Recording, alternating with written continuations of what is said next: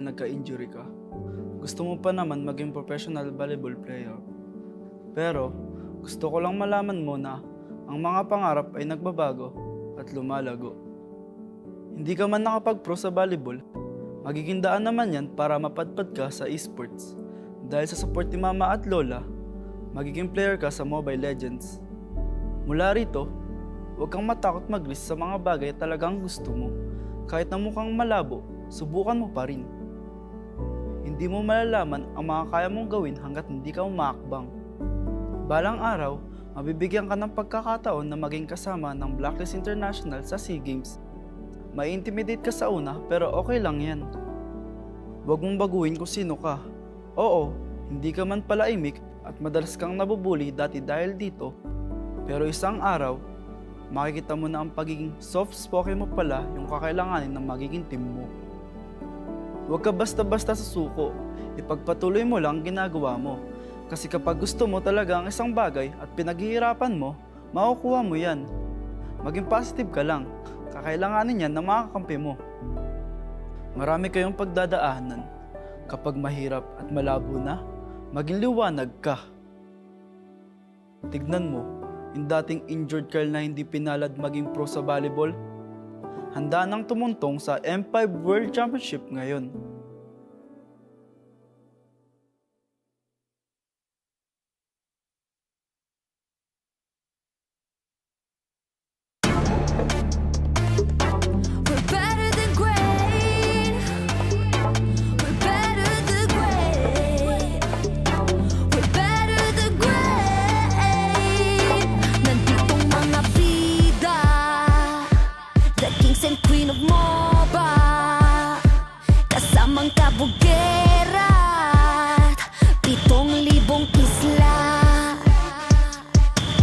Nagsisimula pa lang tayo. Look at your face, so kabado. Dito sa aming teritoryo, can get this ground sa amin ito. Ang laban na to ang magiging binhi. Di na papayag masakop muli. Lahat ng daraanan namin ay mahawi. Alab ng puso'y di mapapawi. Sanay sa ating maandugong palaban. Babangon, babawi kahit sugatan. Sinag ng araw, tatlong bituin. Pilipinong may giting nagniningning. Sanay sa ating maandugong palaban. Babangon, babawi kahit sugatan. Sinag ng araw, tatlong bituin. Pilipinong may giting nagniningning. Dami mo daw sinasabi pero ba't ngayon di ka mapakali? Panay lang ang kamot sa anit at kahit alam mo na di naman to makate. Dugo pati laway at pawis tumulo, akala mo ba lahat to madali?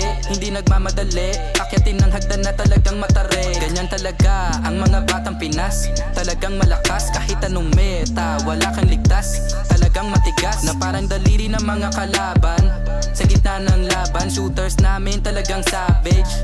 Di papaawa sa aming lupang sinilangan. Ang dami ng binilangan ng isa, dalawa, tatlo. Handa ba kayo? Ito na pang-apat. Kaya dami na naman iyakin kahit nadaanin pa sa mga tipi-tipi-tipikal. Paano kami hahabulin? Marami tong gasolina, lalamunin ang lahat ng dipital.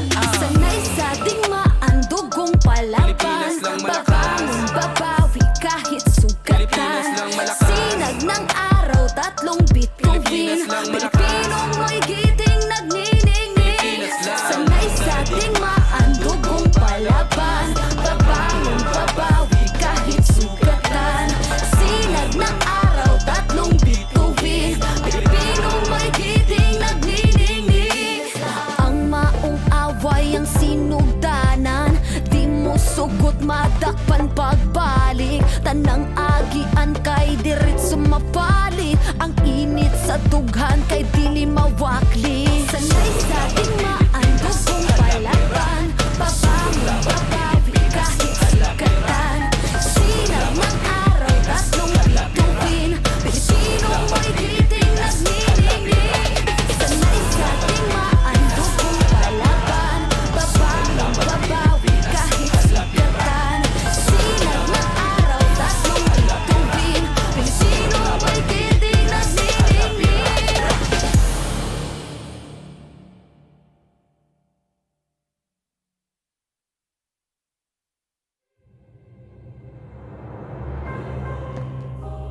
The Shadow Dragon was once my biggest weakness, but now it's my most potent weapon.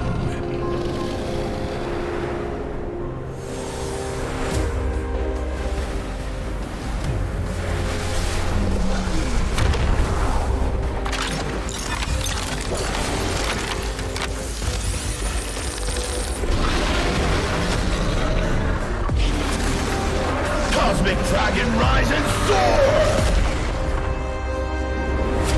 Dragon Stomp! Dragon Scales! Dragon Rush!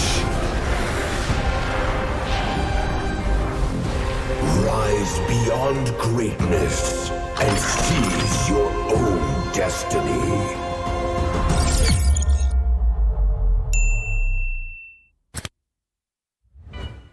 Tonight, we celebrate MLBB Esport. Do the kaldak! Do the kaldak!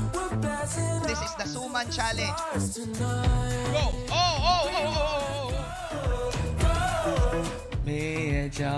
Just it.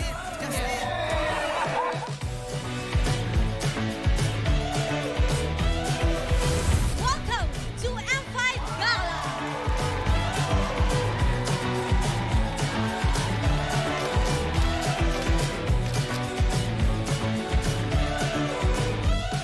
Guess the Hero Challenge! Lapu-Lapu, Iritel, Franco, Nana. Nana. Nana, go! Best Dressed Team Ode! Best Dressed Super Marco!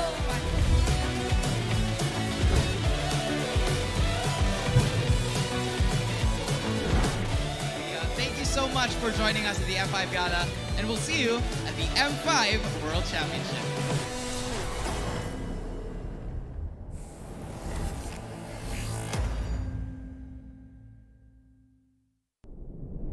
Have you ever wondered what is our identity? Our identity isn't limited to just esport players. Our style. Sweat. Our passion. And vibe. Feel our energy. When we dominate the stage,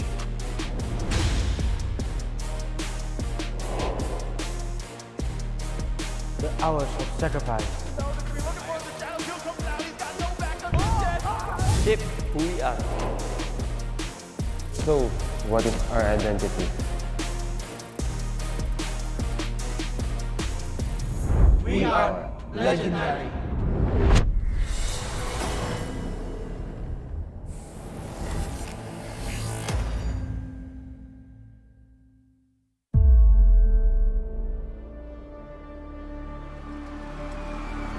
In the history of M Series,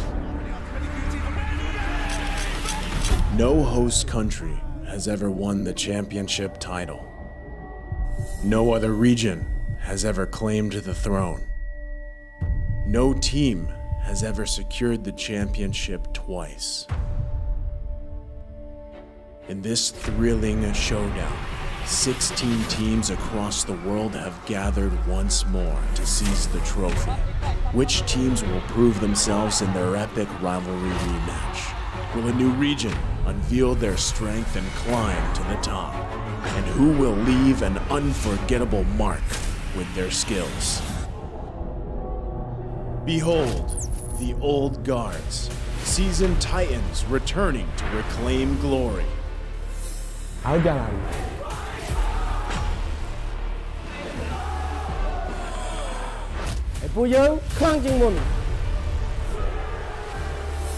Судьба будет в наших руках. The newcomers, eager to forge their legacy.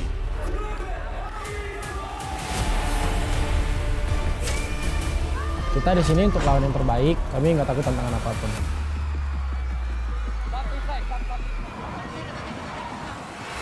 Emerging from the ashes, the rising stars are vying for the spotlight. Kita orang dah tunggu lama untuk momen ni. This is our time. It's now or never.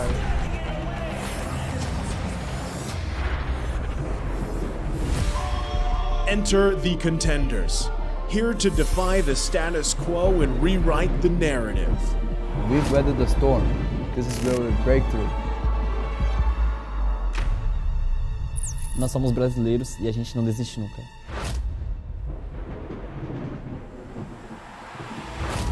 The Kings, legends in their own right, descend to defend their crown. Kita sudah merasai kemenangan.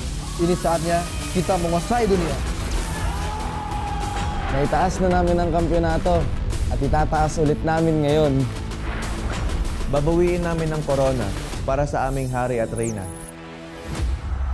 Get ready as the stage is set for the most dynamic championship of the year. It all begins here. It's time to see who will be better than great.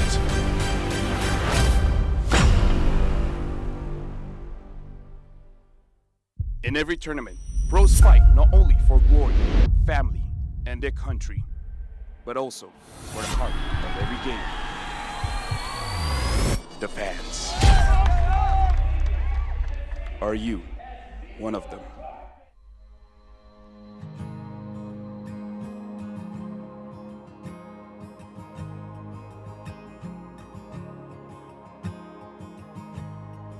Hello everyone, my name is Queenie Tormis and I am representing Blacklist International Agent! Perjalanan Sonic ini udah berdiri sejak 5 tahun yang lalu. Sampai kita kalah, sampai apa itu Onyx udah ada.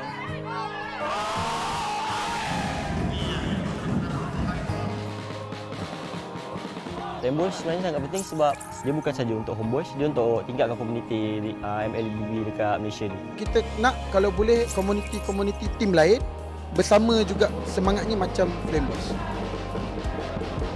Hal yang bisa kita berikan secara maksimal itu adalah dukungan.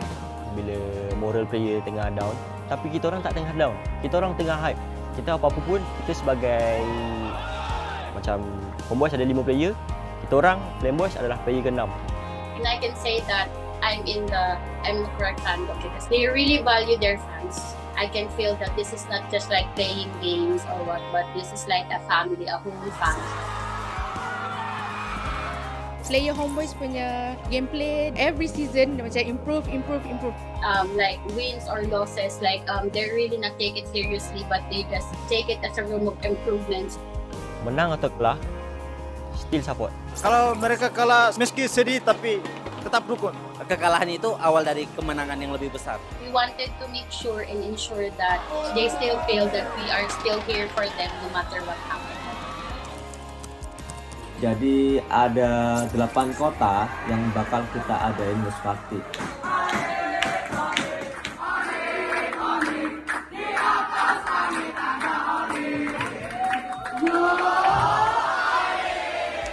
Let's go Blacklist! Blacklist will only improve and they won't give up!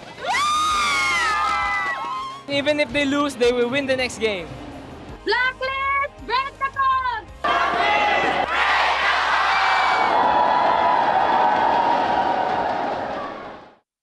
They have always felt your unwavering support and love. Maraming salamat po sa pagsuporta niyo sa amin palagi. Sobrang namomotivate kami lalo lumaban sa mga next games namin dahil sa pagsupport niyo sa amin. Kaya po sana tuloy-tuloy lang. And yun, thank you so much. Maraming salamat sa mga agents na walang sawang sumusuporta sa amin kahit na manalo man o matalo, dyan pa rin kayo para sa amin. Yun. Isa kayo sa mga rason kung bakit pa kami nagpapatuloy. Thank you sa inyo. Pertama, makasih banyak yang udah dukung dimanapun kalian, dari Manado, dari semuanya lah pokoknya. Dukungan kalian sangat berarti buat kita, bikin kita semangat, bikin kita lebih konsisten juga biar menang terus. Guys, dukung kita dan kita juga nggak akan bosan buat juara. Terus yang terakhir mungkin selalu doain kita terus. Kasih.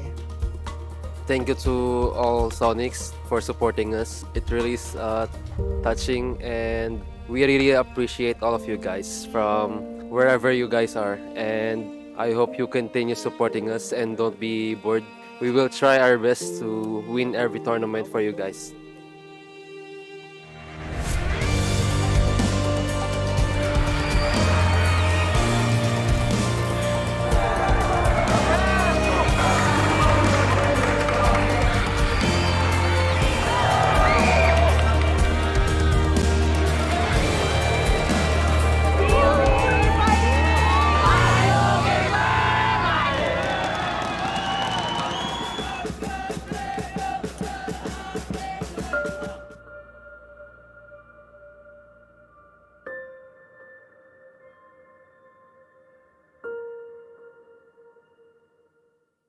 What is undeniable, though, are the meteoric stats in the middle or in the mobile gaming industry, and the Esports Mobile Game of the Year celebrates the best of the best.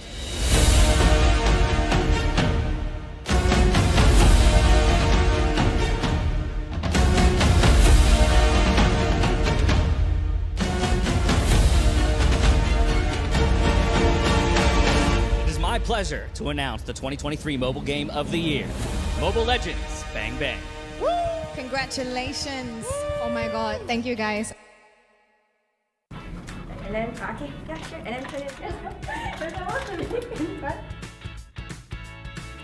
Hello guys, hari ni kita nak rate player roam tank dekat dalam M5. Kod. Bu sezon favori tank oyuncularımdan biri. Malezya'da bayağı izleme şansım olmuştu. S'e koyuyorum. Dekat saya ada Apex 47 Apex 47 daripada tim, kalau tak ingat, B guys. Keyboy. No. Keyboy. She here. For sure. My classes is Keyboy. Keyboy, my idol. I'm gonna put also in here. Oh, my idol, Baloiski. The macro god, I think here. Oh, I think here. S+. First off, me. I'm going to put it like 8 here. I don't want to overrate myself. Okay. It's okay. Bakit make it? Oh. It's okay. Betul. D. Sebab orang cakap dia tak tahu pun. Me. Because I'm bad, I'm gonna put F. Sorry, Baloy. And me.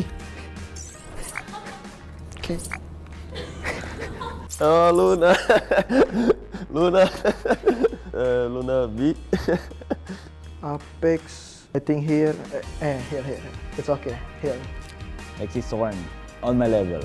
Sorn is like a mechanical player and also likes to taunt people. Ogun, idol. S. Oh, NJ will lose. NJ will lose. For me, F. Sorn. My enemy. With me. Sorry, you're my enemy.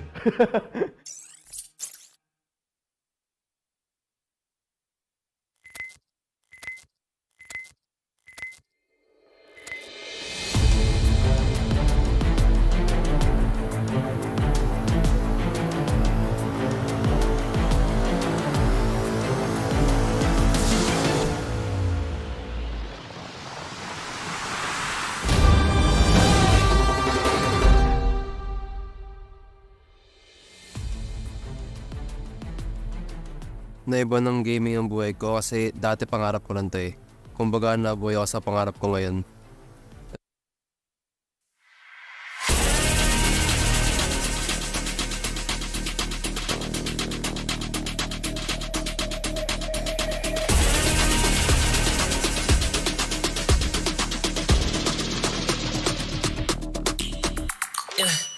Hit me like I might get over, but you could give me in no corner. I know I can make a comeback, ace this round and finish this game now. Got the power on my shoulders, yeah, you know that I'm a soldier. You could keep me off my guard, but you can't keep me from my honor. I feel like the floor is over. The energy's getting higher. You're saving my arms. 'Cause I know just what I got. I got you like na-na-na. And you know I hold the power. This feeling I love. Oh yeah. Making my grind good to great. So don't stand in my way. Standing tall and I'll fall over. We are better than great. Good. We are better than great. We stand tall, won't run away. We are fun, nothing gon' change. Great. We are better than great.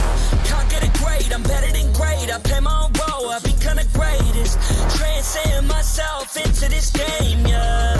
I feel the power to dominate fate. Championship mind, no time for the weak. We start to the game, shout, reveal. Better than great, that's how we feel. I feel like the floor is over. The energy's getting higher. You're saving my arms. 'Cause I know just what I got. I got you like na-na-na. And you know I hold the power. This feeling I love. Oh yeah. Making my grind good to great. So don't stand in my way. Standing tall and I won't fall over. We are better than great, girl. We are better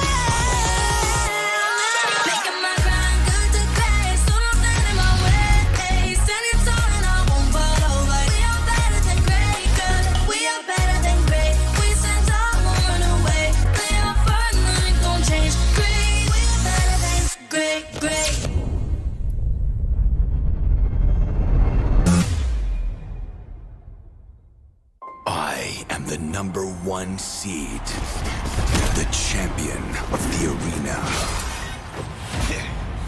The fans adore me because I've never lost.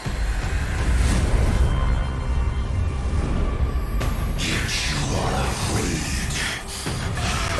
that you will lose everything.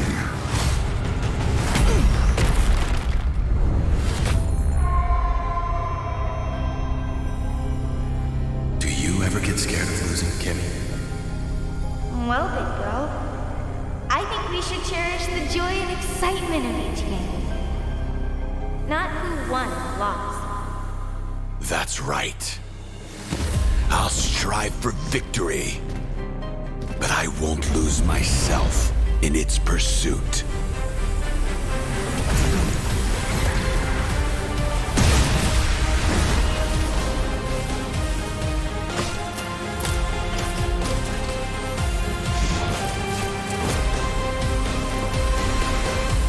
World Championship. I'm back.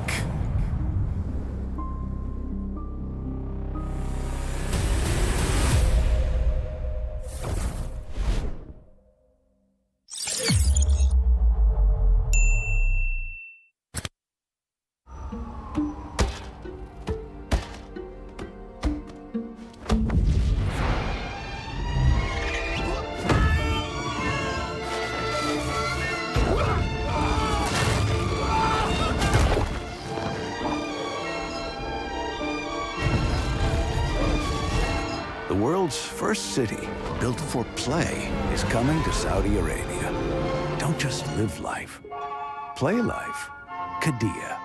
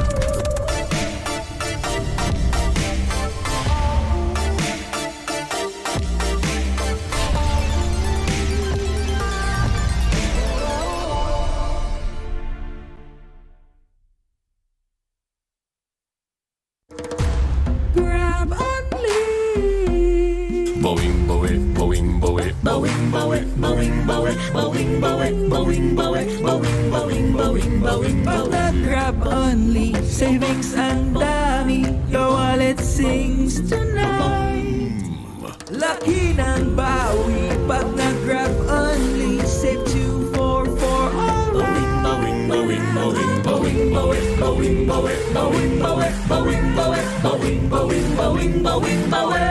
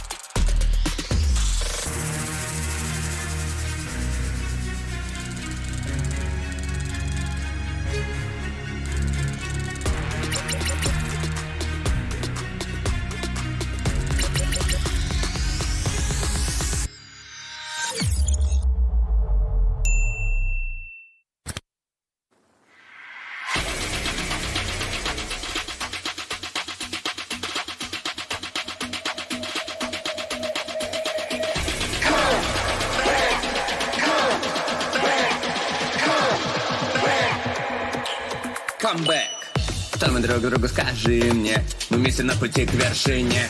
Наши глаза горят, и воздух накален невыносимо. Нет, мы не заплачем, потому что здесь мы что-то значим. Ногами высекаем искры, за спиной наша удача. Устали мы вечно ждать, сидеть с трибун, все наблюдать. Гладиаторы мы в этот раз. Наконец настал наш час. Мы вернулись вновь, чтобы побеждать. Трофей над головой своей поднять. Эта арена вызывает в голове флешбэк, и мы готовы к бою. Это наш камбэк. Кто ты, воин, как твое имя? Взмываешь небеса, как Чонг. Воля твоя нерушима, снова слышен битвы гон. Но только в соло ты не сможешь таланты все свои раскрыть. Команда верная поможет твои слабые места закрыть. Устали мы вечно ждать, сидеть с трибун, все наблюдать. Гладиаторы мы в этот раз. Наконец настал наш час. Много раз ощутить боль падения, вновь находим мы силы воспрять. Снова на языке вкус сражения, снова сможем себе доказать. Давайте, ребята, Руслан! Это победа! Мужчина стоит рядом, ее не вытаскивают. Сейчас Саня, может быть, стоит продолжить? Получится ли ульта от Лолиты? Есть ульта от Лолиты! Играть и должны доигрывать! Какая уверенность в этой игре! Все вместе, в системе, дойдем мы к победе. Мы встретим проблемы, но это путь верный. Против всех заочно, но я знаю точно, что на пьедестале стоять мы будем с вами. Мы вернулись вновь, чтобы побеждать. Трофей над головой своей поднять. Эта арена вызывает в голове флешбэк, и мы готовы к бою. Это наш камбэк.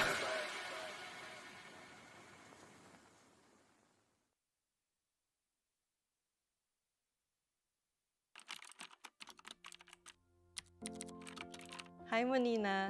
Alam kong nag-iisip ka ngayon if you're going to let go of your BPO work. You know what? Take the risk. Pumasok ka sa mundo ng esports and tanggapin mo yung hamon and opportunity na maging team manager. It's gonna be exciting and different. Iba to sa dati mong naging trabaho. Hindi siya mas madali because you're gonna be dealing with kids and people with different personalities. The workload is going to be overwhelming, kaya please, huwag mong akuin lahat. Madaming challenges, pero mas maraming taong nakapaligid sa'yo na tutulungan ka to overcome those challenges. Learn to delegate, work on your adaptability. Life is not a straight line. May magiging ups and downs talaga along the way. Don't be afraid to try and to speak up. Kung may mga ayaw makinig sa'yo, lakasan mo pa yung boses mo. As long as alam mong may sense yung sasabihin mo, go for it. More than a manager, be an ate. These kids would be going through a lot of emotional stress and disappointments. Do your best to be there for them and to comfort them kapag kailangan. Alam ko, masakit din para sa'yo kapag natatalo. Pero ang importante, nandyan ka para samahan ng mga players mo, mga batang kapatid mo. You will sacrifice a lot. Resources, time with family, and even relationships. It would be stressful, but every minute will be worth it. Especially when you see the joy in your players' eyes na makakasali pala kayo in the World Championships. I promise you, Monina, you will not regret leaving your corporate career because time will come that you will manage a world-class esports team.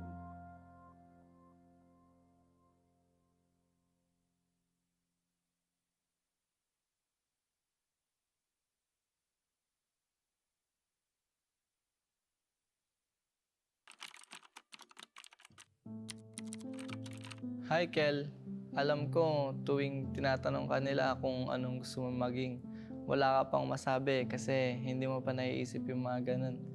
hindi mo pa alam kung anong pangarap mo. Pero huwag kang mag-alala kasi darating din yung laro na magbabago ng buhay mo. Matututo kang mag-Mobile Legends, gagaling kang mag-ML at magiging passion mo to. Darating yung time na tatakas ka sa Tarlac pa Manila para lang masunod ang gusto mo. Magsasorry ka na lang pag nasa bootcamp ka na. Galingan mo lang dun kasi magpo-pro ka. Makakahanap ka ng team na alagaan ka. Oh, baka akala mo puro saya lang yun ha. Magkakamali ka, may issue ka, pero okay lang yun kasi doon ka matututo. Huwag ka matakot magkamali kasi kasama yung pagiging makulit mo sa journey mo towards World Championships. Lahat ng puyat, pagod at pag-RG mo hanggang makatulog, magiging sulit yan. Magiging champion ka sa M3 at sobrang saya nun. Damin mo lang kasi bilog ang mundo. Pwedeng panalo ka ngayon, tapos talo ka na bukas. Pag dumating pala yung oras na parang nawawalan ka ng gana sa ML o sa buhay, huwag kang titigil. Pwede kang magpahinga, pero ipagpatuloy mo pa rin ang pagpitik. Huwag mo hayaan na may dumang araw na hindi ka pipindot. Kasi malaking bagay yun. Hanggat kaya mo pa, huwag mo sayangin yung panahon. Isa pa, huwag mong kalimutan maging mabuting teammate kasi hindi lang talent ang puhunan sa esports, kundi teamwork at respeto sa isa't isa. Maniwala ka man o hindi, yung ikaw na walang pangarap noon, ginagawa ang lahat ngayon para matupad ang pangarap ng iba.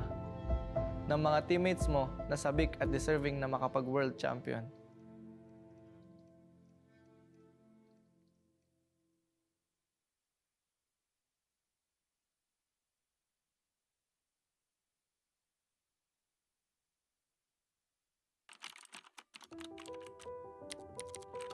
Jay, kamusta ka? Kamusta yung pagbebenta mo sa palengke ng prutas tsaka pagtatrabaho mo sa babuyan? Para makapagpa-load ka at makalaro ka ng ML. Kahit pa 2 oras yung biyahe papuntang Bagak para maghatid ng baboy sa palengke, hanga ako sa'yo kasi kaya mo magtiyaga. Huwag kang mag-alala. Lahat ng sinakripisyo mo, magiging worth it. Dahil sa Mobile Legends, magbabago ang takbo ng buhay mo tsaka ng pamilya mo. Oo nga pala, huwag mo kalimutan magpasalamat sa ate mo kasi pinahiram ka niya ng cellphone para makalaro ka. Mag-thank you ka rin sa mga pinsan and kuya mo kasi sila yung mga unang nakasama mo magbatak sa ML. Darating din yung panahon na makakabawi ka rin sa kanila. Sa atin lang dahil gigil ka sa kaka-RG, magiging top 1 ka sa stars at diyan ka madidiscover ni Boss D. Simula dito, marirealize mo na iba pala ang pagiging pro sa pagiging RG boy. Na kailangan mo pala mag-isip at kailangan mong matuto sa mga macro plays. Diyan ka rin magiging content creator. Enjoy mo lang yung pag-vlog and pagko-content mo kasi yan yung makakatulong sa pamilya mo. May purpose lahat na nangyayari kaya huwag ka mawawalan ng pag-asa. Darating yung time na kakailanganin mong lumipat ng team para pagbigyan naman ng gusto mo at yun yung makapag-focus sa pagiging pro. Don't get me wrong magiging thankful pa rin tayo sa content creator na Renny J kasi dahil sa kanya may abilidad ka na para sundin yung puso mo. Since natulungan mo na yung family mo, pwede mo nang tuparin yung sarili mong pangarap. Dahil dito, marami kang may sasakripisyo. Vlogging, projects, oras sa pamilya. Pero huwag kang mag-alala. Worth it lahat yan. Kasi mas magbubunga yung hirap mo at magiging M5 representative kayo ng Blacklist. Ito na yung chance mo para patunayan sa buong mundo na may bubuga ka. Yung respeto na hinahanap mo, makakamit mo yun. Dahil simula pa lang, alam mo na mas matimbang ang bagay na pinaghihirapan.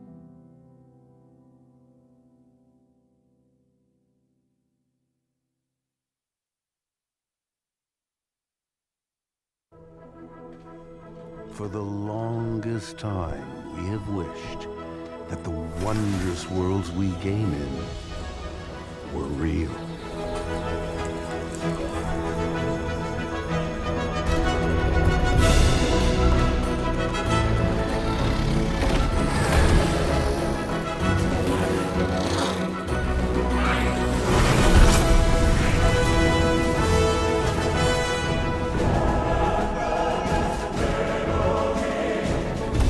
Genuine realms that we can explore, discover, and really play.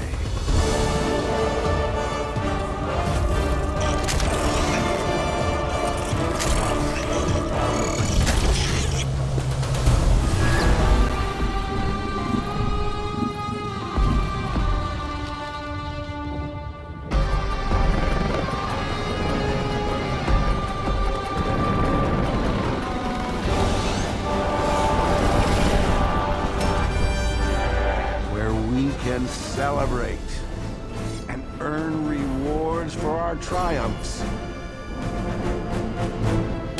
Or fail in pursuit of glory.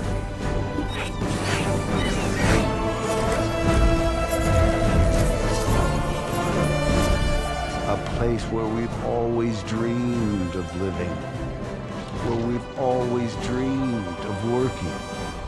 Dynamic, 24/7, and constantly evolving.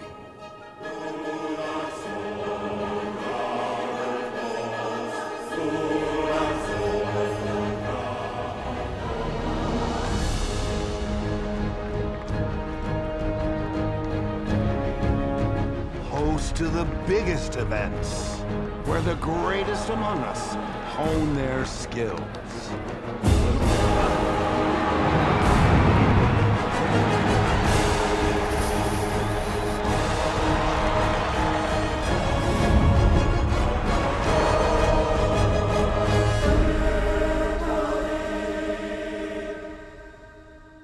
A new era of play awaits.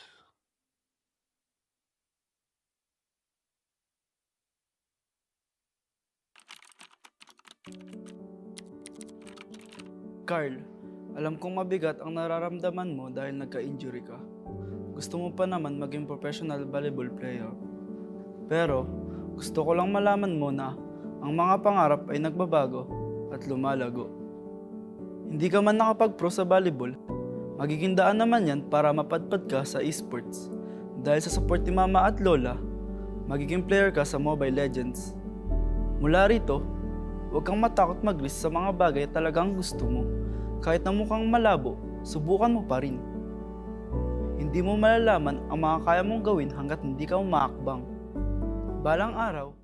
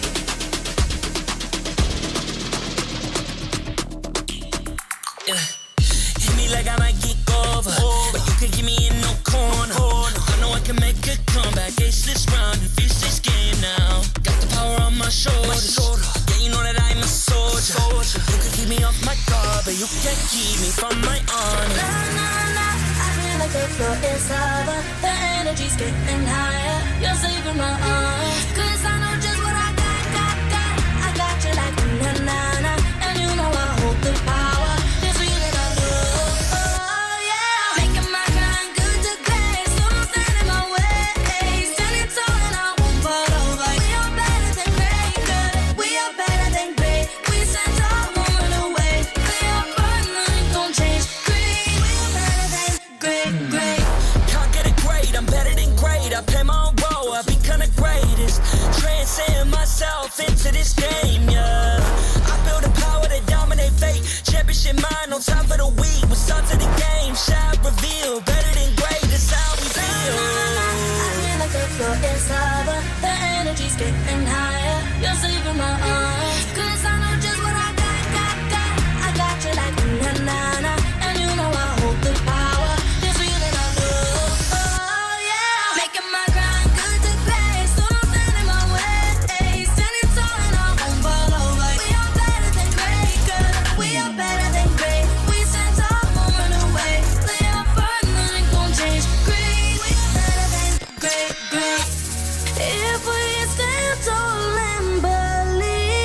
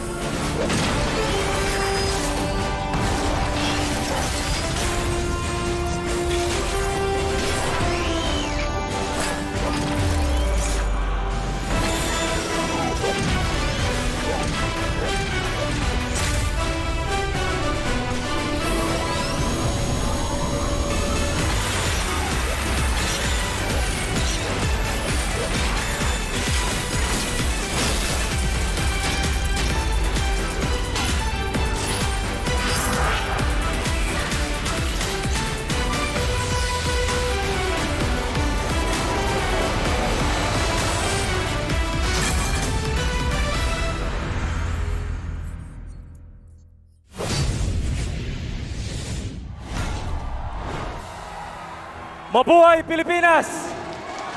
And to every Mobile Legends Bang Bang fan from around the world. We started with 16 teams. And after 11 grueling days of intense battles, we are down to the final 4. 4 great teams, but only one will be better than great. Ladies and gentlemen, this is your M5 World Championship. My name is Mikey Reyes. People call me Tito Mikey. And it's about to be a crazy day. Later today, it'll be the much-awaited matchup between the Sky Kings of Onyx and the Filipino champions, AP Bren. But for now, yesterday, we saw 2 unbelievable comebacks. One from the team that is considered to be the dark horse of this tournament, EECA Deus Vult. And the other from the hometown heroes, performing in front of all their agents, the Blacklist International.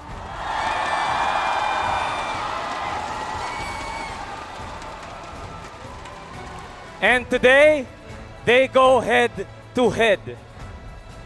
Can Renegade lead his team to the next phase? Or will Kid Bomba have anything to say about it? Can Daewoo continue this Cinderella run? Or will Blacklist International break the code? Fasten your seatbelts, people. It's about to be a great series. Talents from all around the world. It's time.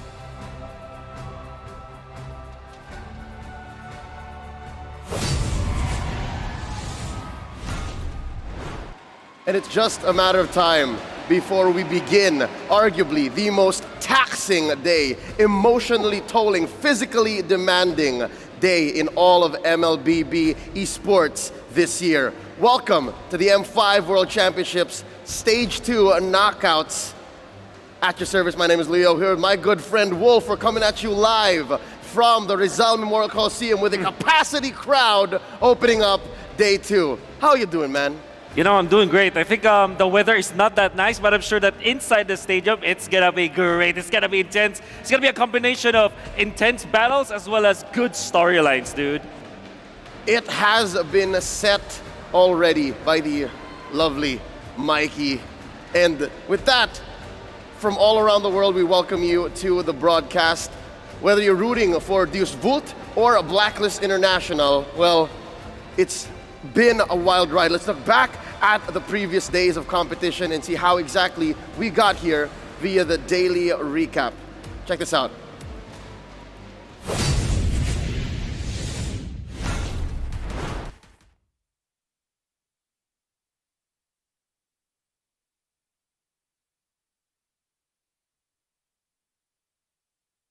Stage.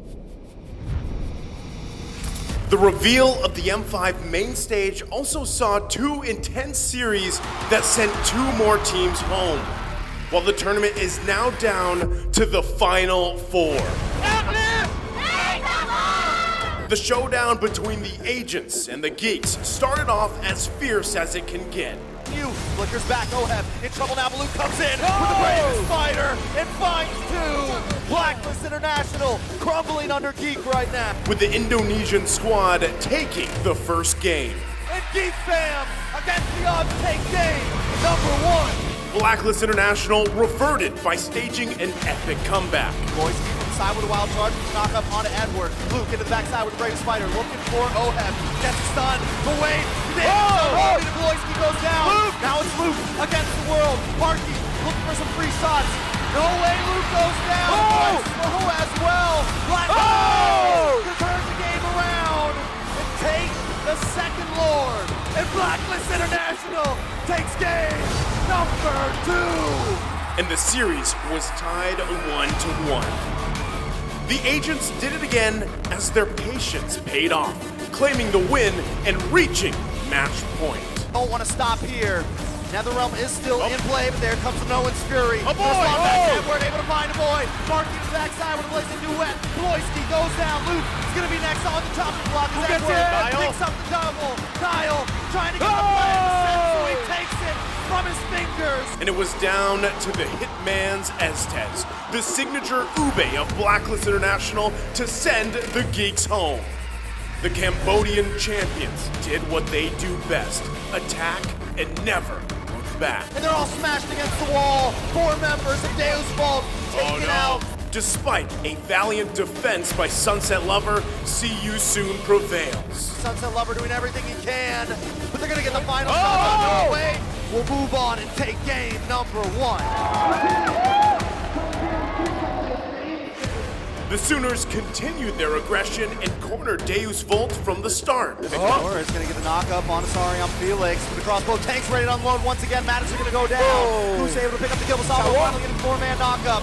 Felix in the midst of the ball. Salvo trying to get away, but he can't. Sorry, Felix picks up the kill. And now Kid Baba will fall next. Felix with the double. Sunset Lover all alone once again. Gonna go down. A triple kill for Kusei. After over 30 minutes of non-stop skirmishes, Deus Volt showed that they were not done yet. Salvo looking for the kill. Carby there as well, and down goes MP. Debu, move forward. Magister unleashed his real potential by shutting down MP the King again and again and again. But still, ultimate pool. Magister able to lock on again with a violent Requiem. Salvo also going to come in with an Owen's Fury. Flicker! And the Bomba mentality helped EECA to extend the series. It is Rise of the West as Deus Volt completed the reverse sweep with their signature Diggy Pick. Felix down, the base drops, and the sunset closes on See You Soon as the Dark Knights rise. We are now down to the last 2 days of M5. We are so close to witnessing the crowning of the new world champions.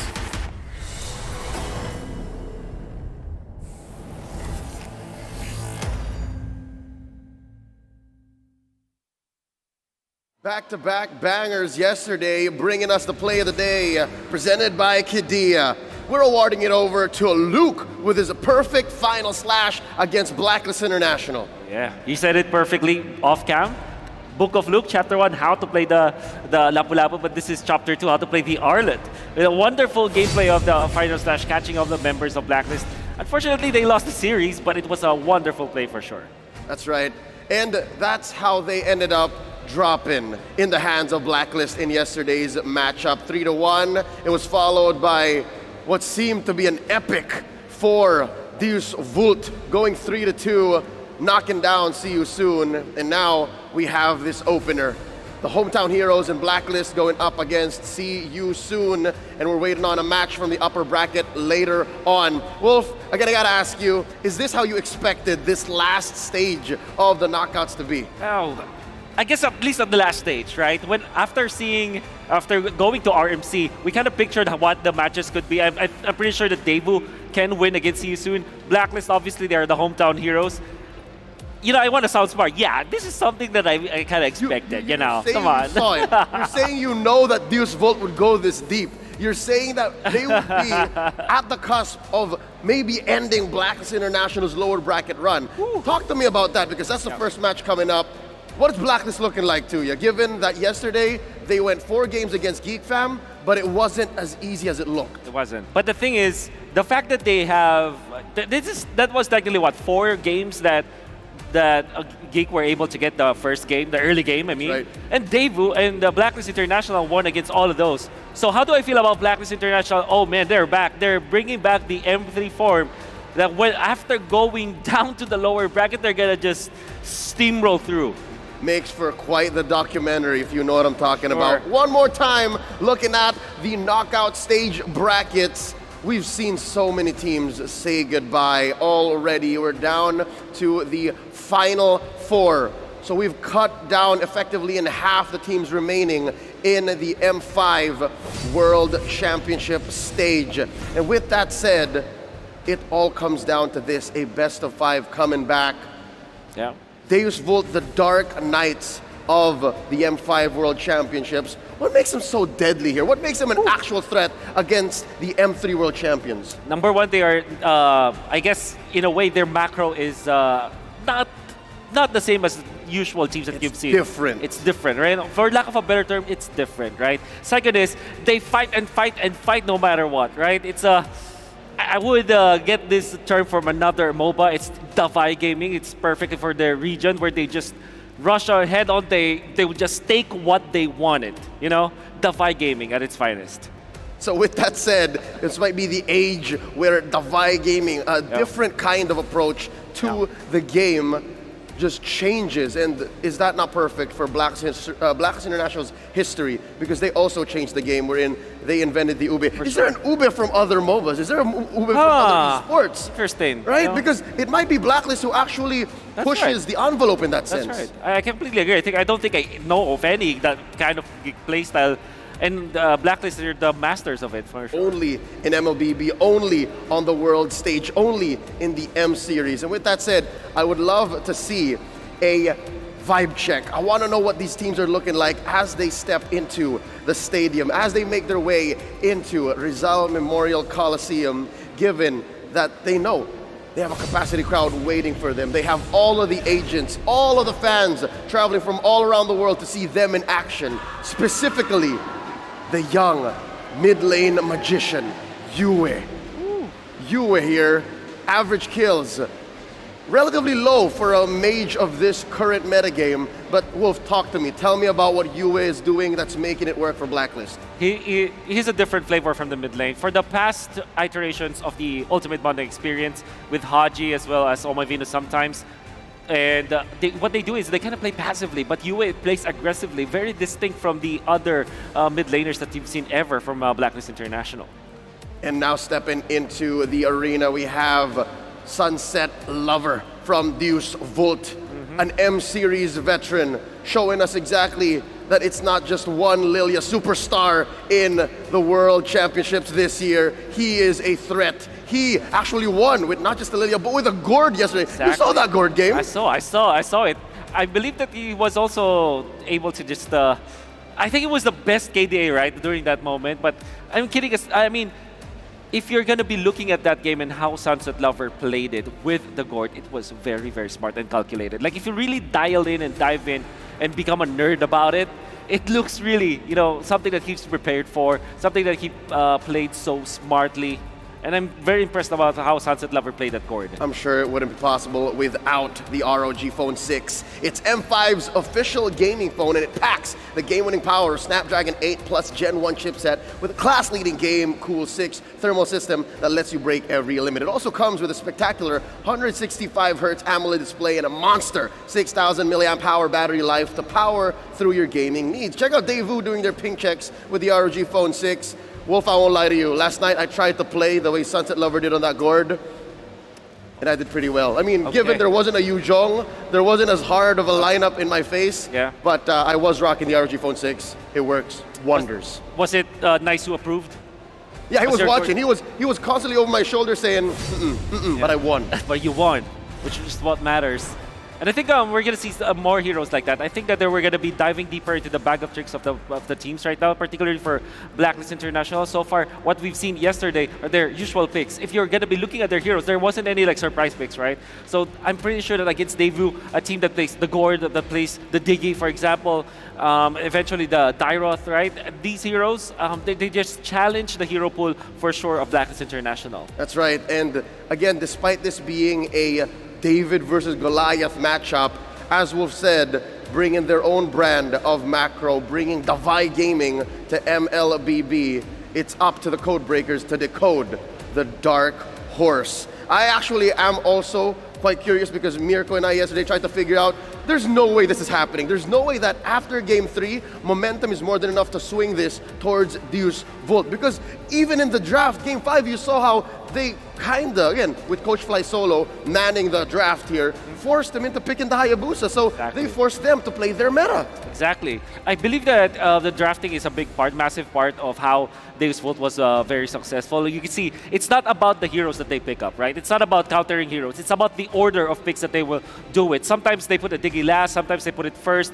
Even the Minotaur, like the order that Devo plays and drafts around their composition, that is how they were able to actually win the games. That's right, and now it's up to the Hitman and the crew to figure out exactly what's going on. Where is this bomba mentality coming through? How do we stop the Bobentum? Do you allow this? The Bobentum, I allow it. I allow it.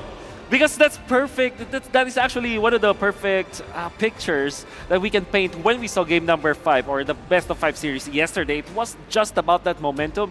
Kid Bomba called game. He called 3-2 after game 3. He called prophesized game, it. man. He saw it. He predicted the outcome. Exactly. He manifested it. Yeah, that's a different level of intelligence that you can see from a young guy, 18 years old, and already proving himself in the international stage. He's amazing. This Greek-German athlete. Again, at the lead for Deus Vult is the veteran Savo and Sunset Lover. On the other camp, the other corner, it's the Hitman. And again, the youngest iteration of Blacklist there has ever been in their entire run. And they're this close to doing it again, Wolf. They're this close to reaching the peak of MLBB esports. They just need to win 2 more series and they're in the grand finals once again. Looks and sounds easy, but I'm sure the Blacklist is up to the task. It will be the veteran Savo from the side of Deus Vult to kind of stop them. And the thing is, if you're looking at Ready J himself, right? I was able to talk to Benny Cutie. Of course, you were saying. This is not a shrine, but we'll make it a shrine. Benny Cutie, you know him, world champion. That's right. Obviously one of the best goldeners out there. He said that Ready J is a good mixture of catch-type roamers as well as sustained roamers. Best of both worlds. How do you stop the Hitman with that? How is this real? How is he playing with that kind of hero pool? We'll go to the desk to get the action started. Let's get it on.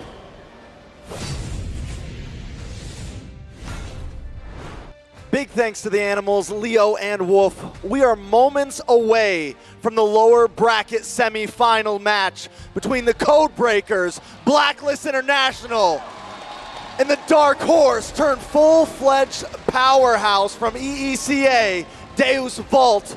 My name's Trex, alongside with the legendary Mirko and the best caster, LaFell.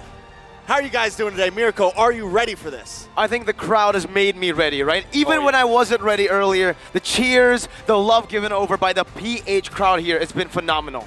For me, I'm hyped. But again, the audience here, are you guys ready for an amazing match? They're hyped, man. I'm hyped. We're hyped. Definitely very hyped. But before we get too hyped, I just got to let you guys know the M5 World Championship is powered by Moonton, presented by Kadea, supported by ROG, the official gaming phone, Grab, the official super app partner, and Secret Lab, our official chair partner. Thank you to our lovely sponsors. M5 wouldn't be possible without your support. A special shout out as well to Kadea, our global presenting partner. Kadea is a giga project, a city that is being built in Saudi Arabia. It is the future capital of entertainment, sports, and culture. Mirko, do you want to know a secret? What's the secret? Okay, I'm just going to whisper it to you. Tell me. The Secret Lab chair can get you ahead of the competition. With the Secret Lab Titan Evo gaming chair, you guys can get the mythical honor, mythical glory. You'll hear the crowd. They want to be mythic. Booyah! I mean, hey, I thought it was supposed to be a secret, man. Oh, yeah, sorry. Are they hyped? Are they that hyped just about the chair? They heard or did someone just walk in? I think Blacklist just walked in, but also the chair. It's the chair. It's definitely the chair.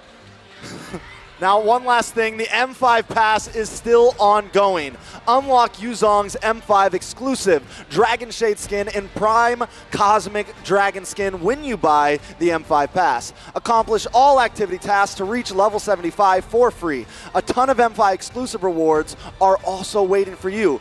Get yourself one or gift Mirko one now. I already got one. I already got one too. Oh, so we just gift a friend one. Do you have the 150. Are you at 150, Lavelle? No, I'm 75. Oh, you don't get adapt then, sorry. You don't get adapt. Wait, Not yet. 175? Until you get 150. Wait, he said 175. No, 75. Oh, never mind. All right. All right, we got to give it up. Dude, I'm looking at the players, man. I can't wait. I got my purple buff ready. I want to see the game. All right, we got some walk-ins coming in. Some very important people. Sometimes the people that go unbeknownst to the rest. But these are the people that keep things secure, keep things safe. This is the Marshall walk-in to officiate the M5 World Championship. We have our Marshals making their way to the stage. They are here to ensure the fairness and integrity of our games. What would we do without them, Mirko? We want to be able to get those pauses in time to troubleshoot. Most definitely, but the code breakers have proved themselves to be the bane of everyone's lower bracket existence since their iconic M3 run. On the verge of repeating history, Agents, welcome Blacklist International! This team don't need no introductions. You hear the crowd. They love them. And again, this could be a miracle run. A history in the making since M3. Now, Blacklist is good, but from the tournament, Dark Horse to the pride of EECA was able to transform themselves into a full-fledged powerhouse. One explosive match at a time. Give it up for Deuce Volt Sue! Every story needs a villain, and Kid Bomba has shown that he can be one here. They go to the crusade, they go to the battle, yelling, Deus Vult! I love it. The villain arc is in prime movement right now. Can they defy this, though? And now to guide the teams to victory, we have their head coaches and analysts for Blacklist International, Master Basics, as well as Dexar for Deus Vult, Fly Solo, and Woro WM. Woro no WM. We got a lot to unpack here, guys. A lot of people have been waiting on this match. Deus Vult yesterday with an insane reverse sweep, proving that they are willing to go the distance, but Blacklist has also been known to go the distance. What is the game plan for these two teams here? Honestly, looking at both teams, they have a very clear way of playing. For now, we got to talk about the teams individually. Let's talk about Blacklist International, OHEB, Sensui, Edward, UA, as well as Renegade. We saw UA just now, and here's the thing. Give this guy a carry hero, and he will carry your team. Him on the Valentina, let me tell you, man, that's a very scary comp when it's just one hero. Definitely a very scary comp. I mean, Blacklist International in total right now, so many of their players have been showing up, have been making it onto base, have been making plays. I feel like each game it's Rennie J, next game it's Yue, Edward, OHEB even had some amazing Claude games, but Deus Vult as well have been doing an amazing job, Mirko. And it's very visible to see, even yesterday, when a lot of eyes are set only on Kid Bomba, we were reminded yesterday by the whole team that it isn't a one-man show. Sunset Lover proved to be one of, if not the best Lilias after the performances up against Fireflux, and just yesterday, the reverse sweep going consistent. And even when the Lilia was banned out, even when he didn't get his comfort picks, forced onto a gourd of all picks, he made it work, and he popped off. Let me just say, if Sunset Lover wasn't a Mobile Legends player, he would be a goalkeeper, man. How many times has he made that single play to protect the base, man? 1 against 3, 1 against 4, it doesn't matter the odds. Sunset Lover will prevent an end from the opponent team. Most definitely. And taking a look at some of these stats, I mean, they're honestly very close. The underdog team matching them almost in KDA. The hero pool, though, is something important. Daewoo with 25, 5 more unique picks than Blacklist International. And with that, it becomes really interesting, the dynamic in the draft itself. We've seen Blacklist International, they like to take their time into these series, right? Just yesterday as well, against Geek Fam, game number 1, they took it more of an experimental run. They try to be creative with their picks, utilizing the Fredrin as a flex pick in the early phase of the draft, but then ending it up a bit too creative, I would say, right? Geek Fam then was given the opportunity to completely steamroll them, but then the adaptation starts. When that starts, it's quick. They can adapt to tempo, gameplay, and most importantly, the draft. They stick to their basics with Master the Base talent prediction. All right, we do have a quick talent prediction, and things are actually a little mixed up here. Mirko, 3-0 to Blacklist. I can hear the people already. They're You guys pretty see angry. this? They're upset. Why did you do this, Mirko? They're like throwing, no. Okay. Yesterday, I said 3-0 Blacklist, and they won. So, to be fair, like, it's not, right? Right, Lavelle? I'm not saving you. Bro, you also predicted Blacklist. You also have a curse. No. So are we saying your No. curses? Yeah, when we both work at the same time. It neutralizes it the... knew, Okay. I No. saw you, so I went with you. Okay. Dab it. All right, so... Dab it. But I voted for Deuce Volt. So it helps leverage Deuce Volt. How's your two curses are combining with my... How's your prediction rate so far? It's decent. It's decent. It's like 50-50. It's better than yours. Yeah, way better than mine. All right, just to let you guys know, something very important and dear to us. Here comes the TikTok drops. Watch for 3 minutes, and you can win 1 TikTok viewer chest. That's 2 minutes less than before. And now watch for only 5 minutes, and you can win a TikTok's deluxe chest. Have any of you guys actually seen what's in those chests yet? Dude, let me just I say, heard they're fire. 3 minutes, you get 1 TikTok viewer chest, 5-minute deluxe chest. If you watch 4 hours, you'll get our hearts. Ooh. Your heart or like the caster's I said heart? ours. Yeah, but like... Give your heart. Sasageo. Sasageo, absolutely. That's exactly what the players are going to be doing here as well. They're going to give their hearts. They're going to give their hearts, especially for Blacklist International here, right? I mean, looking at how consistent this team has been, it's interesting to say that if they don't finish top 3, it's kind of a disappointment for the fans, for Blacklist, considering their entire run, ever since M3 as well, they've always made it to the grand finals. I don't know. One could also say the same thing, though, about Deus Volt's run right now. They're doing such an amazing job. They've had an insane reverse sweep. They've been this dark horse. I think at this point, people are starting to have faith that if there's a team in the lower, well, they're the only team in the lower bracket currently, but if there's a team out of the Asian region, Deus Volt is the one to take down one of the top S tiers, and I think it is definitely possible. What I'm getting at is basically, right, for Deus Volt, no one expected them to be here. No one. They have no pressure on their shoulders right now. They have the bomb-up mentality, right? Win or lose, they are happy. But obviously, they want to go all the way. Meanwhile, for Blacklist, being the home crowd team, being a team with the achievement, the history like that, M3, Grand Finals, and M4 as well, that consistency, there's a whole lot of pressure that comes with that support. Hey, I'm glad you guys giving me the time to talk as well as we go into the drafting phase. For the first game here, Blacklist International going up against Deus Volt, where I will be looking at the roamers. 100% Matilda for Renegade, 100% Sao on the Diggy. I want to see the bands. I'm definitely excited for our first draft of the night here. We're already seeing some of these bans. Matilda going to be banned out from the side of Deus Volt. A lot of respect for Renegade. Yep, right now Deus Volt is the first pick, Blacklist International, the second pick, Blacklist going for those jungler bans, betting out the Nolan as well as the Guinevere. Deus Volt betting out the Matilda as well as the 1-1. I'm just going to put my point in as well because you guys were talking about the mentality game. I kind of feel like Blacklist mentality, they don't lose to the same team twice, is going to help them out in this best of 5. Because I feel like in the long series, Blacklist is going to learn much more about their opponents than what their opponents can learn about them. Definitely possible. I think there's a lot of angles you could come at this. Blacklist, I'm wondering, do they still have anything up their sleeve, and are they going to need to use it here? We saw that Daewoo has a little bit of a larger hero pool right now with 25 picks over Black, only showing 20. But it could also mean that Blacklist is willing to just sit. They're very comfortable. They have what they need already, and it's been working very well for them.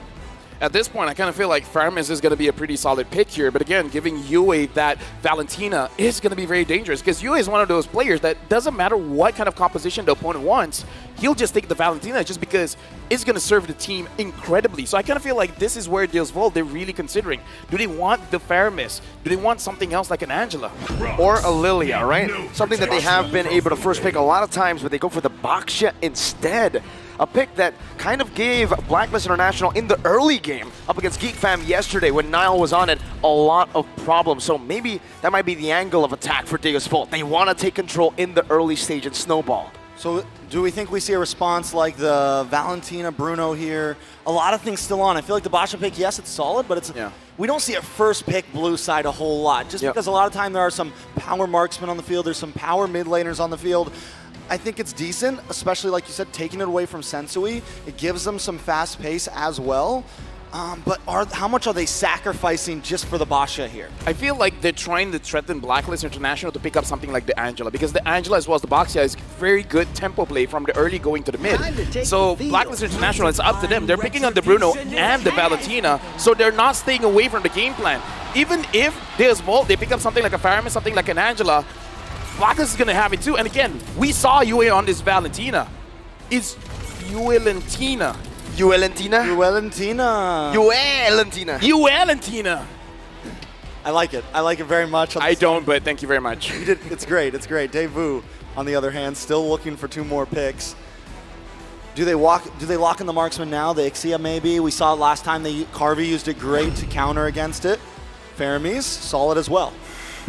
At this point, I would kind of pick up the Claude if they're very comfortable with the Claude, but looks like they're going for the Terizla, where again, let me just say one thing. This is the stark difference that both teams' playstyle is. For Blacklist International, they're very comfortable with disengage. They're very comfortable with kiting, and they're very comfortable with a prolonged team fight. One of the reasons why I kind of feel like the Akai is banned out, because the Akai is going to make it very difficult for Deus Volt to start any kind of team fight. So I feel like the ban is dictating the picks here for Deus Volt. And right now for Blacklist International, right, this is the question now. For Deus Volt, they've already secured a basically trio mid and also that top side, a really strong side. Blacklist, it seems like the question, before I even asked it, was already answered. They want to compete in that trio mid division. They want to try to get neutral objectives as much as possible, and they need to facilitate that with giving a utility pick, a good one to last hit, like the Fredrid for Sensui. Yesterday we saw Akai's all throughout. Now it's taken away, so the Fredrid. What do you think about this choice, right? I mean, the Fredrin has fallen hard out of popularity, out of the prio list, and it hasn't really had the best of tournaments so far. I mean, Sensui has had a good Fredrin, though. Blacklist is one of the same teams that have had decent Fredrin games overall. They're one of the same teams right now that are like falling back to that regularly. Something important to point out, though, Renegade, the heel man, 100% win rate on the Raft right now, and I almost thought they were gonna slot that in before they slotted in the Fredrin. So at this point, I think something important for Daewoo, with Renegade not picked up right now, they need to focus hard in that hero pool. I think maybe ban out the Raft here. They decide to go for the Lapu instead. Maybe not a whole lot of fear. I feel like it's because that's what GeekFam tried to do against Blacklist, and it didn't work. Yeah, honestly, at this point, I feel like for Blacklist, one of the advantages that they have for Renegade, it is like a Swiss Army knife. He can do it all. He can play a catch hero. He can play a healer hero. At this point, it does become a situation. Going up against the Faramis, the Rafaela is very solid because not a lot of dashes coming in from Deus Volt, so that slow coming in from the Rafaela, it is going to have a difference. But I feel like the moment they see who is going to be their roamer is going to dictate. Is this going to be a Rafaela game? Is this going to be something different, like a Kaja, like a Cho game? So I'm looking at Blacklist International with the lineup that they have. I kind of feel like we need more of the heal man rather than the hit man. And now banning out the Minotaur as well. I don't know. I kind of feel like having something like a Rafa, having something like a Estes would be pretty good. I think so too, right? For Deus Volt, they have such a big AoE comp already. Going for the Estes, I think the Estes might be a bit more risky, right? Considering there's so much AoE damage and also already some anti-regen built into their composition with that Baxia pick. So something like a Rafaela gets you out, gets you that maneuverability as well. But something else that might come through for Blacklist is that Diggy. We haven't seen it for Blacklist International, but we have seen it from Sawo. It might be also not just a pick that's great for Blacklist, but a good deny pick from Deus Volt. I think, yeah, and we know Blacklist has that in your kit. You mentioned the Swiss Army knife. I don't think it's anything completely out of their range. Do we jump into game one with that, though? Do we deny that immediately? Daewoo didn't fall back to the Diggy pick until game 5 last night, and it makes me wonder, like, was that even a pick that they used a whole lot in the past? Was it even a pick that was very important to them, or was it something that just started really kind of hitting fruition for them in the M series? Blacklist International on the gun now, looking for the first pick. I kind of feel like for that Diggy pick, it's the strongest when you don't expect it. Yeah. Right? Like, after 3 games, after 4 games, they're like, Sawa's going to pick this, going to pick that, and then all of a sudden he picks the Diggy. He's like, how can we forget about the Diggy? Now the Paquito getting picked up here. You can hear a crowd. That's a signature pick for Agent Zero. Edward Balboa was his nickname at M3. And having this Paquito on their lineup, they have multiple ways to play the map.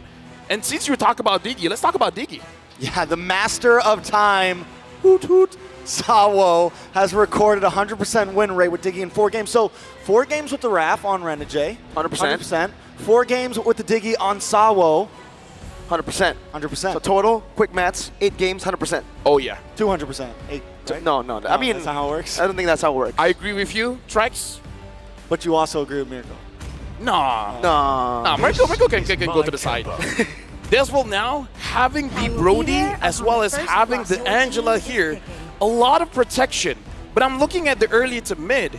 The team has to move as a team to really contest for objectives here. You know, we saw a great game from Daewoo the other day. The Sawo Carvey combo with the Harkard and the Bruno. This time it's going to be the Brody, but still, we know that combination is lethal. I kind of feel like for Desvolt, it is going to be a matchup where you have to look at the rotations 1 minute 30 to the first 3 minutes. That's where we will see whether they can actually handle what Blacklist is going to do. And now the final pick here, now that they see the Brody as well as the Angela, quite a lot of good roamer picks for Renegade. And it's also still very explosive for Deus Volt, right? They have a lot of just burst damage in the start of the fight, but then when it gets to that prolonged stage, Tigreal. Blacklist say we can try to do what you've been doing. We can team fight our way as well. If you want to be explosive, we have a Tigreal here with that implosion. We're not going to see the heal man, we're going to see the hit man. Here's the thing, looking at the composition from Blacklist as well as Deus Volt, Blacklist can play a composition of a 4-1 and then slowly get into a 5-man game again. So macro play, I kind of feel like Blacklist with their composition, they have the advantage here. Yeah, it's definitely going to be a whole lot to look at. Renegade getting a very aggressive roam pick. But we're about to jump into the land of dawn. Come on, Philippines! And viewers from around the world, it's game number 1 of the semi-final lower bracket. Blacklist International going up against Deus Volt. It's gonna be a hype one, boys.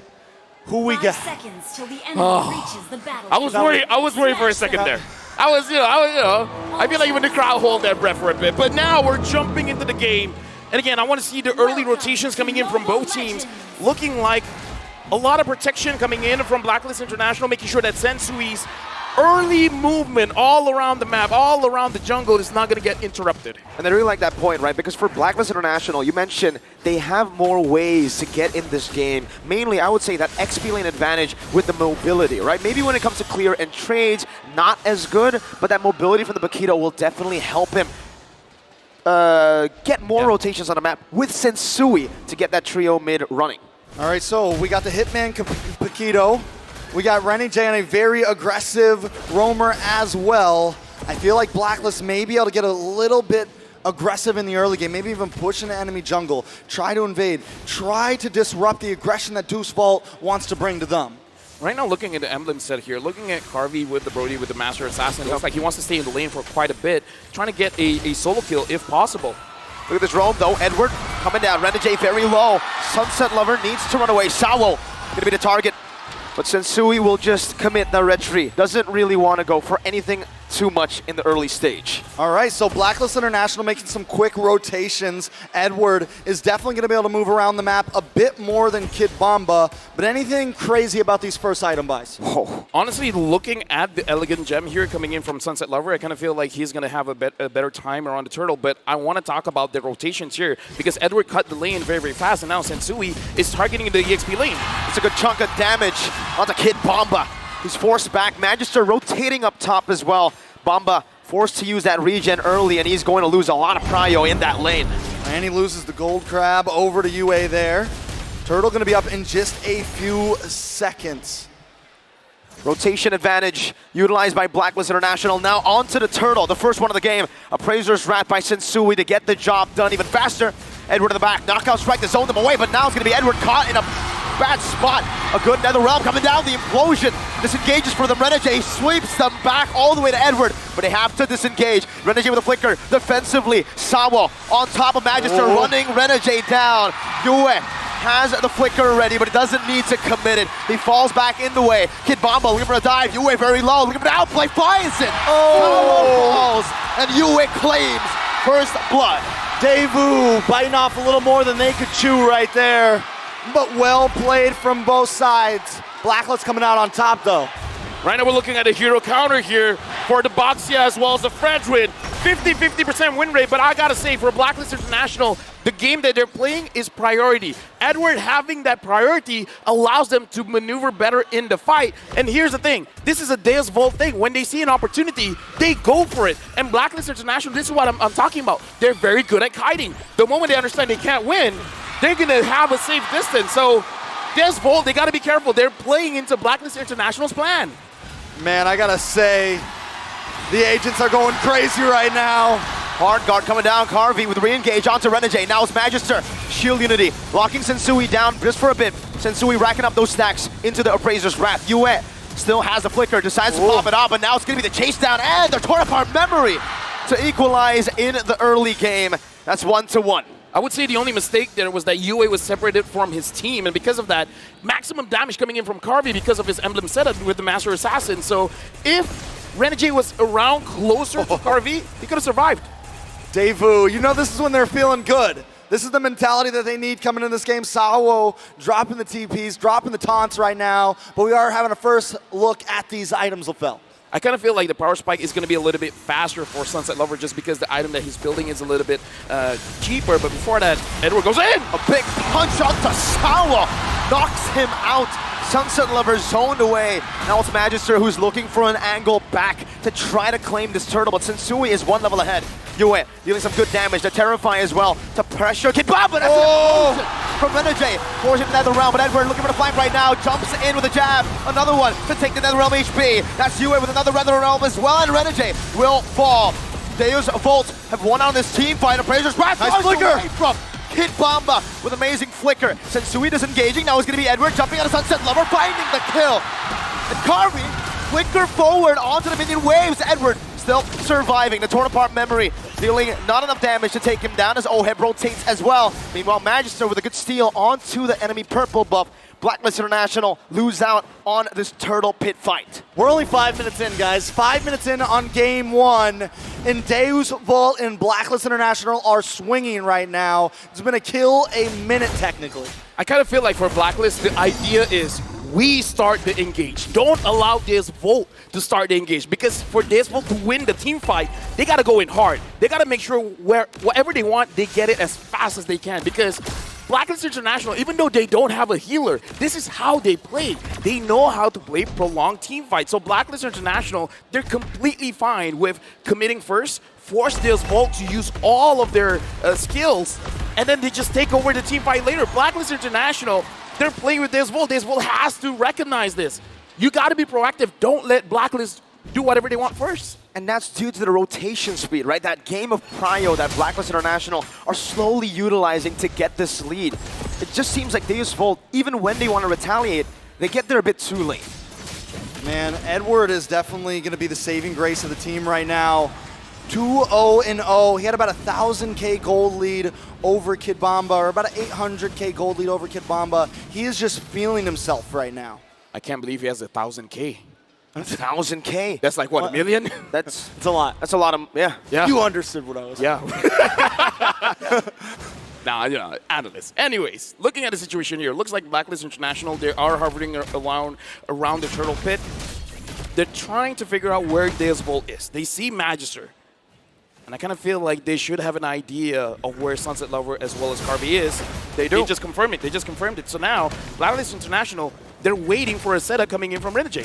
Sensui has gotten an angle, a great one. The last hit, he jumps in all the way, but Magister is the one who picks it up. A bit of a miscalculation by Sensui as Carvey dishes out some damage. Edward getting caught right now, flickers out, but will still fall to Kid Bomba. They needed that. They needed that kill on Edward. It was very important to slow him down. Deus Vult still behind, but keeping up overall. Implosion onto that top side, shoving him back as well. Another realm saves him just for a bit. Carvey with a good stun onto Yue, but that's another realm stolen away. Torn apart memory going to be used up, but not the right timing. Yue flickers out the safety, and just like that, both teams disengage once again. Sensui, let me baiting. let me just say, Sunset Lover is a lover. He's all around the map. Every single time someone gets picked off, quote unquote picked off, he's there with the NetherRealm. The movement coming in, and especially because we looked at his emblem set, all about movement speed. He wants to make sure that he's a utility mid laner, but the thing is, now he has the Necklace of Durance. 2 more items, he becomes a damage dealer as well. Definitely very true. Stats starting to get evened out here. Taking a look at some of the items. Oheb's closing in on that Berserker's Fury. Once he gets that and he can start rotating around the map a bit, and there it is, it just locked in. Now we're going to start seeing some damage really start to unload from Oheb.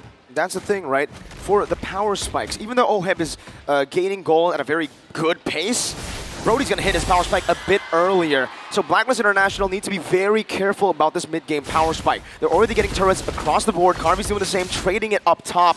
But Blacklist seems like they want to go for more. I don't know if Kid Bomba can defend this all alone, but he should be able to clear the waves up. Penalty zone, onto the back. Magister flanking as well, onto Renegade. But it's a good peel. Kid Bomba with a flicker. Implosion to save the team, but Oheb gets ran down. It's a NetherRealm a bit late by you as he stole it just earlier. But his NetherRealm HP is getting taken now. Renegade isolated from the rest of the team and should be taken down by the 4-man squad of Deus Vult. They get the turret though. I gotta say, man, looking at Blacklist International, that was good, but Deus Vult, what's the communication there? Because Kid Bomba was very patient. The moment the close proximity comes in, they're like, yeah, guys, let's just go in. That was a good call from Deus Vult. A risky move from Edward. Falls in a torn apart memory in the mid lane. He tried to defend that all alone, and now with no Edward, Sensui, his odds of getting this red tree down will be very, very slim. Kid Bomba poking him down. Yue coming down as well. The Appraiser's Wrath gets rid of Kid Bomba, but it bought enough time ready for Magister to secure the Lord. Carvey, gotta be careful. The hard guard comes in. Yue dashing forward, but Carvey falls.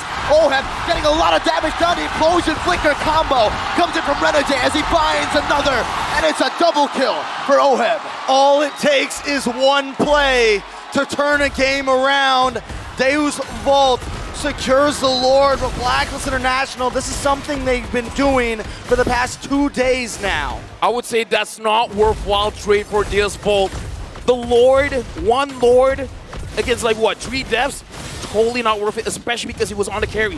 Carvey made a crucial mistake. At that HP, he should have backed off.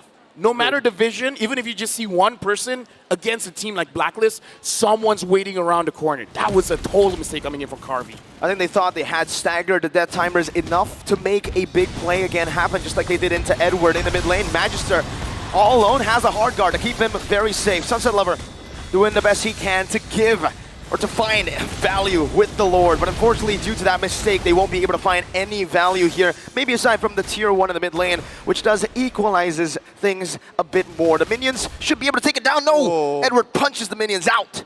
I love the fact, though, that Deus Vult right now is bringing it to Blacklist. A lot of people probably came into this wondering if they were going to be able to match up against such a top-tier team.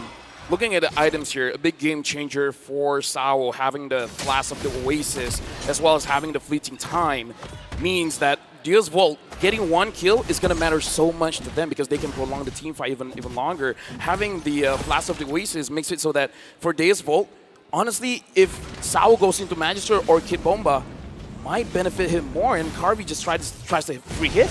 Opening up the map, Magister now going to be taunted down. The hard guard on him. It's not going to be used up just yet. Carvey as well finds those stacks. Now it's the time for the question, LaFell. My question. Deus Vult have more healing for consistent for long team fights, but Blacklist International have more damage for long team fights. So who wins out in these long team fights? I would say Blacklist International have been playing this game for such a long time. I feel like the advantage is still on them, even though like on paper, looking at the draft, it should be Deus Vult. But you cannot, like, you can't explain the numbers of experience. I still think it's for Blacklist International.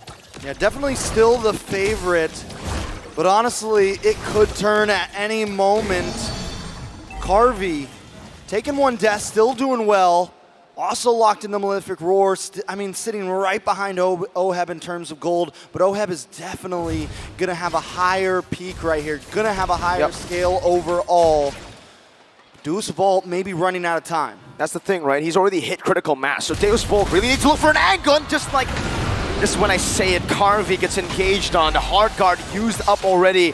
A pretty big resource in the 12th minute of the game. As long as Deus Vult doesn't get any kill or assist for like what, 30 seconds, it's a big win for Blacklist International. The moment Blacklist makes a mistake, gives over a kill, then the fleeting time will trigger and it will basically null the advantage. So now Blacklist International, 3,000 goal lead.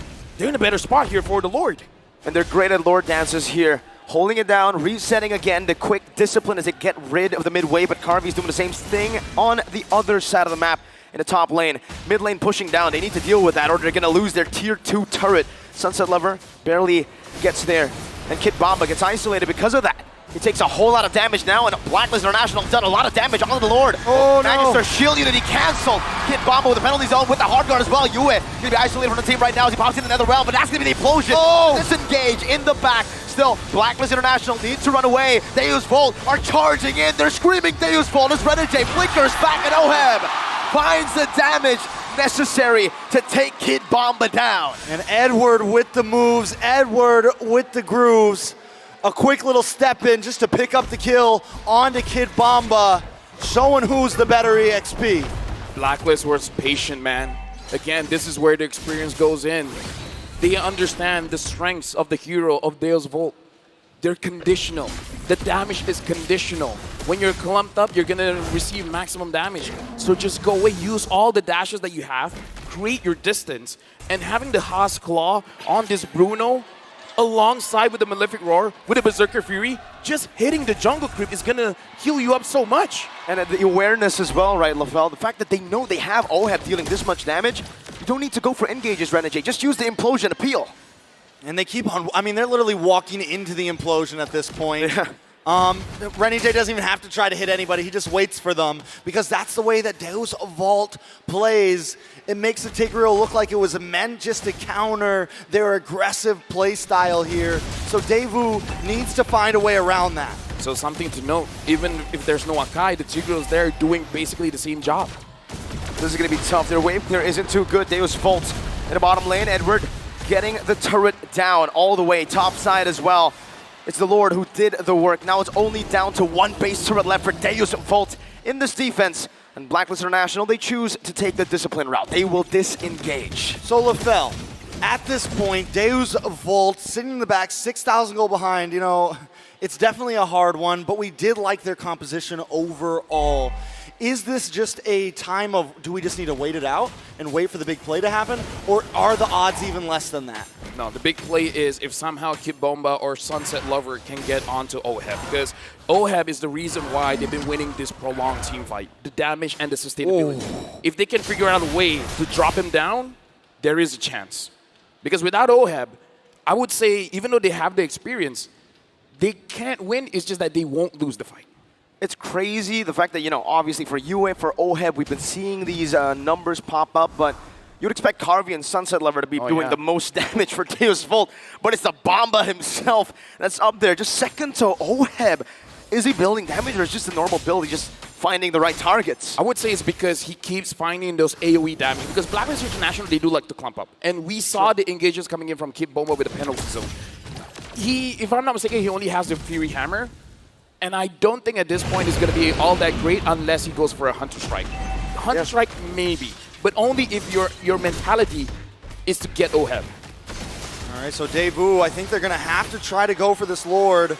But if they're going to do that, Magister can't take too much damage before they engage. He needs to make sure he gets close and maybe look for the cheap play here.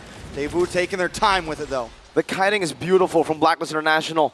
The Lord dance here has been phenomenal for Blacklist. Sensui's on it. Yue doing some damage. Penalty zone. Then locks on the Yue. It's on the front memory coming down into the back line, but another round is going to be popped in. Renegade, implosion, locking him down, but it's another round. Renegade going to be zoned away, and Sensui finds a massive Appraiser's Wrath to take it down. Edward loses immortality. Yue very low, still able to survive. Carvey going to get the stun, but Oheb flickers forward. That's a triple. Yue steals it away, and now it's just Sunset Lover all alone in his base. He's done it before. Can he do it again? The agents are on fire. A valiant effort from Deus Volt, but Blacklist are closing in. He won't be able to. 1 second on Sunset Lover against 5 members, 5 agents who stay targeted down the base. Game number 1. Blacklist International strikes first. Blacklist International repping the Philippines right now, showing Deus Vult who runs this show. Again, Blacklist understands this game, and they make Deus Vult play their game. Deus Vult, they got to figure out, based on game number 1, the changes they have to make. Because Blacklist International, they knew what they were going up against. The Akai is not there. Well, looks like the Tigreal is a very good substitute. Yeah, very solid pick indeed. I think that pick alone was the bane of Deus Vult's existence that game. So many times they got close to getting the pickoffs, but then would just get stopped in their tracks. But we aren't the brains of this show. Let's throw it over to the wonderful, beautiful, handsome Leo and Wolf. A very entertaining and explosive way to start this best of 5 between Blacks International and Deus Vult. Welcome to the analyst stand. At your service, my name is Leo, here with Wolf. And I gotta say, Rizal Memorial Coliseum, are you not entertained? Is that not the kind of match you want to start with? Then we can see that it was the signature playstyle of Daewoo, at the same time the signature playstyle of Blacklist International clashing together. We knew that at the start of this match, this will be a styles clash, and we were given what we wanted. It's just that the Ube specialists reigned through.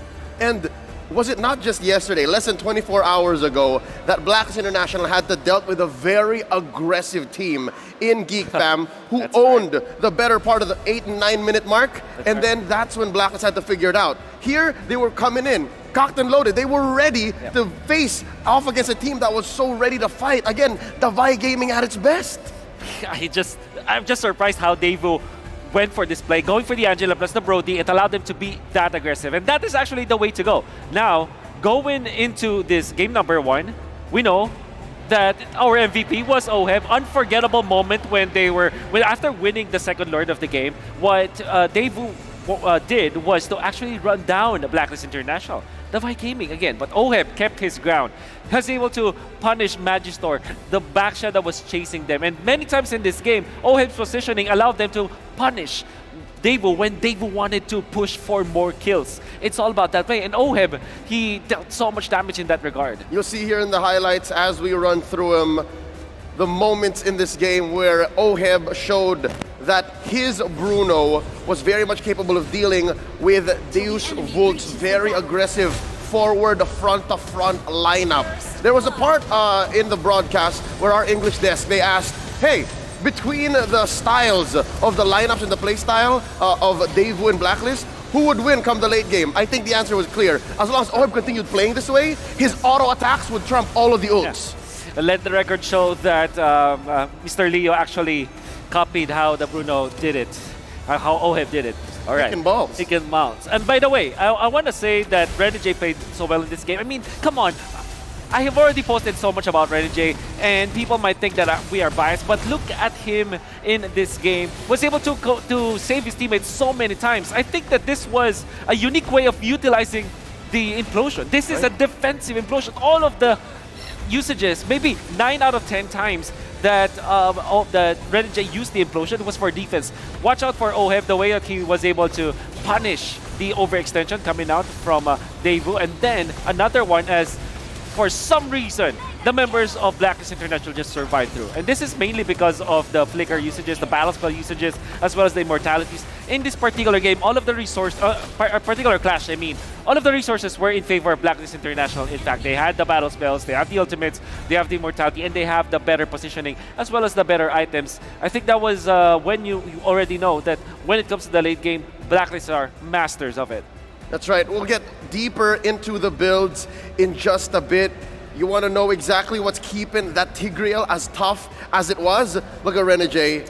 All right. That's what you got to build, folks. And as well, I like the touch on the concussive blast. It helps clear waves faster for you to be able to reposition and then allow for a game to end at a reasonable pace. That's right. And we know for sure that the Wilderness Blessing also plays very big part in this particular playstyle of Renegade. You saw he's able to get into the position faster when it comes to punishing, more so than when it is them trying to start the fights. Because, again, why would you try to start the fight as Blacklist International?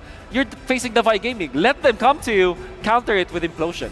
And the exact term that we use is the turn. They are turn specialists. That's and right. because of that, Edward's able to flank. A lot of the entries from Agent Zero came in from post-engage, coming in from when he was clearing top and then going through mid and joining the fight later on. Looking at the items here, again, I think the Radiant Armor came into play, which acted like a baby Guardian helmet, wherein he would conceal away, Right. flicker away, and then come back with just this much health, enough to survive and then fight again.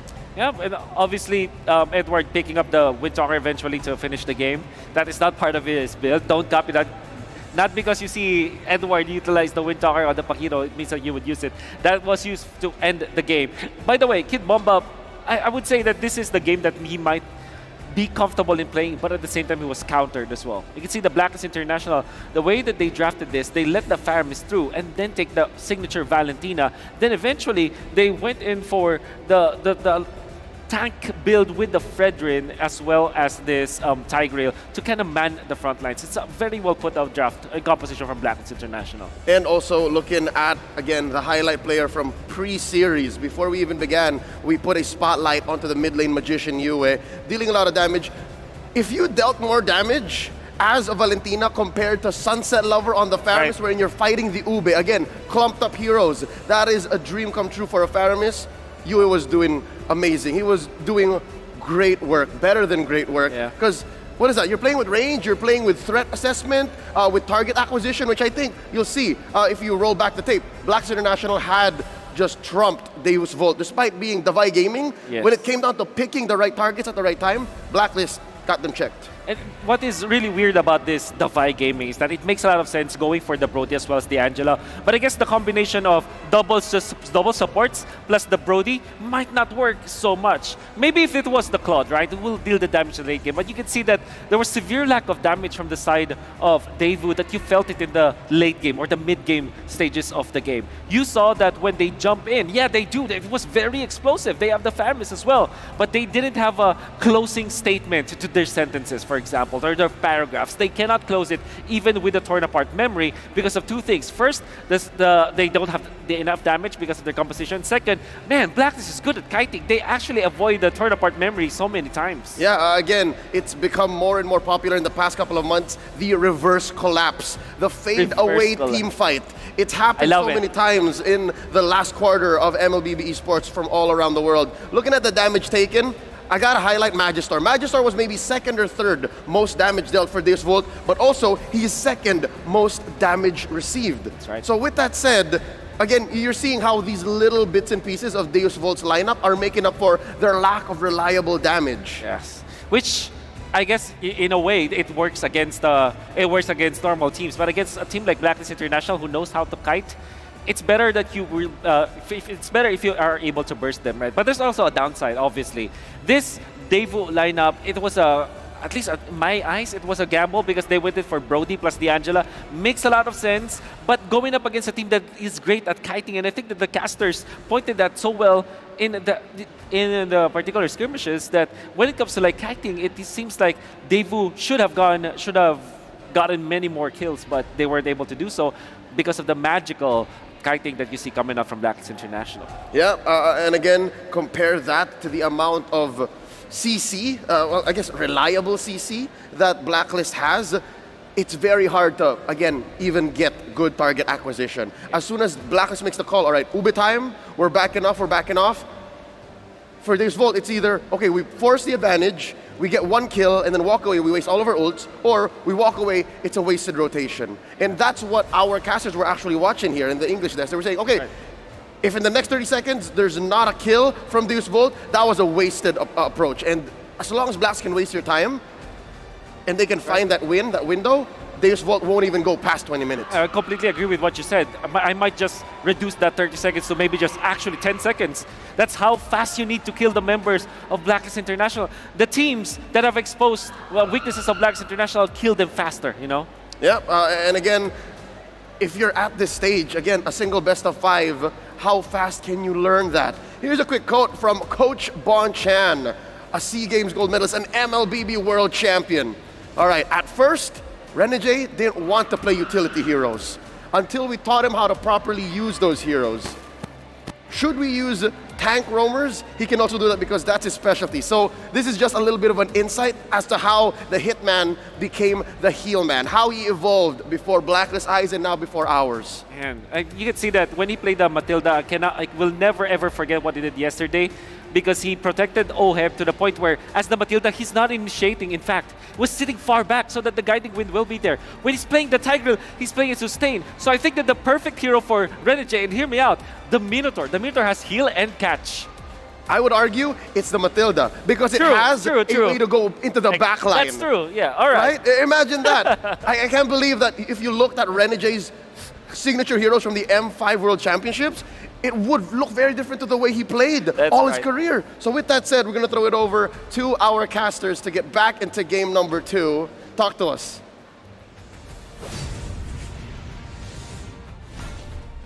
All right, thank you guys so much. Here we are, back on the caster desk.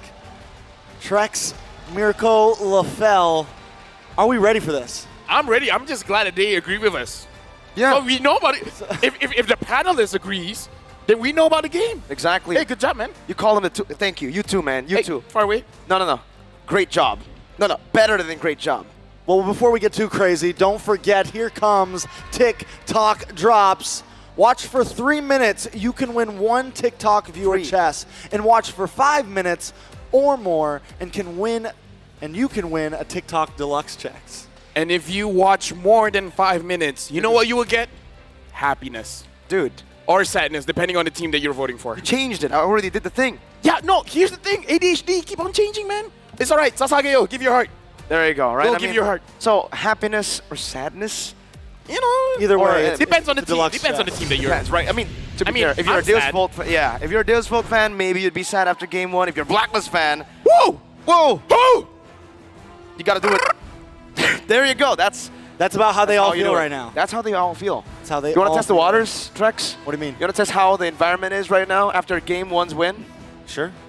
You got this. So, agents, I'm just wondering, after that Game 1 win for Blacklist International, I'm wondering how the energy is. So, on the count of 3, yell. 1, 2, 3! All right. And the timing for the drafting phase have started. Going into the game, Deus Vult, they have to figure out how to stop Blacklist International from kiting. If they can't, it might be Blacklist game again. Let's see if they can do it. Deus Vult took 2 losses yesterday before they could come online. Is that going to be the secret ingredient today, or will Blacklist continue to move forward? All right, Deus Vult, first pick, Blacklist International, second pick for now. No changes in the bands. Deus Vult first picked up the Boxia in the previous game. Will that shift or not? Because again, even the panelists they were talking about in terms of the damage, looked like it wasn't enough. Yeah, I think despite them having like a composition that wants to go for long fights, their damage dealers were bursty damage dealers, right? It was Brody and Faramis. The fact that Kid Bomba was dealing the most damage shows you that I feel the synergy just was off with the composition that they had. Bomba was dealing more consistent damage, bro. Yeah, I think Daewoo just needs to maybe draft something that has a couple different win conditions, not just everything into the early game. I kind of feel like the Boxer first pick is still fine. It's just that Carvey on that Brody. Using a Brody is actually very risky in my personal opinion because you can put yourself in a very tough spot. Whereas something as a Claude, you have a lot of movement. The entire Land of Dawn is your canvas. You can move around. Unless unless they draft something maybe with a very scaling mid laner, something like the Novaria. But even then, you're totally right.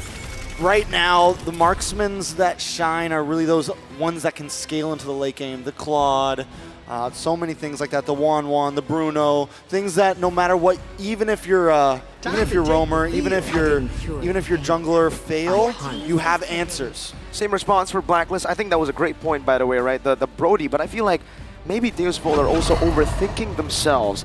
They could have just gone for a signature Diggy pick against the CC coming in from Blacklist. It would have also denied that peel with the Tigreal. That was obviously last pick, but still, Deus Vult went for the risky choice with the Angela as well. Yeah, I kind of feel like why the Diggy is so strong is just because they have information with the Vision Getter, right? Yes. But the more important thing is that no one is stopping their engage. Exactly. And I feel like that's the very big difference here, because if there was a Diggy, Implosion is a no solution. You can just move through. It's a no implode zone. Implosion.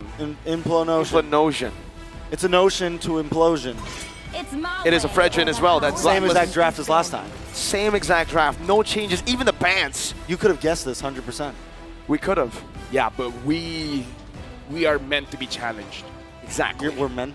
We're meant to be challenged. Oh, we're meant to be said challenged. something else. Yeah, it is something else. But that's the way we like to play. You know, like if it's difficult, This land is then I love it. I love being difficult. So far, the drafts haven't been difficult. Both of the teams know exactly Yeah, what's what going to does happen Daewoo here. change here?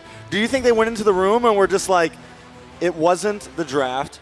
We Probably. had that. Yeah. We made some mistakes in game, so now we just play better. Or it was the mistake wasn't in the first phase of drafts. It was in the second. True.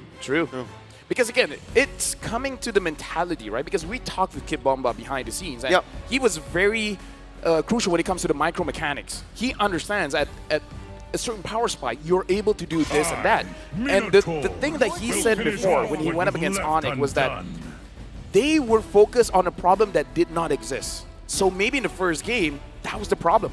They were worried about things that did not exist. So maybe this time, the damage dealers are going to do a better job. Maybe this time, Carvey is going to make sure that he doesn't do those mistakes where the mistakes is easily avoidable. I worry about things that don't exist all the time. Ghost, cuckoo birds. Ooh. T-Rexes. T-Rexes. That's why I made it my name. Reptars. Reptars are real. Reptars are real. One in the talent room. But this right here is even realer.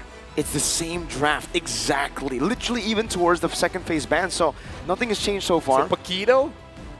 Imagine the one time we say the hero. Exactly, right? That's what I'm scared and of. That's Why why we're not like an guessing. Arlet. All right, Blacklist will go Paquito. Let's see if the curse works. I don't know if you want to test that out, you know, because I predicted Blacklist. Oh wow, all right. Your team. Who would have guessed that, man? Even Wolf wouldn't have been able to guess that. No, because he would have got inside his own head. For sure. True, yeah. Only the meant to be challenged like us would be able to get. Is it a BA? Is it a Brody Angela? A BA or an AB? Or a Diggy? A BD. A Brody Diggy. A I will be there upon Okay. the first blossom. That's the Angela. Angela. We've got it. One more. Will it be the... I think pick up like a Beatrix here. Just switch it up. Yeah. I'm okay with the Beatrix. Something else. It's just damage. I like it, right? If it's not the Beatrix, what do they want to go for? Do they want to go for something like a Claude, actually, right? Claude, yeah. Claude. Yeah. Anything other than the Brody right now, honestly. Because that was definitely... Actually, the Claude would be great. Yeah. Is my tempo. Your team is picking. The crowd It would cheered. be great. It would be great, right? Are they downloading? We don't have a visual mistake, right? No. Right? So it's the Brody, and now Renegade's like, Tigreal? wait, Are Tigreal? we in a time loop? Are we going to be here forever? Are we still in game one? is this Was game one is so this fun that Groundhog we just, game? have to repeat it? No. If this is game my one. friend. Oh! He just confirmed it. All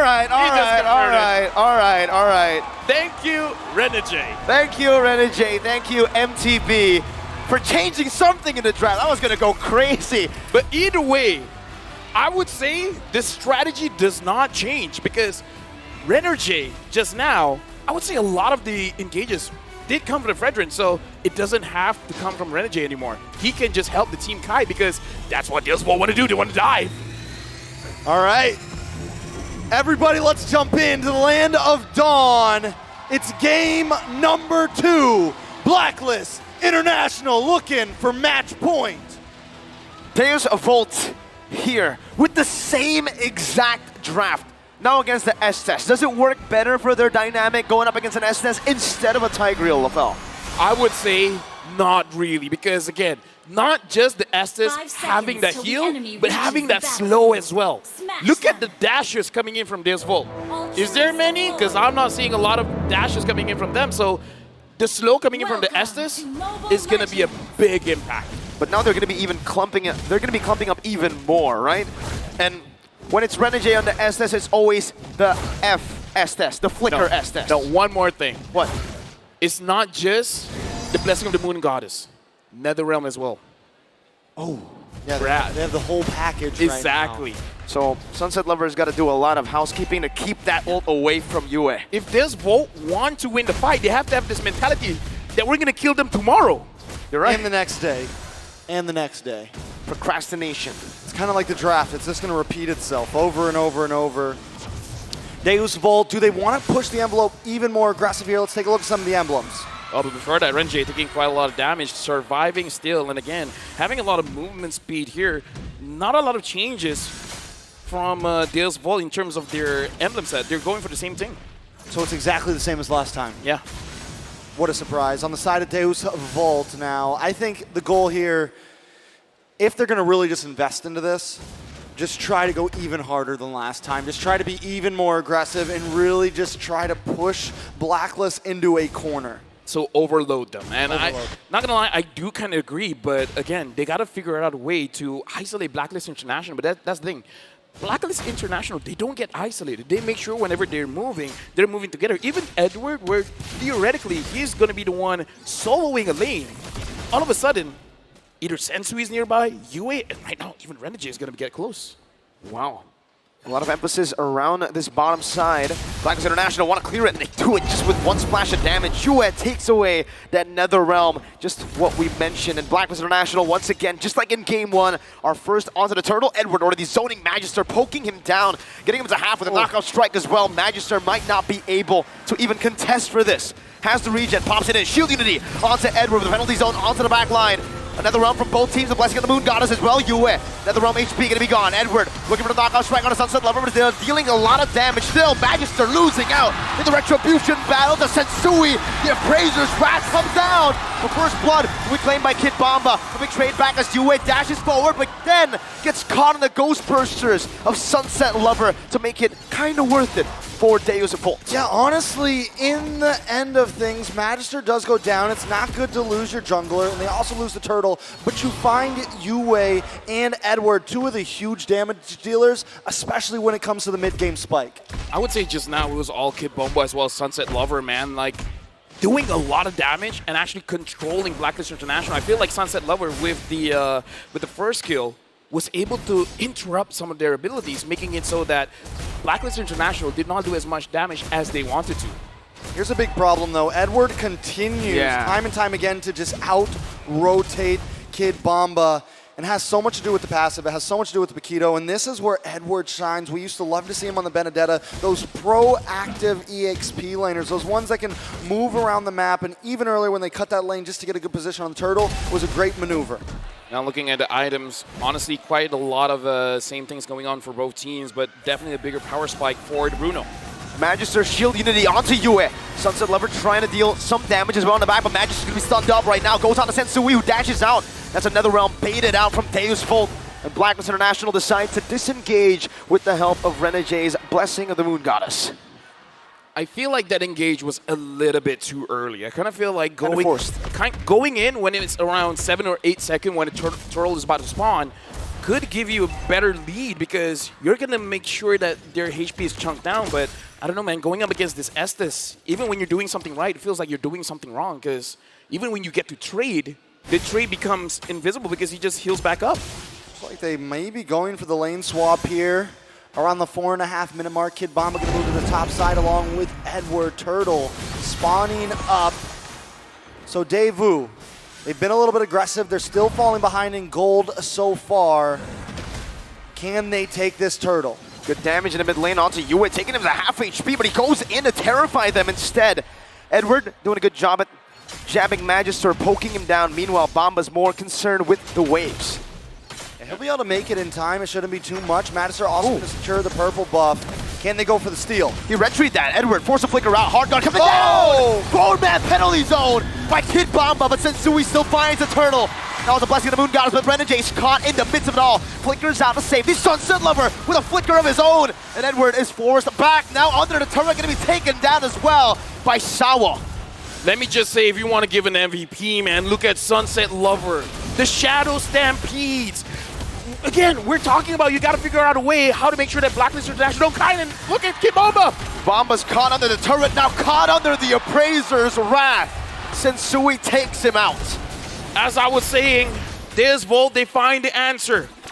Time when Blacklist International wants to kite away, when they want to move back, at that moment, press again the Shadow Stampede to interrupt their movement. So I kind of feel like for Deus Volt, Sunset Lover is the key. He is the disruptor. He is the enabler for their team. He's a player that has gone very, you know, just not as known in the beginning of M5, but so far in the knockout stage, he has been turning up. A 2v4.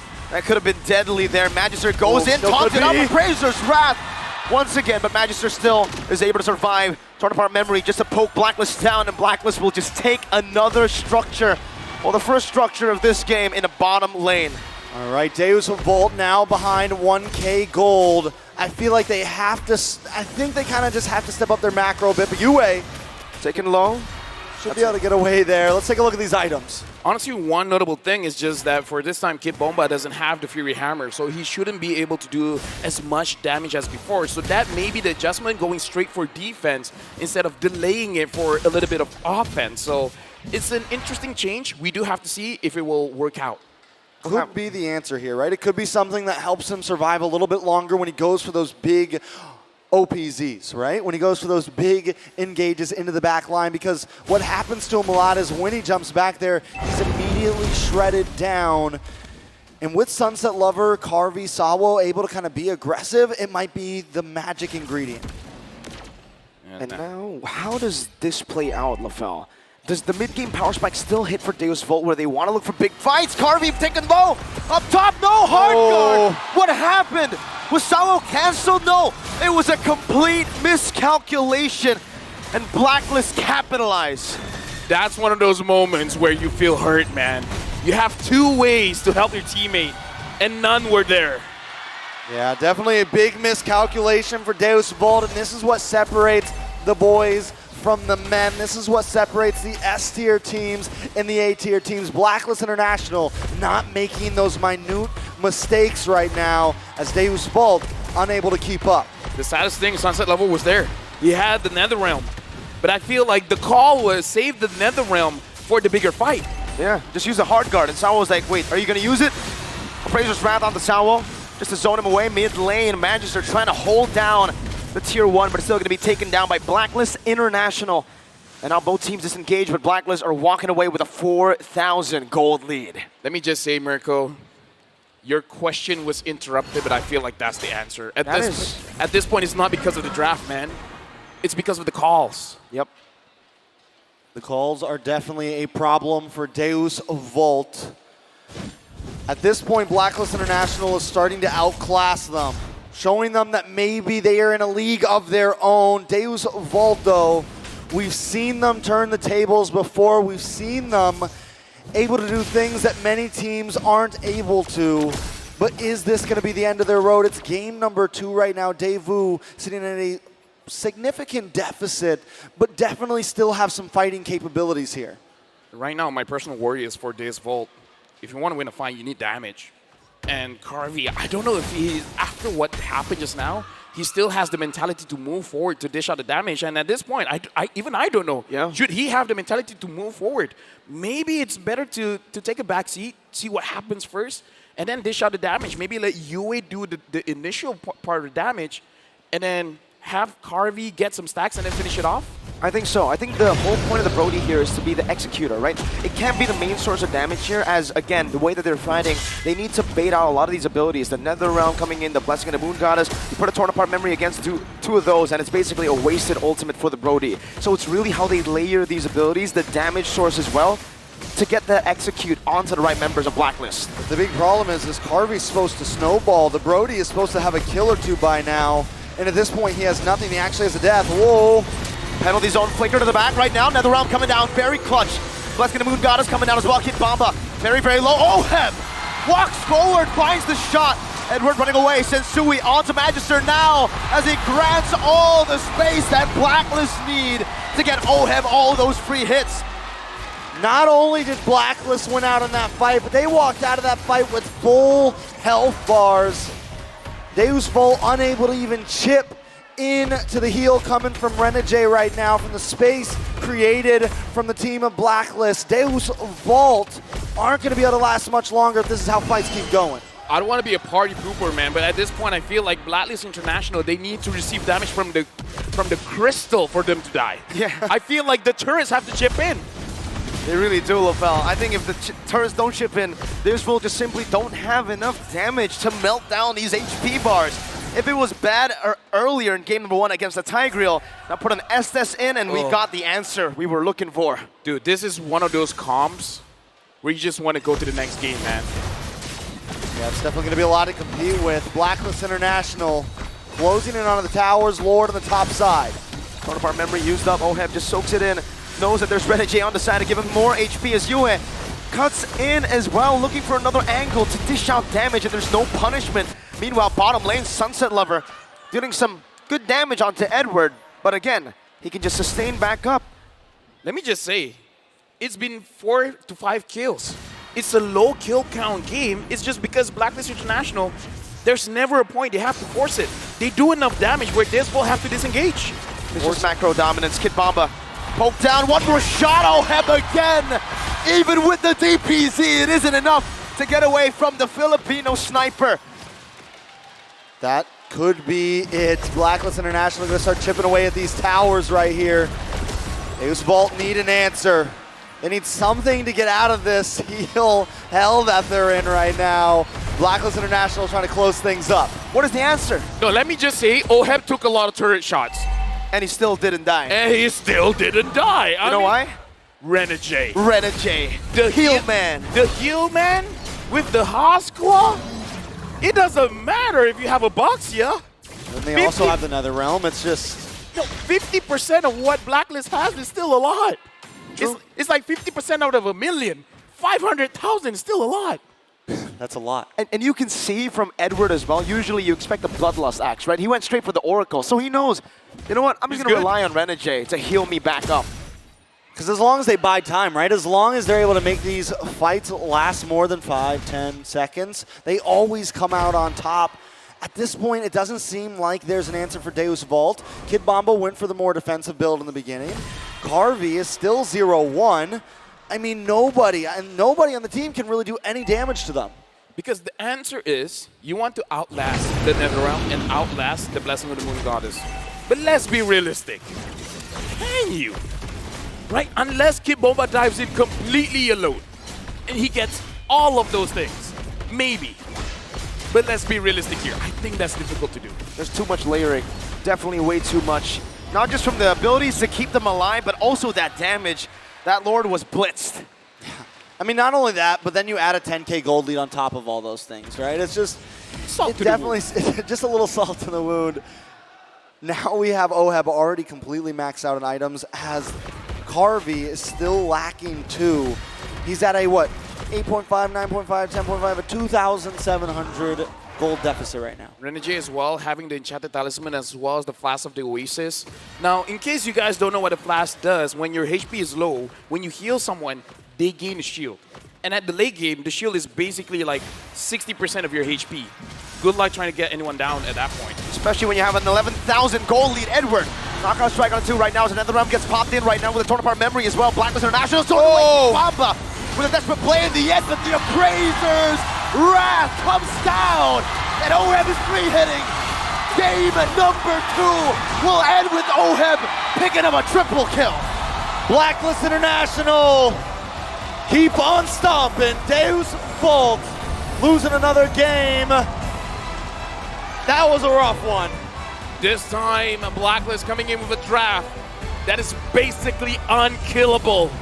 They're not kiting for this one. They're pushing forward. They're challenging the Dark Knight. We know you won't have enough damage. Try as you might, but we're not going down. We got the Heel Man. And the Hitman. He's the nicest Hitman I've ever seen. Yeah. He's the only Hitman I've ever seen. Good save, man. Good save. That could have been really, really scary, right? That's normally how that works. So game number 2, full of action. What do you think, analysts? You know what else he is?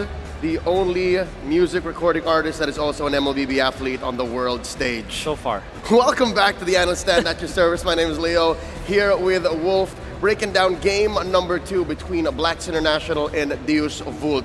Folks, I hate to say, but this is a sequel to what we saw in game number 1 with but one twist. So you could say it might be a game 1.5.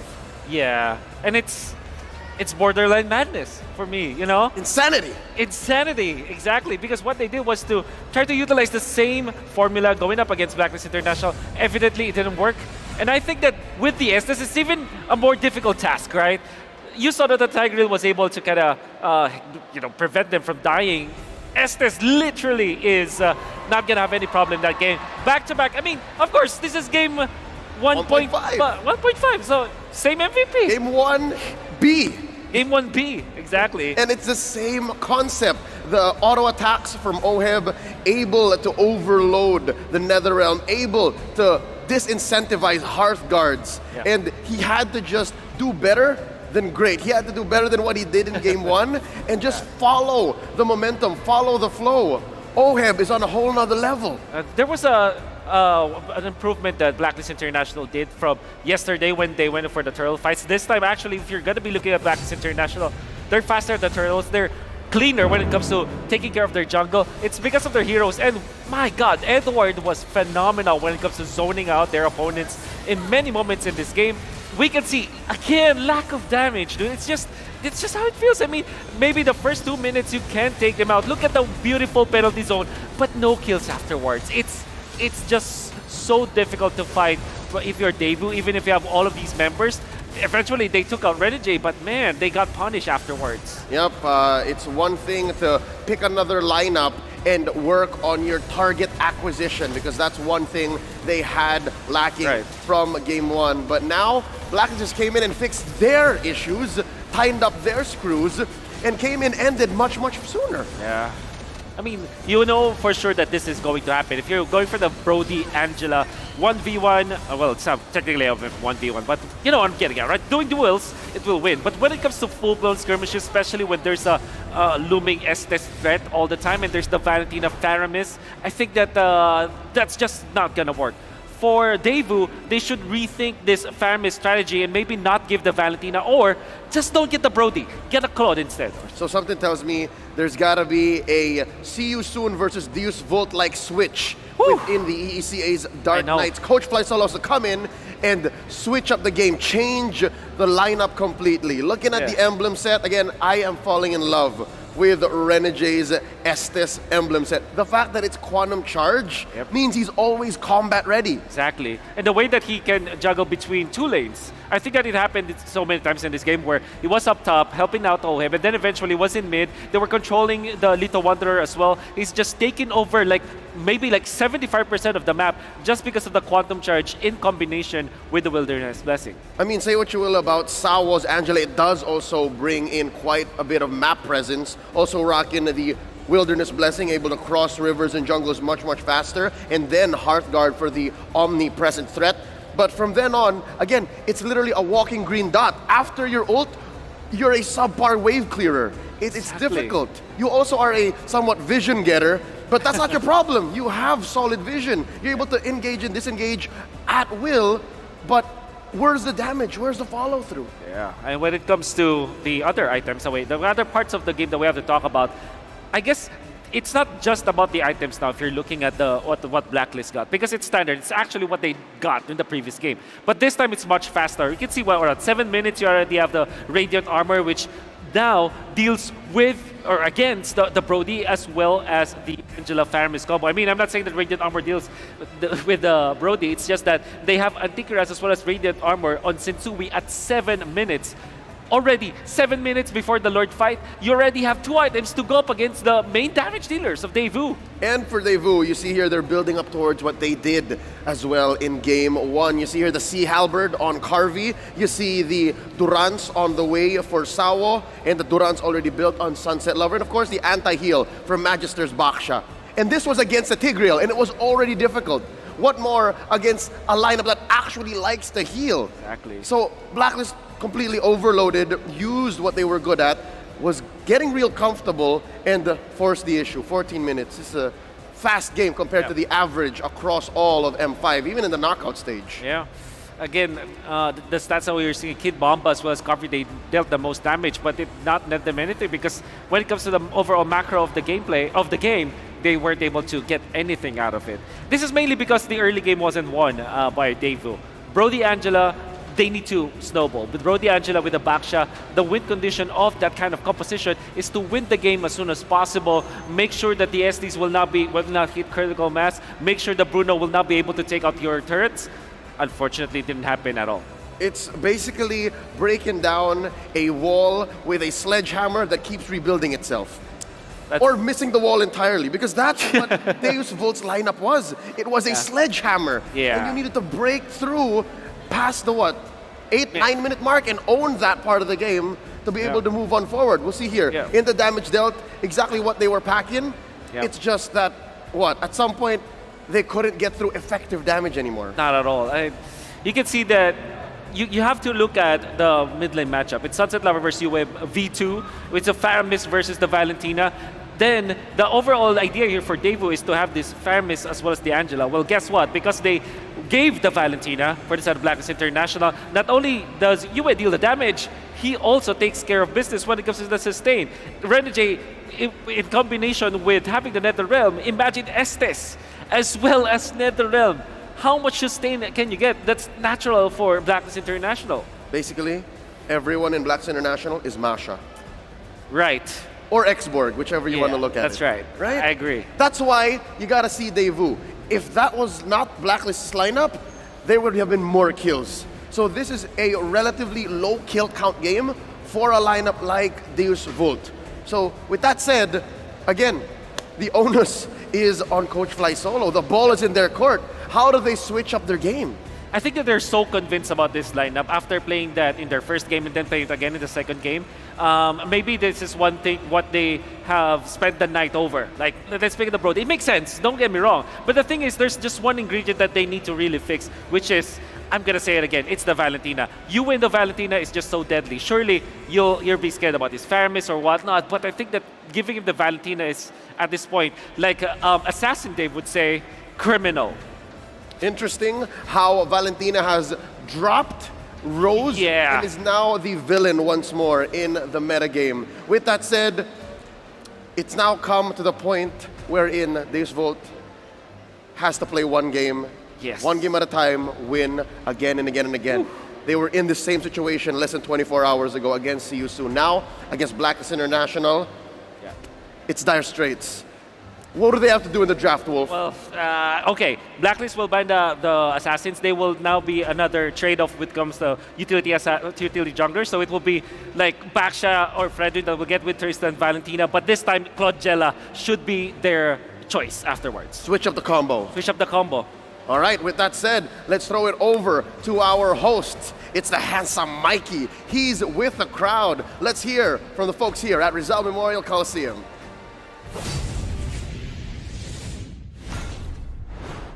Thank you, talents. This is your very own Odin on the side with Mikey. That was a very, very thrilling match. I'm so nervous right now. Yeah, that was a great match and a 2-0 lead for Blacklist International. Tanong mo yung mga agents natin, kumusta sila? Let's ask our agents. Yes, let's do some vibe check. Let me hear it from Blacklist International. When I say Blacklist, you know what to do, guys. Blacklist! Well, they are on the verge of winning this series, but Daewoo showed us that they can come back from a 0-2 deficit. So, the Daewoo fans over there, kaya pa? Do they have what it takes to come back, Daewoo fans? So we'll see what happens in this next game, but for now, I believe we have time to play a game with one of our, or with two of our fans. Let's get some fans. Yeah, let's look for fans I want to go have some vibe check Yes. here. Blacklist fan. Let me have some Blacklist fans. Blacklist fans. Blacklist fans. Madam. Come with me. That's some Daewoo fan. Madam. Hi, what's your name? Hi, I'm Lian. Lian. And obviously, she's supporting Blacklist International. Who's your bias? Edward. Edward! Why Edward and why Blacklist International? Edward kasi feeling ko sa lahat ng players ng Blacklist, siya talaga yung pinaka mag-step up sa kanilang lahat. And hindi nagbabago yung playstyle niya since Season 7. So she believes that Edward is the one who steps up and he hasn't changed the way he plays the game, which is a great observation. How about you, madam? What's your name? Renzi. Renzi! Blacklist International agent? I support Blacklist, but I'm also here to support Daewoo. Wow! I love it. All right. Give me your favorite player from Daewoo. Kid Bomba, Of course. Come on, Kid Bomba. Do you believe they still have what it takes to come back in the series? They've shown it yesterday. exactly. Why can't they do it again today, right? Yes. All right. Let's play a game. Let's play a game. Are you ready? I'm ready. You're ready, yeah. So, you're gonna win an M5 merch signed by all the players. Wow. This is a limited edition. Whoa! Look at that. Mikey, you can't Wow. buy this anywhere. No, Rene J, Oheb, Yue, Edward. Wow. Sensui also there. Wow. Ito. No, don't take it. Don't take it. Thank you. No. All right. Now what are we gonna do? For those who want to get this M5 merch, this is available outside. Yes, baseball field outside the Rizal Memorial Coliseum, so you can pass by over there. Let's play a game for you girls to have a chance to win the All signed you have to shirts. do is shout your favorite player's name, which is Yue. Yue. You know what to do. As How about long her? as possible. Yue, as long as possible, all right? The one to say their favorite player the longest wins. How about her? How For about you? Kid Bomba. Hindi, mahaba masyado. But their It's too long, chance it's too long. is- How about Sue? There Yes, you go. there you go. A real fan indeed. There you go. All right. Who wants to go first? Rock, paper, scissors. Rock, paper, scissors. Okay. Ready? Rock, paper, scissors, shoot. Ayun. All Who right. wants to go first? All right. You go first. Lamang naman kayo 2-0 eh. Lamang kayo 2-0. Oo nga naman. Charot. At the count of 3, Lian, you shout Yue. 3, 2, 1, go! Yue!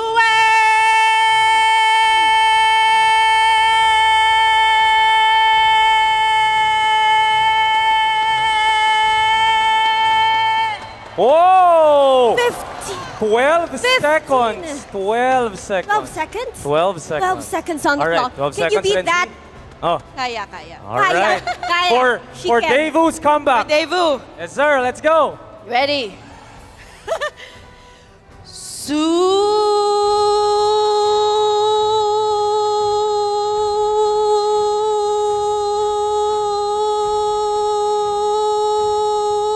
Wow! Oh, there you go. Ayan! Congratulations, Renzi! Wild! Hopefully na-inspire yung Daewoo doon. You will win a signed shirt signed, of course, by all our members. There you go. There you go. You manifested it well. Yes. But, you're not I gonna just go want to add, Yes. idol ng pamangkit ko si Kid Bomba. Kid Bomba, pag uwi ka na sa amin. She said her niece is a fan of Kid Kid Bomba. Bomba. You want to take Kid if you Bomba home? win, go home with them. Yes! He needs a playmate. He's a playmate. All right. Oh, okay. But It's a nephew. It's a nephew. It's a nephew. You're not gonna go home empty-handed. We also have a prize for you later on today, but there you have it, all right? Thank you so much for joining us here. Have some fun. Agents and fans of DU's Vote, thank you so much to the crowd. And now, let's head back to the game with our very own talents. Thank you.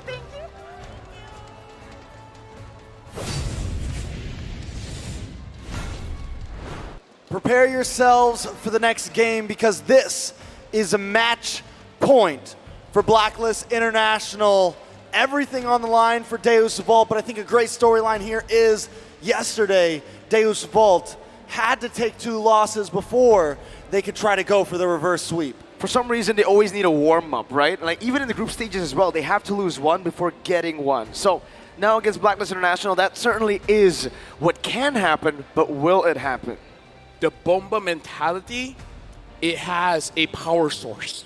Okay. Not every power source takes the same place. Not everything uses a battery. Not everything uses nourishments. Perhaps what they need is doubt. Is what? Doubt. When people doubt them, then they rise. So Goku has the energy ball, he has the doubt ball. No, Well- D-O-U-B-T, doubt.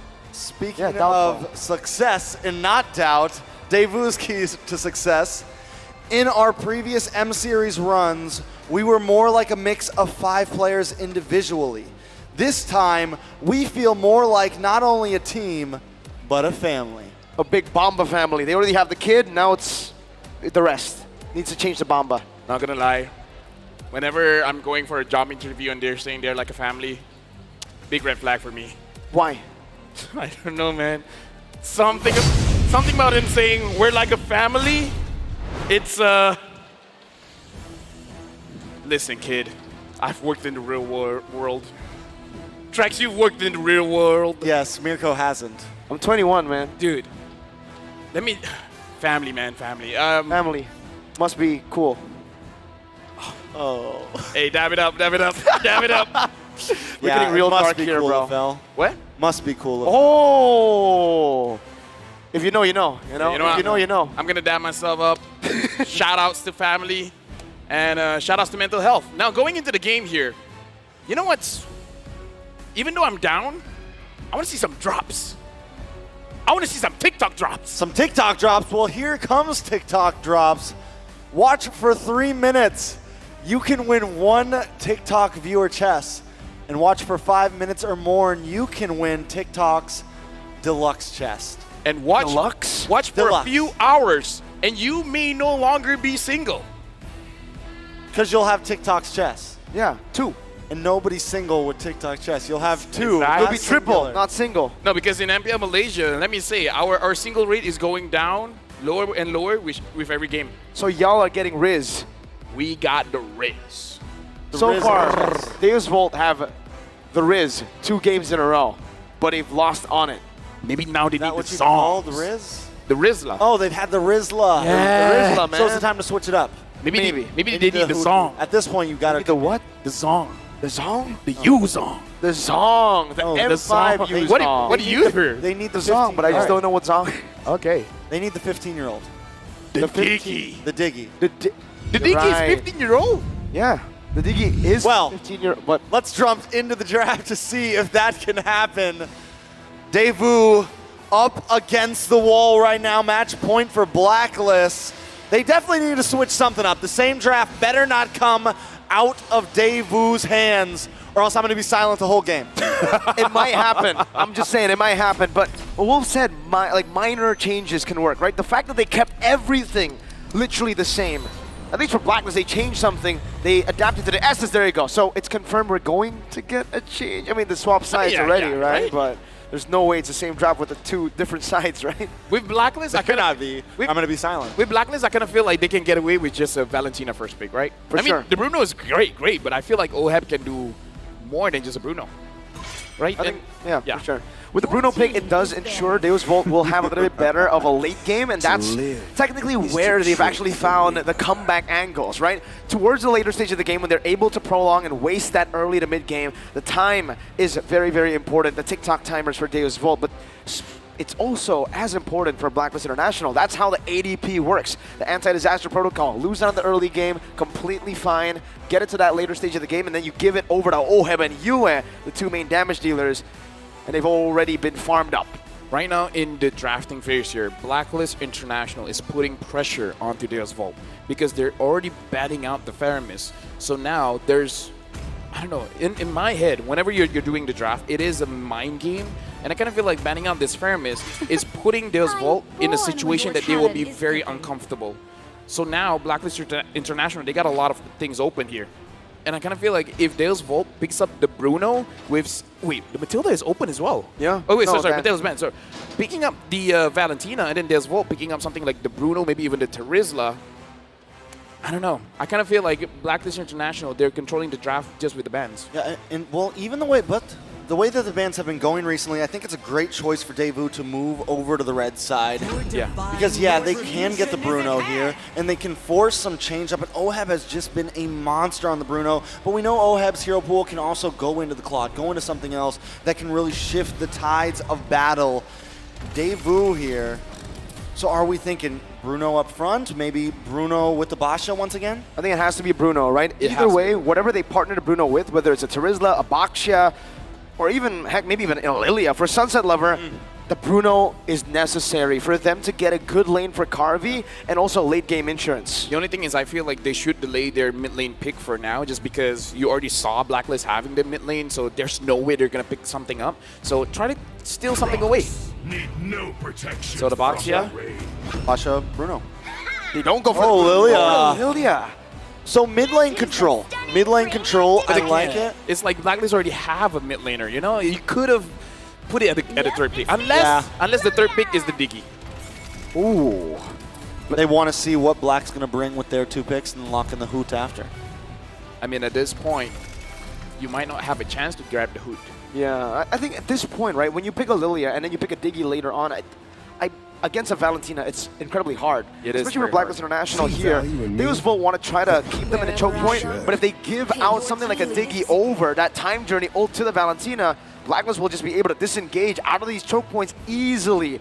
And now Deus Volt, well, technically the Bruno is still up for grabs, right? Blacklist pick up the Raph. I don't know, at this point, the Raph plus most gold laners is going to be very scary. If they don't pick up an aggressive gold laner here, it's going to be very difficult. They're picking up the Ixia.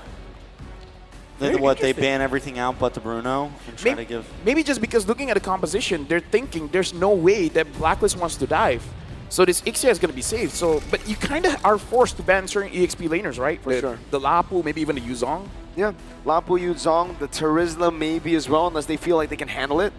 I mean, definitely a possibility. I think I like the idea of they know that Ixia is going to be safe in the back line. So now Blacklist definitely maybe wanting something that can get to the back line here. Lapu, Terizla, plenty of options still out there. But I love that Raph pick because it denied any idea of like, all right, we're not going for heavy CC here. You're not going to pick the Diggy. It'd be pointless at this point. We know the composition we have. And again, it just goes to show how much diversity just that one pick from Rene J can make with the team. At this point, like our panelists were talking about how Blacklist is like a wall. Now this wall has wheels or wings. There you go. It's a moving wall. It is a moving wall. That's very scary. It's a floating moving. It's a flying wall. Once in my life, I saw a wall moving towards me, and I was like, how does that happen? Were you driving? No. That would be the logical explanation, right? Yeah, no.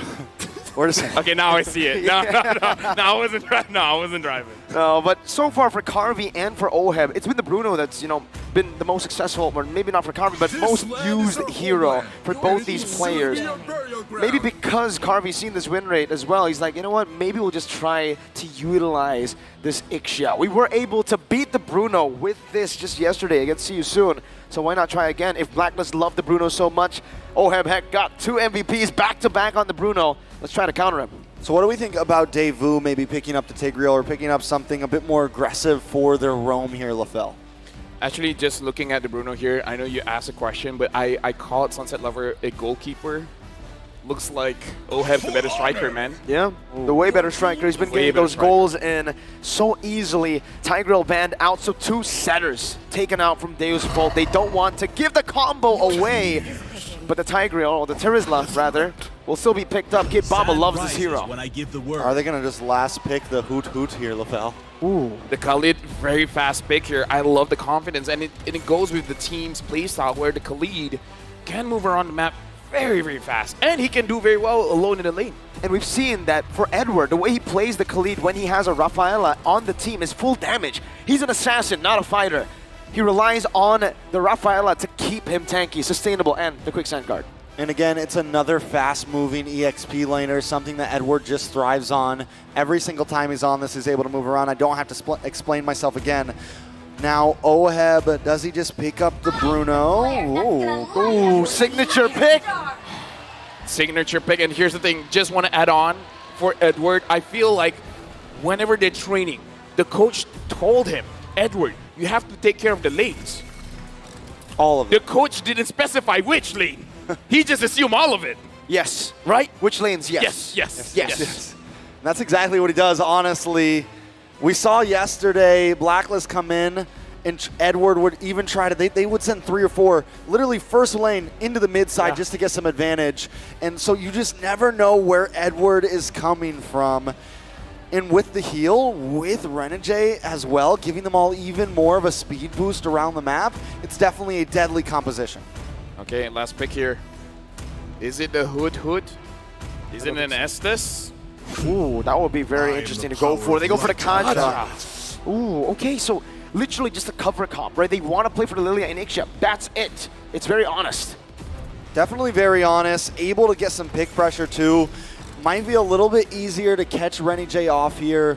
That's going to definitely be a target for them, but Sawo's going to have to choose, you know, as the game moves on. Does he go for the gold laner? Does he go for Renegade? What is his choice here? Early game don't matter, man. I kind of feel like their idea is to separate Blacklist because they've been clubbing up way too much. So in the early game, don't care. Just pick anyone and finish them off. And they've been winning in the clumped up team fight, so maybe that might be it. Isolating them in the early game and then clumping up in the late game with the Ixia, punished with a full barrage.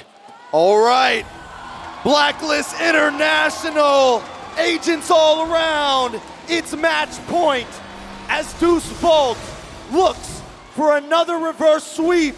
Is it something that can be done? Well, they got to do it here. They changed their strategy in terms of the draft, as well as having the roamer, the Kaja as the roamer. They got to be aggressive. But at this point, they got to make sure the calls are solid, the calls are good. Whoever they catch, the damage has to be there. If the damage dealers aren't ready, it's going to be a Blacklist game. All right, so with what you said, they have to be aggressive. Do they just immediately start pushing in?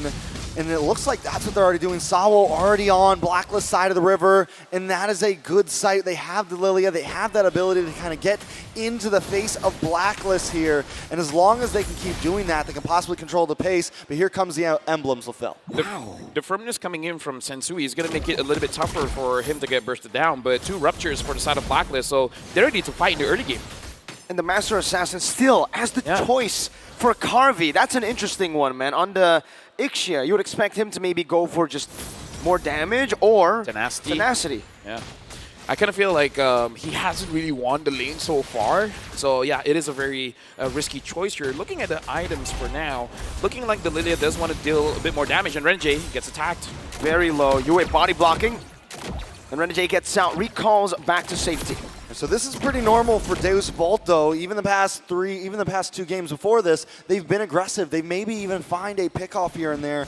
But Blacklist International always has that rubber band back. They always have that bounce back moment. The question is just when it will come. All right. Magister actually takes that away from Sensui. No retribution committed just yet because it's 7 seconds till the turtle spawns. And Magister is going to be first onto it now. So already a difference from game 1 and 2. Deus Volt are first on the neutral objective with more prio. Oh, Kid Bomba getting attacked. Terrified. A lot of damage, but it's going to be turned back. Oh, first blood by Kid Bomba. Even with US stolen penalty zone, wasn't able to save Edward. Very well done by Deus Volt. Slowing down Edward is going to be huge in this laning phase. Retry battle 50-50. It's going to be Sensui who wins it. 1-for-1. Sawo with a Flicker Divine Judgment locking Yue down. Now onto Sunset Lover by Yue. Will he be able to escape right now? A lot of damage placed onto it, and the answer will be no. He'll be taken out. But that's what they have to do. It doesn't matter what happens in the game. You try to get a trade on the turtle. You did not succeed. Get any kills, even the front lines, because at this point of the game, no one has completed items just yet. Penalty zone onto Edward. This might be a solo kill. Edward 1 HP, very low. Kid Bomba looking for a dive. One more hit should do it. A hit and a flicker, a regen to respond it over, and Edward gets out, saving his flicker. We've seen that play from Bomba before, and I think in game 1 he paid for it. At least this time, he's like, no, I'm not going to risk it. We got to play smart. It's match point. I really want it, but I'm going to back off. And I think that is a good play by Bomba because Edward, if he had the same guard in time, if anything was to happen, Bomba would have been down. Honestly, the concussive blast on Edward makes it so that even if he's very, very low, he's able to clear the lane very, very fast. So even if something goes wrong, it still goes right. It's an assassin emblem. It's everything with the killing spree, with the damage as well, rupture, but it's concussive blast that helps him clear the wave. And Magister looking for a pick, goes on to Yue. Shield unity used up. Anything interesting in the in-game equipment here? Honestly, the interesting part is the difference in terms of the gold. 2.5k gold for Kid Bomba, 1.9 for Edward. Edward, again, looking like he does want to go for the more aggressive build here. Yeah, but Oheb is getting a slight lead over onto Carvey. Something I want to point out is, yes, Daewoo is winning out in some of these fights right now, but the Magister Sensui rivalry here, Sensui's been coming out on these retributions a lot, even when it's 50-50. And we all know in the end, a lot of these games comes down to who can pull off the Lord. So Magister definitely going to need to step up his game here. Yeah, looks like Sao had an opportunity just now, but apparently just with Sunset Lover, they don't want to take the risk, especially because UA having that Divine Judgment as well. Perhaps he was worried that he might get caught himself. I think for both of them, they were trying to bait out each other's Divine Judgment, right? You do it first. No, you do it. But both of them stayed patient, and now it's going to be Deus Volt who have this Sao Flicker Divine Judgment. There you go. He does it first, finds Yue. Penalty zone onto Renegade, who's forced to flicker meanwhile in the bottom lane, or up top actually. A little bit of a gank from the gold laner, rotating, and a bit of a curveball as well. Sensui spotted out in the bottom side Tribush. Walks out, tries to escape, but the Glooms locks him down real good. Sensui finds an angle again with the help of the Holy Healing. Sensui doesn't get it. It's Magister, one level down, but it's no problem for him.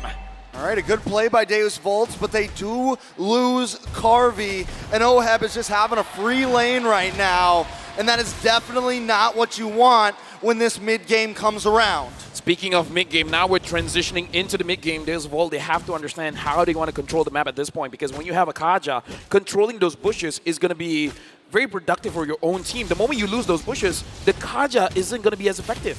Wow. Bomba just out-trading Edward straight up. Yeah, he's definitely hit the spike. Edward a little bit behind, but look! Full barrage committed as well. Sensui goes for the taunt, dashes out to safety. One more hit should do it.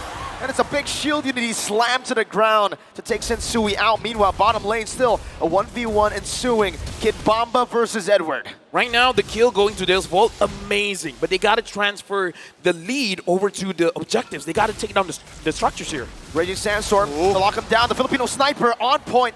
Jumps over to Nibiru. Nibiru's passion used up, but Kid Bomba's a bit too tanky now. A four-man dive in the bottom side of the map. Kid Bomba looking to clear out the waves. The penalty zone onto Yue. The damage not going to be enough right now. He clears out. Yue does the same, and it's all a distraction to get Oheb the turret. Deus Volt almost got there in the nick of time. Luckily, Kid Bomba is able to just kind of play that very smoothly. They lose the tower, but if only the rest of Daewoo's teammates came in a little bit faster.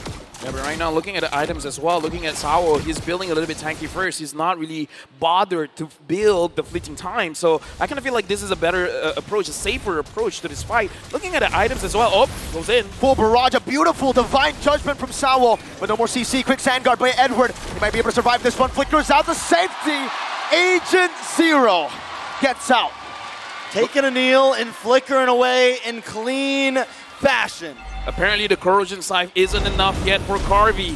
He might need 2. Heck, he might need 3. He might.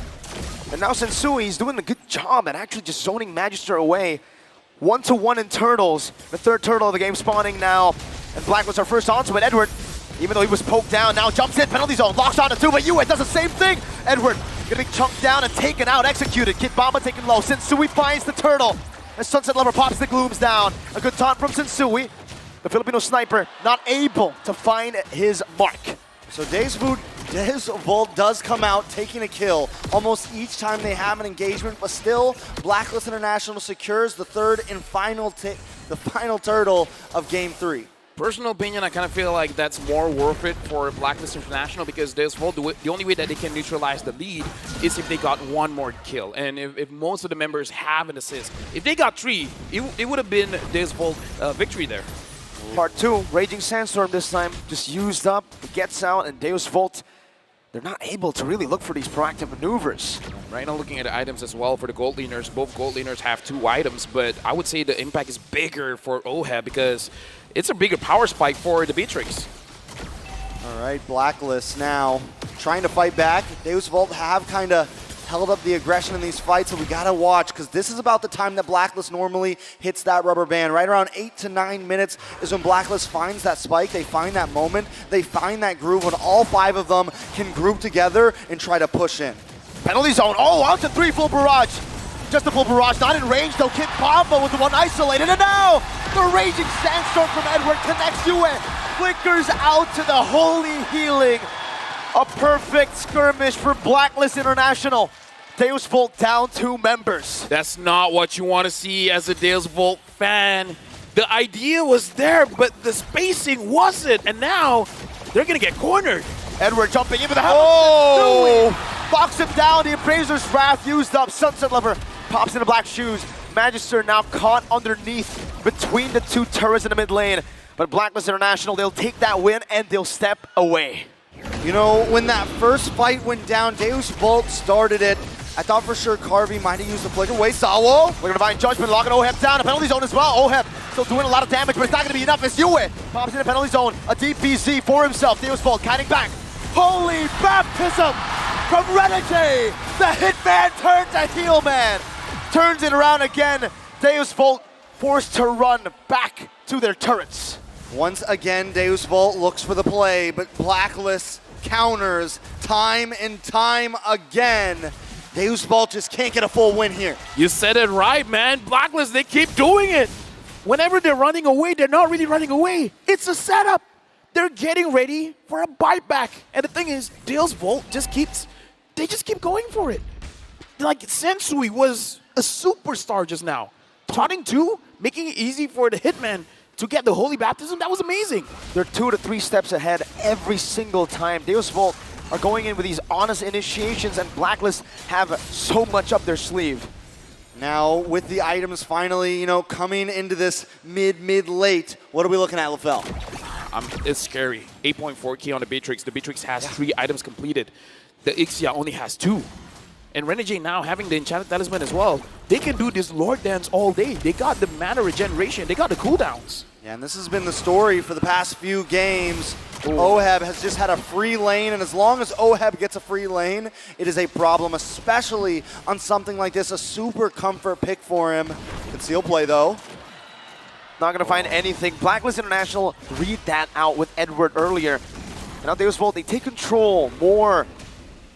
Better space, I would say, around this Lord pit, but Blacklist just are holding on to it. Sensui's holding on to the Lord. He's not going to be giving it over to Deus Volt as the bottom side of the map will be cleared out. Deus Volt holding it down still, and Sensui is denying this reset from Deus Volt. Get Bomba, taunt it up. Holy Baptist connecting as well. Raging Sandstorm to the back. Sawo is going to be gone away with a penalty zone. And with some damage. Oh! Harvey turns it around. Sensui finds the Lord. Magister running for dear life. And Blacklist International, they lose 2, but they find a big objective. I would say I see what Deus Volt was trying to do. They tried to split the map up, having 2 different squads. You're going to go for the Lord. We're going to going for the kills. We're going to look at the instant replay here. Looking at the positioning coming in from Deus Volt. 2-man Magister as well as Kid Bomba there on the side. Sawa was there, was able to basically protect Carvey in the backside, making sure that they deal the damage. But when it comes to kills and deaths, it's 2 for 2. But Blacklist, having the Lord, especially with their goal lead, it is still Blacklist's favorite. Yeah, but there again, if Magister could have just got the 50-50 there, we would be telling a different story. It'd be 2 for 2 in the hands of Deus Volt with the Lord, though. And this is becoming the problem. Samo's opening up Divine Judgment with a full barrage. Also Sensui just tanks it up. That's the damage coming out from Oheb. A 4-man penalty zone, but Oheb is able to flicker. Outraging Sandstorm coming down. Connecting on a Magister. The crowd goes wild. Deus Volt getting the health bars of Blacklist really low, but unable to execute anyone. Meanwhile, bottom lane, that's a base turret taken down. What do they do here? Carvey, even when he's getting a full barrage, he's not... Oh! 3 shots back to back to back. They're feeling it. Sunset number 4 to use the Purify in the back shoes. Yue chasing it down. What a Razor's Wrath! And the 4th shot in a row for the Filipino sniper. Blacklist International are ramping up the pace. They're trying to end this soon. Dude, the damage from Blacklist is unreal. What can Deus Volt do? Holy Baptist and Raging Sandstorm. Everything in the kitchen sink to send the home ground favorites to the lower bracket finals. Blacklist International have swept Deus Volt. That one felt like a UFC fight night. The punch connected. Deuce Vault got dizzy. And Blacklist International went in for the kill. Another couple jabs, and Deuce Vault fall. Going into the boxing ring against Blacklist International, man. I don't know. Any arena feels like a bloodbath. And Blacklist International, they're masters of this, man. They're bobbing and weaving. They're dodging. I mean, guys. But more importantly, they hit back hard. Guys, they literally brought a sniper to a boxing match. Dude. The way that went, though, once they caught him, man, Deus Vault were not able to stop them at all. I am speechless, but I'm sure our wonderful analysts have got a lot of words to say about that one. Or over to our host.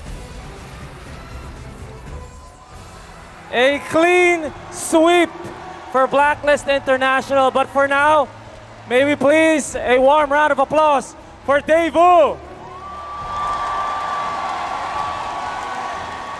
Sunset Lover, Magistor, Carvey, Kid Bomba, Sawo, and of course, Coach Fly Solo. Coach Fly Solo, if we can have Coach.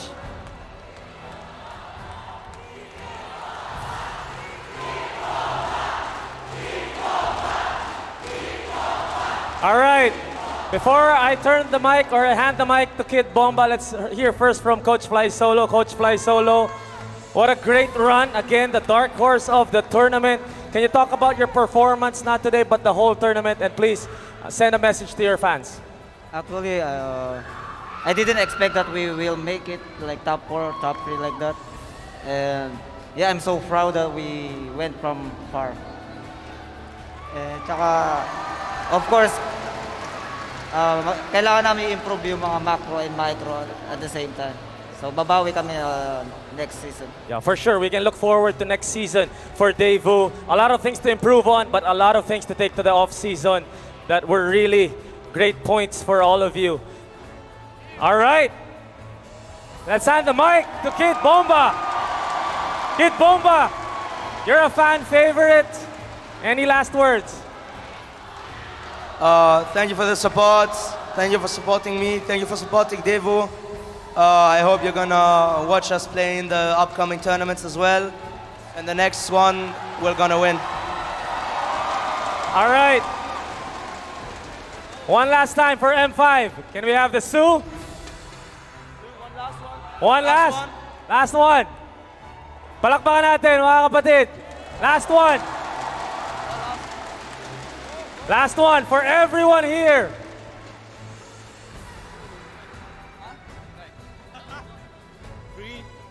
One.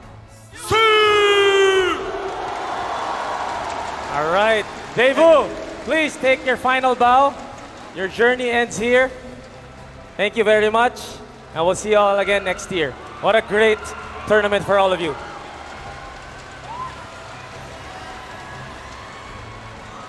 Agents! A sweep for your Blacklist International!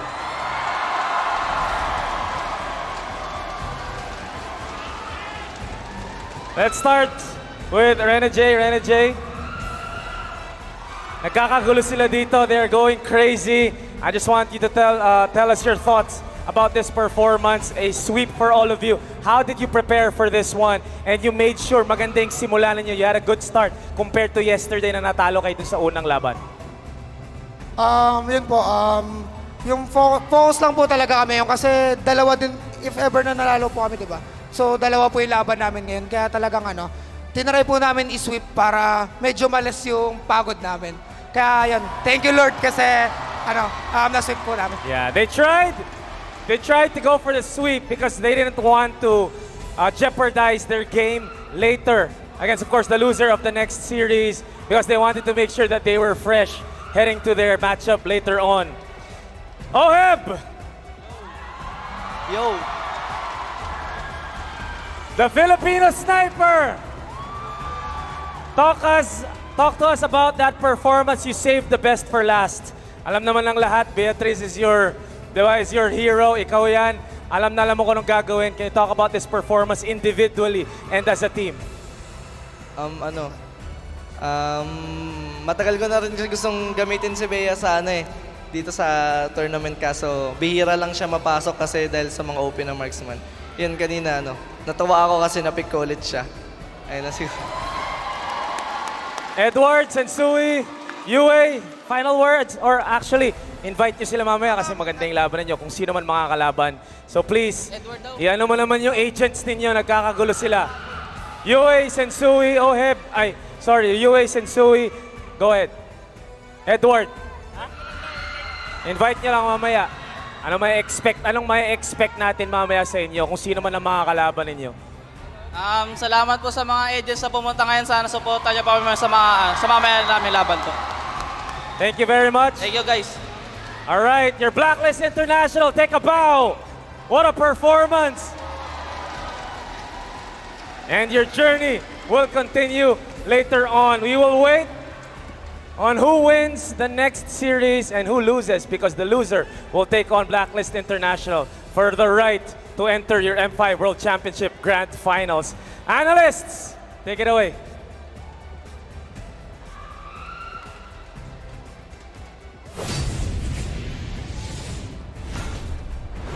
Thanks, Tito Mikey. Again, reminding us how Oheb saved the best for last from Singapore with his Grand Finals MVP performance to today, winning a sweep against Deus Volt. Oheb on the Beatrix. It makes my insides all fuzzy. Yeah, I think that I can fairly remember both of us actually in that stage, being amazed of how good the Oheb was. But I think that this particular game, in particular series, for Blacklist International was perfectly won by Blacklist because of the style that they're playing and how proven this Ube strategy is going up against an aggressive team like Daewoo.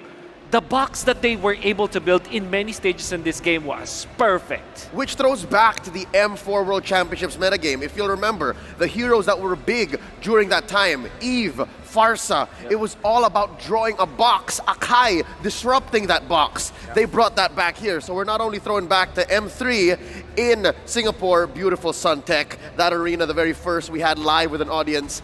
Also back to Indoor Tennis Senayan in Jakarta. So already it's coming into full circle. I can't believe how as we lead up to tomorrow's Grand Finals, we're seeing remnants of the past come back to show us what this new metagame brings. With that said, let's bring out our MVP. We're awarding Game 3's performance.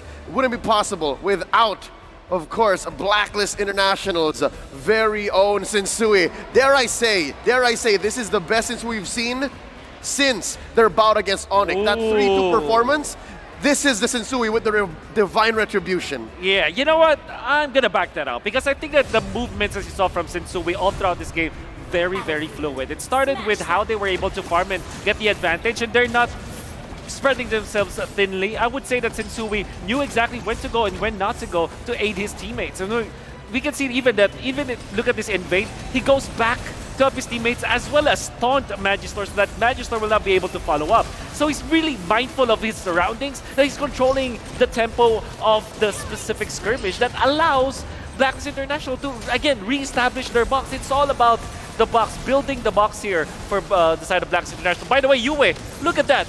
Beautiful chain of events, chain of spells. And at the same time, Renjay and Oheb, this is an inseparable duo now. Yeah, and again, it's not like it's Blacklist who set the pace. Again, Deus Volt always the aggressors, ever the forward pushing lineup, combat ready at all times, which came to their detriment at some points wherein there was a fight here, I think earlier, before even the 13-minute mark, wherein they were going in one at a time. Yes, sir. If only it was perfectly placed, if Sao started with the Divine Judgment, it would have gone well. But again, when you're playing against Blacklist who are so good at timers, it's gonna be difficult. Yeah, this is a very scientific approach coming out from the side of Blacklist International. Dare I say, though, geometric approach. Because of, I'm talking about space here, right? Every time that they set up their box, you can literally see all of their positioning where they have influence over one another. No matter what happens, somebody will be able to save one another. Sensui will be able to land the taunt so that nobody, or Magister will be blocked off. And then there will be Renegade to go for the backlines. Eventually, Renegade will be able to save Oheb. Then Edward goes for the backlines. That's what I'm trying to say. The box that the Blacklist built today is just perfect. And what makes that box possible is, in addition to what Wolf said, not just the physical space, but the way these heroes move and what their kit brings. Again, I'm looking at Edward's Khalid, and it's not your tank Khalid. Sure, it's rocking Concussive Blast, but it's full Assassin, Master Assassin, the penetration, Assassin emblem. But he used the very important bit of his kit that makes sense. The passive that allows him to reposition, and the quick sand guard, which, mind you, there's only really, what, 2 ways to get rid of it. One of them is an ult. Yeah. The thing is, entirely for the side of Daewoo, they kind of don't want to go onto the Khalid because they have more priorities. They have to go through their Beatrix, let him not reach the critical mass. They have to go through the Fredrin first, which kind of is a big problem for them. So I would say that it's also a composition advantage for the side of Blacklist International. More so, it is when it comes to their execution, because they know how to operate this. This is what, 3rd time in a row where it's Fredrin and the Valentina. Again, new villain, folks. Again, returning villain. It's as if you brought back Ultron from the early Avengers movies, and he's worse. That's what Valentina's doing right now in the current metagame in late 2023. Talking about the economy here, I did not expect for it to be this huge of a gap between Oheb and Carvey. Because in the mid-game, it seemed like Carvey was actually dealing enough damage because of the full barrage. But part of it, to me, came in through Sensui and Edward catching the bullets. But I did not expect for him to be this short. Yeah, I think the problem there was when you play the Ixia, you wanna get rid of the dive from your opponents, right? You don't want the Lapu-Lapu to be there, the Yuzhong, your typical. This time it's the Khalid. And the thing is, they have the Rafaela. And I always say this, every time that there's a Rafaela, every hero is a dive hero already. Yep, because of the holy blessing. And not to mention the holy baptism, which we've seen repositioned and used for a re-engage with the help of a taunt from Sensui, our sandbag. So with that said, Blacklist was playing with a good amount of peel, they were playing with good reposition, and this all reinforces that box. And if you're playing against a sledgehammer lineup, dare I say, a sledgehammer team like Deus Volt, it'll be hard to penetrate. Yeah, I think that we say about Blacklist International, they're really good at kiting, and the thing is, they improved a lot from their previous match. You can see that this was a 3-0 compared to a 3-1 yesterday when they lost all of the early game. This time, they have fixed all of their mistakes, and they have a cleaner execution in the first 2 minutes of the match, then winning the early game, the entire series. Yep, check it out. The damage dealt stats show that, of course, you have Oheb and Yue dealing the most damage. They are the cores for Blacklist. But check this out. Even if you do shut either down and you have Sensui and Edward peeling for Blacklist, look at the damage that Edward dealt. If you're not able to, again, deal with that or at least protect Carvey from that, who cares about the Lapu-Lapu? This is worse. The Khalid is in the metagame and banned out in the second phase, often for a reason. And if your Baksha is not even at par when it comes to damage dealt compared to the enemy roamer, you know there's a problem. You know that you weren't able to activate Magister in this particular game as much as you would for the Baksha. Baksha is a hero that deals damage and also tanks up. So that is the main disconnect here from the side of Daewoo. Although you want them to play this divide, this all-out aggression kind of gameplay, they weren't able to do so. Looking at the damage taken, on the other hand, Sensui, again, making the most of the crystal energy that Fredrin has. Once he hits the big bonk, he's able to recapitulate and then come back. And of course, the holy healing from Renegade.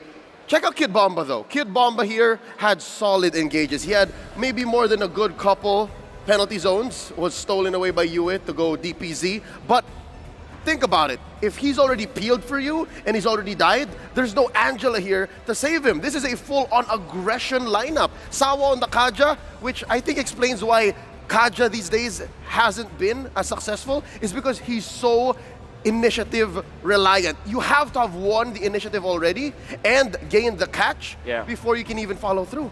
Speaking of initiative, I think that it was Blacklist International who took control of that initiative. Like, they're controlling the tempo. They're making Devo react, and they always have the punish for it. It's mainly because of the utility-based composition. I think the Blacklist International have developed so much in the whole M5 series to the point where they're very comfortable now playing this utility game. They just literally banned out Nolan, Joy, as well as Guinevere all 3 games, and they will keep on doing it. They will be trading blows when it comes to like utility versus utility jungler, and they might, you know, take over the lower bracket because of that kind of gameplay. And here I was thinking that we've seen it all. Here I was thinking we've seen Blacklist International with this youngest roster ever grow before our eyes in MPL Philippines Season 12, in the playoffs of said season, in the grand finals nonetheless. Now they are but a few steps away from breaking the code, from reinventing themselves again with the Hitman at the lead. Once again, M5 is powered by Moonton, presented by Qiddiya, our global presenting partner,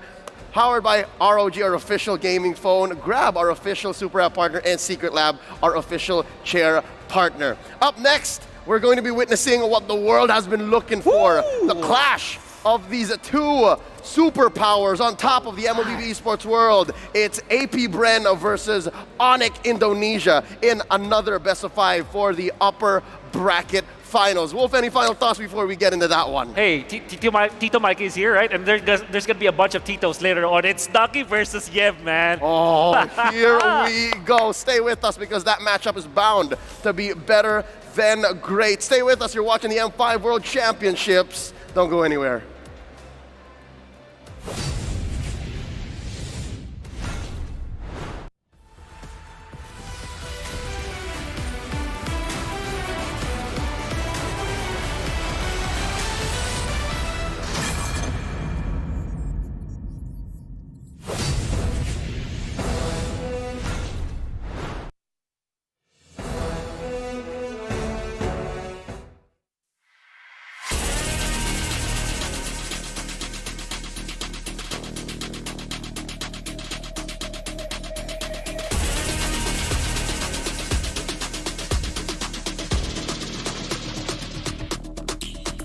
Hit me like I might get over, but you could give me in no corner. I know I can make a comeback, ace this round and finish this game now. Got the power on my shoulders, yeah, you know that I'm a soldier. You could keep me off my guard, but you can't keep me from my honor. Nah, nah, nah, I feel like the floor is over, the energy's getting higher. You're saving my arms, 'cause I know just what I got.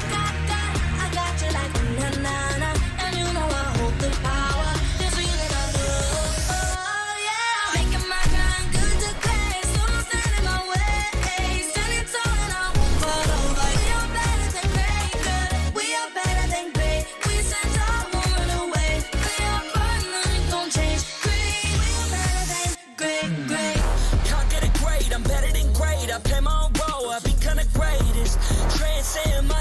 Into this game, yeah. I feel the power to dominate fate. Championship mind on top of the week. We start to the game, shot reveal. Better than great, that's how we feel. I feel like the floor is over, the energy's getting higher. You're saving my arms, 'cause I know just what I got. I got you like na-na-na, and you know I hold the power. This feeling I feel, oh yeah. Making my grind good to great, so don't stand in my way.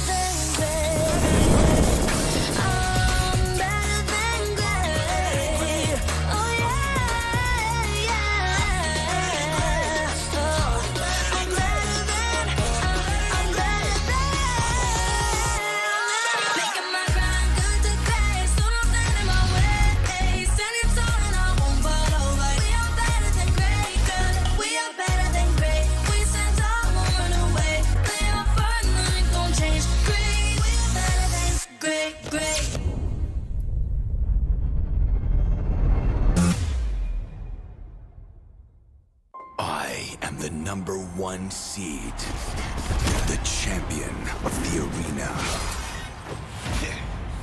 The fans adore me because I've never lost. You are afraid.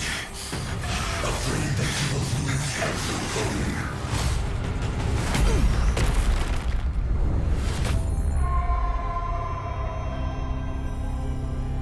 Do you ever get scared of losing, Kimmy? Well, big girl, I think we should cherish the joy and excitement of each game. Not who won or lost. That's right. I'll strive for victory, but I won't lose myself in its pursuit.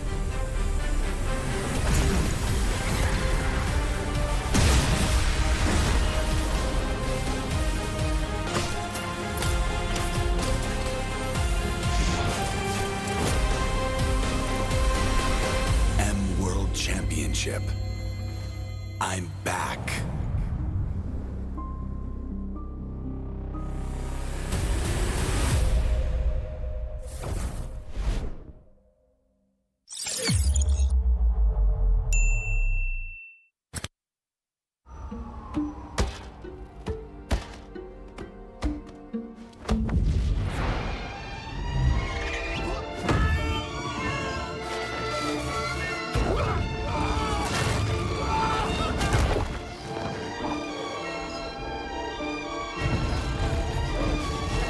The world's first city, built for play, is coming to Saudi Arabia.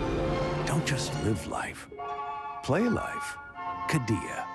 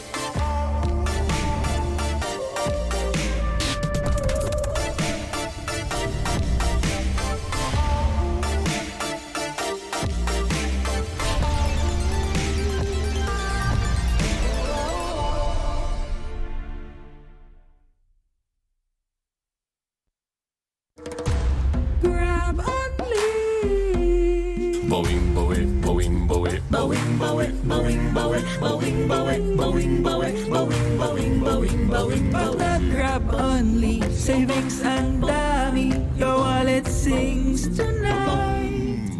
Laki ng bawi, pag nag-grab only, save 244 alright. Boing, boing, boing, boing, boing, boing, boing, boing, boing, boing, boing, boing, boing, boing, boing, boing.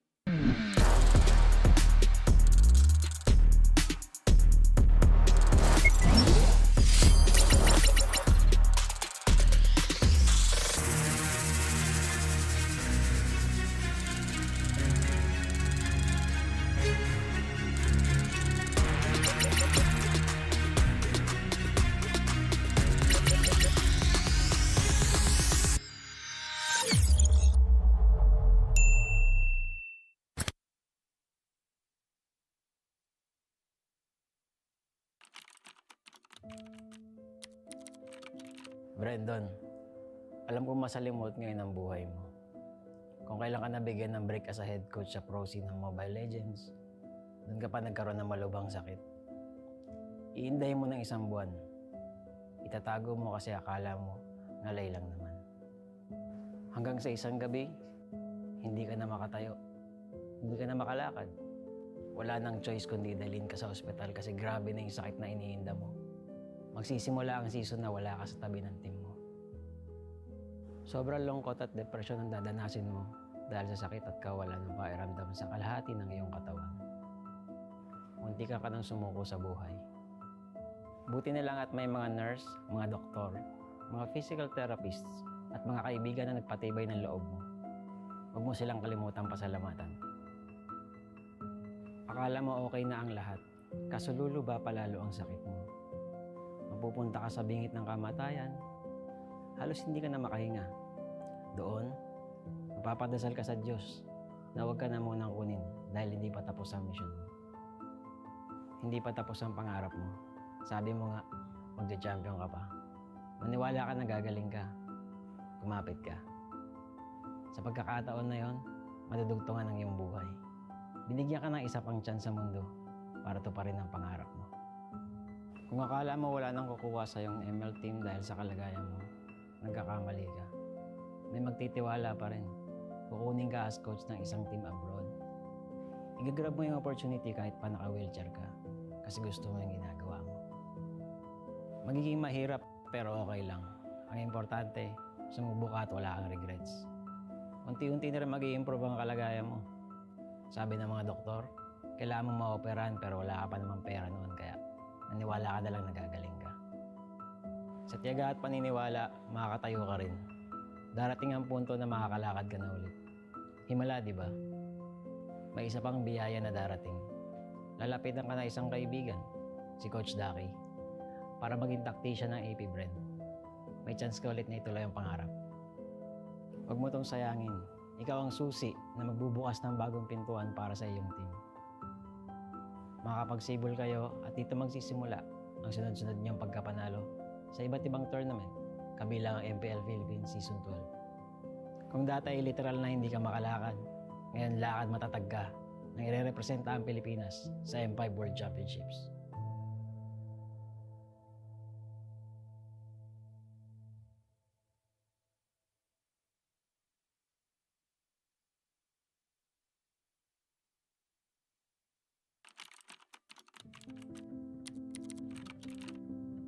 David, nakakatuwa manood ng MPL, no? Nakikita mo yung mga idol mo. Yung iba dyan, magiging kakampi mo. Maglaro ka lang na maglaro, tapos magpataas ka ng rank at stars. Sa sobrang loko mo, darating pa nga yung 24 hours na nag-live ka ng ML para magpapansin. Dahil sa kasipagan mong yun, may chance ka pang nakasali ka sa Bren. Sobrang saya ng magiging run mo kasi magcha-champion ka na sa MPL tapos makakasali ka pa sa M2 World Championship. Nakaka-pressure pa yan kasi rookie ka pa lang tapos mag-worlds ka na. Buti na lang, umayon yung resulta sa atin. Magiging champion ka ng M2. Oo, masaya siya. Kaso warning lang ha, yung mga susunod na mangyayari dito magiging mahirap at masakit para sa'yo. Ganun talaga yung buhay eh. Hindi laging masaya. Minsan, kapag nasa tuktok ka at hindi mo alam kung paano harapin ang tagumpay, sasagadsad ka pababa, tatamarin ka, makikinig sa maling sinasabi ng iba, at ang uli, magmamahal ka ng taong lolokohin ka lang pala. Sa mga panahong yun, mapatingin ka na lang sa salamin at parang hindi mo nakilala yung sarili mo. Magiging madilim yung mga susunod na kabanata ng buhay mo. Pero David, dito ka matututo. Oh, baka gusto mo laktawan tong part na to ha? Hindi pwede, kasi mahalagang pagdaanan mo to. Okay lang matakot, gawin mo pa rin. Magta-top 8 kayo sa MPL, talo, laglag. Hindi lang isa, 2 beses pa. Dahil dito, mapaisip ka kung kaya mo pa ba, kung para sa'yo pa ba yung ML. Ngayon ka dapat hindi tumigil. Kailangan mong ituloy at patunayan sa sarili mo na kaya mo, kahit sa mga oras na wala ka ng ganang gumalaw. Kung magagawa mo to, magkakaroon ka ng disiplina. Gagawin mo siya dahil pinangako mo sa sarili mo na panahon na para magising at magbago. Kapag naayos mo na yung sarili mo, magiging maayos na teammate ka na sa mga kasama mo. Kung yung dati nga, sarili mo lang iniisip mo. Ngayon, mas masaya ka na kapag masaya yung teammates mo, di ba?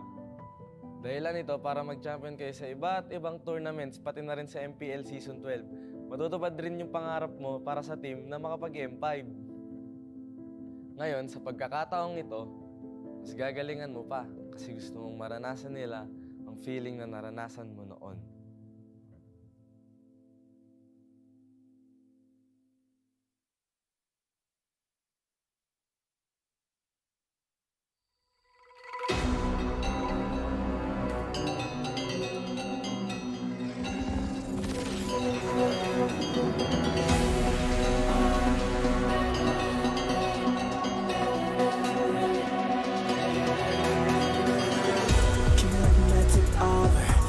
Sa surut kamku Ku tahu kita akan bangkit as this round versus game now.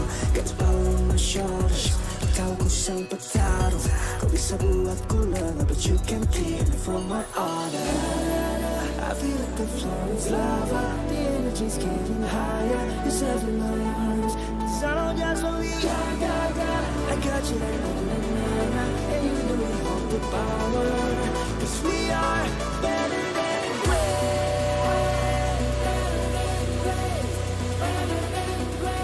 Cause we are better than great. Better than great. Better than great. Better than great.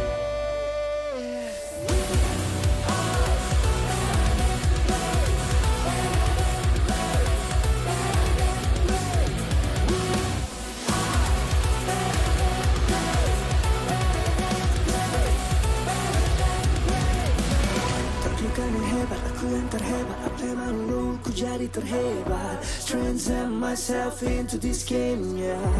I need the power to dominate. Kemenangan bukan tik yang lemah. The soul of the game shall reveal. Better than great, it's how we feel. I feel like the floor is lava. The energy's getting higher. You're serving my arms. Cause I don't just want me. I got you like na-na-na-na.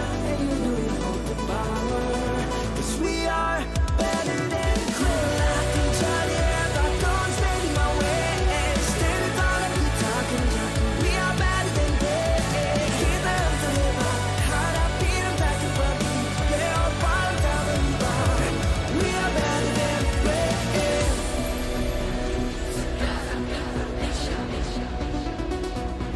Cause we are better than great.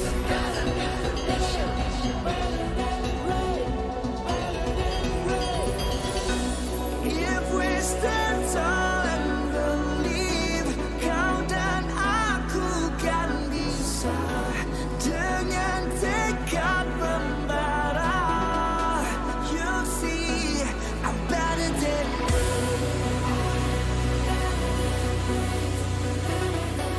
you see, I'm better than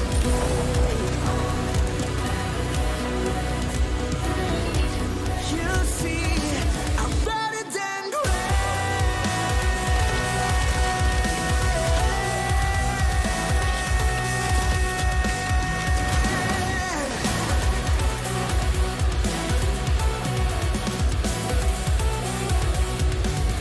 Ku berlatih jadi hebat, don't stand in my way. Stand in front of you talking jago. We are better than great. Kita yang terhebat, hadapi yang takkan pergi. Leopard tak berubah. We are better than great.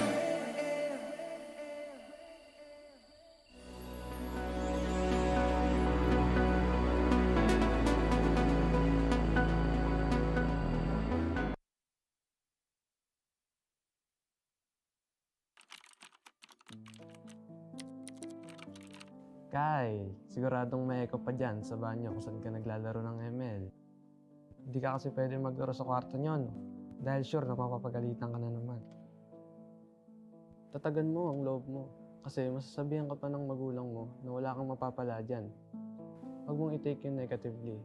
Instead, gawin mong motivation yun para mapatunayan sa kanila at sa sarili mo na may future ka sa ML.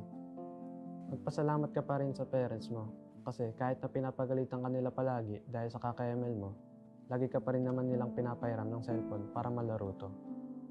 Mangarap ka. Gawin mo lahat ng makakaya mo para makilala ka sa ginagawa mo. Iwasan mo yung pagiging tilted. Hindi yun makatulong sa'yo. Magpataas ka lang ng stars. May amateur team na makakadiscover sa'yo. At dahil dito, makakasali ka sa maraming tournaments. Marami kang matututunan. Hindi lang sa in-game aspect, kundi pati na rin sa pakikitungo sa ibang tao. Sa tamang panahon, makakapasok ka ng AP Brain. Magiging ganap na pro player ka. Oh, huwag kang kabahan. May mga coach ka na gagabay sa'yo. Tsaka mabubuting tao rin mga magiging teammates mo. Kapag may napapansin kang mali o kailangan i-improve, magsalita ka. Mas okay maging totoo kaysa maging pabaya. Matuto ka rin tumanggap pag ikaw naman ang may mali. Di ka rin naman laging tama eh. Magkakaroon pa nga ng pagkakataon na hindi ka makakaretry sa isang pinaka-importanteng laro sa karera mo. Pero alalahanin mo lang rason mo kung bakit ka nandito. Kung bakit ka naipagsapalaran sa ML. Magpapagawa ka pa ng bahay para sa pamilya mo, di ba? May pangbubong ka na, di ba? Kaya laban lang. Triplein mo ang sipag mo. Marami ka pang pagsubok na pagdadaanan. Ihahanda ka ng lahat ng yan para sa M5 World Championship. Malay mo, ang kasunod pala ng tagumpay dito. Sarili mo ng bahay at mas maginhawang buhay.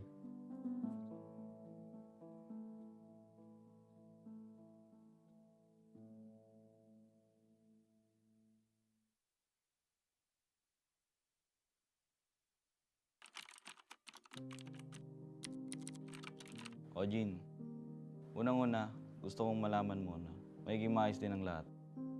Alam kong pagod na pagod ka ngayon kasi sabay mo yung work, paglalaro ng ML at pag-aaral mo. Call center agent ka sa gabi, estudyante sa umaga, tapos sumasali ka pa sa ML tournaments tuwing weekends. Maga kang namulat sa hirap ng buhay. 7 kayong magkakapatid at walang ibang maasahan ng mama mo kundi ikaw. Kahit minsan, ang sakit-sakit na. Nakihin mo muna. Tibayin mo loob mo para makatulong ka sa pamilya mo at mabigyan sila ng maayos na kinabukasan. Darating ka rin naman sa point na ma-realize mo na kailangan mag-focus ka lang sa isang bagay. Huwag ka magpapaubos. Mas makakatulong ka sa kanila kung masaya ka rin sa ginagawa mo. Sa unang sabak mo sa amateur scene ng ML, wala ka pag-aanong ipapanalo. Pero dahil sa pagtitiyaga mo, magtiwala kang may makakapansin din sa talento mo. May makakaalala ng pangalan mo. Nakatawa man isipin, pero napakaswerte mo pa rin. Dadaling ka rin tadaan na dyan sa AP Brain. Narating ang chance mo na patunayan ng sarili. Sa kawalan ng player na pupuno, ikaw ang magbubuo sa team nyo. Pero Jean, kahit na by chance ang pagpasok mo, binigay mo naman ang lahat ng oras mo sa paglalaro ng ML. Kaya naging magaling ka dito. Marami kayong pagsubok na pagdadaanan as a team. Pero malagpasan nyo rin lahat yan. Di ba nga, minsan sa buhay kailangan mo muna maranasan yung hirap para mas ma-appreciate mo yung ginhawa pag narating mo na. Ituloy mo lang yung pagsusumikap mo kasi dadaling ka niyan sa landas kung saan matutulungan mo na ang pamilya mo, matutupad mo pa ang pangarap mo. Magka-champion ka sa MPL at magiging parte ka ng M5. Ngayon, ay thankful ka dahil alam mong mas masarap ang tagumpay dahil naranasan mo ang pait ng buhay.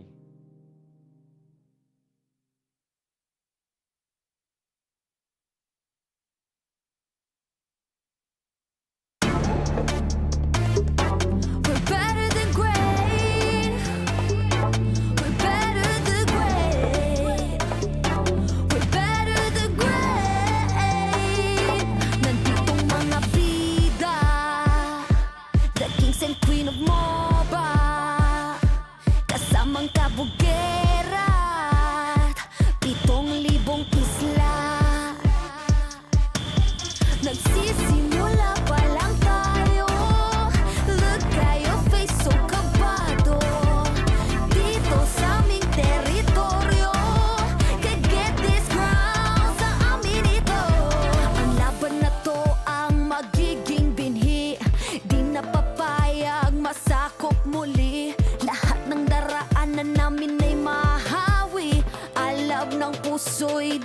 papawi. Sanay sa ating maandugong palaban. Babangon, babawi kahit sugatan. Sinag ng araw, tatlong bituin. Pilipinong may giting nagniningning. Sanay sa ating maandugong palaban. Babangon, babawi kahit sugatan. Sinag ng araw, tatlong bituin. Pilipinong may giting nagniningning. Dami mo daw sinasabi pero ba't ngayon di ka mapakali? Panay lang ang kamot sa anit at kahit alam mo na di naman to makate. Dugo pati laway at pawis tumulo, akala mo ba lahat to madali? Hindi nagmamadali, akyatin ng hagdan na talagang matare. Ganyan talaga ang mga batang Pinas, talagang malakas kahit anong meta. Wala kang ligtas, talagang matigas na parang daliri ng mga kalaban. Sa gitna ng laban, shooters namin talagang savage. Di papaawa sa aming lupang sinilangan. Ang dami ng binilangan ng isa, dalawa, tatlo, handala ba kayo? Ito na pang-apat. Kaya dami na naman iyakin kahit dadaanin pa sa mga tipi-tipi-tipikal. Paano kami hahabulin? Marami tong gasolina, lalamunin ang lahat ng dipidal. Sanay sa ating maandugong palaban. Babangon, babawi kahit sugatan. Sinag ng araw, tatlong bituin. Pilipinong may giting nagniningning. Sanay sa ating maandugong palaban. Babangon, babawi kahit sugatan. Sinag ng araw, tatlong bituin. Pilipinong may giting nagniningning. Ang maong away ang sinugdanan. Di mo sugot madakpan pagbalik. Tanang agian kay diretso mapalit. Ang init sa dughan kay dili mawakli. Sanay sa ating maandugong palaban. Babangon, babawi kahit sugatan. Sinag ng araw, tatlong bituin. Pilipinong may giting nagniningning. Sanay sa ating maandugong palaban. Babangon, babawi kahit sugatan. Sinag ng araw, tatlong bituin. Pilipinong may giting nagniningning.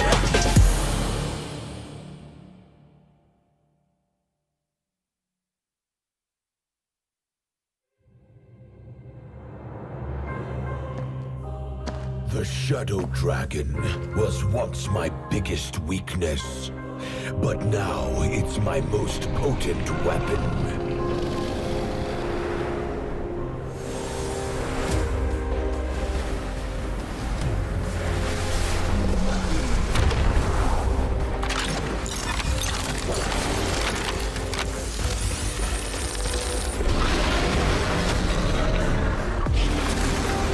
Cosmic Dragon, rise and soar! Dragon Stomp! Dragon Scales!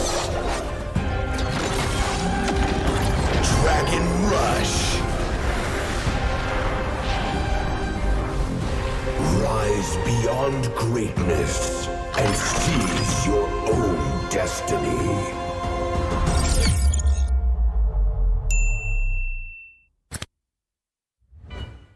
Tonight, we celebrate MLBB Esport. Do the kaldak! Do the kaldak! This is the Suman Challenge. Go! Oh, oh, oh, oh, oh, oh. That's just it. Just it.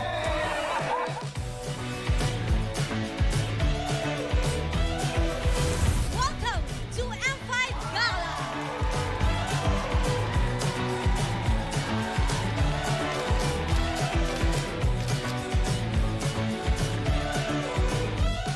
Guess the Hero Challenge! Lapu-Lapu, Iritel, Franco, Nana. Nana. Nana! Best dressed team! Best dressed Super Marco!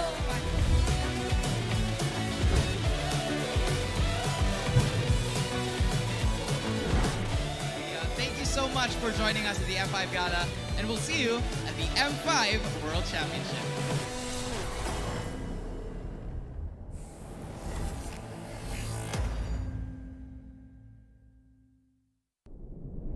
Have you ever wondered what is our identity? Our identity isn't limited to just esport players. Our style. Sweat. Our passion. And vibe.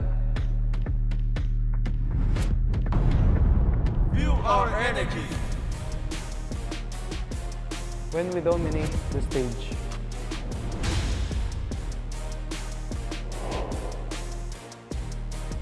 The hours of sacrifice. Shape who we are.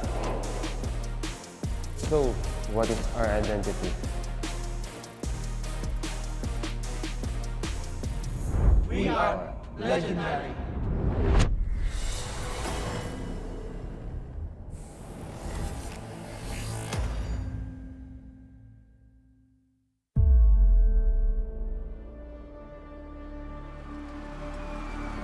In the history of M Series, no host country has ever won the championship title. No other region has ever claimed the throne. No team has ever secured the championship twice. In this thrilling showdown, 16 teams across the world have gathered once more to seize the trophy. Which teams will prove themselves in their epic rivalry rematch? Will a new region unveil their strength and climb to the top? And who will leave an unforgettable mark with their skills? Behold, the old guards, seasoned titans returning to reclaim glory.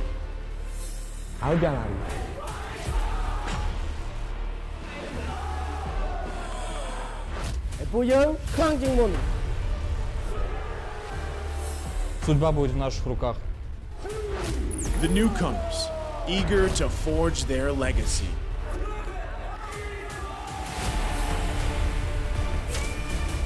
Kita di sini untuk lawan yang terbaik. Kami nggak takut tantangan apapun.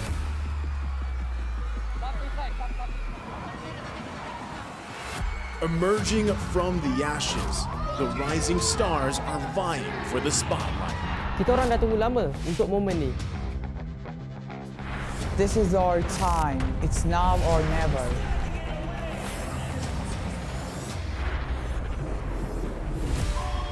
Enter the contenders, here to defy the status quo and rewrite the narrative. We've weathered the storm. This is where we break through. Nós somos brasileiros e a gente não desiste nunca.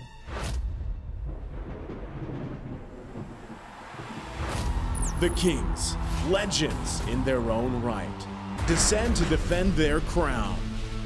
Kita sudah merasai kemenangan. Ini saatnya kita menguasai dunia. Naitaas na namin ang kampyonato at itataas ulit namin ngayon. Babawiin namin ang corona para sa aming hari at reyna. Get ready as the stage is set for the most dynamic championship of the year. It all begins here. It's time to see who will be better than great.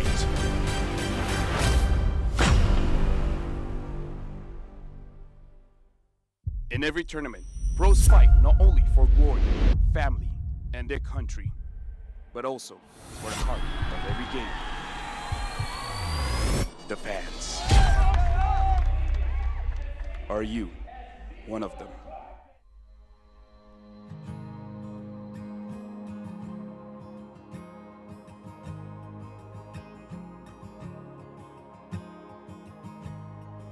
Hello everyone, my name is Queenie Tornis and I am representing Blacklist International Agent!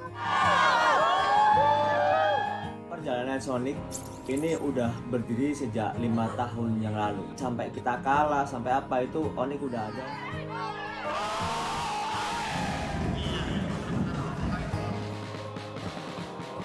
Tembus sebenarnya sangat penting sebab dia bukan saja untuk homeboys, dia untuk tingkatkan komuniti di MLBB dekat Malaysia ni. Kita nak kalau boleh komuniti tim lain bersama juga semangatnya macam Flame Boys.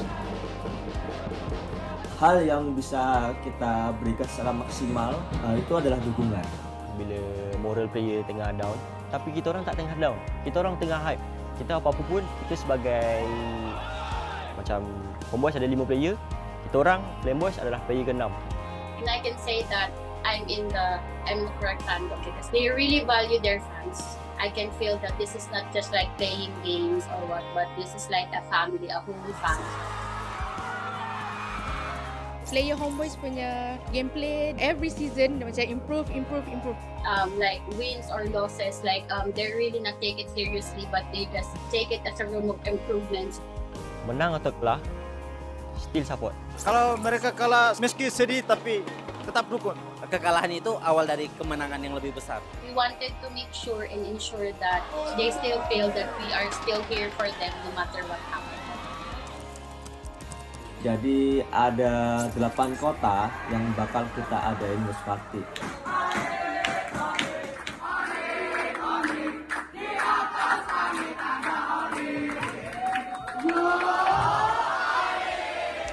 Let's go Blacklist! Blacklist will only improve and they won't give up! Even if they lose, they will win the next game. Blacklist, break the code!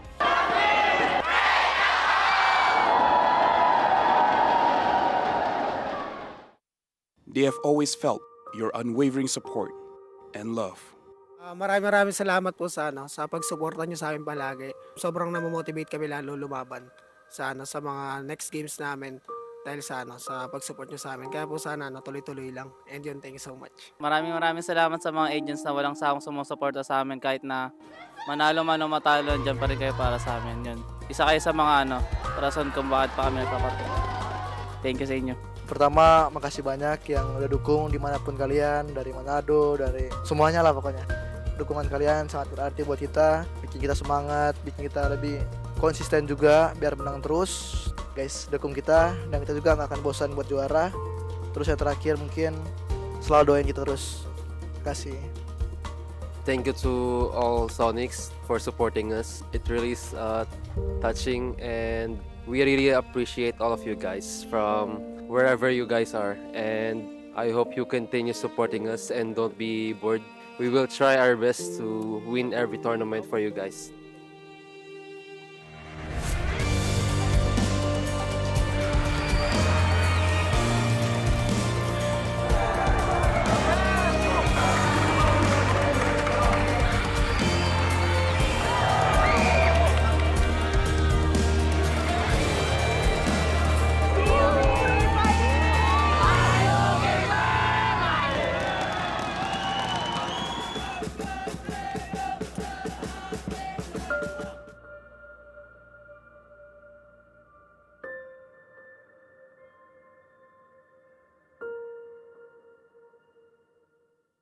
What is undeniable, though, are the meteoric stats in the middle or in the mobile gaming industry, and the Esports Mobile Game of the Year celebrates the best of the best.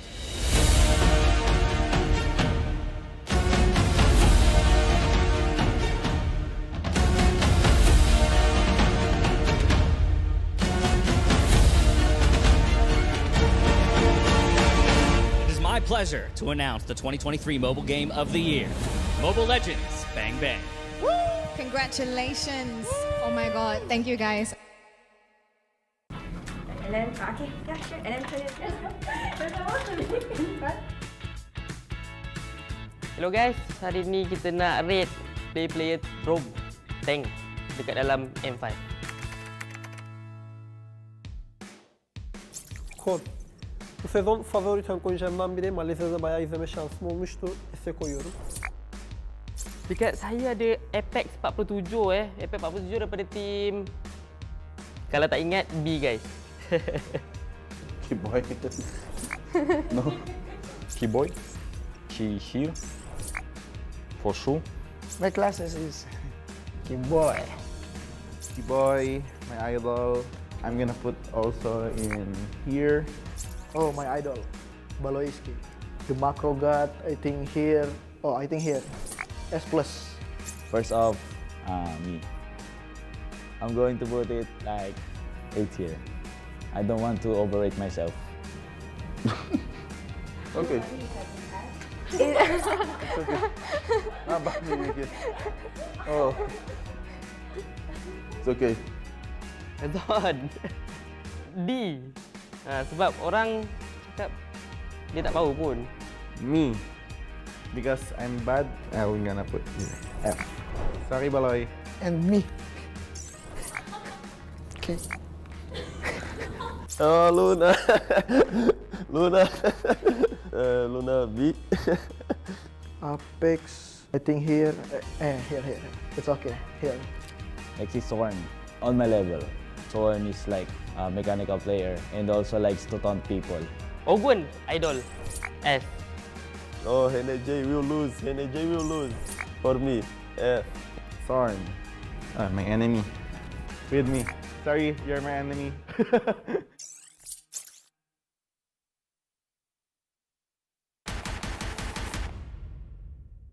Back-to-back elimination matches will kick off the opening phase of the Phase 2 of the knockout stage.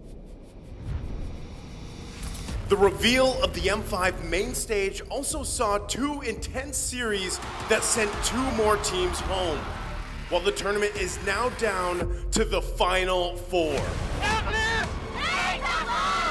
The showdown between the agents and the geeks started off as fierce as it can get.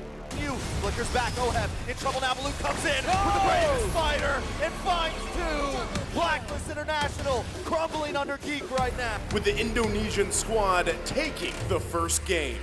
And Geek fam against the odds take game number 1. Blacklist International reverted by staging an epic comeback. Boys keep inside with a wild charge, knock up onto Edward. Luke into the backside with the brave spider, looking for Oheb.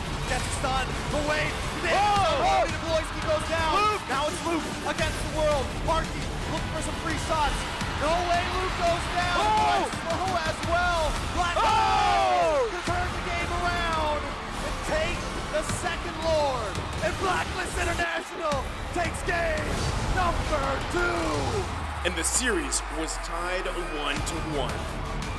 The agents did it again as their patience paid off, claiming the win and reaching match point. Don't want to stop here.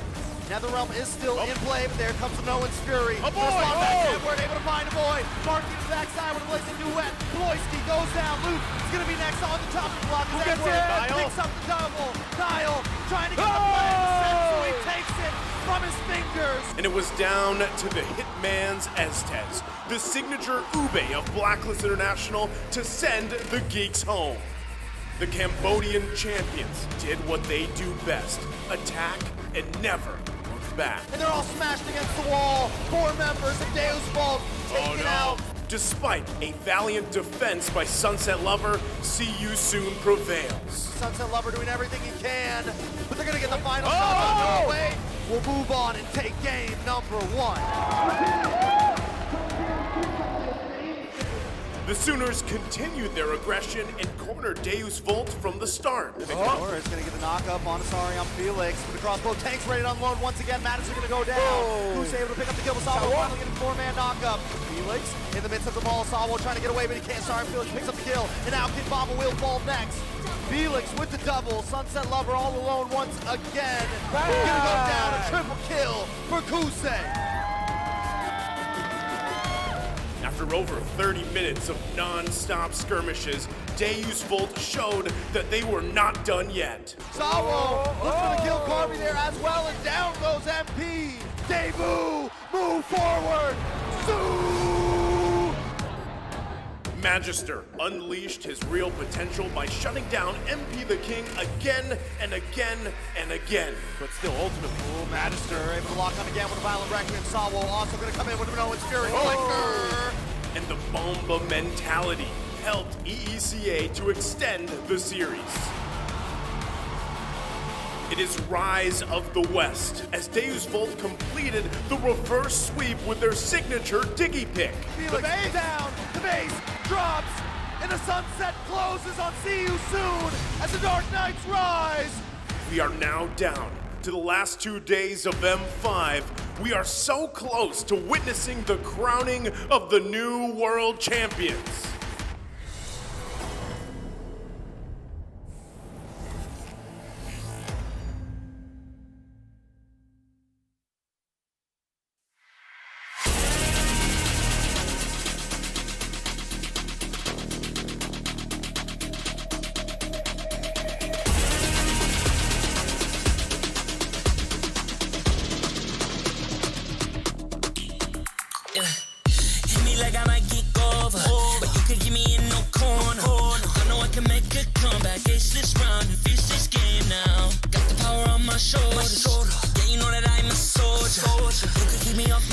but you can't keep me from my arms. Nah, nah, nah, I feel like the floor is lava. The energy's getting higher. You're saving my arms. 'Cause I know just what I got.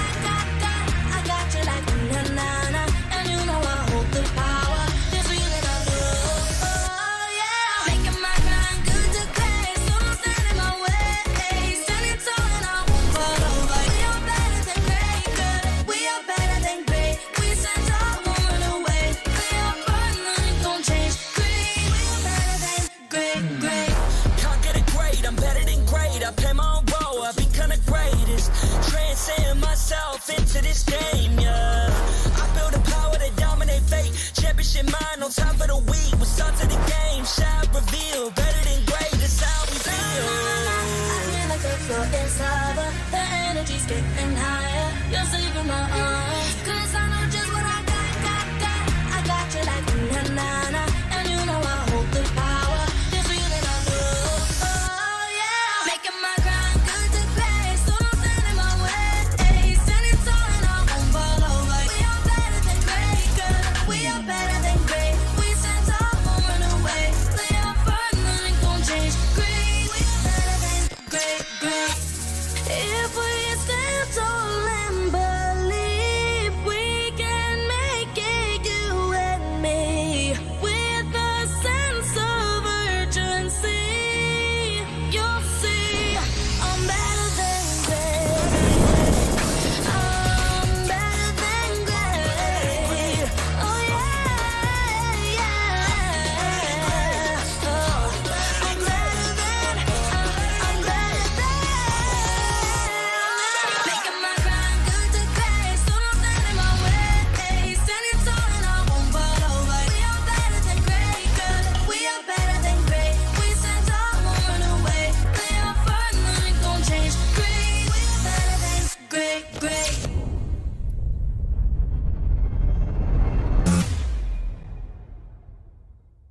I am the #1 seed, the champion of the arena.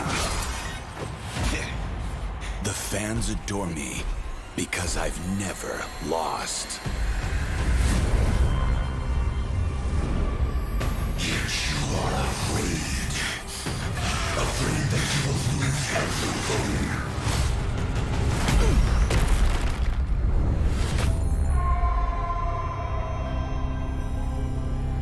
Do you ever get scared of losing, Kimmy?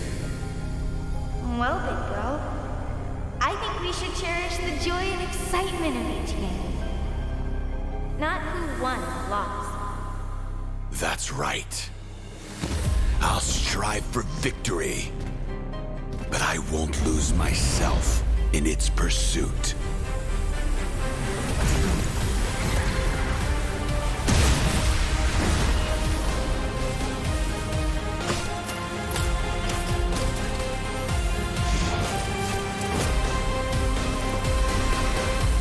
World Championship. I'm back.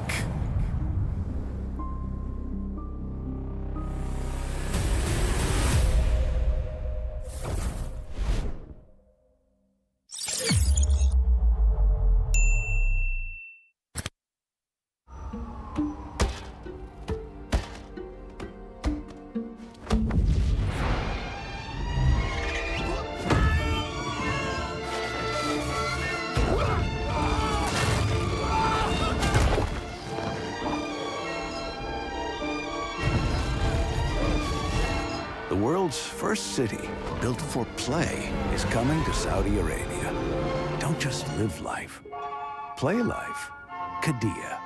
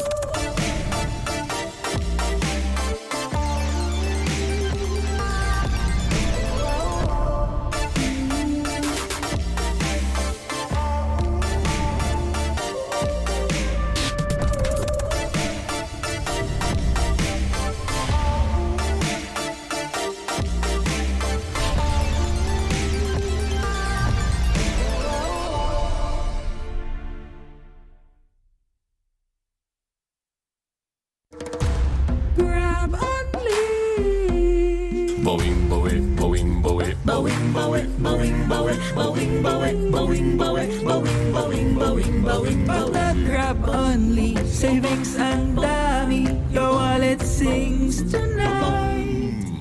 Laki ng bawi, pag nag-grab only, save 244 alright. Boing, boing, boing, boing, boing, boing, boing, boing, boing, boing, boing, boing, boing, boing, boing, boing.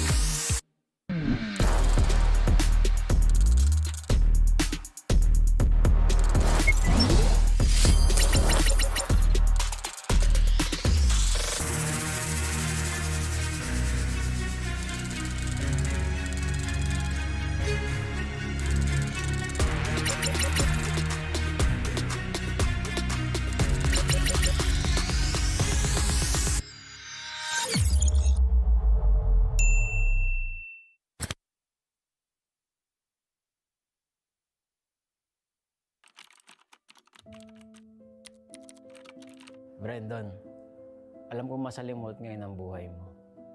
Kung kailan ka nabigyan ng break as a head coach sa pro scene ng Mobile Legends, doon ka pa nagkaroon ng malubhang sakit.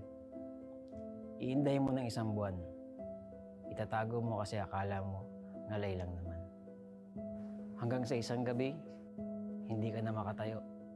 Hindi ka na makalakad. Wala nang choice kundi dalhin ka sa ospital kasi grabe na yung sakit na iniinda mo. Magsisimula ang season na wala ka sa tabi ng team mo. Sobrang lungkot at depression ang dadanasin mo dahil sa sakit at kawalan ng pakiramdam sa kalahati ng iyong katawan. Munti ka nang sumuko sa buhay. Buti na lang at may mga nurse, mga doktor, mga physical therapists, at mga kaibigan na nagpatibay ng loob mo. Huwag mo silang kalimutang pasalamatan. Akala mo okay na ang lahat, kaso luluba palalo ang sakit mo. Mapupunta ka sa bingit ng kamatayan, halos hindi ka na makahinga. Doon, mapapadasal ka sa Diyos na huwag ka na munang kunin dahil hindi pa tapos ang mission mo. Hindi pa tapos ang pangarap mo. Sabi mo nga, magja-champion ka pa. Maniwala ka na gagaling ka. Kumapit ka. Sa pagkakataon na yon, madudugtungan ang iyong buhay. Binigyan ka ng isa pang chance sa mundo para tuparin ang pangarap mo. Kung akala mo wala nang kukuha sa iyong ML team dahil sa kalagayan mo, nagkakamali ka. May magtitiwala pa rin. Kukunin ka as coach ng isang team abroad. Igagrab mo yung opportunity kahit pa naka-wheelchair ka kasi gusto mo yung ginagawa mo. Magiging mahirap pero okay lang. Ang importante, sumubok ka at wala kang regrets. Unti-unti na rin mag-i-improve ang kalagayan mo. Sabi ng mga doktor, kailangan mo ma-operahan pero wala ka pa namang pera noon kaya naniwala ka na lang nagagaling ka. Sa tiyaga at paniniwala, makakatayo ka rin. Darating ang punto na makakalakad ka na ulit. Himala, di ba? may isa pang biyaya na darating. Lalapitan ka na isang kaibigan, si Coach Daki, para maging tactician ng AP Brand. May chance ka ulit na ituloy ang pangarap. Huwag mo itong sayangin. Ikaw ang susi na magbubukas ng bagong pintuan para sa iyong team. Makakapagsibol kayo at dito magsisimula ang sunod-sunod niyong pagkapanalo sa iba't ibang tournament, kabilang ang MPL Philippines Season 12. Kung dati ay literal na hindi ka makalakad, ngayon lakad matatag ka nang ire-representa ang Pilipinas sa M5 World Championships.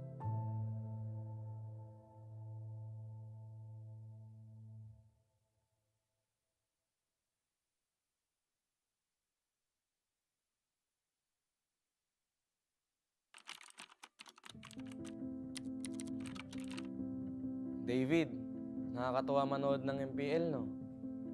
Nakikita mo yung mga idol mo. Yung iba dyan, magiging kakampi mo. Maglaro ka lang na maglaro, tapos magpataas ka ng rank at stars. Sa sobrang loko mo, darating pa nga yung 24 hours na nag-live ka ng ML para magpapansin. Dahil sa kasipagan mong yun, may chance ka pang nakasali ka sa Bren. Sobrang saya ng magiging run mo kasi magcha-champion ka na sa MPL tapos makakasali ka pa sa M2 World Championship. Nakaka-pressure pa yan kasi rookie ka pa lang tapos mag-worlds ka na. Buti na lang, umayon yung resulta sa atin. Magiging champion ka ng M2. Oo, masaya siya. Kaso warning lang ha, yung mga susunod na mangyayari dito magiging mahirap at masakit para sa'yo. Ganun talaga yung buhay eh. Hindi laging masaya.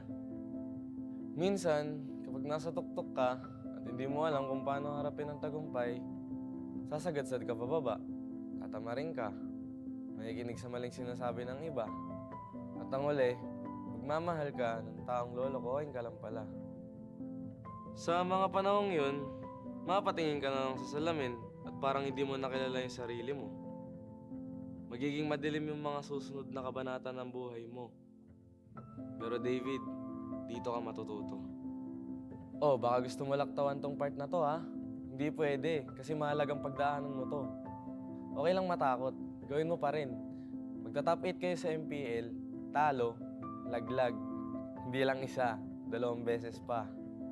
Dahil dito, mapaisip ka kung kaya mo pa ba, kung para sa'yo pa ba yung ML. Ngayon ka dapat hindi tumigil. Kailangan mong ituloy at patunayan sa sarili mo na kaya mo. Kahit sa mga oras na wala ka ng ganang gumalaw. Kung magagawa mo to, magkakaroon ka ng disiplina. Gagawin mo siya dahil pinangako mo sa sarili mo na panahon na para magising at magbago. Kapag naayos mo na yung sarili mo, magiging maayos na teammate ka na sa mga kasama mo. Kung yung dati nga, sarili mo lang iniisip mo. Ngayon, mas masaya ka na kapag masaya yung teammates mo, di ba? Dahilan ito para mag-champion kayo sa iba't ibang tournaments, pati na rin sa MPL Season 12. Matutupad rin yung pangarap mo para sa team na makapag-M5. Ngayon, sa pagkakataong ito, mas gagalingan mo pa kasi gusto mong maranasan nila ang feeling na naranasan mo noon.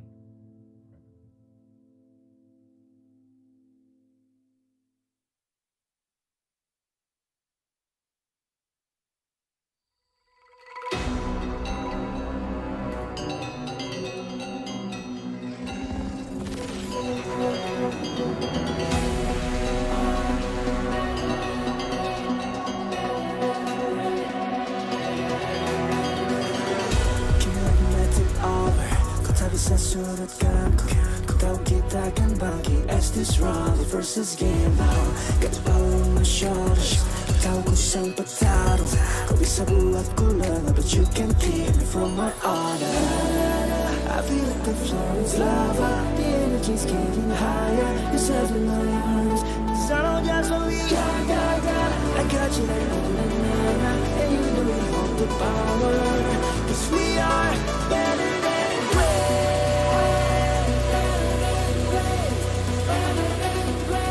Cause we are better than great. Better than great. Better than great. Better than great.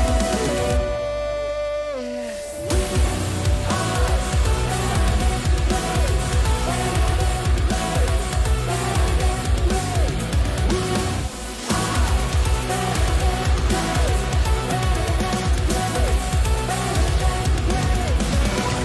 bukan yang hebat, aku yang terhebat. Apa yang malu, ku jadi terhebat. Transcend myself into this game, yeah.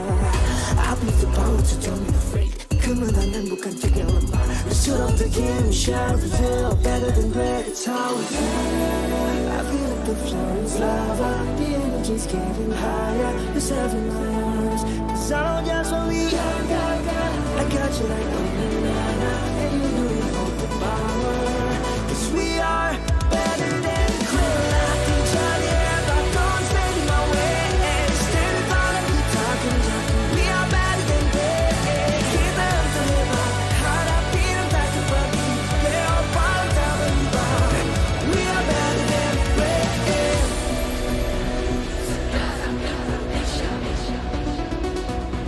Cause we are better than great.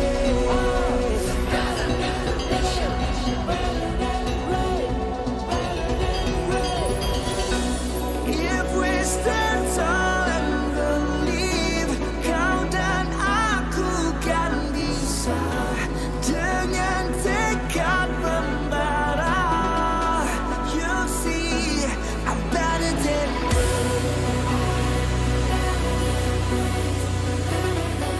you'll see I'm better than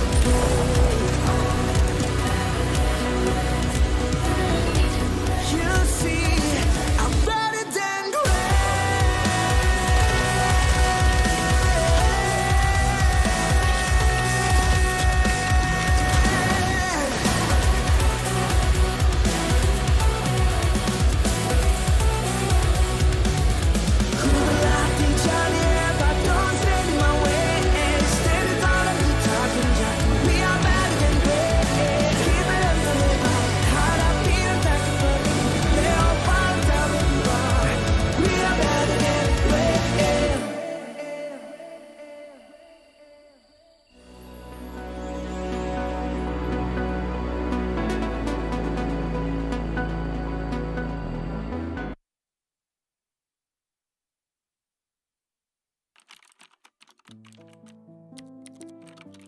Kai, siguradong may echo pa dyan sa banyo kung saan ka naglalaro ng ML.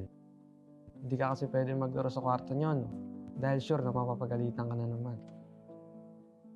Tatagan mo ang loob mo kasi masasabihan ka pa ng magulang mo na wala kang mapapala dyan. Huwag mong i-take yun negatively. Instead, gawin mong motivation yun para mapatunayan sa kanila at sa sarili mo na may future ka sa ML. Magpasalamat ka pa rin sa parents mo kasi kahit na pinapagalitan ka nila palagi dahil sa kaka-ML mo, lagi ka pa rin naman nilang pinapahiram ng cellphone para malaro to. Mangarap ka. Gawin mo lahat ng makakaya mo para makilala ka sa ginagawa mo. Iwasan mo yung pagiging tilted. Hindi yun makatulong sa'yo. Magpataas ka lang ng stars. May amateur team na makakadiscover sa'yo. At dahil dito, makakasali ka sa maraming tournaments. Marami kang matututunan. Hindi lang sa in-game aspect, kundi pati na rin sa pakikitungo sa ibang tao. Sa tamang panahon, makakapasok ka ng AP Brain. Magiging ganap na pro player ka. Oh, huwag kang kabahan. May mga coach ka na gagabay sa'yo. Tsaka mabubuting tao rin mga magiging teammates mo. Kapag may napapansin kang mali o kailangan i-improve, magsalita ka. Mas okay maging totoo kaysa maging pabaya. Matuto ka rin tumanggap pag ikaw naman ang may mali. Di ka rin naman laging tama eh. Magkakaroon pa nga ng pagkakataon na hindi ka makakaretry sa isang pinaka-importanteng laro sa karera mo. Pero alalahanin mo lang rason mo kung bakit ka nandito. Kung bakit ka naipagsapalaran sa ML. Magpapagawa ka pa ng bahay para sa pamilya mo, di ba? May pangbubong ka na, di ba? Kaya laban lang. Triplein mo ang sipag mo. Marami ka pang pagsubok na pagdadaanan. Ihahanda ka ng lahat ng yan para sa M5 World Championship. Malay mo, ang kasunod pala ng tagumpay dito, sarili mo ng bahay at mas maginhawang buhay.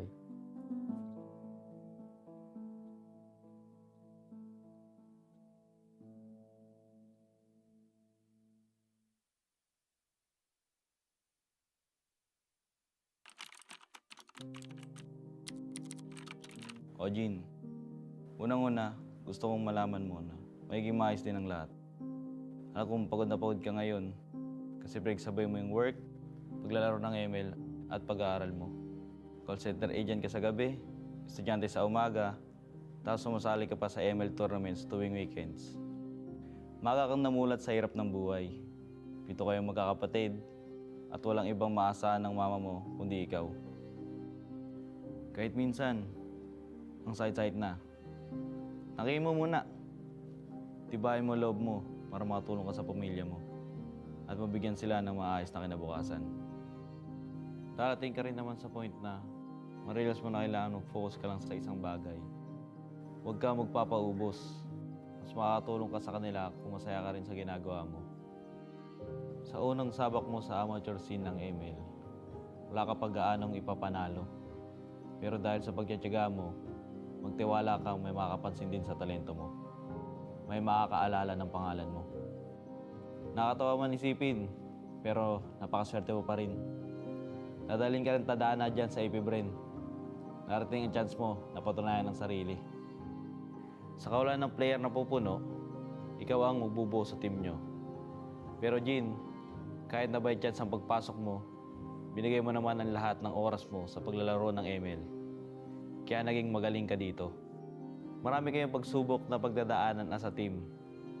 Pero malalagpasan nyo rin lahat yan.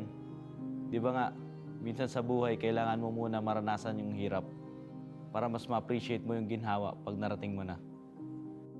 Ituloy mo lang yung pagsusumikap mo kasi dadaling ka niyan sa landas kung saan matutulungan mo na ang pamilya mo, matutupad mo pa ang pangarap mo. Magcha-champion ka sa MPL at magiging parte ka ng M5. Ngayon, ay thankful ka dahil alam mong mas masarap ang tagumpay dahil naranasan mo ang pait ng buhay.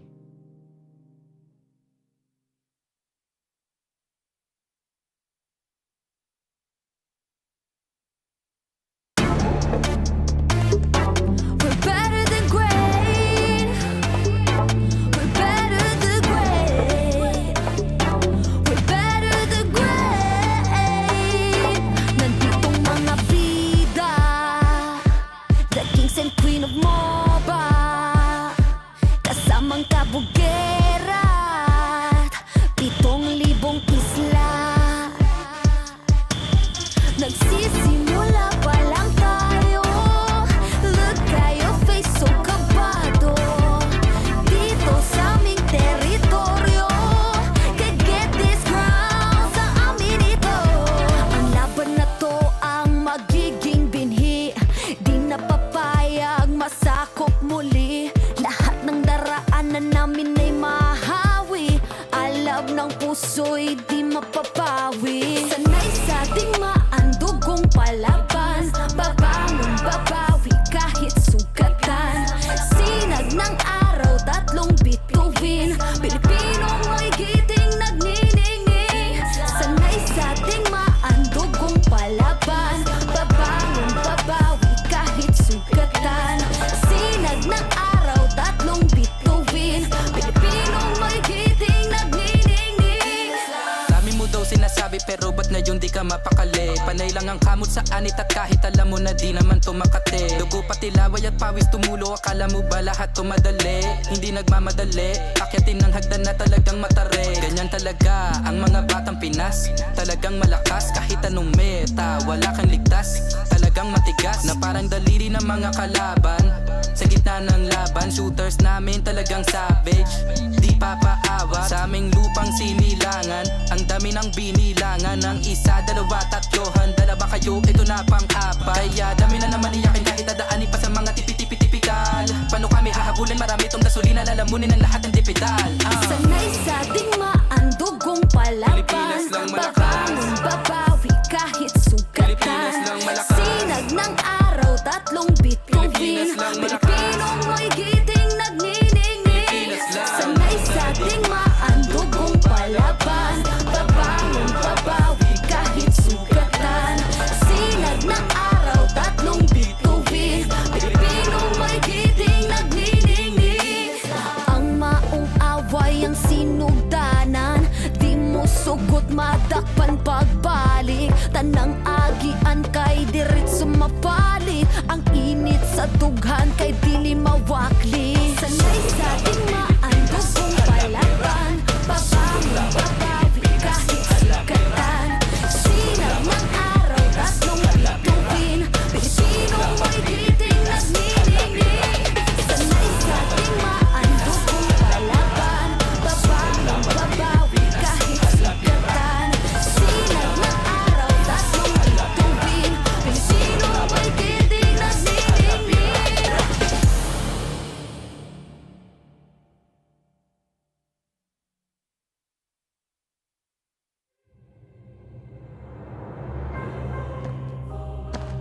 Shadow Dragon was once my biggest weakness, but now it's my most potent weapon.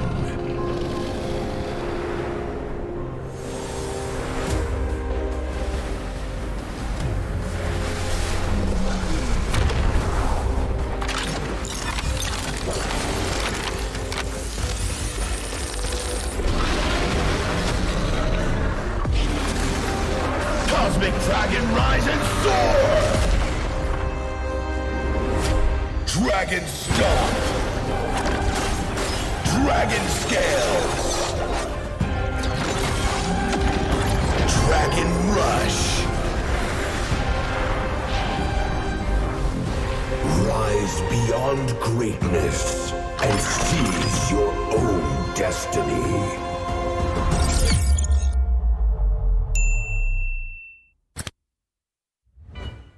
Tonight, we celebrate MLBB Esport. Do the kaldak! Do the kaldak! This is the Suman Challenge. Go! Oh!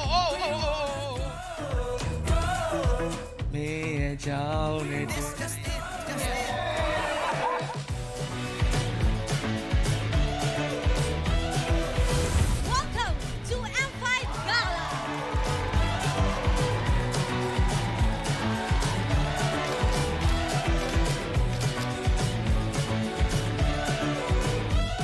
Guess the Hero Challenge! Lapu-Lapu, Iritel, Franco, Nana. Nana! Best Dressed Team! Best Dressed Super Marco!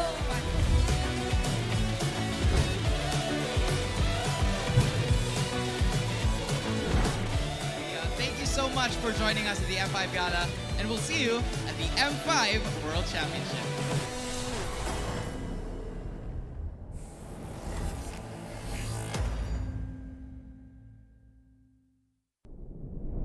Have you ever wondered what is our identity?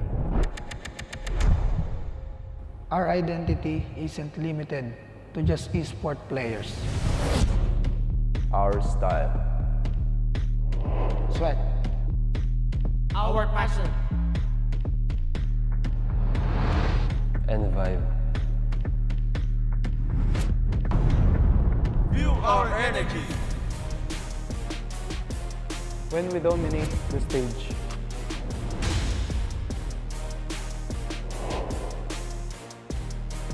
the hours of sacrifice, Shape who we are. So, what is our identity?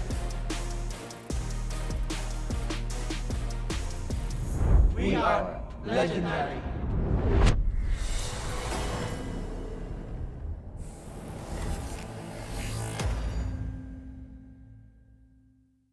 In every tournament, pros fight not only for glory, family, and their country, but also for the heart of every game. The fans. Are you one of them?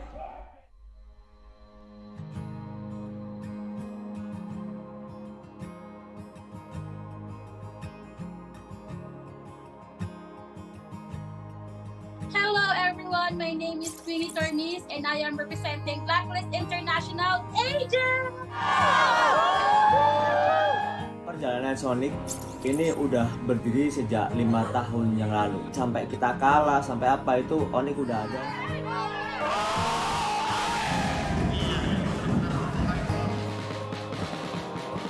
Flame sebenarnya sangat penting sebab dia bukan saja untuk homeboys, dia untuk tingkatkan komuniti MLBB dekat Malaysia ni. Kita nak kalau boleh komuniti tim lain bersama juga semangatnya macam Flame Boys.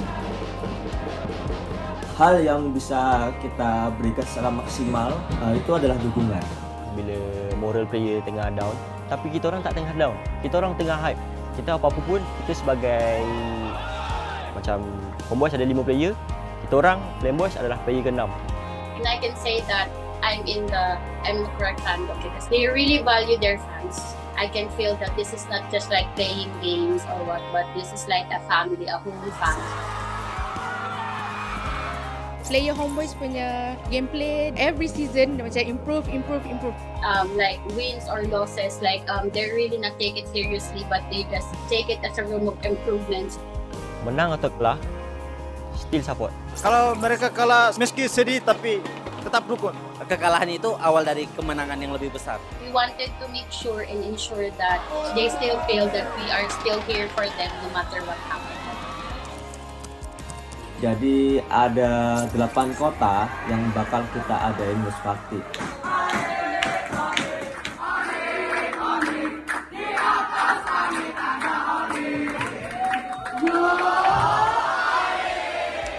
Let's go Blacklist! Blacklist will only improve and they won't give up!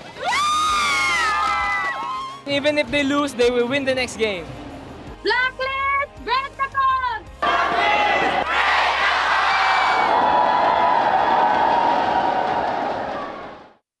They have always felt your unwavering support and love.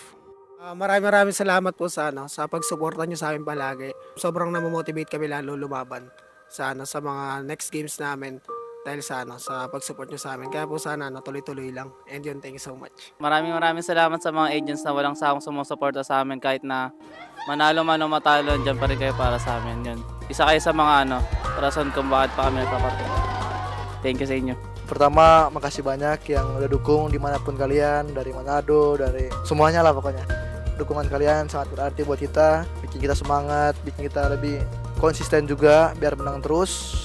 Guys, dukung kita dan kita juga nggak akan bosan buat juara. Terus yang terakhir mungkin selalu doain kita terus. Terima kasih. Thank you to all Sonics for supporting us. It really is touching, and we really appreciate all of you guys from wherever you guys are. And I hope you continue supporting us and don't be bored. We will try our best to win every tournament for you guys.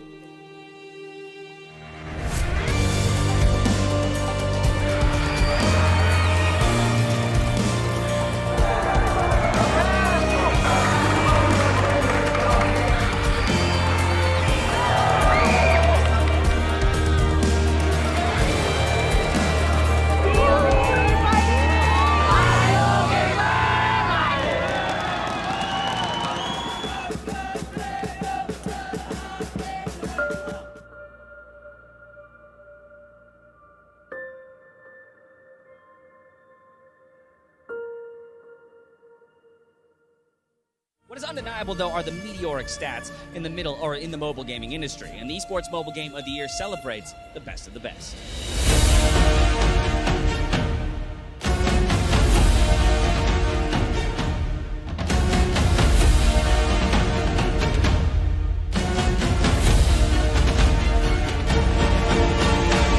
It is my pleasure to announce the 2023 Mobile Game of the Year, Mobile Legends Bang Bang. Congratulations. Oh my god. Thank you guys. And then, okay, yeah, sure. And then put it. Hello guys, hari ni kita nak rate player roam tank dekat dalam M5. Kod. Bu sezon favori tank oyuncularımdan biri. Malezya'da bayağı izleme şansım olmuştu. Ese koyuyorum. Dekat saya ada Apex 47 Apex 47 daripada tim, kalau tak ingat, B guys. Keyboy. No. Keyboy. She here. For sure. My classes is Keyboy. Keyboy, my idol. I'm gonna put also in here. Oh, my idol, Baloiski. The macro god, I think here. Oh, I think here. S+. First off, me. I'm going to put it like 8 here. I don't want to overrate myself. Okay. It's okay. Oh. It's okay. Betul. D. Sebab orang cakap dia tak tahu pun. Me. Because I'm bad, I'm gonna put F. Sorry, Baloy. And me. Okay. Oh, Luna. Luna. Luna B. Apex, I think here. Here. It's okay. Here. Next is Zorn, on my level. Zorn is like a mechanical player and also likes to taunt people. Ogun, idol. S. Oh, NJ will lose. NJ will lose. For me, F. Thorn. My enemy. With me. Sorry, you're my enemy.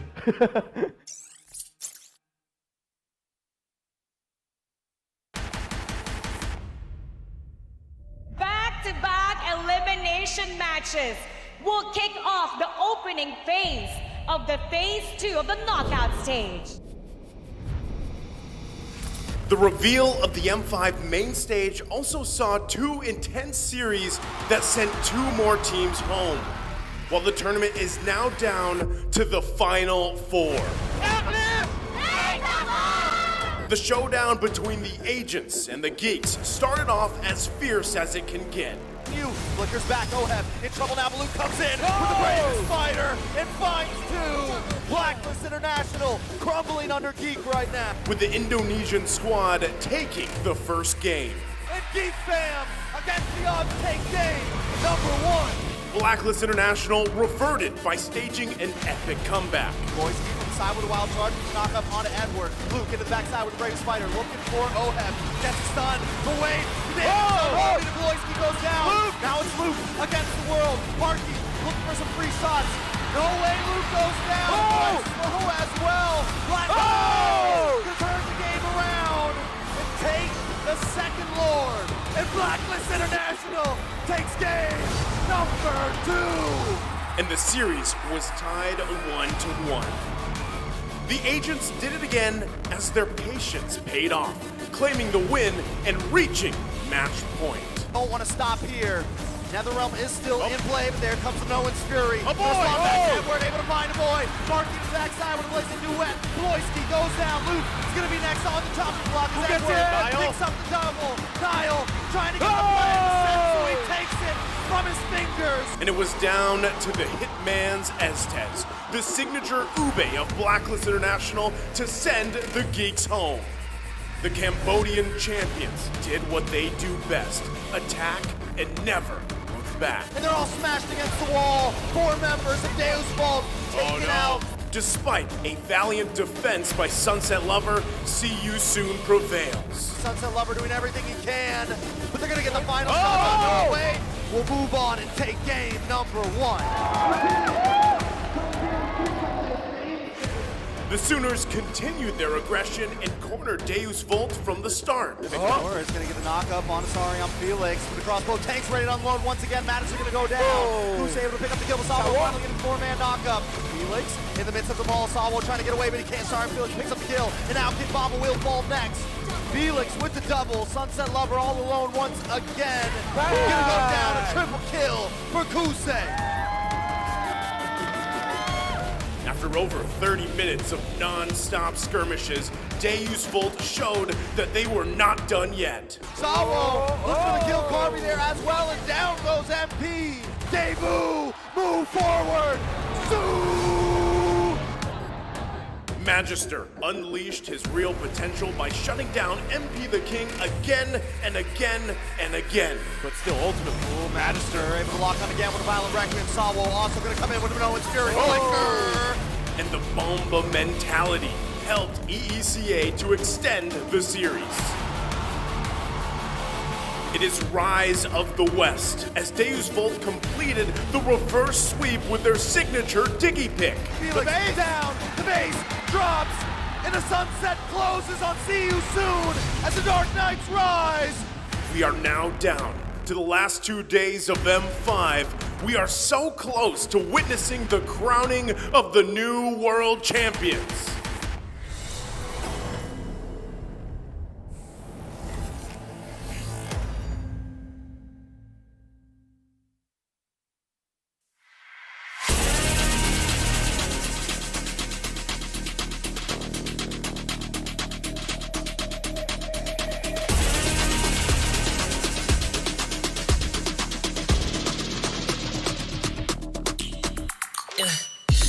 Like I might get over, but you could give me in no corner. I know I can make a comeback. ace this round and finish this game now. Got the power on my shoulders. Yeah, you know that I'm a soldier. You can keep me off my guard, but you can't keep me from my honor. I feel like the floor is lava. The energy's getting higher. You're saving my arms. 'Cause I know just what I got. I got you like na-na-na. And you know I hold the power. This feeling I love. Oh yeah. Making my grind good to great. So don't stand in my way. Standing tall and I won't fall over. We are better than great, good. We are better than great. We stand tall, won't run away. We are burning, nothing gon' change. Great. We are better than great. Can't get it great, I'm better than great. I play my own role, I become the greatest. Transcend myself into this game, yeah. I build a power to dominate fate. Championship mind, no time for the weak. We start to the game, shout, reveal. Better than great, that's how we feel.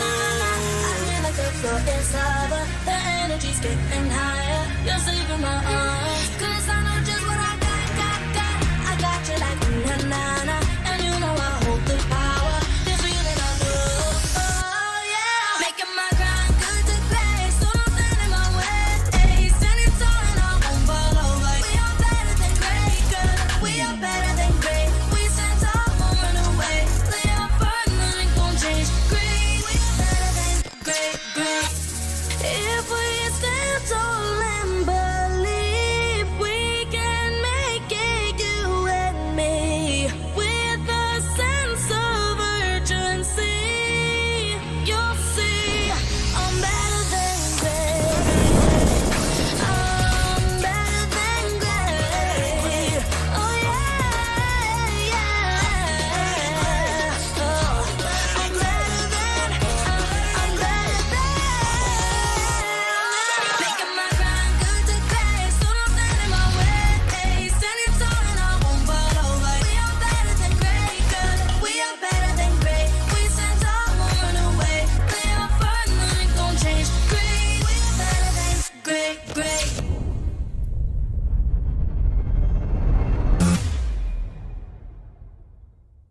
I am the #1 seed, the champion of the arena. The fans adore me because I've never lost. Yet you are afraid that you will lose everything.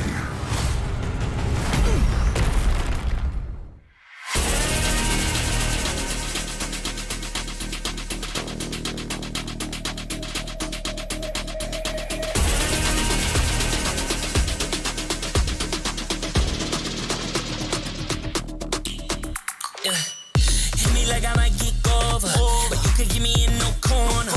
I know I can make a comeback, ace this round and finish this game now. Got the power on my shoulders. Yeah, you know that I'm a soldier. You can keep me off my guard, but you can't keep me from my honor. I feel like the floor is lava. The energy's getting higher. You're saving my arms. 'Cause I know just what I got. I got you like na-na-na. And you know I hold the power. This feeling I love. Oh yeah. Making my grind good to great. So don't stand in my way. Standing tall and I won't fall over. We are better than great, good. We are better than great. We stand tall, won't run away. We are burning, nothing gon' change. Great. We are better than great. Can't get it great, I'm better than great. I play my own role, I become the greatest. Transcend myself into this game, yeah. I build a power to dominate fate. Championship mind, no time for the weak. We start to the game, shout, reveal. Better than great, that's how we feel. I feel like the floor is lava. The energy's getting higher. You're saving my arms. 'Cause I know just what I got. I got you like na-na-na. And you know I hold the power. This feeling I love. Oh yeah. Making my grind good to great. So don't stand in my way.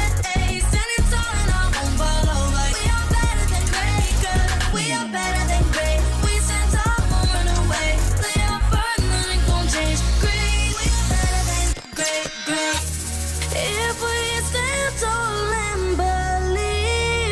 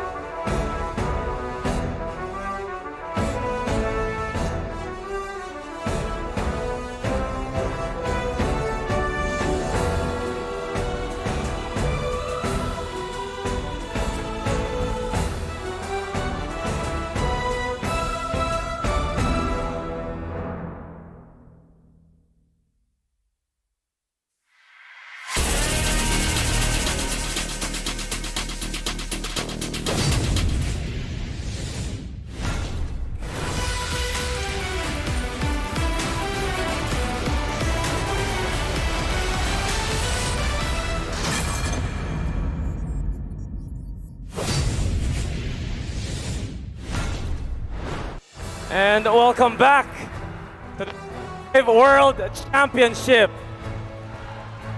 The name is Mike Reyes. They call me Tito Mikey.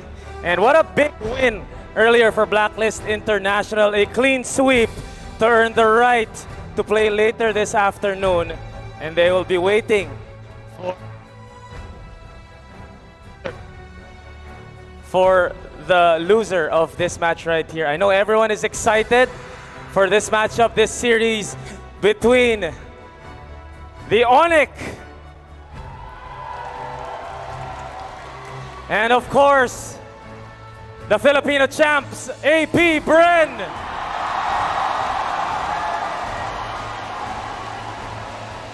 But before we kick off our second best of 5 series today, allow me to take the honor of introducing a cultural group that promotes art and culture through the restaging of various folk dances of the Philippines. And in celebration of the biggest mobile esports tournament being held here in the Philippines, they will be performing Bagong Umaga, an uplifting song about facing a new day with positivity and hope. This performance is brought to you by the Department of the Philippines and Love the Philippines.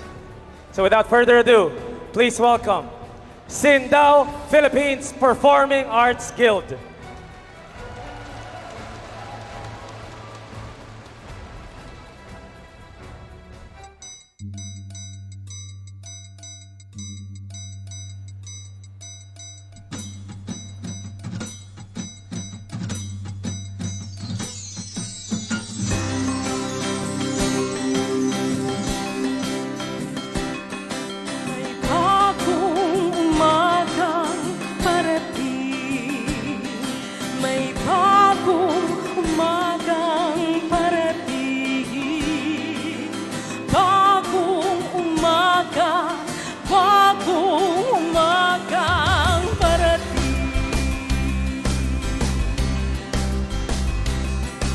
Gaano man kabigat ang dinadala, gaano man ang hirap na nadarama sa buhay mo, kaibigan ko. Walang pasanin na hindi gumagaan, walang pagsubok na hindi nalalagpasan. May bagong umagang parating, may bagong umagang parating, bagong umaga, bagong umagang parating.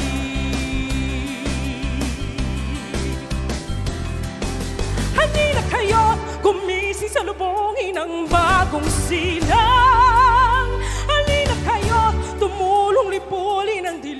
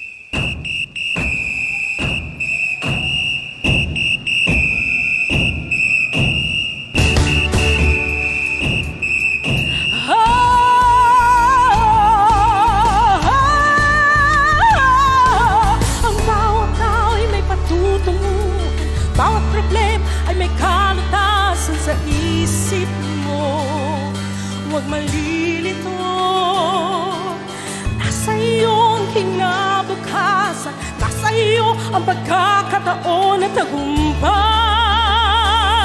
Tagumpay, may bagong umatang parating. May bagong umagang parating. Bagong umaga, bagong umagang parating. May bagong umagang parating.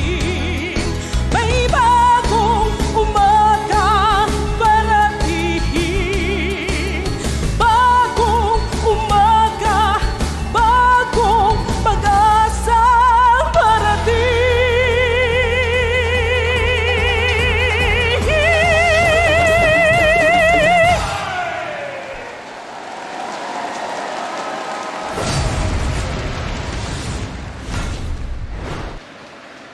The much-awaited matchup is about Again, at the World Championship.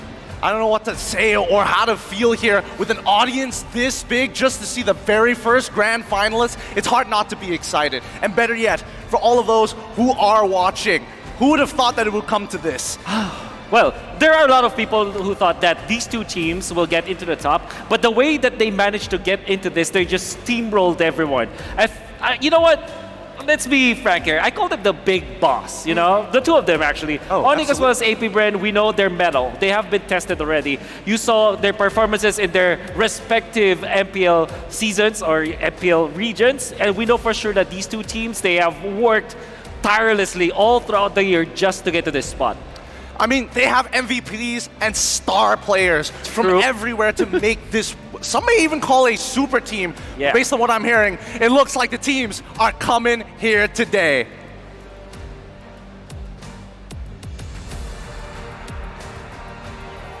Dominating match against DU's Volt. Of course, it's your advantage being in the upper bracket. How did you prepare for today's match? Nag-practice po kami ng mga hero as usual, tapos pinagandaan po talaga namin. Their practice, their heroes as usual, and they prepared for this. Is your streaming on TikTok part of it? Hindi po ako yun eh. Fake. That's fake? It's not Kyrie, guys. So, in an interview, you said that Kyle TZ is that one strong jungler that could stop you. How do you say so? Kasi po nakita ko po sa laro niya eh. Tapos nung last scrim po namin matagal na, pero sobrang ganda po ng galaw niya eh. According to him, he sees that in Kyle TZ's action, and they played a long time ago, but it's evident that he can stop you from that. Okay, Kyrie, Flap TZ, apart from doing that hair sweep that you're doing, he also said that he's gonna sweep this game against you. What can you say about that? Wala po eh. None. There's none. There's No nothing comment, he no can comment. say. No comment about it. Flap TZ, you're that strong. Good luck, Kyrie. Any Thank message you. to your fans? Thank you po sa mga sumusuporta, tapos panoorin nyo lang kami hanggang matapos sa M5. Bibigyan namin kayo ng magandang laban. He's gonna give you a good fight. And how about a message to AP Bren? Good luck, have fun. Good luck, have fun. That's just as simple as that. Thank you so much, Kyrie. Good luck. Thank you.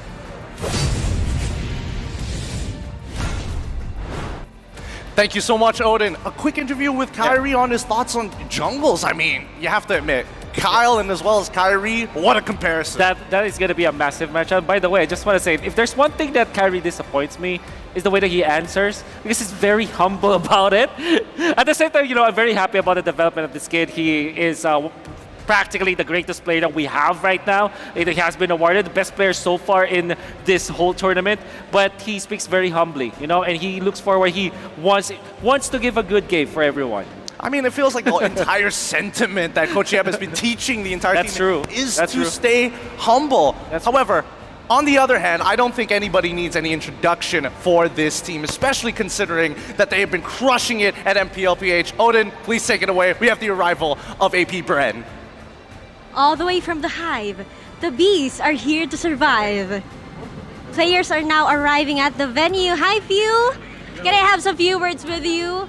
Come with me, let's have an interview, short interview. Few, we haven't seen you in action ever since your game against the Geeks. How did you guys prepare for this match?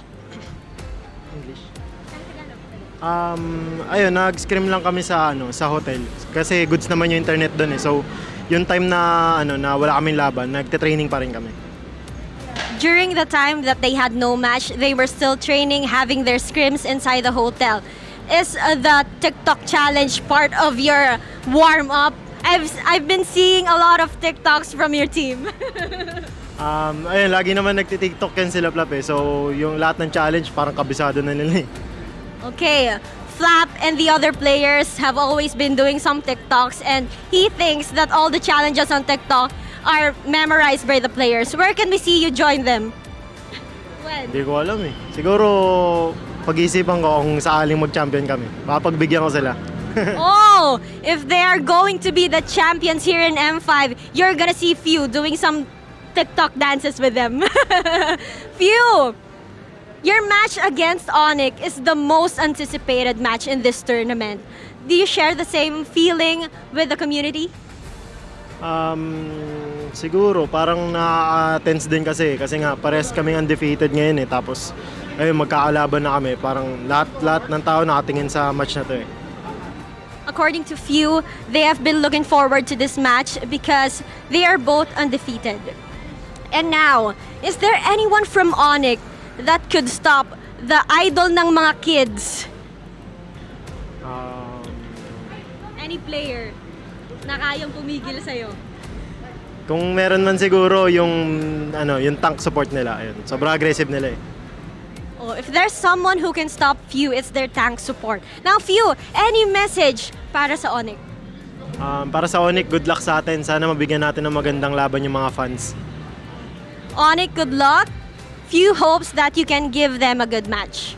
Thank you so much, Few. Good luck on your match. And now let's head back to our game with our very own talents. Thanks again, Odin, for the interview with Few. A couple of short words, but interesting ones as well. Yeah, Few is my goat, you know. You know why? Because he's played for what? Ever since MPL Season 1. Always at the top of his game. Never had any scandal, never had any drama, never had any issues. No history of taunting someone else, right? He's not boastful at all. He's the most humble person. But at the same time, he kept performing at the top level for 12 seasons. Now he's back in the world stage. That's my goat.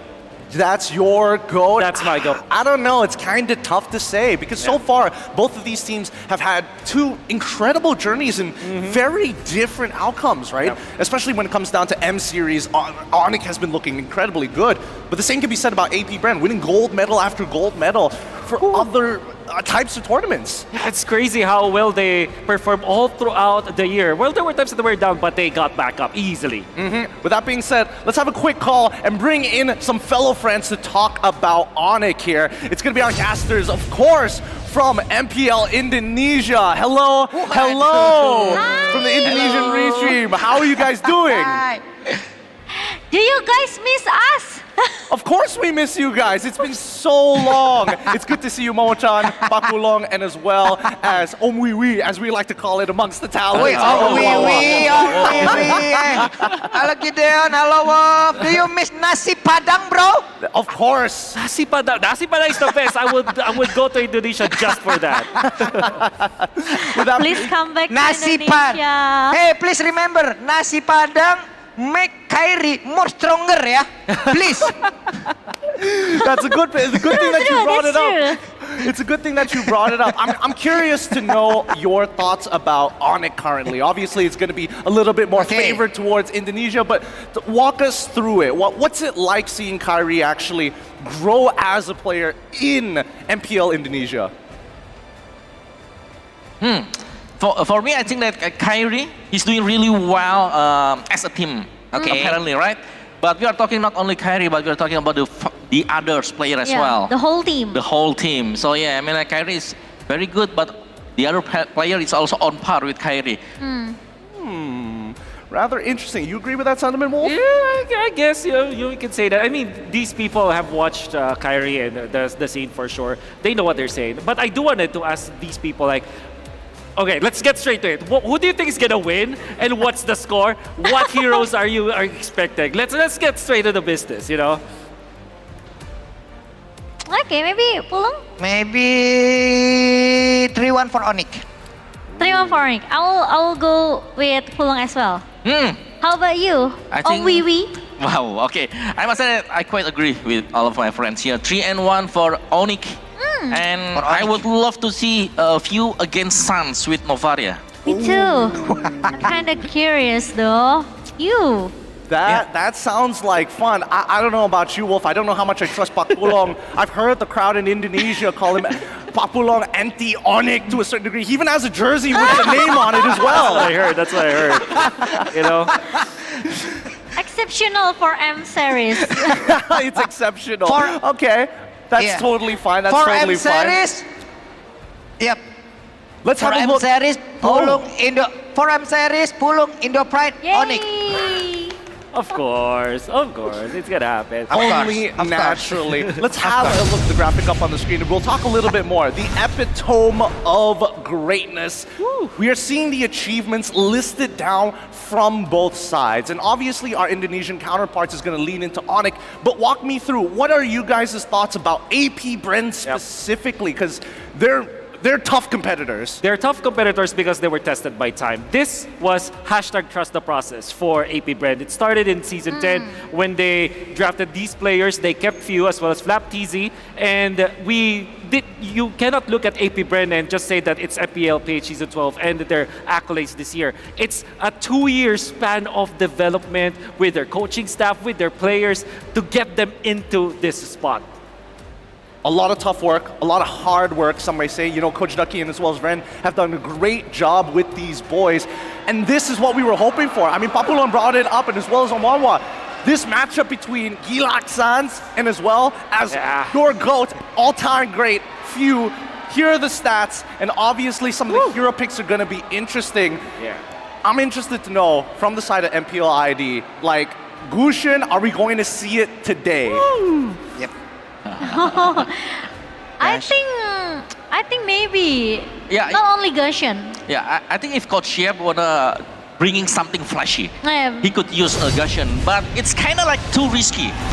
More risk and no reward if you're using Gushin against AP Brand. Yeah, AP Brand is very tough contender as we know, and I think Coach Shiep he should prepare something better or maybe the best for Onyx because one step ahead for Onyx to the grand finals. Yeah, or maybe I would love to see Gushin against Odette. Oh, maybe. Okay. Gushin against Odette. But the crowded it's so crazy, bro. The crowd. I can't deal with It's a buff home crowd, He makes me crack up too much. He makes me crack up too much. I love the sentiments that you guys have, and especially amongst Onyx, and even for the AP Brem boys. I'm curious. Just a couple of last thoughts, a couple of last sentiments as our games are going to start really, really soon. I can hear the crowd getting excited already. What do you think is going to be the game score? Is it going to be 3-2? You thinking 3-0? What's the game line? I think three of us agree it's gonna be 3-1 for Onyx. 3-1 for Onyx. 3-1 for Onyx. Sorry, you guys? Sorry, AP Brand. Sorry. I'm Onyx. Hey, they're here. Today and, I'm Onyx. Today I'm Onyx. Let me speak for the Filipinos at least because there is an all Indonesia panel. I gotta say, it's AP Brand 3-1 in our favor. I'm pretty sure. Somebody had to say it. Okay. Somebody had to say it. And who else in the audience agrees with that? Wow. Sorry guys. But with that being said, thank you so much. Thank you so much, Momo-chan. Thank you so much, Papulong. Thank you so much, Awawa. Thank you, Gideon. Terima kasih. Terima kasih. Terima kasih. Thank you, Wolf. Thank you, Gideon. Wah, Oh man, That was fun. that was fun. I was scared for my life for half a second there. I'm glad I didn't have to make the predictions all across the board because this matchup has been long awaited. People have been talking about it since SEA Games. People have been talking about it since Snapdragon, and even MSC. There was a very good argument. But match made in heaven. You can see Kaltiz and Kyrie, good phenoms, like very young prodigies, you know, and we know that they're strong. Sans and Few, the veterans, both coming from a hyper carry stance, getting into the support role. I think that's great. And then you have your explainers. Keyboy is there, Rising Star Ogwen. This is a match made in heaven, man. Look, we could talk about this forever. But without further ado, I'm sure the crowd is excited from all over the world, not just us here live, but more so everybody else watching from the stream. With that being said, everyone, I don't want to steal the hype from them. yeah. We're here just to analyze on the panel. Let's throw it to our casters.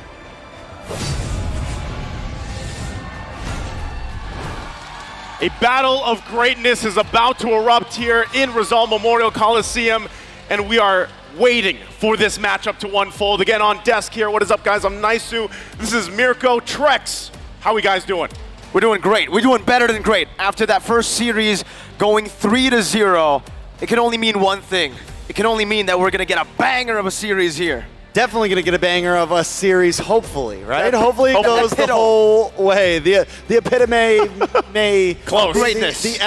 It's epitome, right? It's epitome. Yes. Just making sure, All right, we've cleared that up now. Before we talk about the matchup some more, of course, we have to thank our sponsors. M5 is powered by Moonton. It's presented by Kadia, supported by ROG, the official gaming phone. Grab, the official Super App partner, and Secret Lab, our official chair partner. Thank you to our lovely sponsors. M5 would not be possible without you guys. Special shout out as well to our global presenting partner, Qiddiya. Qiddiya is a giga project, a city that is being built in Saudi Arabia, and it is the future capital of entertainment, sports, and culture. And that every big city, as some of the other casters like to say, they definitely need some chairs. So don't forget about Secret Lab.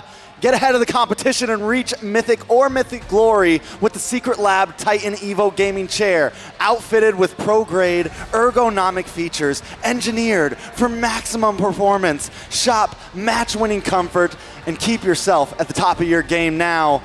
I got rid of all my couches in my house. I replaced them all with Secret Lab chairs. You just have Secret, even at the dining table. Yes, dining table everywhere, whole house. Yeah. I mean, like, ergonomics. You gotta be ergonomic, man. At right? all times. At all times. Eating dinner, watching TV, whatever you're doing. Why not? Even Comfort. casting. Even casting. Also, maybe while playing, everybody out there, the M5 Pass, it's still going on for you guys to go ahead and join.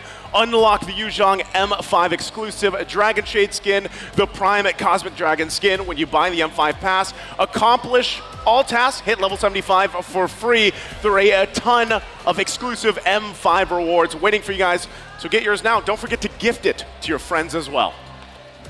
And now everybody's been waiting for this moment, but I just want to test the waters real quick, right? Rizal Memorial Coliseum, are you ready? They're pretty ready, right? They're pretty hyped up, they're pretty ready. And by the way, you heard Wolf's prediction. He was kind of outnumbered there, right? He went with a 3-1 for AP Bren, but we'll leave it up to the players, right? But before we welcome the players out to the stage, we of course have to welcome the men behind it all, keeping things fair and the integrity of the game, the Marshals. Now to officiate the M5 World Championship, we have our Marshals making their way onto the stage. They're here to ensure the integrity and fairness of play. We have Rain, Wilbert, Shun, and Ivan. Thank you guys so much for your hard work throughout this entire thing. And now, let's get ready. The champions of Indonesia soar back to the World Championship stage to inch closer to fulfilling the Golden Road. Everybody bow before the Sky King's presence. It's Onyx. At MSC, they ascended.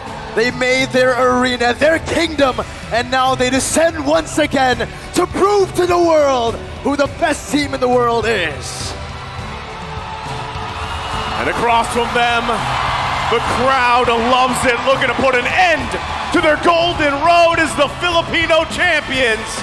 They're on a glorious journey of their own, and now they seek to make the Sky Kings kneel. Hive, we can hear you. Buzz for AP Brent. the hometown heroes. And you're right, Nice Suit, the crowd is buzzing right now. And AP Bren might just be busted. And to guide the teams to victory, the brains behind it all, the coaches, the analysts for Onic, we have Coach Yeb, we have Addy, for AP Bren, Coach Ducky, and Coach Bren. We'll see exactly how they approach this electric series ahead of us. Ooh. And once again, what's at stake here, the upper bracket final leading into that first slot for the grand final tomorrow. That's what's here, that's the stakes. This is massive for both these teams, right? But for AP Bren first, man, you got the home crowd advantage. You have literally the Filipinos chanting, yelling your names out, and they can break that M-Series curse. No, you should do it. What? No hometown has ever won.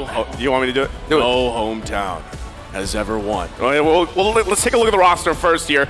Onic Indonesia, we have CW, Kyrie, Boots, Sands, Keyboy. These guys have been electrifying so far.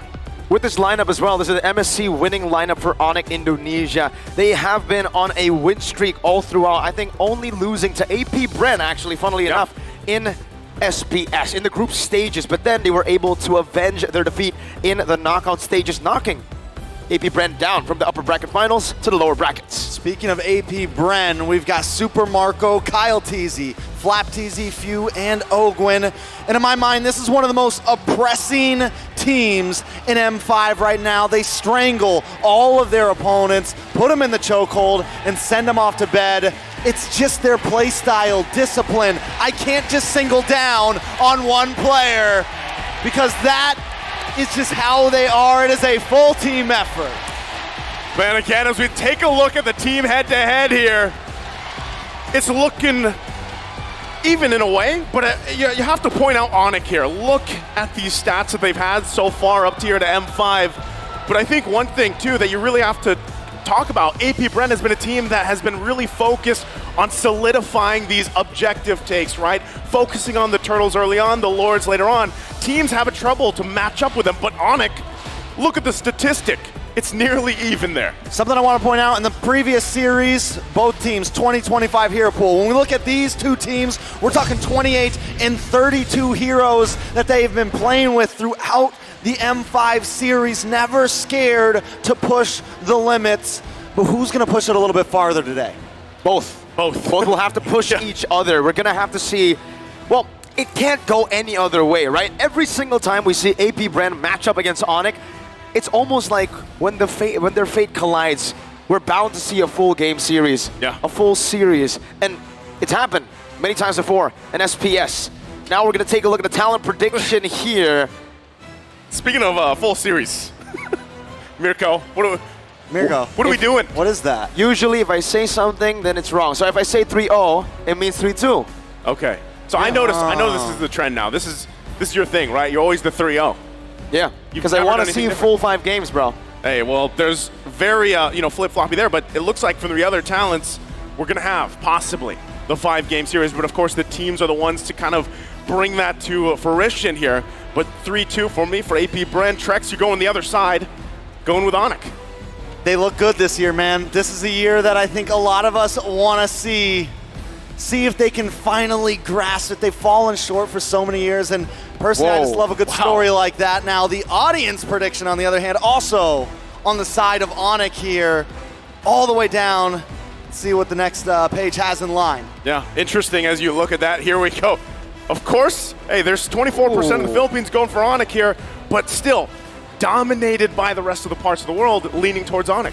I think due to a lot of the, obviously the history, the matchups, right? When they did meet in SPS, Onic was able to edge out a victory against AP Bren through their multi-dimensional gameplay. Though AP Bren has grown so much since that SPS loss. We've seen them in the grand finals of MPLP Season 12. We've seen them at ISF as well, popping off with super wild drafts. Heck, even here in the group stages, they brought out the Odette that you doubted, but that's what great teams do. They silence the doubters, and they make it work. And I can't wait to see what they bring to the table this time around. But before that, before we wait for this draft to get going, we want to go ahead and mention once again for all our viewers out there, maybe even some of you here as well, there's TikTok drops happening right now. Watch for 3 minutes. And wow, they changed it. It used to be 5. Yes. It's now 3. You can go ahead and grab yourself a TikTok viewer chest, and if you watch for 5 minutes or more, you now get the deluxe chest. So we went from 5 to 3, 20 to 5. Or you could take the best route. What's the best route? Watch the entire duration of the stream, and you don't just get chests, but you get our hearts. Not only that, but you get to be the epitome of greatness. Epitome. Epitome of greatness. Epitome. Epitome. Epitomos. One of the two, Epitomos. right? We gotta get a dictionary here, man. That's part of the English broadcast, right? You need a dictionary with you now. Again, as we go ahead and get ready for this draft, we've already kind of talked about this, especially the fact that, yeah, both teams, at this point, you don't actually know. I mean, there's already an established meta, let's be honest, for M5. It's kind of fallen into place. Whoa! Whoa, there's Flame Boys out there, too. The Flame Boys are still here, They're man. still here. This shows you the passion they have, not just for the homeboys, obviously, but the passion they have for the game. It doesn't matter in the end that the team got knocked out. Sorry, LaFell, I had to mention it. But they want to see the peak MLBB on stage, and this is what we are at. This is where we're at. Yeah, this is a part of it, you know, and speaking of peak MLBB, this could be a preview of what's ahead of us, you know, for the most part. If they can, depending where things fall into place, again, waiting for them later on is, of course, Blacklist International after a very strong series himself. I didn't expect the sweep, but hey, we'll see what happens. Now we're going to be loading up into the draft here for game number 1. It's a best-of-5 series between Onyx and AP Bren, once again looking for that grand final slot, getting one step closer to their goal here. And we'll see how they want to pace this draft. You can already see the Fairness being taken out, but where are they falling here? Once again with the draft, the bans, Minotaur, Kaja, Valentina, heroes that are constantly picked up or banned out. This is the right course though. Again, game 1 here, Onyx on the blue, AP Bren on the red. Something really interesting about this though, just to start off, the Fermis during group stage wasn't the most popular band. It was sitting at like number 8, number 9 slot in most picked in band. And over the past of knockout stage, it has shot up. It is even more picked in band than the Matilda right now. It has just become a pick so important to so many teams. And then another interesting band on the side of AP Bren, something that we're not seeing a whole lot of teams do, is banning out that Kaja, showing that maybe they want to try something a little different, want to maybe try something a little more fast-moving, maybe some, something with dive potential, something like the Joy that is open right now, something like the Nolan that is open right now. Both teams leaving so many of that Trinity kind of open right now from the jungle side. Okay.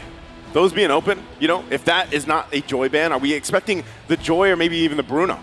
It's interesting not to see assassin bans against Kyrie, right? That's been the main way of attack for a lot of the teams, main angle to attack. It's Kyrie. It seems like for AP Bren, they've decided to go a different route here. I like the Bruno man coming through here to get CW off of a pick that he's been phenomenal on. Heck, I feel like CW, this tournament has just been phenomenal. He has been the highlight for me in the knockout stages alongside Mr. Marco. All right, so... Open. Someone else is open. Yeb's going to pick up the Nolan. So I'm wondering, like, does Ducky have a plan here, right? Like, what is... Phobius isn't banned out. Phobius is open. First pick, are we seeing that? Like, on further side of AP Bren? I don't think so. I think last pick in the first phase. I think you want to get the Bruno. You want to get something very strong up front, something powerful. Because if you're giving up the Nolan and the Bruno, that is a huge problem. So Bruno, Gwyn. I think it's a good plan. They already locked in the Gwyn, but no. Matilda. They go Matilda. That's open as well. You know, you can at least provide some of the mobility, the utility that Matilda brings. We've seen a lot of playmaking happen from other teams as well. You know, just utilizing this hero, and we know it's banned quite a bit, honestly. So 2 heroes now that kind of slipped through the cracks so far for this first phase. I love, and I'm wondering, you know, Ducky coming into this game, it's like, this is what we're going to do. We're going to leave a lot of things open and see how things go. This is a great game to kind of test the boundaries, test the waters, come into game 1, and both coaches love to do this. We saw it from Coach Yeb, letting the Benedetta, letting Kyrie play the Benedetta. It's a great time to test things out, but giving up the Nolan and the Bruno is pretty huge here. On the side of AP Bren, we do have some great divers. We have some great engagers with the Gwyn and the Matilda. We've seen some of those heroes fall before. They're going to pick up the Rizla. and we got a little bit of some information. Sky is the limit. Wow, Onyx has the highest gold lead difference against opponents with an average of 8,245 An per game. average? That's crazy. An average. An average of 8,245. If there's a rich guy, there's got to be a rich team, right? So far, Onyx are the rich team of the tournament, but AP Bren are definitely looking to take that away. You can see the emphasis, huge emphasis around trio mid control with the Guinevere, the Matilda as well. They want to get in and get out as fast as possible to secure neutral objectives. And when Onyx goes for more damage output, AP Bren goes for more maneuverability. Thing is about Onyx comp here, aside from the Bruno, is it's dodgeable, right? The Nolan and the Terizla, both these heroes, if you dodge away from them, most of the damage will actually be negated. And for AP Bren, this is the pick that we already spoke about. It is bound to be picked up when the Nolan is left open and the Phobius is left open. So that leaves the question right here, Trex, is you kind of know, all right, we picked Nolan, we're probably going to have to give up this Phobius. We didn't ban it out, it's going to be taken. So if you're Onyx, how do you build around this to go ahead and kind of go against a counter already against the Nolan? I mean, you have a few options, right? You could go for the old, like, overload strategy. You can go for something that maybe heals you up a bit, go for maybe the more sustainable roamer, something like the Raph, or you go for something, I think the Diggy could fit here a little bit against the Gwen, against the Matilda. If AP Bren wants to even huddle down more onto CC, it could be an answer, but it's definitely something that could get slotted last here. On the side of Onyx, though, I think anytime going against a Phobius, another good idea is just try to muscle down on it in the early game. Try to slow down Phobius as much as possible, because if he has a rough early game, it can really kind of push him back into the super late game comparative to the rest of the heroes. Yeah, and with that, Brody's going to be taken out, a hero that is traditionally the matchup against the Bruno, right? This time around, it's taken out. We know how the statistic played out up to this point, so that might go ahead and just be like, hey, Onyx, we're okay letting Super Marco possibly just play the Claude again. You know, go into that matchup, deal with that. But then the other thing, too, is what do you put in the mid lane? Onyx, do they want to put Sans again on this Novaria pick that has worked for him so well through the course of, you know, just M5 alone? But real quick, too, looking at the Matilda comparison between Keyboy and Ogwyn, how's this looking, Trex? I mean, right now, Ogwyn with an 80% win rate on the Matilda on the side of Onyx. Keyboy with a 66.7. But honestly, Onyx hasn't been favoring the Matilda as much as a lot of other teams. Overall, KD, Ogwyn sitting at number 1. I mean, it's a tough call to make. It's interesting, too, because I'm not sure where he lies now in terms of KDA, but remember where Ogwyn was sitting. He was at the top, right? Number 1. Number 1. I think it was an 8.8 back before we got to phase of knockouts 2 here. So really, that Matilda comparison alone kind of, you know, lines up with that. Now, once again, the Claude was banned out.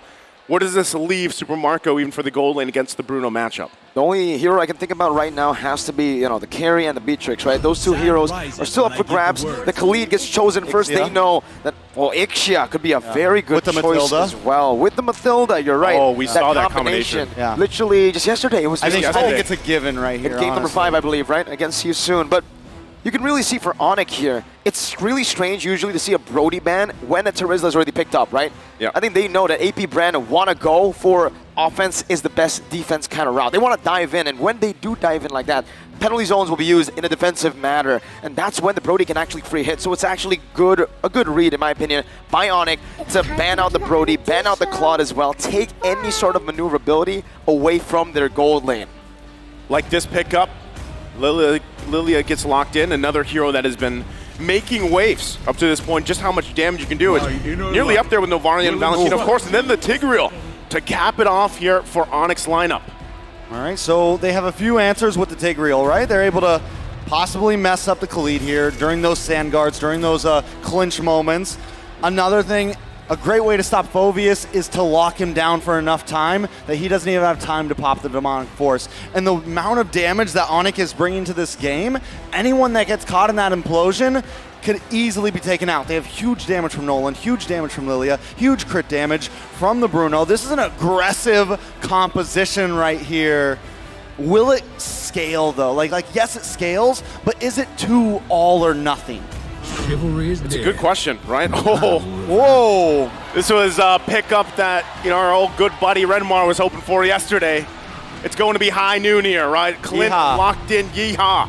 Super Marco, this is a hero that he loves to pick up. We saw this even back in ISF. It was played with the Claude a lot of the time. So it was either those, and they kind of cornered him into this pocket.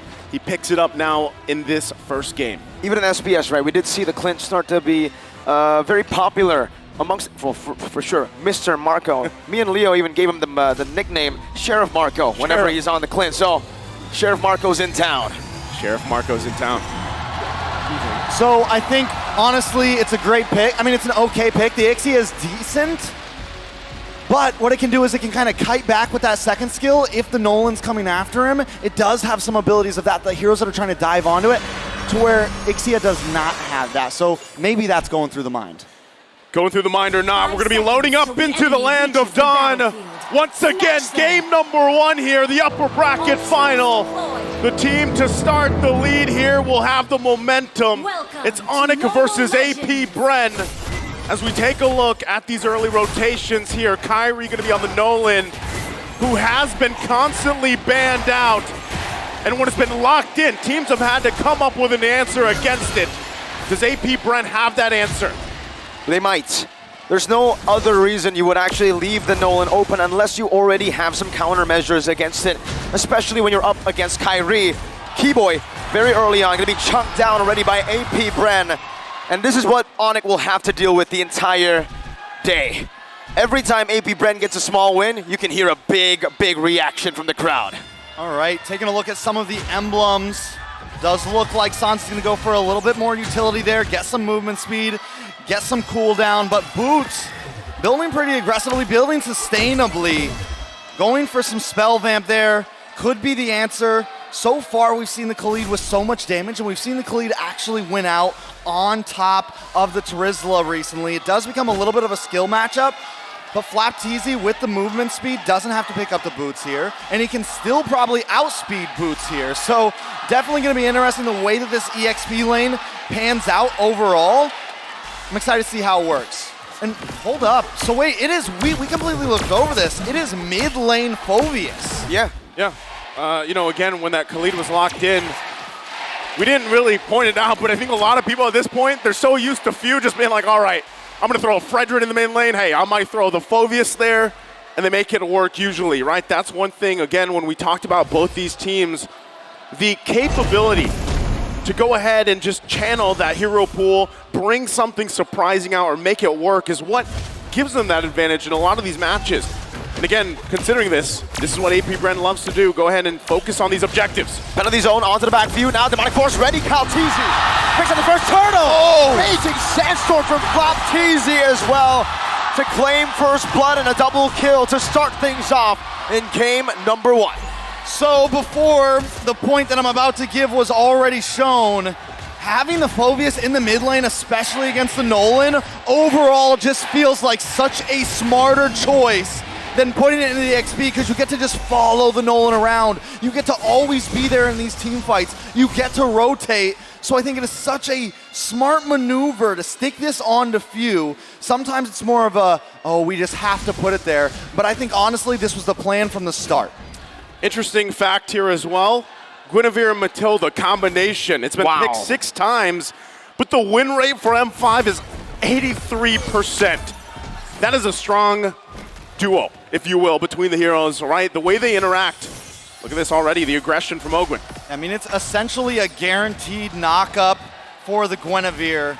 You hit the Circling Eagle, Guinevere just travels around with you. Let's say you knock 2 up.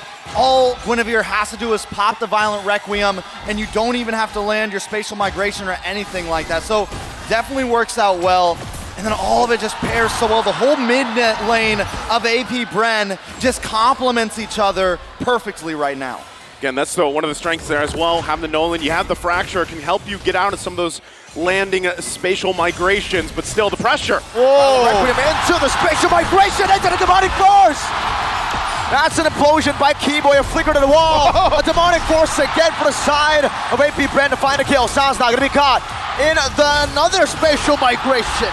They're styling on Onyx in the 4th minute of the game, stealing the purple buff away. Not only are they styling, but this is the AP Bren you do not see all the time. Normally they take it slow. Normally they strangle them, but right now they are slamming into Onyx at full force. The 2.3K lead they've garnered themselves now, the second turtle here. Onyx, though, despite all that, still want to go ahead and focus on this, but AP Bren making their way for the fight. Risky move, Flapteasy poking boots down right now as Ogwen flies by Keyboy. Knocks him off with a circling eagle. Sans is looking for an angle. Calteezy on the turtle. Penalty zone coming down as well. That's going to be Kyrie who secures the turtle. But a Violent Requiem.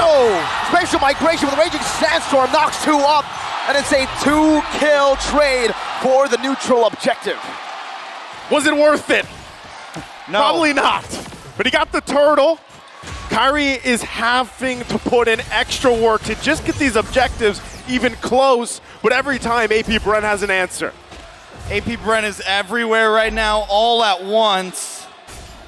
And like I said before, you don't see him play like this very often, but I think that was part of the plan. Let's catch Onyx off guard. Let's come in like no other team is going up against Onyx. Like most teams come into the game a little bit worried. They want to take it slow. But AP Bren knows their strong points. They know they have the ability to bully any team in the bracket. And Onyx, for the first time in a while, is feeling that pressure.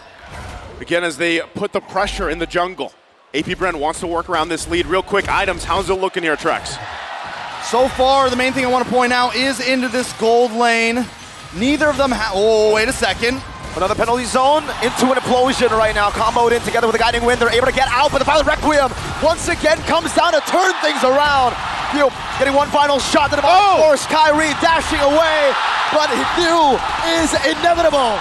Sans getting gunned down by Sheriff Marco. 3-0.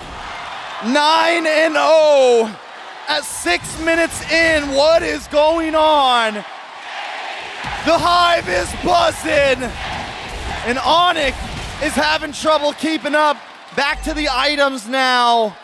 Kyle Teasy is on fire, 4,300 gold.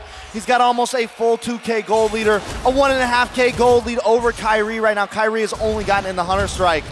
On the side of Kyle Teasy, we've got the Dreadnought.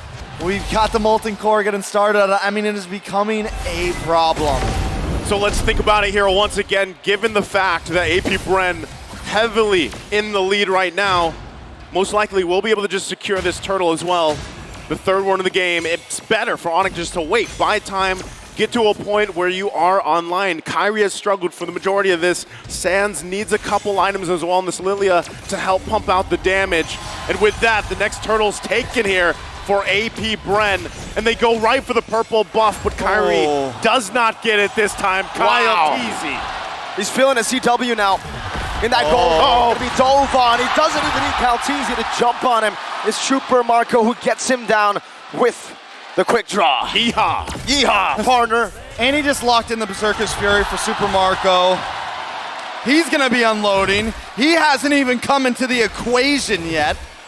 Onyx, on the other hand, oh, wait a second. Going again, C2! Spatial migration of the Violent Requiem into the Raging Sandstorm. The Wombo combo once again under the tier 1 to catch Keyboy for the 4th time in this game. 11-0. AP Bren are slaughtering Onyx. And Flapteasy just got in the Blade of Despair as well.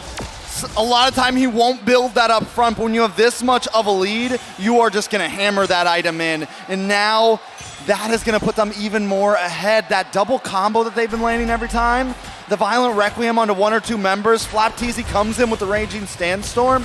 How does Onyx even compete with that? Using Keyboy right now on the Tigreal, I'm wondering whether that was a good pick. I was wondering if they should go for something a bit more supportive. They went for the aggressive Tigreal, but the thing is how can Keyboy catch any of them? The movement is everywhere, from the spatial migration, the guiding wind, all of the above. It just seems like a very tough game for Onyx. Tough game as well for Kyrie as in terms of the jungle, resources go. Flapteasy though, look at the damage, but Boots gonna fight back. Okay, both ultimates used. Once again, Kyle. Spatial migration, the fracture of grass. Kyrie is trapped from everything else. Ogwen's perfect circling eagle into Kyle Teasy's Requiem. Again, difficult game here for Kyrie and everyone for Onyx. The layering of ultimates is just on point from AP Bren right now. Lord gonna be up, and they have all control right now in this game in the 9th minute, as this first Lord will go to AP Bren undecisively. AP Bren, 8.8 gold lead. They're at the average, bro. They're at the average. They're at Onyx. They're passing Onyx average right now. I don't think Onyx was prepared for this type of aggression in game number 1. I think they completely got caught off guard. Onyx right now in complete shambles of game 1. Look at that. I know it's a long series. Look at that. But Kyle Teasy feels good. Kyle Teasy's feeling good, as he should. Alongside, once again, the 10,000 gold lead. Now, we have to say that we have seen things turn around before, given 10,000 gold leads, but at this point, it just looks like Onyx doesn't have the potential to find the setups they're looking for, even with a Tigreal combo. The Wombo combo is not there for them because the damage is just not online yet. Even CW, it's taken him so long at this point to get to where he needs to be on the Bruno. But now they have to deal with the Lord topside and AP Bren knocking on the base of Onyx as they approach into it. Looking for the siege with the first Lord of the game up top. Boots holding it down right now, but the Circling Eagle does come through from the side of Ogwen. Knocks Boots up just a bit. Calteezy pushing some damage as well. Kyrie with a fracture. Not with the fracture, just with the passive alone. Takes the Lord down. Still value for AP Bren, but Keyboy spot out. Flapteezy with a few slashes. Oh, a good shove back for the rest of the team, but that's a flicker burnt out by Keyboy. And that's even more value for the Bees. A good play by Keyboy there. The average roamer may have panicked, hit the implosion. He knew, I just got to get out of here. If I hit the implosion and try to force my team out when we're at a 10K gold deficit against AP Bren, it's just not a smart play. Taking a look at the items, right now Super Marco getting decked out. Looks like he's going to be working into the BOD next. Once he gets out, then it's a lot of trouble. That's a dive all the way. Calteezy able to knock up one. Ogwen doing a little bit of that capitalization, but Onyx were still able to fend off of this defense. AP Bren falling back, playing it disciplined. They are calm. 12-0, 10,000 gold lead. That's big bounties on the board if they lose their lives. Yeah, they gotta keep it together, right? Take the discipline route. Now, the one thing, too, that has been pointed about AP Bren in M5 specifically is the chance that sometimes they do let these leads kind of slip out of hand a little bit, right? But for the most part, they're able to keep things under control. Now, this time, Onyx looking to punish a mistake from AP Bren. Where could that mistake be when constantly it's AP Bren on the aggressor? We do have to say, if there's any team that could come back onto AP Bren from a 10K gold deficit, if I had to choose one, I would definitely say Onyx. They do have some scaling efforts here with the Lilia. We know how much damage Sans can do or Lilia can do if this game creeps on. Same thing with the Bruno. They have set potential with Keyboy. But that is a long road ahead. They're gonna have to defend this now. They do have Kyrie. If Kyrie can go for some sort of, magic Lord steal, which we've seen him do before, it can buy time, but he has to do that on a solo mission. And that is a solo death mission at that, but it would be worth it. As long as the other 4 members stay up, if he goes down for a Lord steal, it could be fair. Okay, given the fact that this is gonna be another Lord here for AP Bren, uncontested, no entry points, no angles for Onyx to go, but itemization-wise, they're getting to the point, right? 13 minutes in, they were quite behind. They're still far behind, but they're picking up some key items that could help them in the team fight. 2 Malefic Roars now for them, the Divine Glaive as well for Sans. That's going to be something he needs as well to help with the team fight. But again, when you're dealing with nearly what's across from you economy-wise, item-wise, it's going to be tough to turn these fights around. So they have a little bit longer. Lord going up on the top side. You look at the gold lead between the gold lane, jungle, and mid, you're like, okay, it's not that bad. And then you see a 4,000 gold lead between the XP laners. Flapteezy said in the interview, he's gonna sweep Onyx, and right now, he's feeling that confidence. To really put it into perspective, it takes about 62K gold to have everybody maxed out. Onyx is halfway there, and we're 14 minutes in. And the Lord just came crashing down, taking 1 turret down. San's gonna be engaged on a good black shoes. And that's a spatial migration in the Violet Requiem. Baited out from AP Bren. Kyrie dealing some damage with the help of CW to clear out that enhanced Lord in the 14th minute of the game. Looking to defend in the mid lane. Raging Sandstorm coming down CW. Still able to dash away. Penalty zone onto Black teasing. Kyrie jumps through the fracture as well, but space migration dodged away from T-Boy. Two back, no implosion just yet. He already used it initially, and it's not enough CC to lock any of the AP Brent members down. Hey, that held it together. Onyx stays in the game a little bit longer. The way that they juggled that as well, back and forth, didn't lose a single member, honestly, is a miracle in a sense. Onyx able to kind of juggle all of that damage, use the skills correctly, and nobody went down. And this is at a 12,000 goal. Big shove over. Raging Sandstorm, though, not going to be able to catch anyone. Boots in the back line, finds the penalty zone. Oh! 4 members, almost turning it around, bring it back. Super Marco, grenade bombardment to poke them down. One more shot might take CW out, and he dashes out of it, slides out of the range. Still AP Bren, you're seeing it happen, right? The further the game goes, they gotta respect this damage now from Onyx a little bit more, right? We talked about the key items being picked up, the Malefic Roars, the Divine Glaives, allowing some of this penetration to go through now. It's happening here, but still there's quite a disparity amongst the lanes here, the roles. All right, so taking a look back at these items, CW still trying to bide a bit of time, but he's got the Malefic Roar in now. So he's got 3 items in, he's able to actually punch a nice bit of damage. We saw how fast he can melt down the Lord. Honestly, at this point, AP Bren was testing the waters in a sense of, can we end the game without a Lord here? Can we do something huge here? No. I don't think they can at all. They're definitely going to need the Lord, which means they need to wait a little bit. They can't try to force this. If they do and they get caught in that bottleneck, Onyx could catch them off guard. The 12,000 gold lead ahead right now, but Super Marco, again, he went for the Great Dragon Spear here as his final item, I believe. Yep. Yeah, and so no win in nature, right? That does give an opportunity to Onyx to maybe look for a dive, a flank towards Super Marco, but for CW, he actually is building towards that win in nature. Yeah, that could change the course of some of these fights. He also just picks up the DHS. Can have that available. Keyboy, though. Caught in the circling eagle into the Val Requiem, into the space of migration, and it gets melted down, taken out. That's an unstoppable record for Flapteezy. AP Bren pushing their lead even further, catching Onyx once again, and picking up, this time still, an enhanced Lord. Becoming a little bit of a problem here. Onyx still on the back foot, and I'm talking waves coming in from every angle. If they can pull off another defense, they've got 17 seconds until Keyboy is back up. He was very important in defense. Black Shoes barely in time. Flapteezy able to flicker out with a big sand guard as well, but the demonic force comes down onto the base. AP Bren have dealt with 2 base. CW's low, very low, forced back, still not dead though. Keyboy respawning back in time, but AP Bren will have an enhanced Lord up top, marching down. You know, there's something really important we got to point out here. Onyx is still yet to get a singular kill. Yeah. Kyrie has not found anybody. What is going on right now? Lord encroaching in. This is a big one. AP Bren looking for an opening to get an initiation fuel. Getting the shield with a photo as well from the side of Ogwin with a guiding wind. Now Flapteezy to be poked down by Sans with the Gloom's Few. Caught off guard. Has the Winter Truncheon. Has the guiding wind. Gets out. 3 base turrets, and AP Bren decide we're out of here. They're out of here, and Onyx still looking for a kill on the board, and even a turret. They have no space to work around with right now, but one thing's for sure, they're fighting. Their base is fully exposed, but the damage is getting there. Once again, they're working towards it. Kyrie onto his next item as well. But again, how many times can you let that happen? How many times can you defend against that Lord pushing in now that your base is fully exposed here? The gold lead has bloomed to nearly 16,000 now for AP Bren.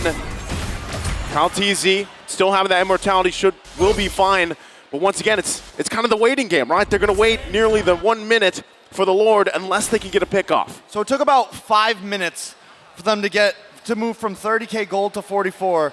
So for them to get to that point where the gold doesn't matter anymore, we're talking about at least another 5 or 6 minutes. Can Onyx last that time to where then it just comes down to plays? Then it just comes down to the movements on the map.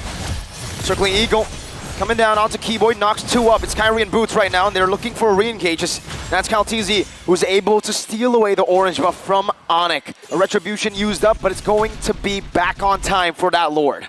Let's go ahead and think about the possibility here. of, is there a chance that Onyx can actually get in position to possibly steal a Lord at this point, right? This is, Black Shoes baited out. Flapteezy taken low though. The demonic force is ready. Fuel decides to go. Fighting tackle out. Flapteezy only losing immortality. Sounds gonna be able to kite away for it now. Kyrie's waiting in the midst. Fuel coming down. K-Boy with a lot of damage, with a lot of CC lockdown. Kyrie tries to shut down the fracture as well. Sans still able to kite away. Kalteezy looking for one final hit with Retribution, slows him down. Sans pops in Black Shoes. Kalteezy not able to dish out enough damage, and Sans gets out in time. Boots still alive. Onyx still alive. 1 for 1. My goodness. They're on the board. Finally a kill on the board. 1 for 1. But honestly, that is a win for Onyx. A trade at this much of a deficit. 10K more gold is what Onyx needs here. But you asked if they could go for the Lord. I think at this point, it is definitely possible because AP Bren has hit their peak in power at this point. Onyx is only going to continue to go up as they get more items in. Everybody's essentially decked out on the side of Bren, and we're already seeing Onyx start to contest. CW is back. Flapteezy now. Only now is he starting to march into that Lord Pit. Keyboy's trying to reset it the best he can. Topside wave still coming down onto Onyx base. They need to be able to do that housekeeping. They're gonna have to deal with these waves. Meanwhile, AP Bren gonna keep the Lord less than half health for now. They're gonna send CW back to deal with it. Flapteezy also put the pressure. Onyx gonna run back. Ogwin using the Circle Eagle, but nothing can happen just yet. Kyrie though, he's gotta get out as well. But the Lord, 20 minutes in, CW had to move up top. They had to send him down. Not a whole lot they could do there. Maybe switch over to Boots, but they want that engage. They want to try to give Kyrie enough space, and I get the idea, right? CW, yes, he's their damage dealer, but I don't think they were going for a team wipeout or anything. They're going, let's buy time. Let's get a moment where we can CC everybody and Kyrie can steal the Lord. That was denied. Taking a look at the items, everybody on the side of AP Bren is decked. Can Onyx defend this, Mirko? Not too sure about this, man. I mean, 13,000 gold lead for AP Bren, but like you said, the later the game goes, Onyx will make that gold lead irrelevant. Kyrie's dealing some damage. They're actually holding out the waves. Yeah, with that too, Super Marco is going to pick up the Wind of Nature for this fight. It comes down to this Lord push as both teams poke back and forth. Winter Truncheon already used up by few. He swapped into Immortality right now. CW being brought back to the team right now. Is a regular Storm. Will be hours away from by Kyrie. CW pops into Winter Nature, able to shot some damage. Kill. The base is wide open, but it's going to be cleared out. Sans in the back, doing some damage. Immortality's falling left and right. AP Bren losing members. Kalteezy with the patient by break. Face an implosion, and just like that, the Sky Kings descend from the skies back to the Philippines. I've got chills right now. What is going on, Onyx? At 22 minutes, making the comeback. Are they going to be able to run this down mid? I said let's dream earlier. What just happened? Taking a look at the instant replay presented by Kadia. It just unfolds here. Masterclass Keyboy finds the implosion of a lifetime. Keyboy, that one play. Now the base is wide open. One straight push. Is it all they need? Onyx! What in the world was that? It should not have happened. It couldn't have happened. It happened. It happened here. Game 1. Killless, turretless, 14K behind, and Onyx comes back and takes game 1. We're talking at 15 minutes, 0 kills on the board. How? Nothing. How? It's Onyx time. Oh man. I have nothing to say. Again, when you count them out, that just happens again. Fully exposed base, everything going in favor of AP Bren, and they turn it around. All they had to do was buy time. They knew their goal, they knew the assignment, they knew their objective, and that clock was ticking. I called it from around 13 minutes. They need just a little bit longer. I'm sorry, casters, we gotta take it away, but even for us, that was an incredible game. 22 minutes. We've held it. We have held it.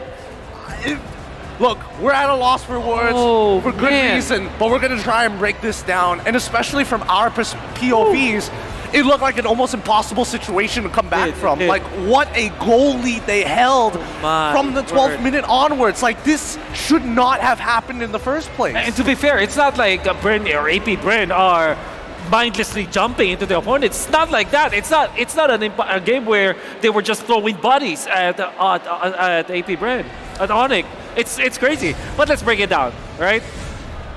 There are so many MVP performances that you would give to the side of AP Brent, but this guy, oh my God!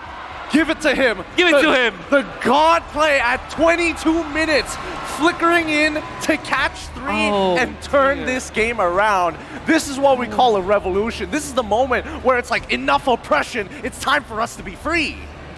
After the updates on the Tiger, where you're able to kind of suck your opponents into that big bubble, into that implosion, you would think that, okay, yeah, surely that is going to be a broken ultimate, right? But nobody actually used it like that. Keyboy used the dash as well as the flicker in combination with one another so that he's able to land that beautiful implosion at the end. The timing and his patience was just so good. It's one of those moments where you fail to imagine how he's able to pull it off. Exactly. Right? From his POV, all he sees is just a leg. Yeah, you're right. He roughly can tell that there's 3 people there. Let's jump into these highlights and really break this down step by step, because I think from the drafting phase alone, we could see that there was a huge priority for the side of AP Brent after the first turtle. It's all about lane prio for AP Brent, which I like, because what they did was to win the laning stage, including the jungle and the side lane, so that they can actually invade time and time again. They're trying to invade all the time, and even after there's a lot of protection from the implosion, it's not enough, because if you're gonna be thinking about the lineup of AP Brent, they have 4 dives. Matilda, Guinevere, Fulvius, and Khalid, all very good in the early stages of the game. I mean, they're really hardcore heavy dive, and the momentum that they generated by the 7th minute alone, we're already at 6 minutes, but you can see that the lead increases significantly. And it got even worse for Onyx, because as soon as those tier 1 started to fall, the neutering began. Yes. Purple buff taken away, and then the initiations coming in from FlapTZ enables them to do whatever they want. And when you think it's over, Ogwen's just going to pull them away. If anything, AP Brent just showed us how to jungle choke. They had a wonderful way of doing it. They cleared the waves in the middle, and they make sure that 4 of them will be into that purple buff at the most perfect time, and they will try to just do their best. And I guess it is one of the better initiations coming out from Onyx. But I didn't think that there will be another like this, especially after AP Brent secures the Lord. Obviously, Few got baited into that spot. Look at Keyboy. Look at that flicker and that dash. You would think that he was targeting Kaltizi, but no, he wasn't. He utilized the flicker so that he can skewer the other people to the backlines. It's one of those moments where the genius of it is most people would hope that when you are pushing your opponents away, that's when you're expected to use your implosion. But instead, he just needed to close the distance. He just needs to be close enough to catch you. Now, let's have a look at the item build here, because this is where it becomes the most important for everybody, right? From emblems, starting from the emblems, immediately we see high priority on we need to be able to fight. I'm already seeing a Master Assassin. I'm already seeing a Concussive Blast coming up from Flap. And it's also important to take note of the Purify that we saw from Mr. Few, so that he's able to utilize this Fulvius to its full advantage from the early stages up until the late stages of the game. So it's not just about the emblems, it's also about the spells that they were able to get. And I gotta dare say, this was AP Brent's game already. Like the way that they drafted it, the way that they composed this lineup against AP Brent, definitely they can win. But, you know, it's not as easy as that. When we look at the items, Gideon, I want to point out one important itemization I saw from Kaltizi in the early stages. Even though they lost, I think it's still genius.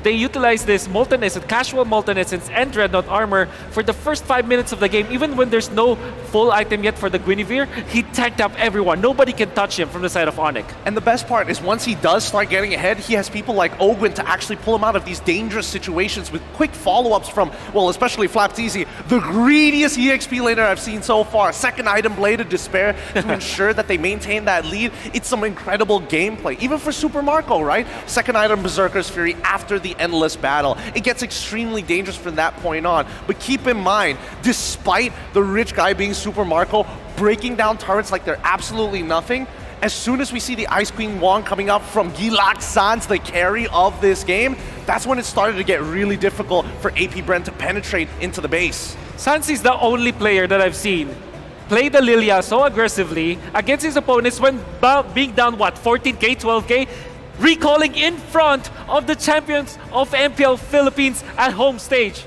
He's the only one that can do that. That guy's crazy. He really is. He really is, and he kept the team together. A lot of these base defenses, and especially during these team fights, it's important to keep in mind how they're actually approaching it without a Matilda. They're just trading back and forth constantly, and it's not ideal in some of these senses, but I think it's extremely important to note that when you are deciding on how to approach a situation, and more importantly, once you are that close into the base, from both perspectives, you're looking to defend, but at the same time, AP Bren did not want to get caught and get turned around like that. You saw it at the 15th minute, right? They're just very careful with the way they approach Onyx. And to think about the composition of AP Bren, it's not like they don't have a lineup to end the game. They have a Clint with enough range to be safe while taking down the base building. Few was baited into the backlines with the ultimate again from Sans, which again, Sans outplayed so many members of AP Bren in this particular match. And this is what we expected. It's a Few versus Sans matchup. And you shade of black and yellow for sure. Absolutely disgusting. I mean, from both of these teams, they have absolutely crushed what the metagame is to most people, right? You're thinking that Tigreal, he's out of the meta. No. M-Series has proven that he's worthwhile, and I think Keyboy this time around has proven why he should be as good as he is currently. Yeah, there were many changes for the side of Onyx Esports. I think that M-Series as well as international tournaments have always been like the downfall of Onyx Esports as a franchise. Whenever they perform internationally, pre-Coach Yeb, Kyrie era, there were so many doubts about them because they usually get defeated by teams that weren't supposed to defeat them. But right now, they're on their way to the golden road. Yep. So far, one step, nearer the grand finals and nearer to get the finish on that golden road. Absolutely, and I think this has been an incredible journey thus far, and it continues to show why that both of these teams live and breathe Mobile Legends. They're moving their limbs, they're moving their heroes like their limbs. It's crazy to give credit where credit is due, but at the same time to appreciate where we are just humble beings compared to these absolute gods of the game. I made a tweet actually. If you're part of our group chat in the caster group, I'd say, so this is how gods play Mobile Legends. It's just not fair. It's unfair. I mean, how do you even play like that? How do you play from being down 14K gold, recalling in front of your opponents, in front of the home crowd as well, and then still win the game? Unbelievable stuff. Yep. The worst part, had a single member of Onyx died on that base defense, it would have been absolutely over, right? If they were missing a single ultimate, AP Bren could have closed out that game. Had Super Marco had the space to hit that crystal, this game would have already been done for the side of AP Bren. But with that being said, we've got some content to show you guys. This is going to be interesting, right? We've got an entire series left to go, so take a breather and enjoy.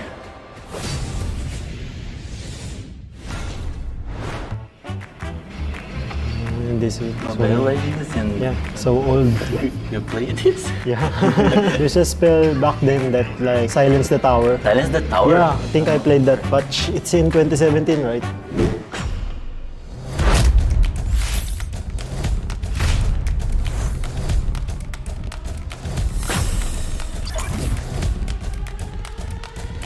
Yeah, you have to only give me one answer, right? Okay. Okay.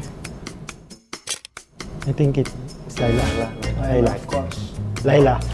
What? Season 1 Layla. That's so different. What do we get? Outfit is less skin. Texana? Texana or Eudora? Texana, the face like.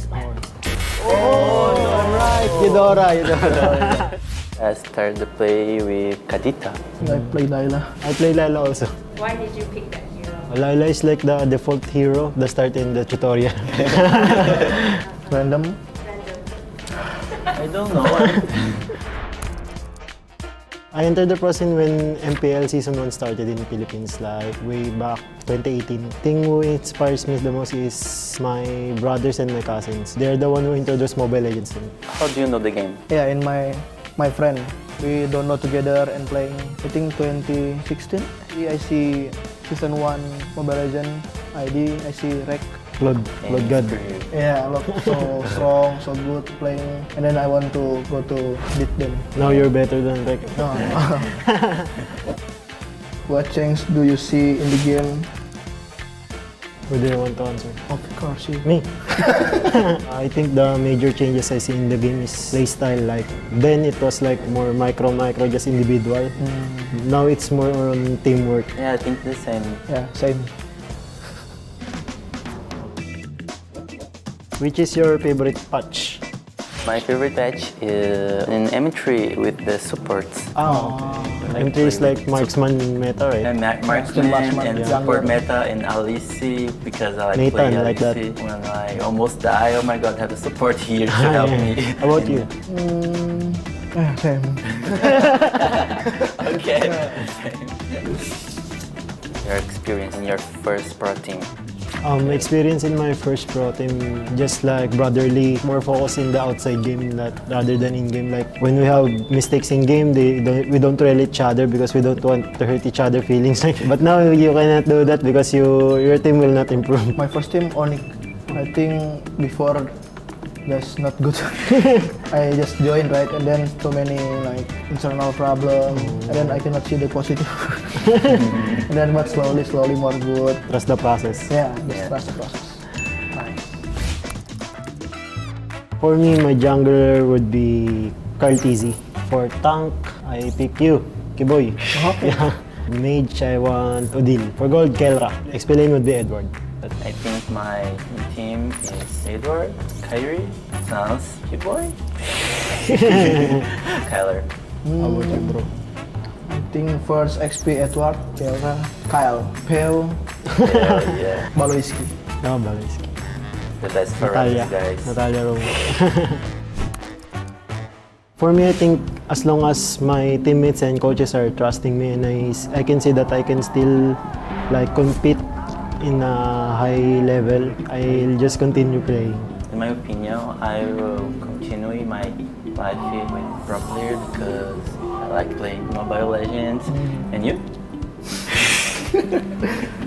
I think if I can still playing like before, I have like for my Injury? hand, yeah. Yeah, you have injury. My muscles, something like that. If I have team, I still play. First of all, I would like to say to the mobile community, so not be that toxic in saying bad words against players because some players take that seriously, so be kind about your words. Keep up supporting us. Just keep support us. Don't toxic, okay? Okay.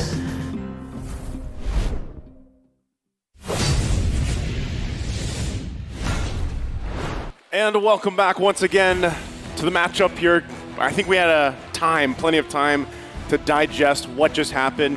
You know, unfortunately, you guys can't see it unless you're here, but talk about it yet. yeah, no, you Don't spoil it. No, it's not going to you. Spoil it. Eventually it will. Okay, Eventually. okay. Eventually. I'll We'll work wait for the late game. Just keep it there forever, late game. Whole time. Just like Onyx, they had a tie grill forever. Forever in that game. They were waiting for one moment. They banked on that one moment, and they got the game with one moment. And that's what I'm doing right now. That's what he's doing right now, so he's going to keep it together. Banking on that one. You're doing the key boy? He's the key boy. Pulling the key boy with the bees. I just have no idea, by the way. I think Onyx really hates play-by-play casters, right? I don't know, Game man. one makes me almost lose my voice. You still have plenty of casting to do, man. Exactly. Yeah. You got to keep it together. We got Just like Trex. 4 more games. You got to play for the late game, bro. I You're the have key to. boy. But I had to do that justice, man. What was that? I don't know. Like, I'm still thinking about it, actually. And I even feel like, you know, on the analyst stand, like, they broke it down the best they could, but really, when you think about it, even with some of those item swaps happening at the last moment there, leaving just being able to turn the tables, really, against 14,000 gold is insane. We'll see exactly what AP Bren wants to do, given the fact that game one, hey, they were ahead for so long, and it got flipped so quickly as we jump into the draft. Game number 2 here. Onyx now drawing first blood in the series, up 1-0 in the best of 5. You can already see the bands coming out. The Phobius, Matilda, not going to be a part of the picture anymore as Onyx takes that out alongside the Faramis on the flip side. AP Brent taking out the 1-1. Valentina, Kaja. What does this open for first pick for Onyx?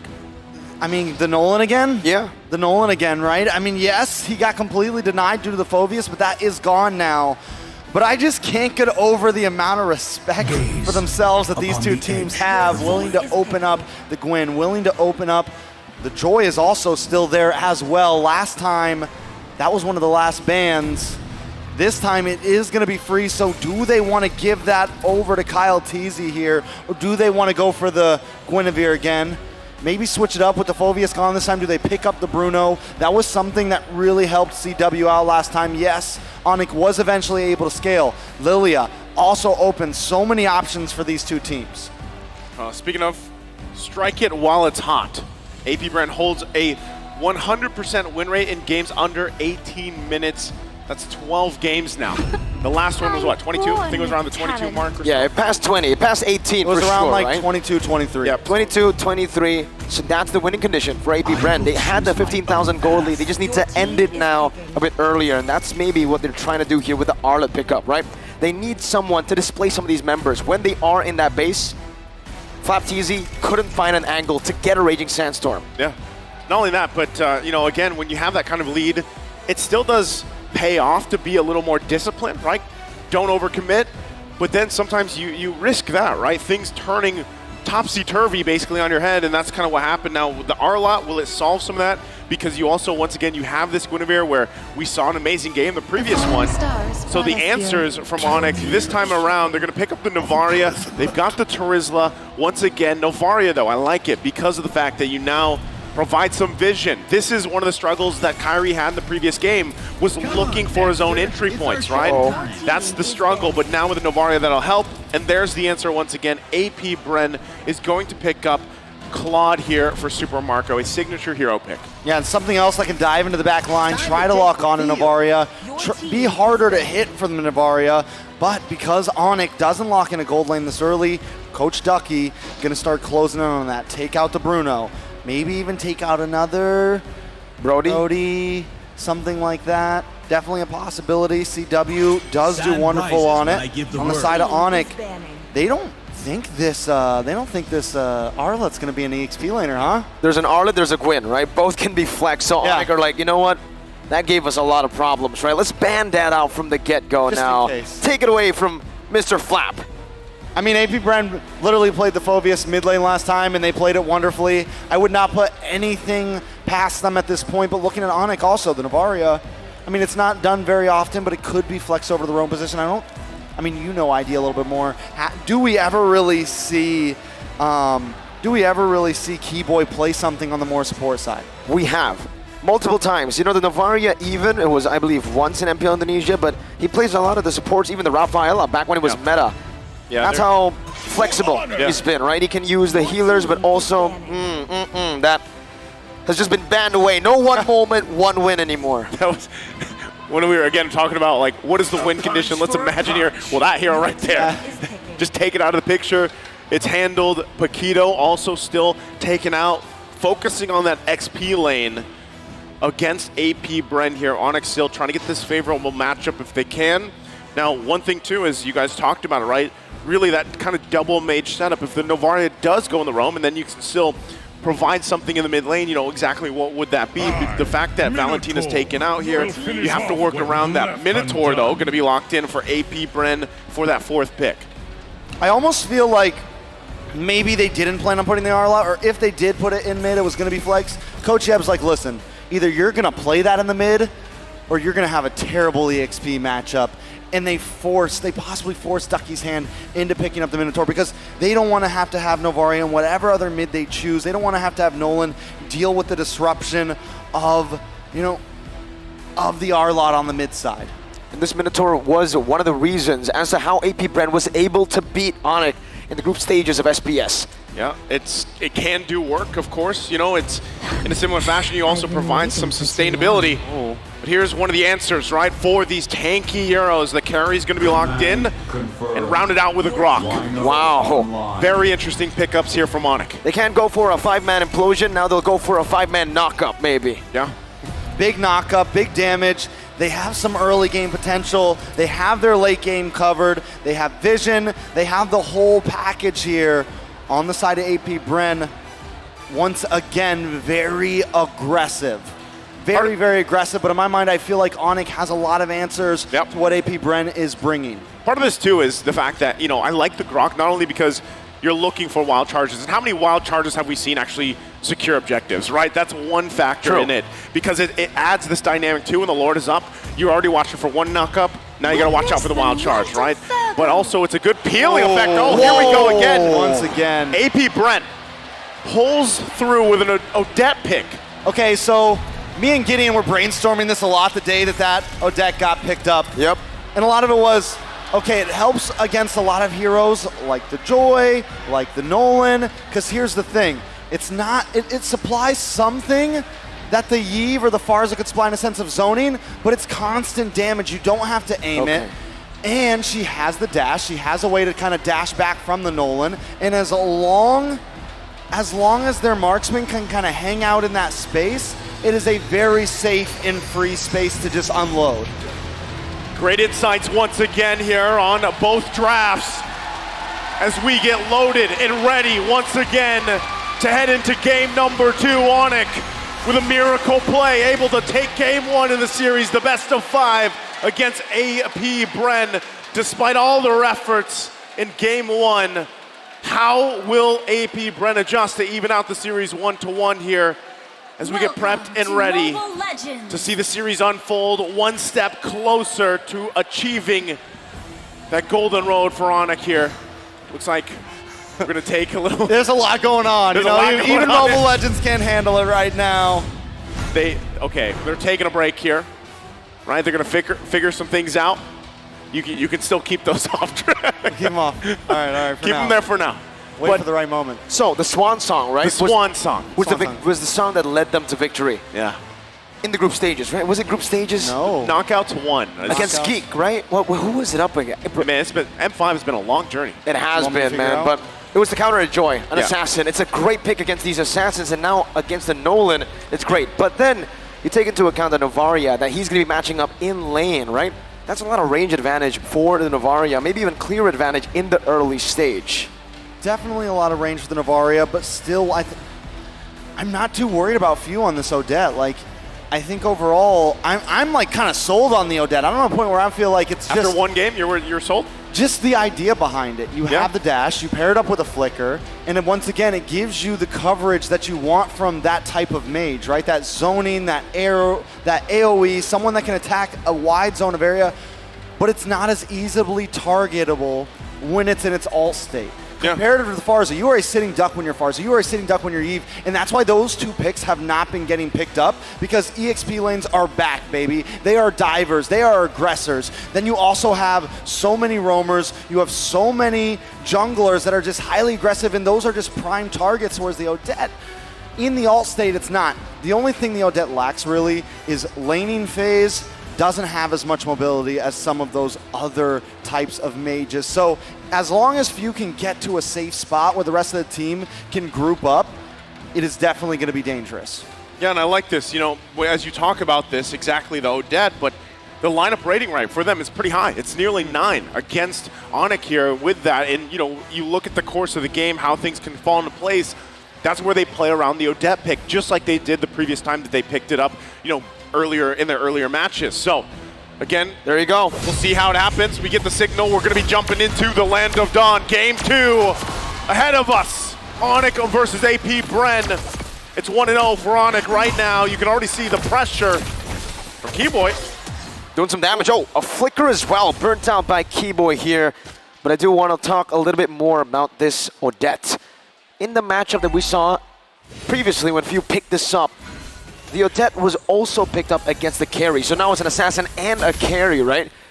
Two very, very vulnerable targets for the Odette to catch. Yeah, definitely very vulnerable. Carry has to try to move in, right? So it's definitely not going to be Carry's job to deal with Few.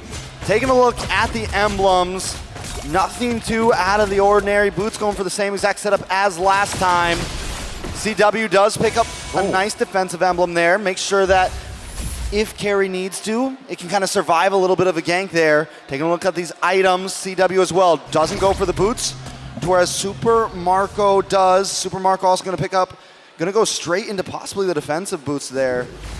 So a slightly different route than normal. Okay, speaking of, they already get the flicker out from Few, right? Putting the pressure there. Sans takes a shot, Ogren's gonna block it, but you see how this time around, because Kyrie has this type of lineup to work around this Nolan pick, it allows him to farm up pretty confidently. He is a little bit ahead of Kyle Tizia as well right now, right? So Turtle's gonna be up here in just a couple seconds. They'll both get in position. A lot of these still trying to get that level 4, the ultimate's available. That's why they're parking themselves in the XP lane. Both junglers lead into the Turtle. Clear up top a bit faster for Onyx. Calteezy looking for the setup as well, but Keyboy just pops in at Power of Nature. And a wild charge, and Keyboy gets the Turtle as well. Wow! Game number 1, it was 2 kills and a Turtle over to AP Bren. Game number 2 starts off with Onyx doing the same thing. That is a big switch up from what we saw last time. This time Onyx bringing the aggression. You can tell their morale is up. I mean, after winning a game like the last one, you gotta feel good about themselves.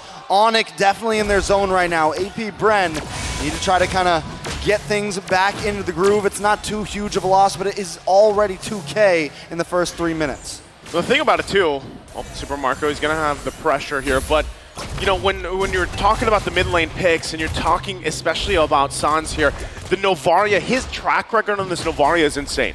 His success rate is very good, but not only that, the fact that the way that he plays it to the point where, yes, you're topping the damage meter, you're topping, you know, you're farming up really, really well here, but also the vision that's usually on point allows this. Wild charge flicker combo into the fracture. Kyrie gets rid of Few, and that's another combo together. Ogwen wall down, but Onyx, they'll take this win. 4-0 Sans, canceling out the recall. Keyboy looking for an angle once again to maybe cancel another recall, but Ogwen just stays behind that turret. We'll try to facilitate Flapteezy's way back to clear this wave. Take a look at the junglers right now. Kyrie with a 1,300 gold lead already. He's got the Hunter strike in. Whereas when we take a look at Kyle Teasy, he's got practically nothing on his side. That's a wall down. Super Marco gonna be caught, pitched down right now with a lot of damage coming through. Kyrie will be able to give CW the kill down below. The entire turret shield as well into an Astral Sphere and an Astral Echo, revealing Ogwen and Fuse, zoning them away for CW once again to farm up and shove the wave back to the turret. And putting the pressure once again. Sans is just on point so far, even with the lead that he's garnered himself, right? 2-0-3 on the Novaria allows him to continue to do this, just kind of siege from, you know, the safety, from distance. That's why the Novaria is so great. But as I was saying before that fight even broke out, you know, the ability to provide vision allows even Kyrie to rotate a lot more confidently.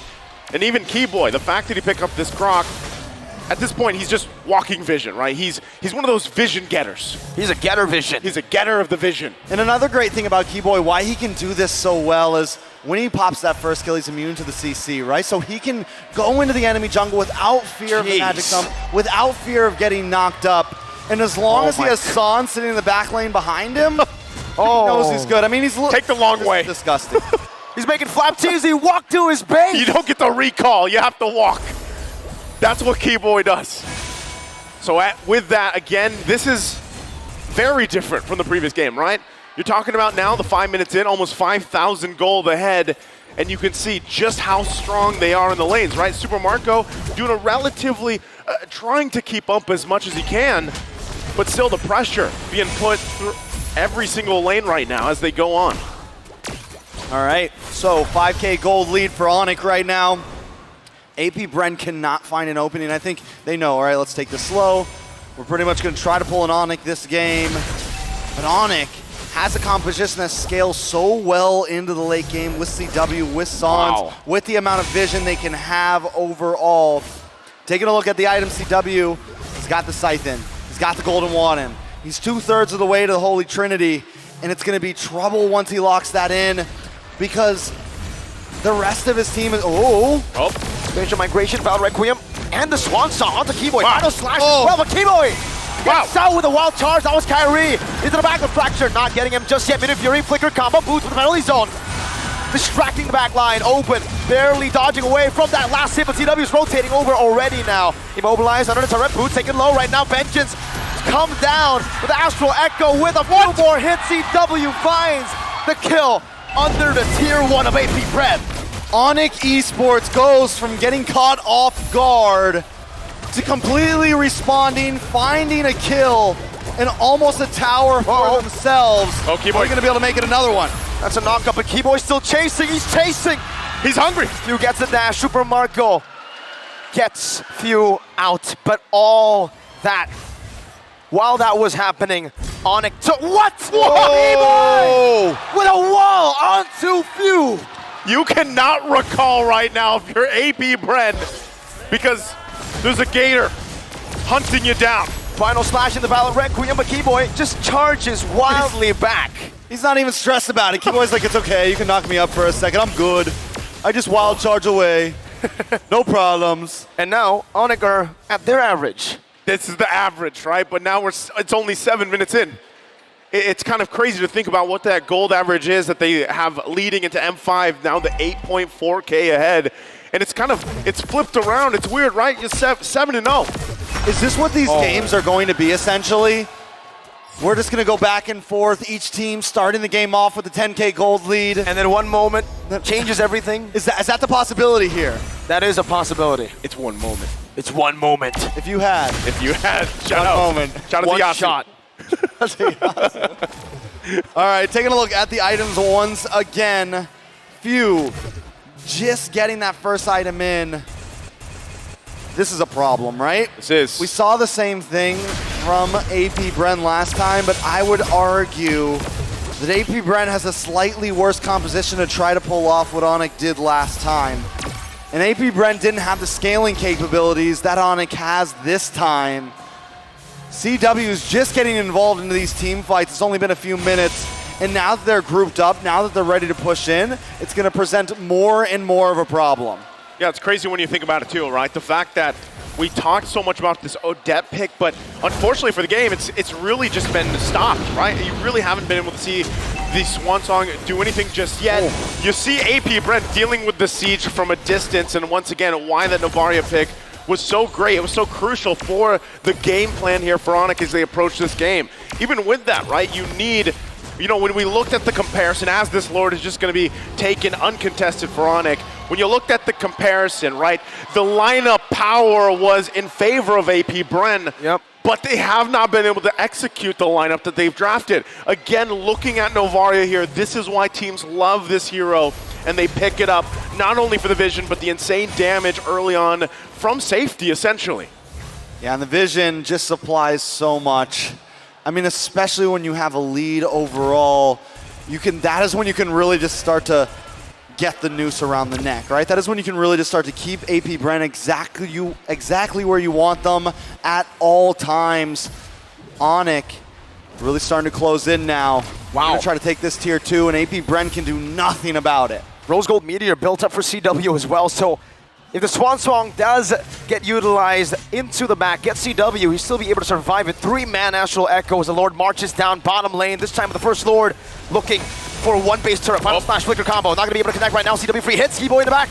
This might be the full zone into the wild charge. Keyboy taking low. Swan Song and the Minions Fury. Boots caught in enemy territory. 1v4, but the Lord was able to deal with the base turret. Now Super Marco's chasing Boots, but Boots is unkillable. He just walks out of there. The body of Smith. The BOS. The body of Boots. The body of Boots. The Bob. That's what worked there. The Bob. I have to say, still almost worth it, honestly, for Onyx. At this point, when you're that far ahead, you can toss a body under the tower as long as you get the tower. Onyx, if they want to try to close this out quick, they have to make sure those towers go down. Kyrie just stole the orange buff? Yes, he did. Looks like it. He's having a much better game this time around. Kyle Teasy, on the flip side, struggling this time, right? Even with the same pick, but really it's that lineup. It's the lineup difference here for Onyx this time around, and now they're the ones, right? With the 13,000 gold lead. So really, if you're trying to think about it as they get ready, is Onyx the team to just go ahead, slowly kind of whittle down the defensive of AP Bren here until that next Lord. And at the same time, they still have the tools to actually force a fight, even if it's just Sans. Given the vision, poking them down like that. Oh my God. He gets out very, very close. Are you telling me Onyx want to go for the siege without a Lord? That they do in the mid lane. Baser are going to be taken down. Boots, penalty zone, locking him down. Wild charge. Keyboy flickering back. CW melted Ogwen. And now it's Kai with a fracture of Innis Fury. Even onto the blazing new effort. It's a double kill for Kyrie, and Super Marco is forced back. Flap TZ falls. Game number 1, they ended it in 23 minutes. Game number 2, they're looking for the end in the 11th minute. No mini waves, they have to back up. Super Marco defending with 1 H1 member. 11-1, what the heck? Another what the heck moment for Onyx. A drastic difference from game 1, calm and collected. Wow. They ended quickly, 2-0 in the series. The stadium is filling up by the minute. More and more people are flooding in to watch this series. Onyx wins game 1 in 22. They cut that in half for game number 2, 11 minutes. They did not pull what AP Bren folded last game. 11 kills, 11 minutes, 1 kill. AP Bren. There's a lot of ones. There's a whole lot of ones. This time around, we're gonna have to have this broken down further with our analysts. Guys, take it away.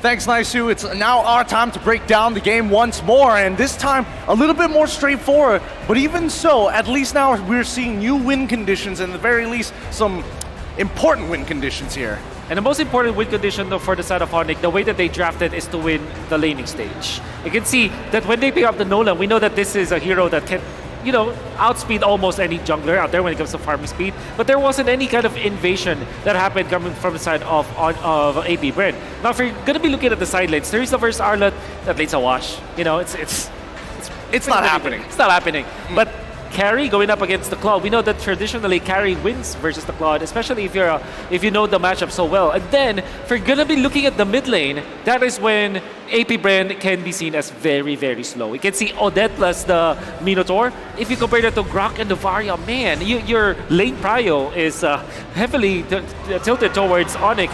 And that guy, again, is the MVP. I mean, you gotta give it up to Keyboy. This guy, he really, on this Grok, it's so good to see these traditional picks start to come back into this particular game, because not only is he giving vision, but he's really emphasizing the mistakes of AP Bren. Oh, you make too much of a mistake in your lane, I'm gonna make you walk back from tier 1 to tier 2 till your base. Yeah, I think the way that they drafted it was so good. You gotta give big props to the coaching staff of Onyx Esports for identifying this good hero, because we know that there's no Grok killer yet in the side of AP Bren. Arlott, Guinevere, Claude, and Minotaur, they won't be able to actually contest this Grok.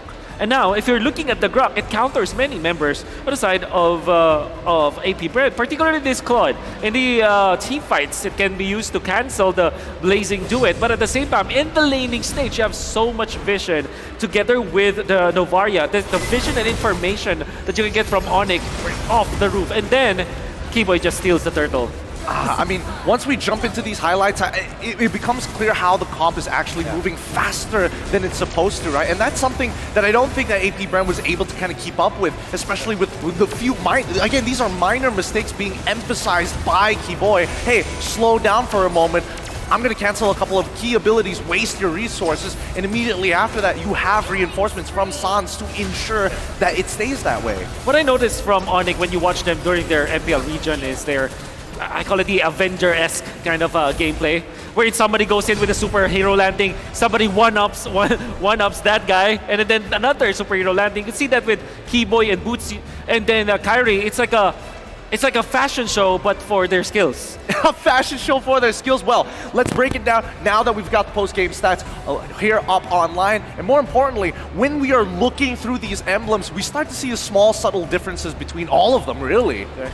Yeah, for example, we can see the Grok going in for tanky emblems, naturally, but now because of the changes in the Wilderness Blessing, you would prio that if you are actually the Grok. And interestingly, Keyboy went for the Concussive Blast.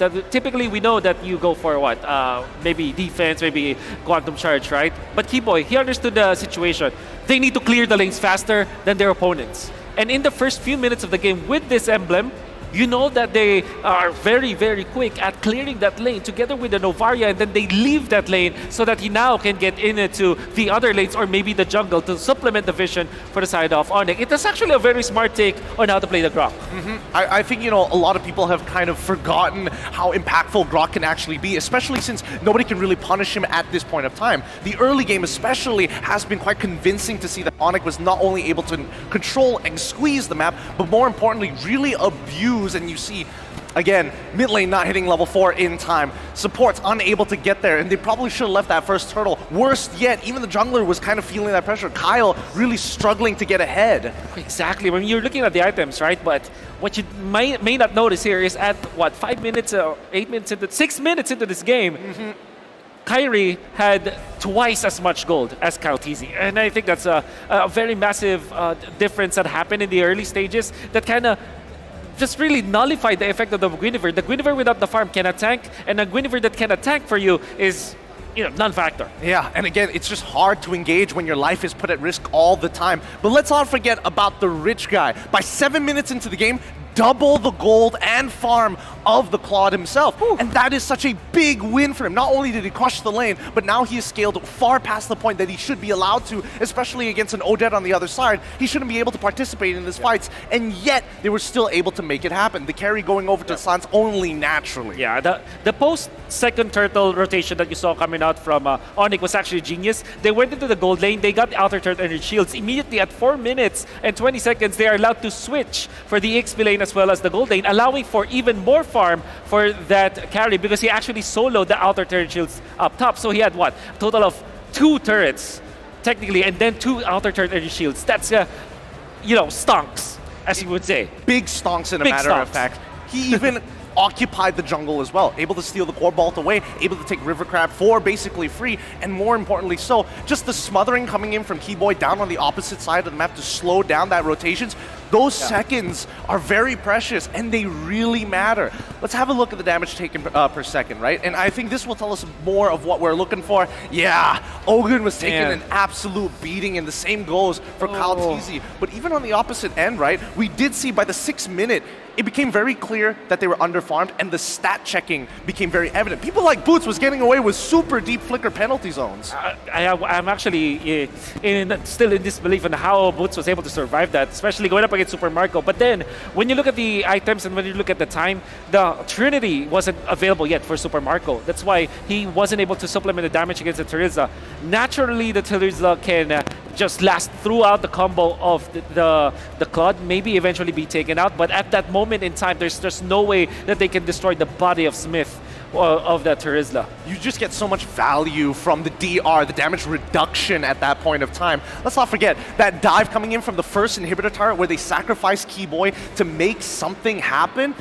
I think that was a pretty good trade, but you could really see that with all the ultimates piled up into one guy, Boots was able to just walk away, and even so, he only flickered at the very end, not at the very beginning. And I think if this Novaria also gave so much for the side of Onyx, because not only of the vision of after the ultimate, but the pokes. You can see Kaltizi getting hit by 1 Astrosphere already puts him at what, 60% HP. If that hits even Ogwin, not only is he damaged, but he's also slowed down. Then there was even a connection when I saw that after slowing down Ogwin, you can see CW just chunking on the Minotaur like it's nothing.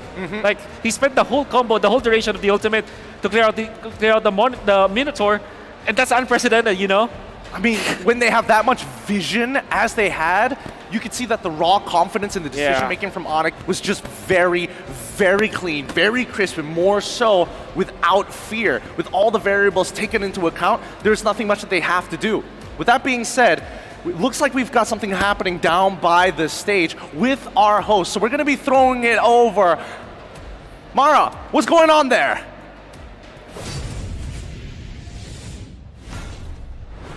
Oh, it is intense right here by the stage. And joining me here today from Todak, we have Moon and Chiku. And of course, we're going to have our translator, Lafel, helping us out with this. Chico, Moon, this is very intense. Who are you rooting for? Saya Onyx lah. He said, oh my god, it's so loud. he said he's supporting Onyx. Because game number 1, even though Onyx was like, wow. But then when Onyx fight back, okay. that's why he's supporting Onyx. Was that accurate? That's true. That was accurate. Okay. In Malaysia, it's just a few words, but there's really a lot of emotions. Okay, Moon, who are you rooting for? He's rooting for Onyx. Kalau saya pilih Brand. He said he's supporting AB Brand because AB Brand, they're buzzing. They lose 2 games, but they're gonna come back. Were you? Did you feel that intense? Yeah, I feel it. Okay. You are Onyx, you are Bren. Okay. We're gonna settle this, okay? You're gonna battle each other with facts. Why you think Onyx and Bren is gonna win? Okay, Chiku, you go first. Why? Kalau saya sebab Onyx terlampau kuat lah untuk sekarang. And saya nak Indo vs PH kat final. My boy Siku, okay. He said Onyx too strong. He said he want to see Indo-Philippines in the grand finals. Okay. Hoo-ha! Hoo-ha! Did you say hoo-ha? Yes. You said hoo-ha. Let me hear you say hoo-ha. Let me hear you. Let me hear it. I didn't hear it. Okay, there. Okay, there you go. I thought I missed it. Okay, why do you think Brent is gonna win? Sebab Brand pernah menang MC Series juga, so dorang ada mentality tu. Let me go over here. My name is Zachary. Chiku, you don't know what you're talking about. Oh, you don't know what you're talking about. AB Brand won M Series before. They have the knowledge. They have the experience. They have the manpower. They have the bees. Damn, Lafel. Is that right? Yeah, that's Can what I you said. say that again with the same expressions? Oh, cannot. Can I? Cannot. Even just one. Come on. Ini tadi Lafel. The way you said it. Okay, there you go. Okay. Well, what do you have? What do you have about Onyx? What else? Saya rasa tak ada apa-apa kot sebab saya dah tahu dah game ni 3-0. He said, words do not explain what I feel about Onyx. They're gonna win 3-0. Do you know why, Mara? Why? He said, Why? Watashi wa Chiku desu. Chiku knows the future. You see the future. He see the future. What's in the future? 3-0. Oh. Okay, he said that you said words cannot explain. Can you show us through actions? Cannot. No, can you show us through action? Show us through action. Show it. 3 Onyx 0. Oh, okay. All right. Okay. You Sorry. cheering for Bren. I don't think we're gonna let that pass. What do you have to say to Chiku? Tak tahulah, tapi bagi Lapel lah cakap kat Chiku. Lapel, settle. Moon said, hey, shut up. Oh, okay. If we have any final messages to the people that are watching right now, what do you want to let them know? Chico. Untuk semua fans, keep support korang punya team, tak kisahlah team mana pun, and cuba jangan toxic lah sebab ini melibatkan negara. So support negara korang. Thank you everyone for supporting N5. Keep on supporting your favorite teams and be as friendly as Chiku. Thank you very much. I felt that was very accurate. Okay, Moon, what do you have to say? Nak cakap good luck, all the best, and yeah, tu je lah. All the best. Oh wait, he said it in English, never mind. Okay, what, do you want to say anything else? He said some stuff that... He said, thank you to my wife, his wife, not my wife. And I love, he love his wife, I love my wife. Ken. And do your best. Do your best to be great. And the teams are going to be better than great. And we're going to go back to game number 3. Casters. Pasok.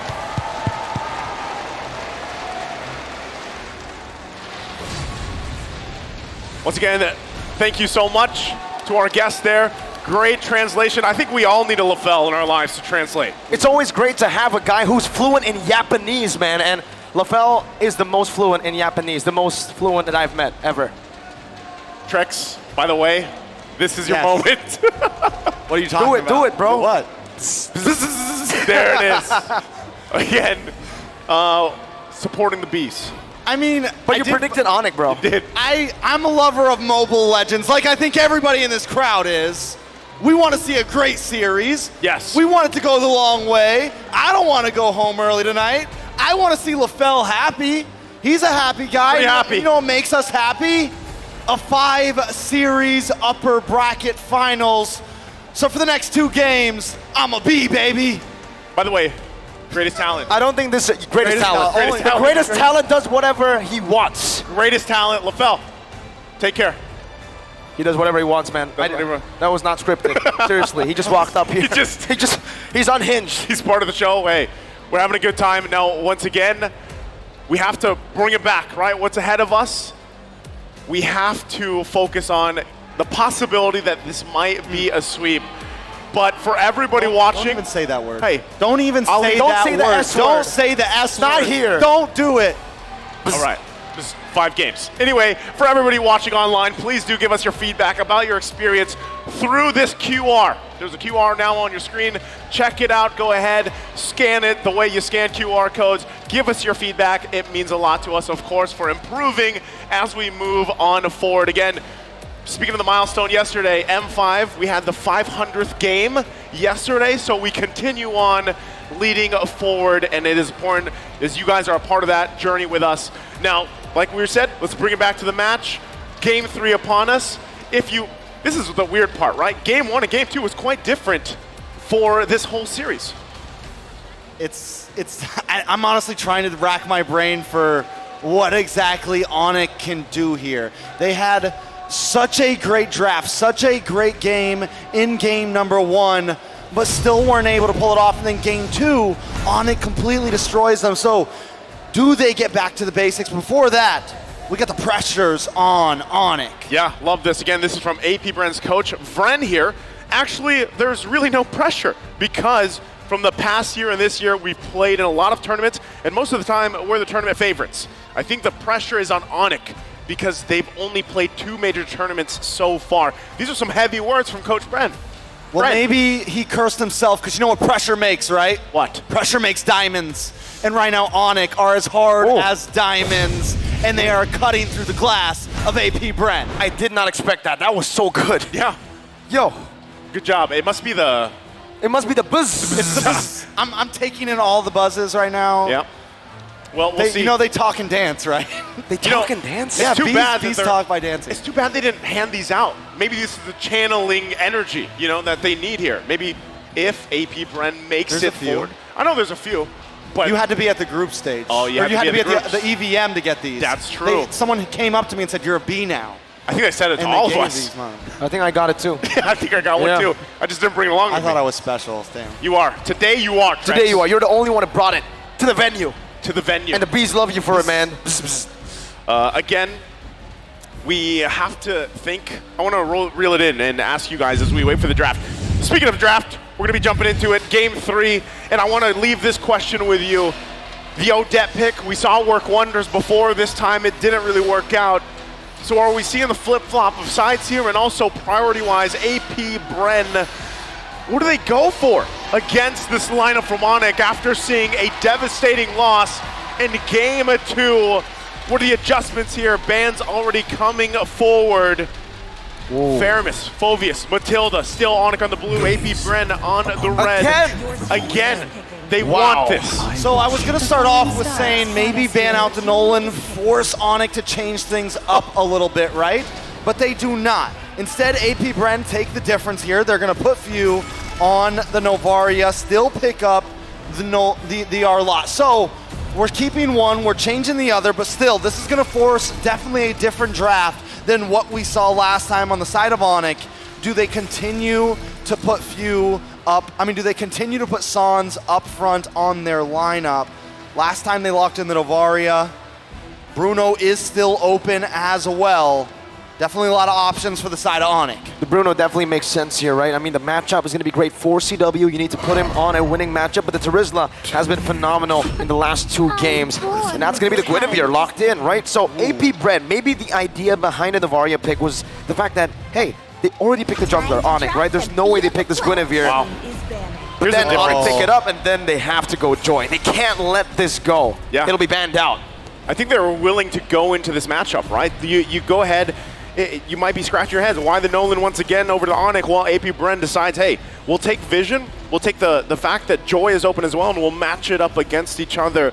But still, right, what do we see in the gold lane for both these teams? Really, as we get through it, we're probably expecting some gold lane bans to come through.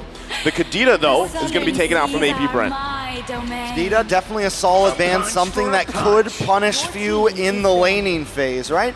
Even once the level 4 spike comes, if Sans plays that Kadita like an assassin, or they decide to, no, now they have the Gwen, so it's got to be a roam Gwen. Either way, on the side of Onyx, we're looking at mid lane for them right now. I like the Guinevere pickup, but it's going to be hard to target down on a Joy. Main target for Keyboy right now has got to be few, and whatever Super Marco ends up locking in. Onto the second phase of bans now. They take out the Paquito.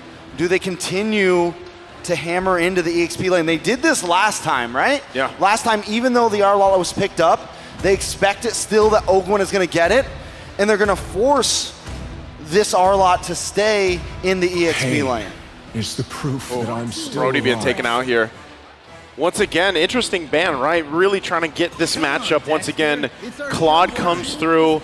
So this still, the fact that there's a couple gold laners that we've seen through, up to this point. You have, of course, the Bruno that we're still talking about. You have the Claude, since that's taken out, the Brody. The answer, Bruno, comes up. Now, what do you want to play into here if you're Onyx? Yeah, no Claude, no Brody, no Wanwan even, right? So, what, the only thing opens the carry here. They go for the Harith! Oh man, Onyx. They have a lot of mid control right now, but then if you have a Harith in the side, do you want to double down on some more magic damage, even harder with the Lilia, or do you want some long range? Because right now, with the Harith, they lack a lot of range. Wow. They go for the Gushin! They go for the dive! They go for the double down! I mean, it's match point. Wow. And Onyx never seems to disappoint with their drafts. They want to do it in style. They're going to do it in such style. Last time we saw Sans on the Gushin, it was an insane I remember game. this specifically because Mirko had to Was say the losing ultimate. his mind. I had to say the ultimate. Yep, the incandescent. Exactly. Every time this Gushin is picked up, right, I'm excited, but also... You're wondering, it's kind of like epitome. It's epitome. Epitomonomy. Right? Right, What about yeah. incandescence? Incandescence. I mean, if there's anyone that's going to play the Gushin and is at the epitome of the Gushin, it's definitely Sans. Oh man.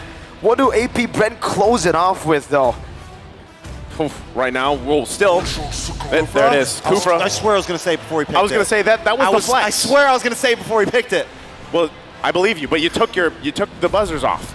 Maybe that's why. Maybe that's why you didn't say it. You're right. You forgot a business, man. I forgot the business. Well, you're the ones with the B. The tennis. Since I know you're about to ask me what I think about the draft overall because I have the foresight. Even though it's a chaotic and insane and everyone would say it's a horrible draft most of the time, I feel like I can trust an Onyx with this draft. But still, because I want a game number 5, I'm going to say that the Bees got this. You say they got it? They got it. Okay. Well, once again, we're going to see if the Bees got it, if they can extend the series. As right now, it's Onyx at match point here. And a decisive game, too, that we saw them. They're going in with a very risky, interesting, flashy team composition for game 3 to possibly close out the series and get closer to the Golden Road as we jump into the land of Dawn for game number 3. All right, so let's be realistic here, right? We take a look at Onyx composition. Definitely aggressive, a huge level 4 spike for almost every member of their team. Now onto the side of AP Bren, they do have a lot, and I mean a lot of late game potential. Definitely a huge win condition for the side of AP Bren. AP Bren needs to try to slow them down. Watch out for the level 4 spike. Watch out for the mid-game spike overall. Few needs to stay as far back as possible. He can't get caught off by Sans. He can't get caught off by Keyboy. As long as Few can do that, it's definitely a possibility. The Tyrant's Revenge on the Keyboy, forcing a flicker out. Calteezy jumping in with the damage. Kyrie doing the same thing. Turned around, first blood, picked up by AP Bren, but Kyrie, the god in the jungle, takes a double kill. Very quick. 2-1. Already Naisu. Already, you can feel it, right? Sans feeling pretty good about it. But again, how does that help? The last time we saw Gushin, in the last tournament we saw Gushin, it was another San. It was Sanji on the Gushin. It's poetic that now it's Sans. Very poetic. Yeah, must be something about the first 3 letters there. The Sans. Kyrie, though. Oh, he gets out. Beautiful dash away from the bouncing ball. All right, so it's 2-1.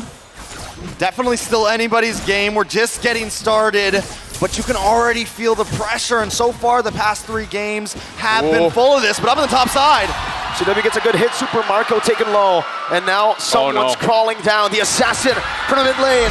Super Marco has the Purify. Sans not able to find the angle, jumps in and gives CW the pressure he needs to shove the wave, and Sans is chasing Super Marco down. He's making him walk all the way under the tier 2. Are they going to be able to deny Super Marco both of those gold cannons? Yes. Because if so, that is going to be huge. Here comes Few to try to help out. Try to get Super Marco in range just to get something there. Sans picks up 1. He takes Few down. Now Kyrie against Baptiste with the help of Boots. Keyboy as well. Boots finds the penalties onto the back. It's a killing spree for Kyrie. Dodges away. He buys the turtle. Onyx are massacring AP Bren in the first 2 minutes. This is a lineup that I would like to just describe as finesse. That's what these heroes do, and that's how it's being executed right now by Onyx. And not many teams around the world could pull off a composition like this, and they're hitting this level 4 spike so well right now. AP Bren at this point needs to just be careful, maybe even not try to force the next turtle, maybe even try to just run away from any fights at this point, because they're gonna need a little bit of time. They gotta go help out Super Marco. Someone's gotta get up there, because if he keeps getting starved out, if he's a level or 2 behind CW, it is gonna be bad when we get to the 6, 7, 8 minute mark. Okay, let's reel it in once again here. AP Bren, they are down by 2,200 gold at this point in the game.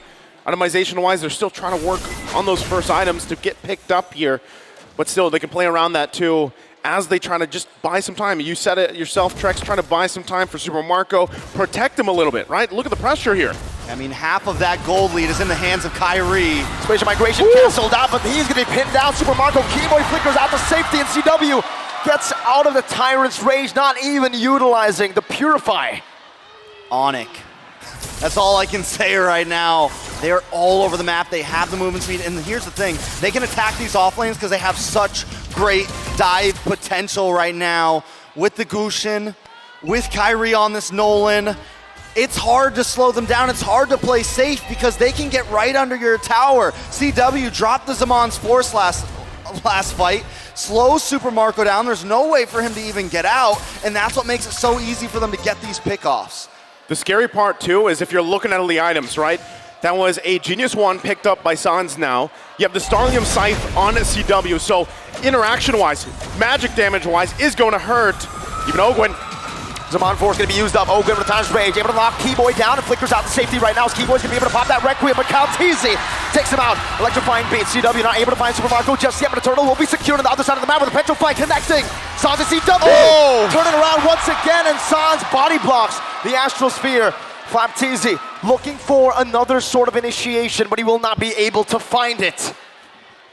Just when Kyle Teasy finally pulls something off there, he goes a little bit too deep and it's taken out Naisu.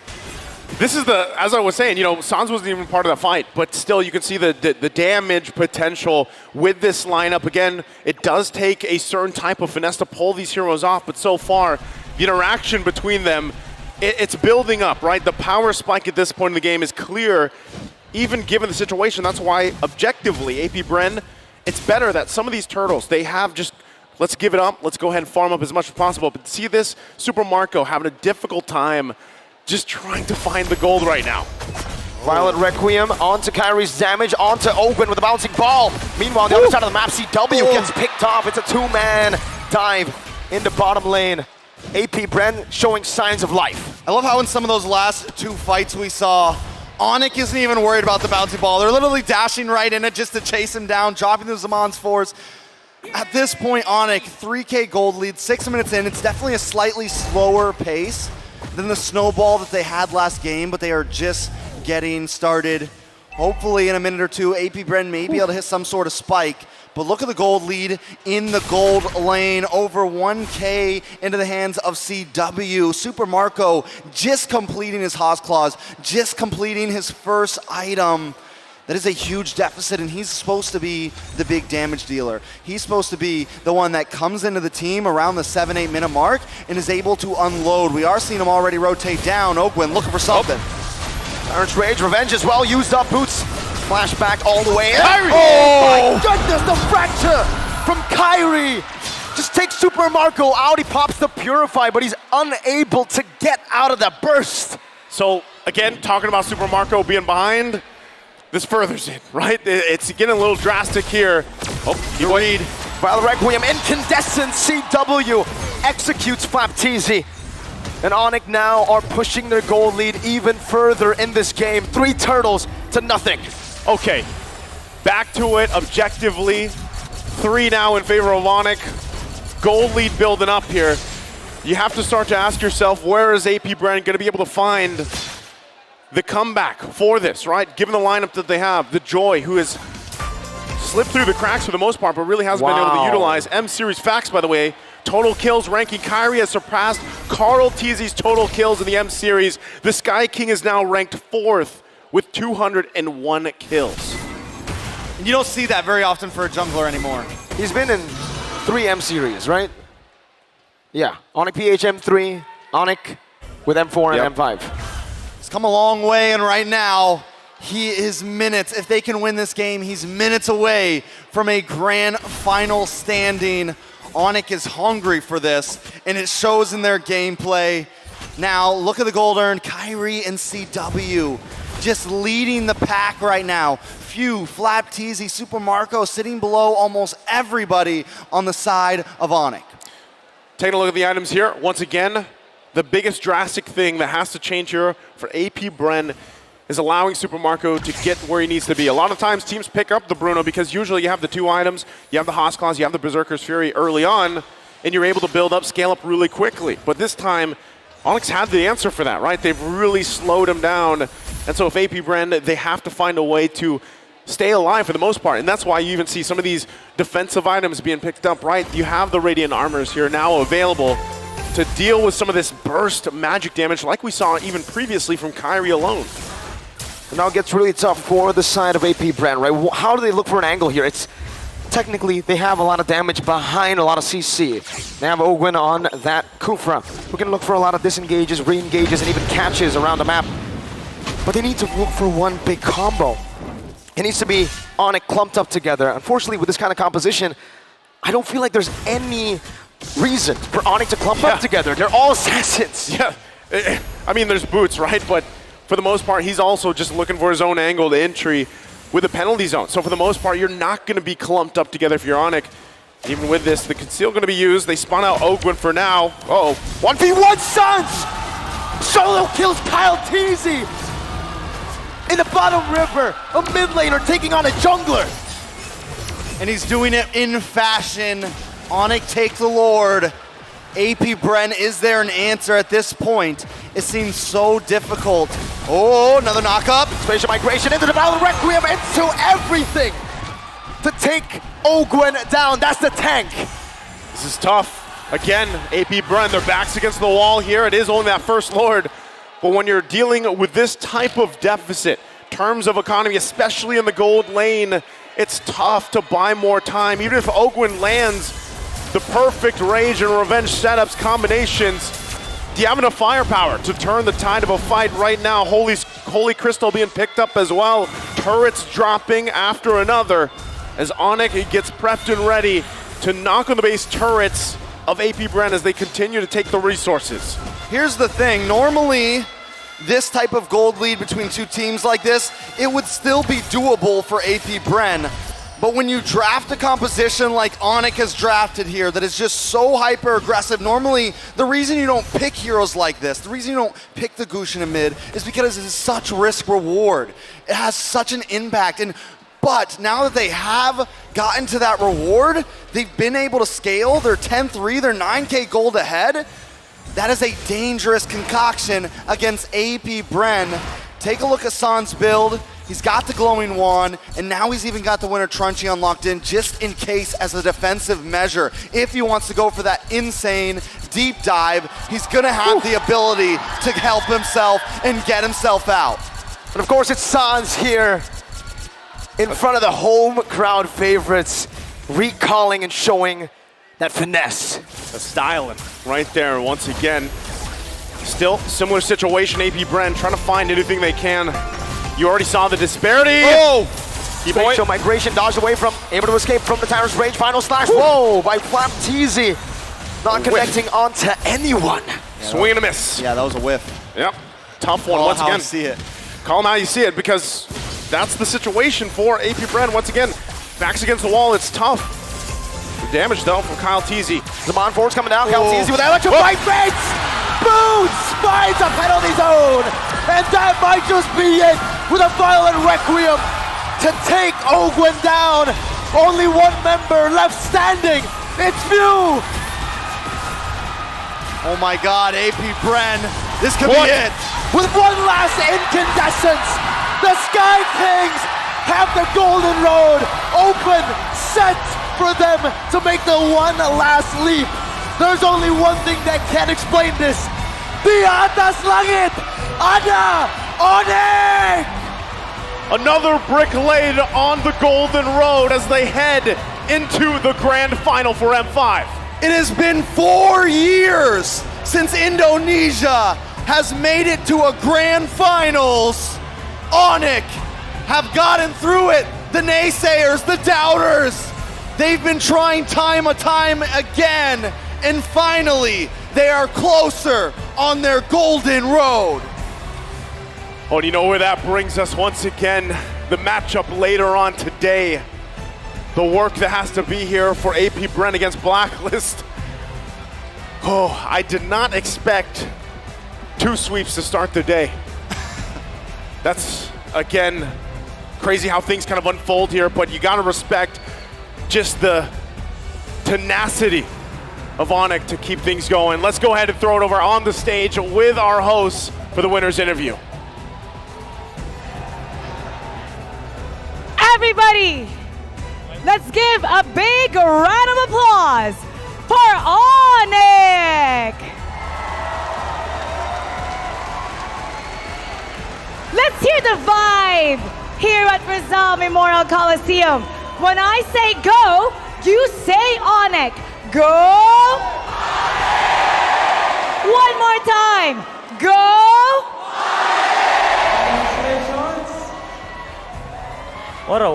Wow! Congratulations, guys! Congratulations, Kyrie!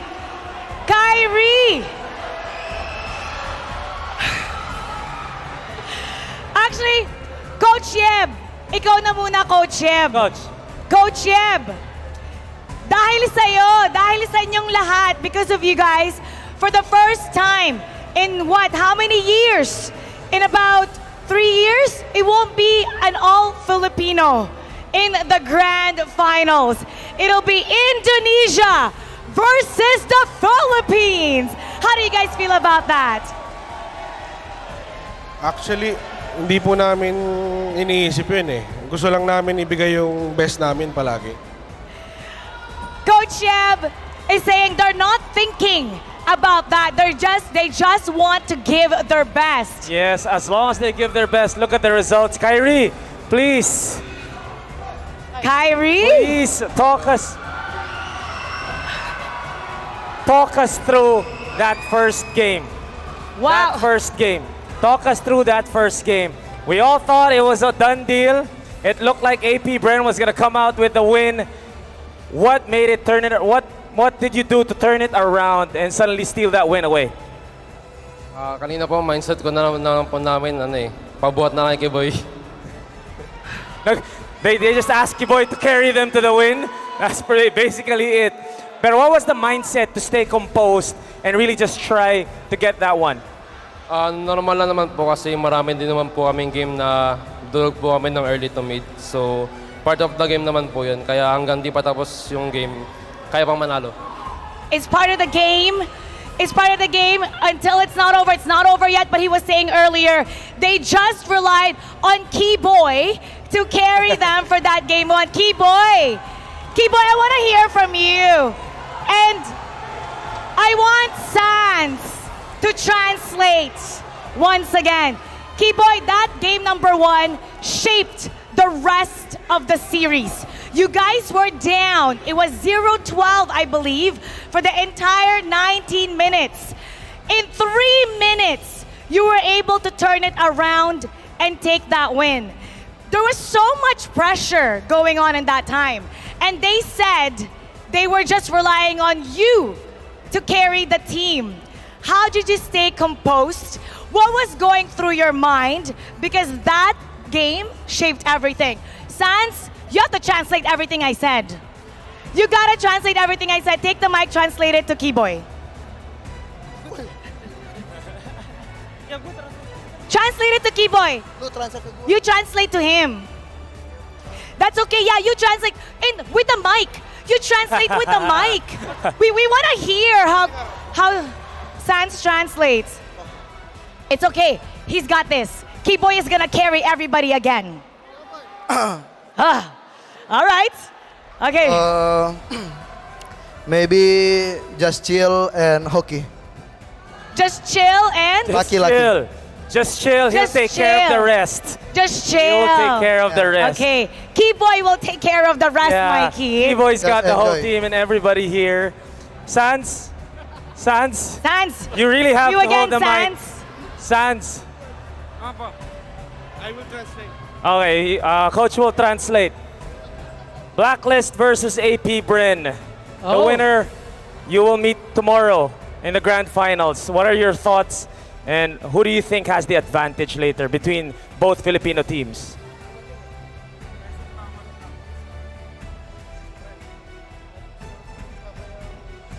Coach, we want to hear you talk with the mic. We want to hear you translate. We want to hear you translate this. Besok, Blacklist lawan Bren kan. Jadi menurut lo siapa yang ada Wow. advantage yang bisa menang? Grabe. Galing ah. Mungkin masih Bren. Soalnya aku rasa aku kan udah lawan dua tim, Blacklist sama Bren. Tapi aku rasa masih kekuatan Bren. Jadi mungkin ada chance Bren yang ketemu kita besok. San said he thinks Bren will win because he tried versus Bren and Blacklist, right? And he thinks Bren is more stronger. Okay, that's a great challenge. So that means, how confident are you if you were able to sweep Bren today? How confident are you that you're going to sweep Blacklist International? Since you swept Bren and you feel that you're gonna see Bren in the grand finals, so do you think that you can bring this home? Yeah, because he said that pakiramdam niya Bren ang papasok.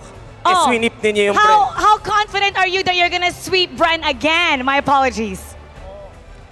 Jadi lu ngerti? Jadi dia tanya lu kalau apa ya? Lu tahu confident kan? Kalau lawan Bren lagi gimana? Ya pasti sangat confident buat besok juga. Tapi ya pasti kasih yang terbaik aja buat besok. Kita pasti bisa champion. Wait. San said he don't know, but he will just try his best tomorrow. And final message to all the fans. Si Si Kapitan, Kapitan. Cap. Kapitan, Kapitan. Cap, go ahead, Cap. Invite everyone to catch the finals tomorrow, the grand finals. Thank you for all Sonic and thank you for you guys who always supporting us. I hope we can give our best in grand final. Thank you, Po. Again, congratulations to Onyx. Once again, give Onyx a big round of applause. Okay, wow. How about this? We're going to throw this to all the audience. Yes. Pick your spot. You Go can ahead. choose any audience you Scatter want. it around. Make sure you We're choose gonna a good throw it area. all Go ahead. around. To all Onyx fans. Keyboy, over here. Over here. Go, go. Over here. There you go. Try to go far. Over there. Yes, a lot of Onyx fans in the house. Yes, sir! Congratulations! We're gonna have one more series right after this. It'll be between Brand and Blacklist International. Between the two, we will determine who will face Onyx in the grand final. So we're gonna break that down for you and turn it over to our casters. Pasok!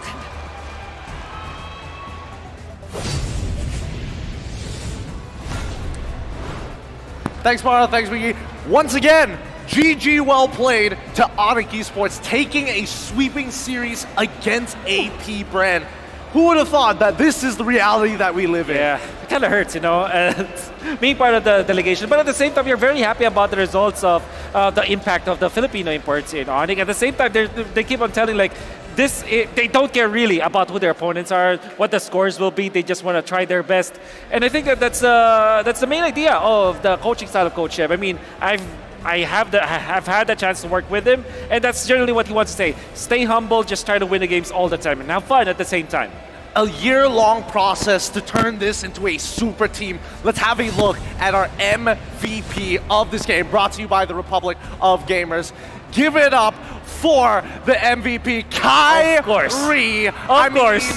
Look, we got to spread the love here. We got to spread the love. Yeah. The last two games, it was all about Sans and Keyboy. This game, you really feel Kyrie making that impact, really showing that, hey, I'm here to put on a show. Yeah, wonderful, by the way, rotation and the strategy coming out from the entirety of Onyx Esports.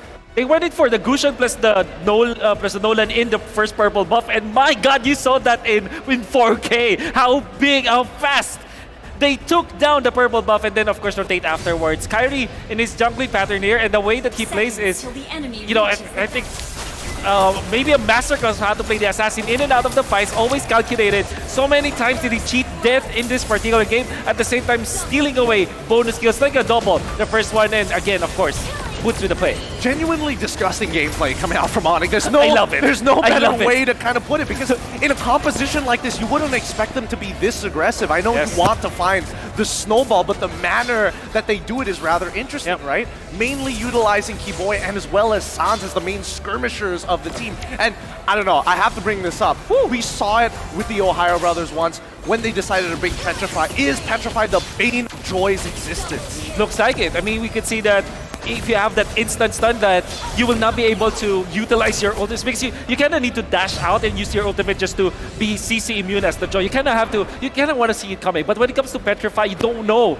It's almost an instant kind of spell. It is actually an instant animation. That's why it's very difficult to deal with it. And then you have a ton of damage with this Gushan. I think Suns played this Gushan game so well. With that being said, let's have a look at a deeper look for all of the emblems that we see here up on screen from both sides, as a matter of fact, because again, this was not an easy game, especially if you're an AP Brand fan to watch. I'm looking at the Wilderness Blessings. I'm already very happy with what I am seeing all across the board. But I think the big game changer here, and again, one of those picks that you don't expect, is actually on Jaewei. Mr. Calvin Winata on this Harith. Yeah, the Festival of Blood, now a staple for all the Hariths out there, because you have supplementary damage to go with it, and of course sustain, right? And then you can see that in the laning stage, it is actually this disgusting. He's using the edge of the Synchro Vision as a way to last hit the minions up to the top lane so that he's safe. At the same time, he's trading. Every time that you can see his Super Marco trying to trade against him, he always has that dash, and Synchro, the dash as well, coming out from the Harith. So he's able to trade and then sustain his own lane. Yeah, even Super Marco was having a tough time, despite the fact that he took Master Assassin, a way to kind of combat the overall lane priority expected to be given away to Mr. CW himself. Even so, he got very close to actually looking for that first blood, but unfortunately, with the fast rotations coming in by both Sans and as well as Keyboy, it did make it a little difficult, right? Yep. Let's have a look at the items and look and take a deeper look, right? Because Super Marco was taking a brunt of the punishment. Important item as well, going for Athena Shield on Kyrie. Every time that he gets stunned up, which eventually he will, you'll notice that he will survive just because of the Athena Shield. Gonna be looking at the composition of AP Brand. They have this Joy, they have this Novaria, 200 euros that deal the magic damage, but this Athena Shield that was picked up by Kyrie prevented that from happening, especially in the latter portions of the game. Imagine there will be eventually a Nolan versus Joy happen. It didn't happen in this particular game because of the snowball from Onyx, but you'll understand. Nolan versus the Joy, eventually someone has to pick up the defensive item, Winter Truncheon for the Joy and Athena Shield for the Nolan. Because Kyrie was snowballing out of control, he got the Athena Shield very earlier, and after 3 damage items, the defense was there. If we imagine in the late game, Kyrie will be even more scary. Yeah, I mean, if we're looking at some of these post-game statistics, we're hoping to see that Ogren was supposed to make a bigger impact in those motions, but I do feel that even amongst Ogren and even Flapteezy, it felt isolated, right? Isolated from the rest of how the team is supposed to actually function. Ogren was at the right place, right time, sometimes jumping a little too soon where you could have gotten a little more value, but unfortunately, Flap just really felt out of place in a lot of these motions. And the thing with Kyrie, the way that he got the rich guy with the highest GPM, it's because of the rotation and the idea here coming out from Onyx. They drafted for the Gushon plus the Nolan. Very fast leashing and clearing of the lane, of the purple buff. And you can see that through the jungle, it was very quick for Kyrie. We know for sure that Nolan versus the Joy, the Nolan is much faster when it comes to the jungling, and then he gets kills together with a double kill in the first turtle. That's why we overload the farm onto Kyrie because of the draft as well as the playstyle of Onyx. And hopefully we get to see this a little bit more, right? This is one of the few exploits that have been utilized in not only just today's match, but even for the rest of the group stages.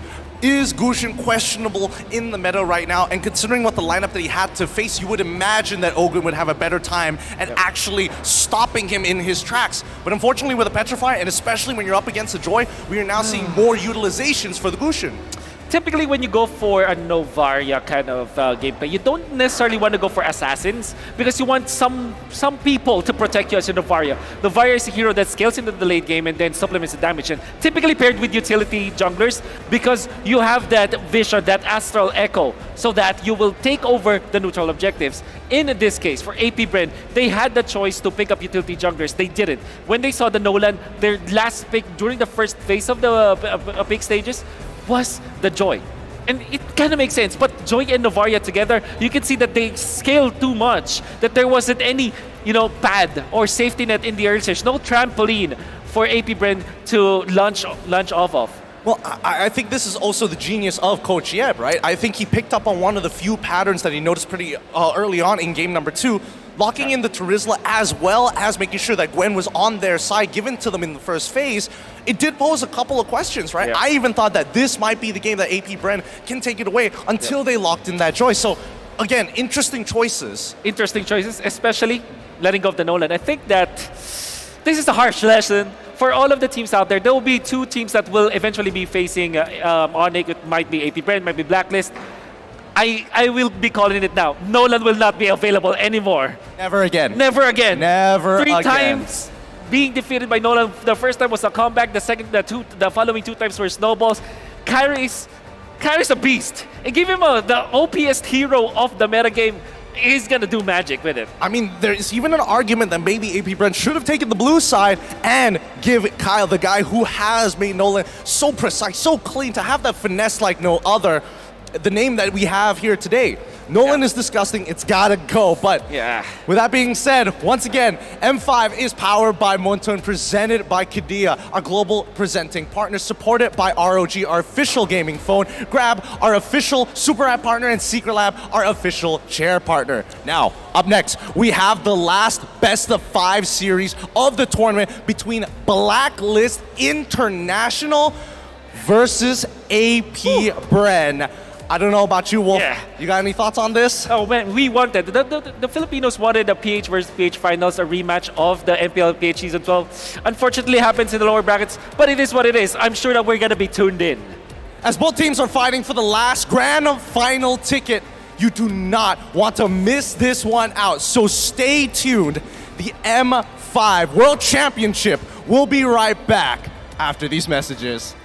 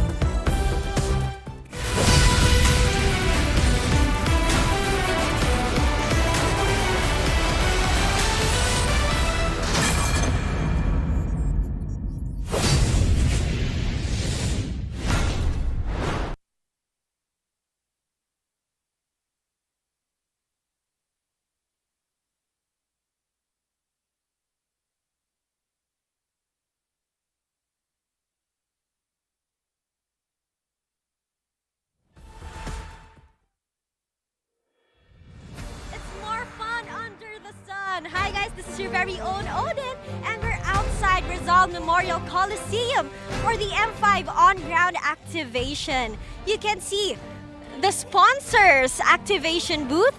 We have the food park right there, and we have the main stage for the meet and greet and watch party. And of course, we have M5 corner booth.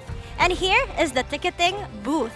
Now, as much as I want to go to every booth that we have, it might take long and I might ride Johnson to do that.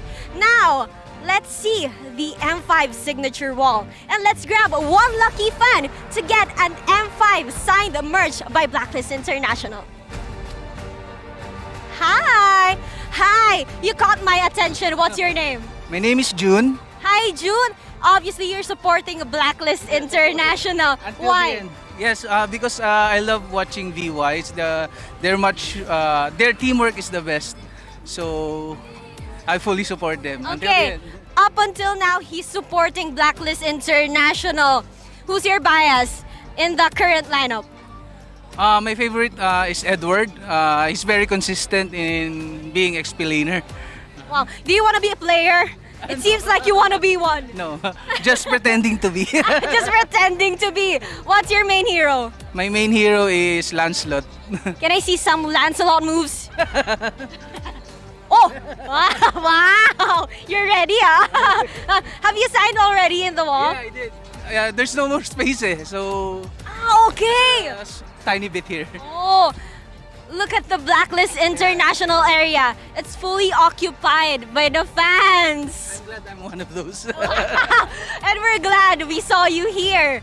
And because of that, you are winning an M5 exclusively signed by Blacklist International, courtesy of Kidia. Congratulations, June. Wow, thank you, Kidia, for this amazing shirt.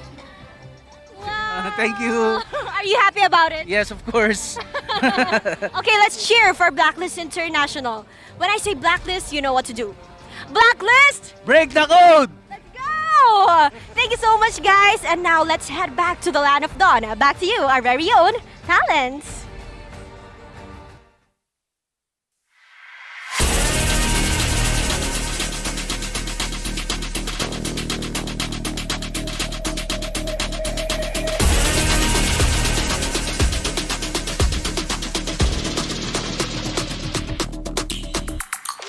Hit me like I might kick over, but you could give me an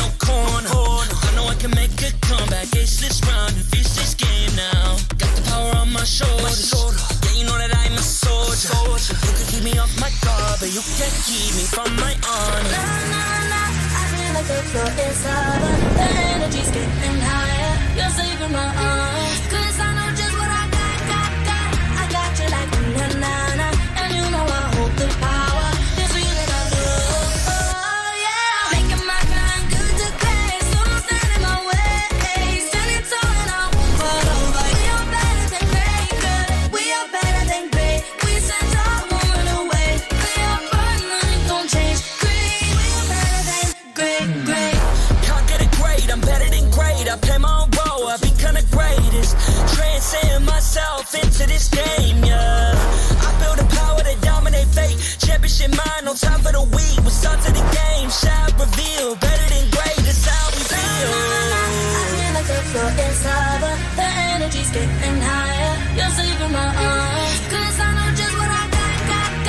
I got you like na na na. And you know I hold the power. This feeling I love. Oh yeah. Making my grind good to great. So don't stand in my way. Standing tall and I won't fall over. We are better than great, girl. We are better than great. We stand tall, won't run away. We are burning, nothing gon' change. Great, we are better than great.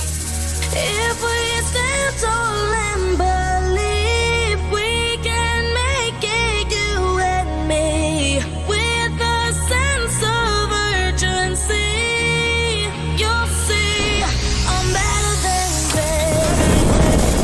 I'm better than great. Oh yeah, yeah. Oh, I'm better than. Making my grind good to great. So don't stand in my way. Standing tall and I won't fall over. We are better than great, girl. We are better than great. We stand tall, won't run away. We are burning, nothing gon' change. Great, we are better than great.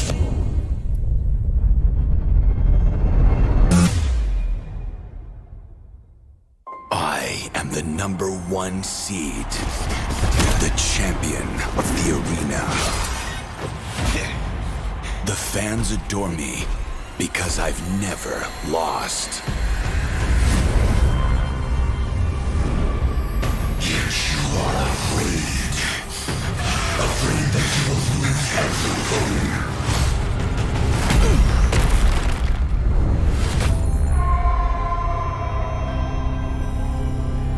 Do you ever get scared of losing, Kimmy? Well, big bro, I think we should cherish the joy and excitement of each game. Not who won or lost. That's right. I'll strive for victory, but I won't lose myself in its pursuit.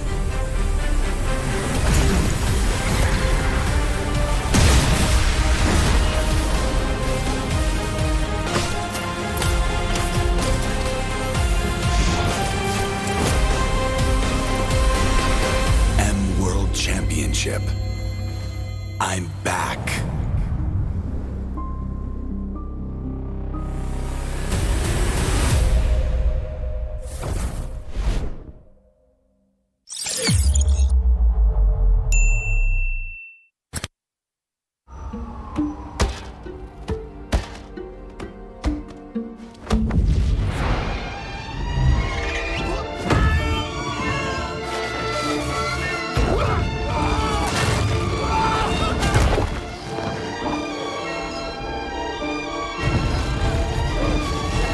The world's first city, built for play, is coming to Saudi Arabia.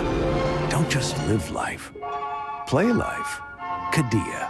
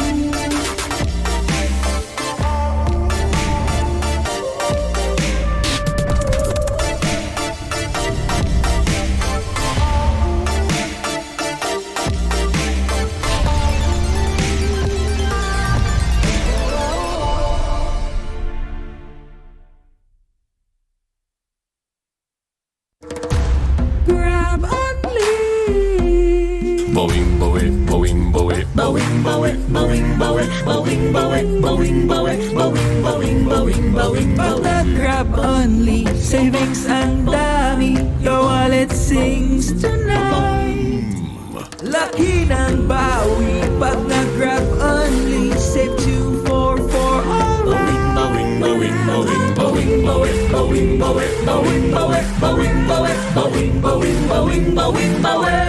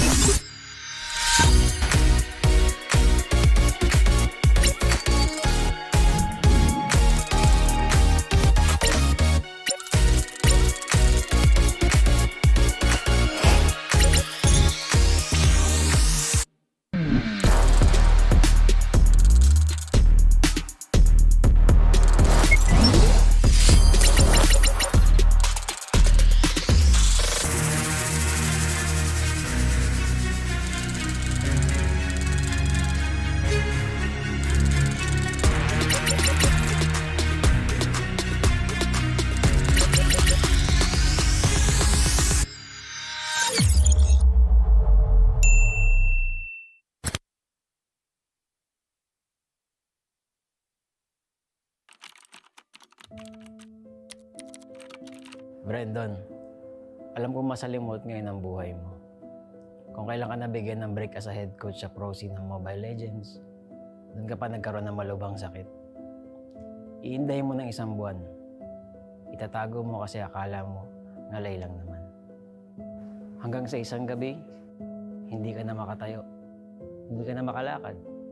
Wala nang choice kundi dalhin ka sa ospital kasi grabe na yung sakit na iniinda mo. Magsisimula ang season na wala ka sa tabi ng team mo. Sobrang lungkot at depression ang dadanasin mo dahil sa sakit at kawalan ng pakiramdam sa kalahati ng iyong katawan. Munti ka nang sumuko sa buhay. Buti na lang at may mga nurse, mga doktor, mga physical therapists, at mga kaibigan na nagpatibay ng loob mo. Huwag mo silang kalimutang pasalamatan. Akala mo okay na ang lahat, kaso luluba palalo ang sakit mo. Mapupunta ka sa bingit ng kamatayan, halos hindi ka na makahinga. Doon, mapapadasal ka sa Diyos na huwag ka na munang kunin dahil hindi pa tapos ang mission mo. Hindi pa tapos ang pangarap mo. Sabi mo nga, magja-champion ka pa. Maniwala ka na gagaling ka. Kumapit ka. Sa pagkakataon na yon, madudugtungan ang iyong buhay. Binigyan ka ng isa pang chance sa mundo para tuparin ang pangarap mo. Kung akala mo wala nang kukuha sa iyong ML team dahil sa kalagayan mo, nagkakamali ka. May magtitiwala pa rin. Kukunin ka as coach ng isang team abroad. Igagrab mo yung opportunity kahit pa naka-wheelchair ka kasi gusto mo yung ginagawa mo. Magiging mahirap pero okay lang. Ang importante, sumubo ka at wala kang regrets. Unti-unti na rin mag-i-improve ang kalagayan mo. Sabi ng mga doktor, kailangan mo ma-operahan pero wala ka pa namang pera noon kaya naniwala ka na lang nagagaling ka. Sa tiyaga at paniniwala, makakatayo ka rin. Darating ang punto na makakalakad ka na ulit. Himala, di ba? may isa pang biyaya na darating. Lalapitan ka na isang kaibigan, si Coach Daki, para maging tactician ng AP Bren. May chance ka ulit na ituloy ang pangarap. Huwag mo tong sayangin. Ikaw ang susi na magbubukas ng bagong pintuan para sa iyong team. Makakapagsibol kayo at dito magsisimula ang sunod-sunod niyong pagkapanalo sa iba't ibang tournament, kabilang ang MPL Philippines Season 12. Kung dati ay literal na hindi ka makalakad, ngayon lakad matatag ka nang ire-representa ang Pilipinas sa M5 World Championships.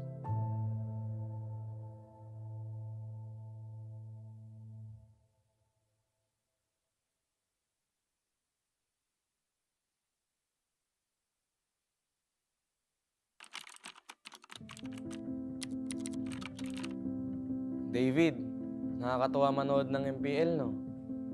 Nakikita mo yung mga idol mo. Yung iba dyan, magiging kakampi mo. Maglaro ka lang na maglaro, tapos magpataas ka ng rank at stars. Sa sobrang loko mo, darating pa nga yung 24 hours na nag-live ka ng ML para magpapansin. Dahil sa kasipagan mong yun, may chance ka pang nakasali ka sa Bren. Sobrang saya ng magiging run mo kasi magcha-champion ka na sa MPL tapos makakasali ka pa sa M2 World Championship. Nakaka-pressure pa yan kasi rookie ka pa lang tapos mag-worlds ka na. Buti na lang, umayon yung resulta sa atin. Magiging champion ka ng M2. Oo, masaya siya. Kaso warning lang ha, yung mga susunod na mangyayari dito magiging mahirap at masakit para sa'yo. Ganun talaga yung buhay eh. Hindi laging masaya. Minsan, kapag nasa tuktok ka at hindi mo alam kung paano harapin ang tagumpay, sasagadsad ka pababa, tatamarin ka, makikinig sa maling sinasabi ng iba. At ang uli, magmamahal ka ng taong lolokohin ka lang pala. Sa mga panahong yun, mapatingin ka na lang sa salamin at parang hindi mo nakilala yung sarili mo. Magiging madilim yung mga susunod na kabanata ng buhay mo. Pero David, dito ka matututo. Oh, baka gusto mo laktawan tong part na to ha? Hindi pwede, kasi mahalagang pagdaanan mo to. Okay lang matakot, gawin mo pa rin. Magta-top 8 kayo sa MPL, talo, laglag. Hindi lang isa, 2 beses pa. Dahil dito, mapaisip ka kung kaya mo pa ba, kung para sa'yo pa ba yung ML, ngayon ka dapat hindi tumigil. Kailangan mong ituloy at patunayan sa sarili mo na kaya mo, kahit sa mga oras na wala ka ng ganang gumalaw. Kung magagawa mo to, magkakaroon ka ng disiplina. Gagawin mo siya dahil pinangako mo sa sarili mo na panahon na para magising at magbago. Kapag naayos mo na yung sarili mo, magiging maayos na teammate ka na sa mga kasama mo. Kung yung dati nga, sarili mo lang iniisip mo, ngayon mas masaya ka na kapag masaya yung teammates mo, di ba? Dahilan ito para mag-champion kayo sa iba't ibang tournaments, pati na rin sa MPL Season 12. Matutupad rin yung pangarap mo para sa team na makapag-M5. Ngayon, sa pagkakataong ito, mas gagalingan mo pa kasi gusto mong maranasan nila ang feeling na naranasan mo noon.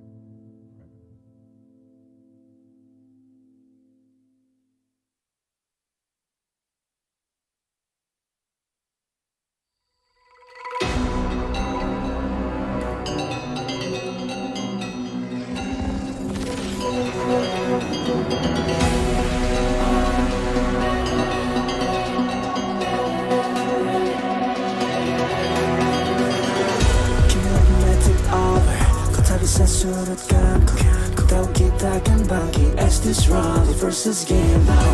Got the power on my shoulders. Tahu ku sang petarung. Kau bisa buatku lengah, but you can keep me from my honor. I feel like the floor is lava. The energy's getting higher. You're setting my heart. Cause I know just what we got. I got you like na-na-na-na. And you know you hold the power. Cause we are better than great. Cause we are better than great. Better than great. Better than great. Better than great.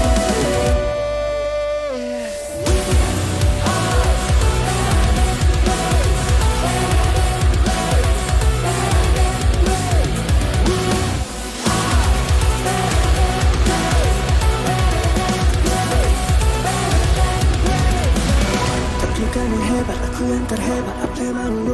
menjadi terhebat. Transcend myself into this game, yeah. I believe the power to turn me afraid. Kemenangan bukan tim yang lemah. The start of the game, we shall reveal. Better than great, it's how we feel. I feel like the flow is lava. The energy's getting higher. It's heaven in my arms. Cause I know just what we got. I got you like banana. And you know you hold the power. Cause we are better than great. I can tell you if I don't stand in my way. Stand in front of you talking. We are better than great.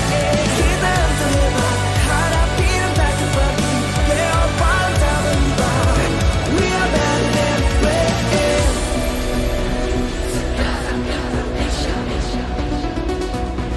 Cause we are better than great.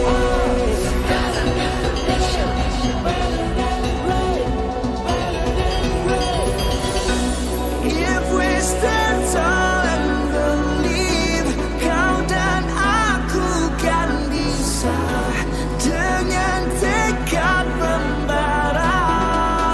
You see, I'm better than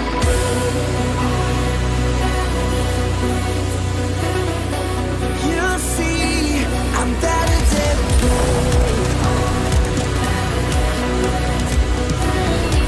you see, I'm better than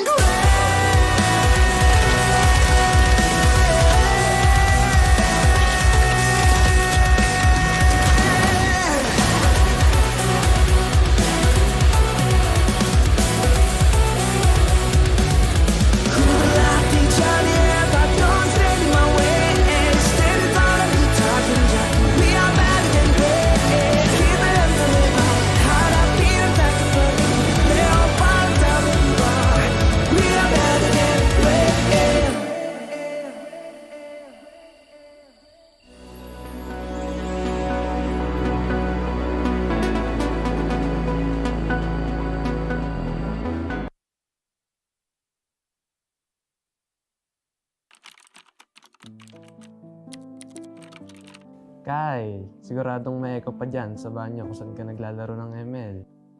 Hindi ka kasi pwede maglaro sa kwarto nyo, no? Dahil sure na mapapagalitan ka na naman. Tatagan mo ang loob mo kasi masasabihan ka pa ng magulang mo na wala kang mapapala dyan. Huwag mong i-take yun negatively. Instead, gawin mong motivation yun para mapatunayan sa kanila at sa sarili mo na may future ka sa ML. Magpasalamat ka pa rin sa parents mo. Kasi kahit na pinapagalitan ka nila palagi dahil sa kaka-ML mo, lagi ka pa rin naman nilang pinapairam ng cellphone para malaro to. Mangarap ka. Gawin mo lahat ng makakaya mo para makilala ka sa ginagawa mo.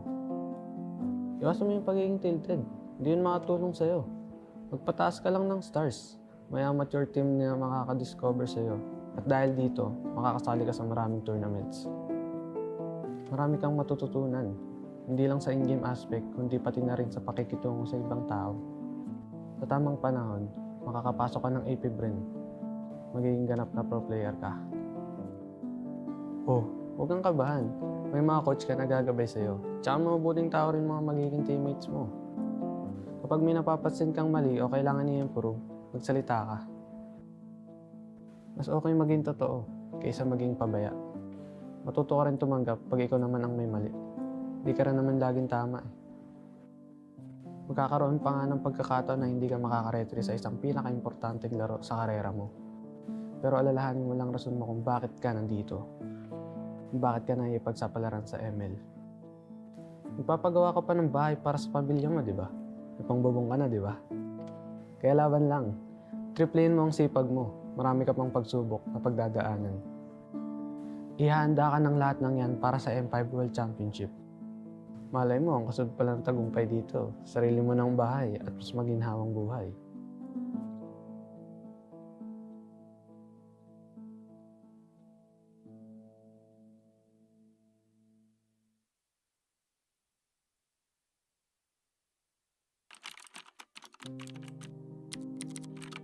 O Jin, unang-una, gusto kong malaman mo na magiging maayos din ang lahat.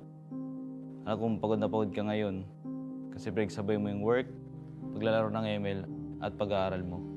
Call center agent ka sa gabi, estudyante sa umaga, tapos sumasali ka pa sa ML tournaments tuwing weekends.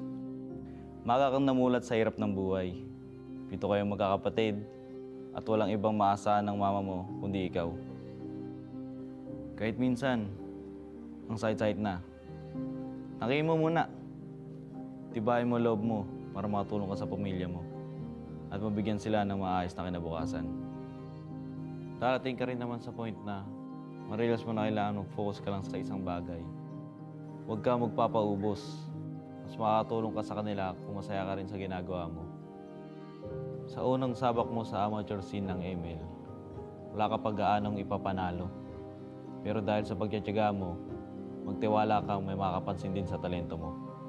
May makakaalala ng pangalan mo. Nakatawa man isipin, pero napakaswerte mo pa rin. Dadaling ka ng tadhana dyan sa AP Brain. Narating ang chance mo na patunayan ng sarili. Sa kawalan ng player na pupuno, ikaw ang magbubuo sa team nyo. Pero Jin, kahit na by chance ang pagpasok mo, binigay mo naman ang lahat ng oras mo sa paglalaro ng ML. Kaya naging magaling ka dito.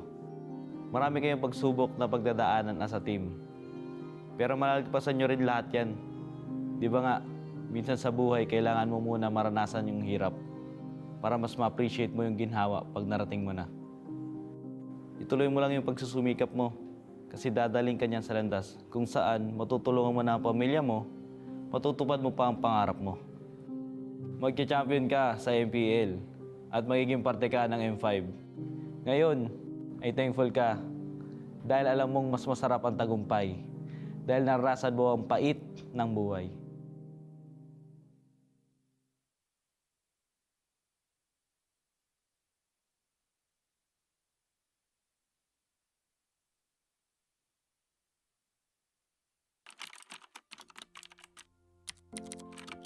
Hi, Monina. Alam kong nag-iisip ka ngayon if you're going to let go of your BPO work. You know what? Take the risk. Pumasok ka sa mundo ng esports and tanggapin mo yung hamon and opportunity na maging team manager. It's gonna be exciting and different. Iba to sa dati mong naging trabaho. Hindi siya mas madali because you're gonna be dealing with kids and people with different personalities. The workload is going to be overwhelming, kaya please, huwag mong akuin lahat. Madaming challenges, pero mas maraming taong nakapaligid sa'yo na tutulungan ka to overcome those challenges. Learn to delegate, work on your adaptability. Life is not a straight line. May magiging ups and downs talaga along the way. Don't be afraid to try and to speak up. Kung may mga ayaw makinig sa'yo, lakasan mo pa yung boses mo. As long as alam mong may sense yung sasabihin mo, go for it. More than a manager, be an ate. These kids would be going through a lot of emotional stress and disappointments. Do your best to be there for them and to comfort them kapag kailangan. Alam ko, masakit din para sa'yo kapag natatalo. Pero ang importante, nandyan ka para samahan ng mga players mo, mga batang kapatid mo. You will sacrifice a lot. Resources, time with family, and even relationships. It would be stressful, but every minute will be worth it. Especially when you see the joy in your players' eyes na makakasali pala kayo in the World Championships. I promise you, Monina, you will not regret leaving your corporate career because time will come that you will manage a world-class esports team.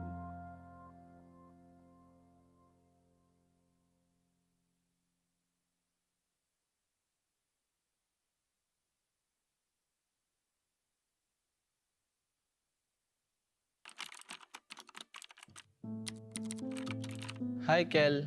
Alam ko, tuwing tinatanong ka nila kung anong gusto mo maging, wala ka pang masabi kasi hindi mo pa naiisip yung mga ganun. Hindi mo pa alam kung anong pangarap mo.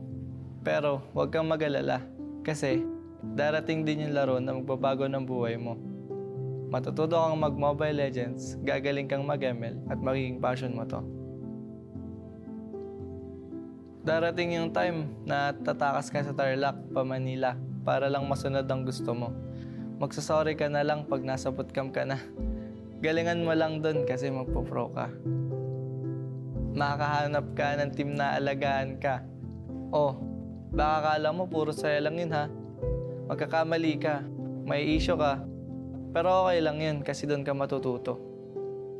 Huwag ka matakot magkamali kasi kasama yung pagiging makulit mo sa journey mo towards World Championships. Lahat ng puyat, pagod at pag-argue mo hanggang makatulog, magiging sulit yan. Magiging champion ka sa M3 at sobrang saya nun. Damin mo lang kasi bilog ang mundo. Pwedeng panalo ka ngayon, tapos talo ka na bukas.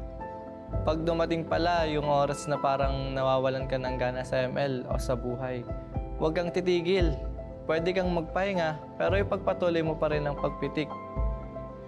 Huwag mo hayaan na may dumang araw na hindi ka pipindot. Kasi malaking bagay yun. Hanggat kaya mo pa, huwag mo sayangin yung panahon. Isa pa, huwag mong kalimutan maging mabuting teammate kasi hindi lang talent ang puhunan sa esports, kundi teamwork at respeto sa isa't isa. Maniwala ka man o hindi, yung ikaw na walang pangarap noon, ginagawa ang lahat ngayon para matupad ang pangarap ng iba. Ng mga teammates mo na sabik at deserving na makapag-world champion.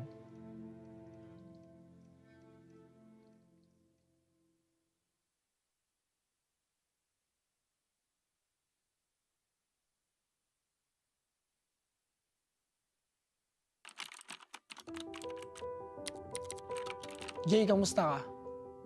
Kamusta yung pagbebenta mo sa palengke ng prutas tsaka pagtatrabaho mo sa baboyan para makapagpa-load ka at makalaro ka ng ML? Kahit pa 2 oras yung biyahe papuntang Bagak para maghatid ng baboy sa palengke, hanga ako sa'yo kasi kaya mo magtiyaga. Huwag kang mag-alala, lahat ng sinakripisyo mo, magiging worth it. Dahil sa Mobile Legends, magbabago ang takbo ng buhay mo tsaka ng pamilya mo. Oo nga pala, huwag mo kalimutan magpasalamat sa ate mo kasi pinahiram ka niya ng cellphone para makalaro ka. Mag-thank you ka rin sa mga pinsan and kuya mo kasi sila yung mga unang nakasama mo magbatak sa ML. Darating din yung panahon na makakabawi ka rin sa kanila. Sa atin lang dahil gigil ka sa kaka-RG, magiging top 1 ka sa stars at diyan ka madidiscover ni Boss D. Simula dito, marirealize mo na iba pala ang pagiging pro sa pagiging RG boy. Na kailangan mo pala mag-isip at kailangan mo matuto sa mga macro plays. Diyan ka rin magiging content creator. Enjoy mo lang yung pag-vlog and pagko-content mo kasi yan yung makakatulong sa pamilya mo. May purpose lahat na nangyayari kaya huwag ka mawawalan ng pag-asa. Darating yung time na kakailanganin mong lumipat ng team para pagbigyan naman ng gusto mo at yun yung makapag-focus sa pagiging pro. Don't get me wrong magiging thankful pa rin tayo sa content creator na Renny J kasi dahil sa kanya may abilidad ka na para sundin yung puso mo. Since natulungan mo na yung family mo, pwede mo nang tuparin yung sarili mong pangarap. Dahil dito, marami kang may sasakripisyo. Vlogging, projects, oras sa pamilya. Pero huwag kang mag-alala. Worth it lahat yan. Kasi mas magbubunga yung hirap mo at magiging M5 representative kayo ng Blacklist. Ito na yung chance mo para patunayan sa buong mundo na may bubuga ka. Yung respeto na hinahanap mo, makakamit mo yun. Dahil simula pa lang, alam mo na mas matimbang ang bagay na pinaghihirapan.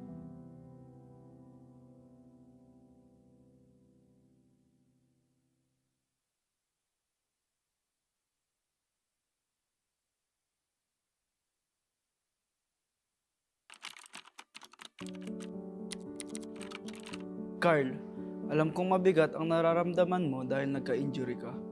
Gusto mo pa naman maging professional volleyball player. Pero, gusto ko lang malaman mo na ang mga pangarap ay nagbabago at lumalago. Hindi ka man nakapag-pro sa volleyball, magiging daan naman yan para mapadpad ka sa esports. Dahil sa support ni Mama at Lola, magiging player ka sa Mobile Legends. Mula rito, huwag kang matakot mag-risk sa mga bagay talagang gusto mo. Kahit na mukhang malabo, subukan mo pa rin. Hindi mo malalaman ang mga kaya mong gawin hanggat hindi ka umaakbang. Balang araw, mabibigyan ka ng pagkakataon na maging kasama ng Blacklist International sa SEA Games. May intimidate ka sa una pero okay lang yan. Huwag mong baguhin kung sino ka. Oo, hindi ka man pala imik at madalas kang nabubuli dati dahil dito. Pero isang araw, makikita mo na ang pagiging soft-spoken mo pala yung kakailanganin ng magiging team mo. Huwag ka basta-basta sa suko, ipagpatuloy mo lang ginagawa mo. Kasi kapag gusto mo talaga ang isang bagay at pinaghihirapan mo, makukuha mo yan. Maging positive ka lang. Kakailanganin yan ng mga kakampi mo. Marami kayong pagdadaanan. Kapag mahirap at malabo na, maging liwanag ka. Tignan mo, yung dating injured Carl na hindi pinalad maging pro sa volleyball, handa nang tumuntong sa M5 World Championship ngayon.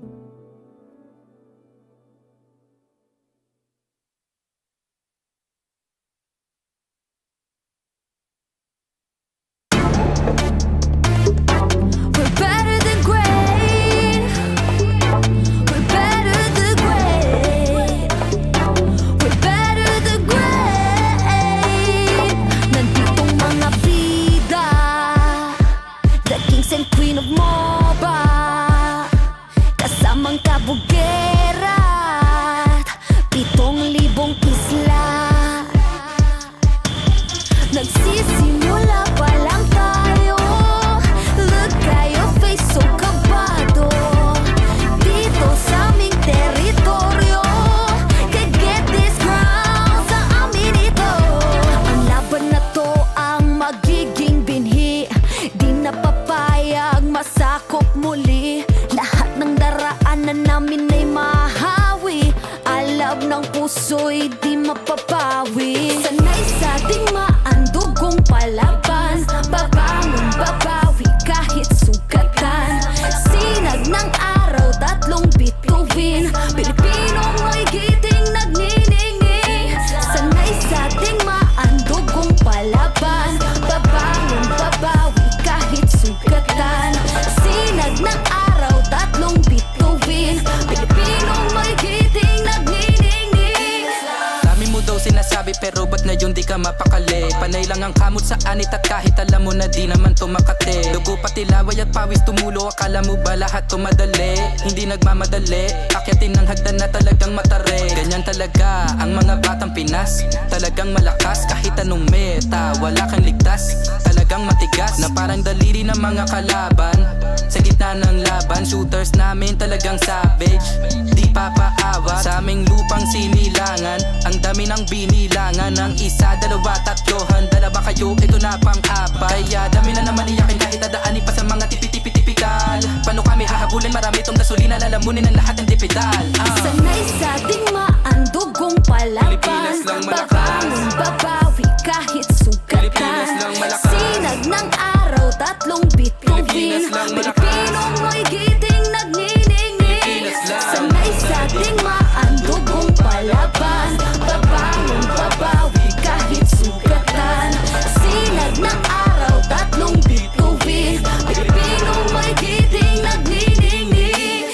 Ang maong away ang sinugdanan.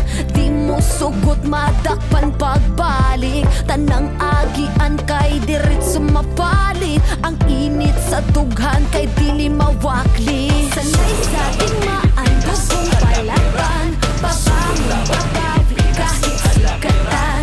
Sinag ng araw, 3 bituin. Pilipinong may giting nagniningning. Sanay sa ating maandugong palaban.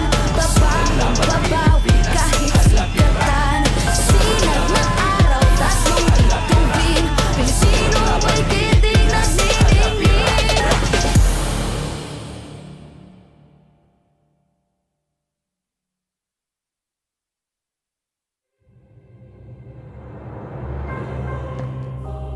The Shadow Dragon was once my biggest weakness, but now it's my most potent weapon.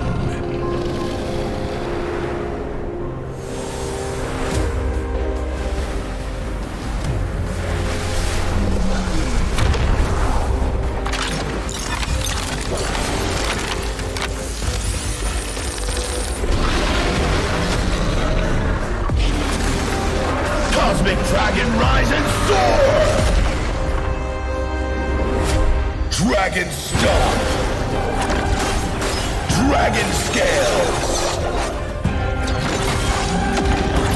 Dragon Rush! Rise beyond greatness and seize your own destiny.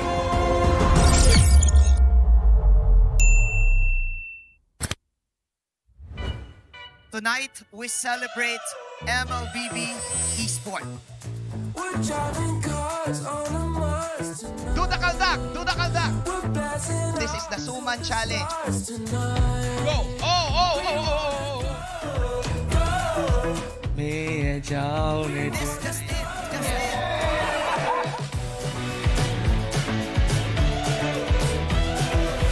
Welcome to M5 Gala!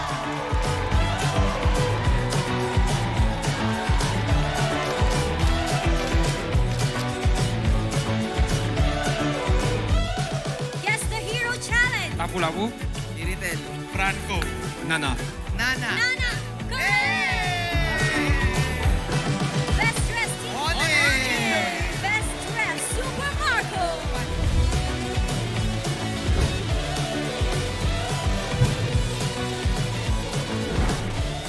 Thank you so much for joining us at the M5 Gala, and we'll see you at the M5 World Championship.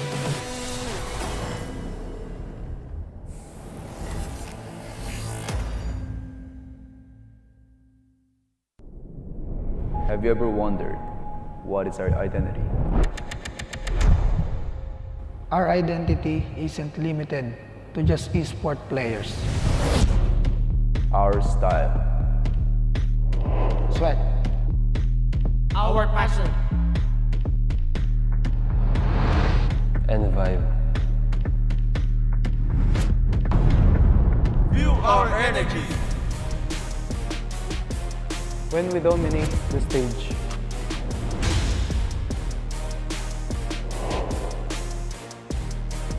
the hours of sacrifice, Shape who we are. So, what is our identity? We are legendary.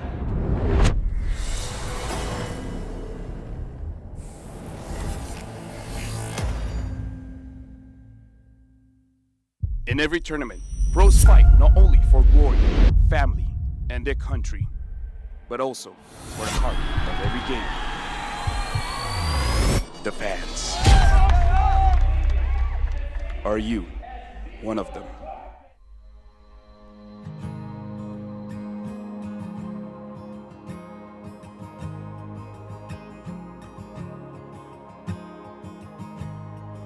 Hello everyone, my name is Queenie Tornis and I am representing Blacklist International Agent!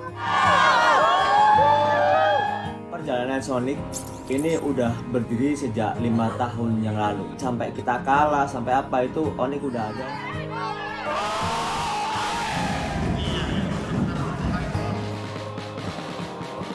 Homeboys sebenarnya sangat penting sebab dia bukan saja untuk Homeboys, dia untuk tingkatkan komuniti MLBB dekat Malaysia ni. Kita nak kalau boleh komuniti tim lain bersama juga semangatnya macam Homeboys.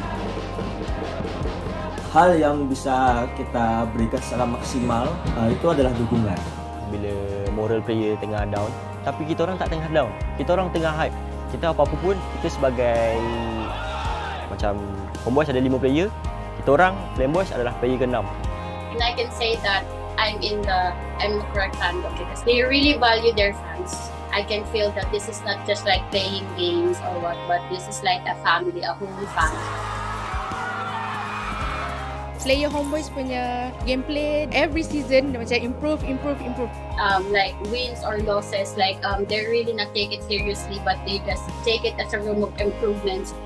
Menang atau kalah, still support. Kalau mereka kalah meski sedih tapi tetap dukung. Kekalahan itu awal dari kemenangan yang lebih besar. We wanted to make sure and ensure that they still feel that we are still here for them no matter what happens. Jadi ada 8 kota yang bakal kita adain Host Party.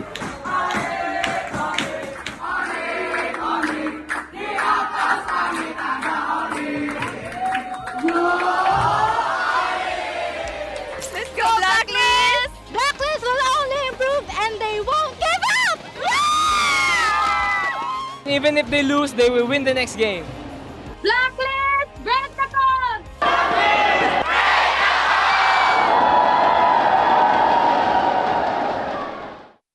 They have always felt your unwavering support and love.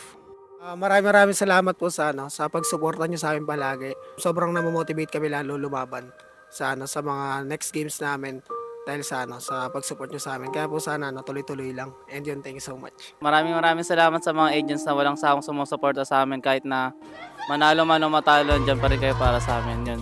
Isa kayo sa mga rason kung bakit pa kami nagpapatuloy. Thank you sa inyo. Pertama, makasih banyak yang udah dukung dimanapun kalian, dari Manado, dari semuanya lah pokoknya. Dukungan kalian sangat berarti buat kita, bikin kita semangat, bikin kita lebih konsisten juga biar menang terus. Guys, dukung kita dan kita juga nggak akan bosan buat juara. Terus yang terakhir mungkin selalu doain kita terus. Terima kasih. Thank you to all Sonics for supporting us. It really is touching, and we really appreciate all of you guys from wherever you guys are. And I hope you continue supporting us and don't be bored. We will try our best to win every tournament for you guys.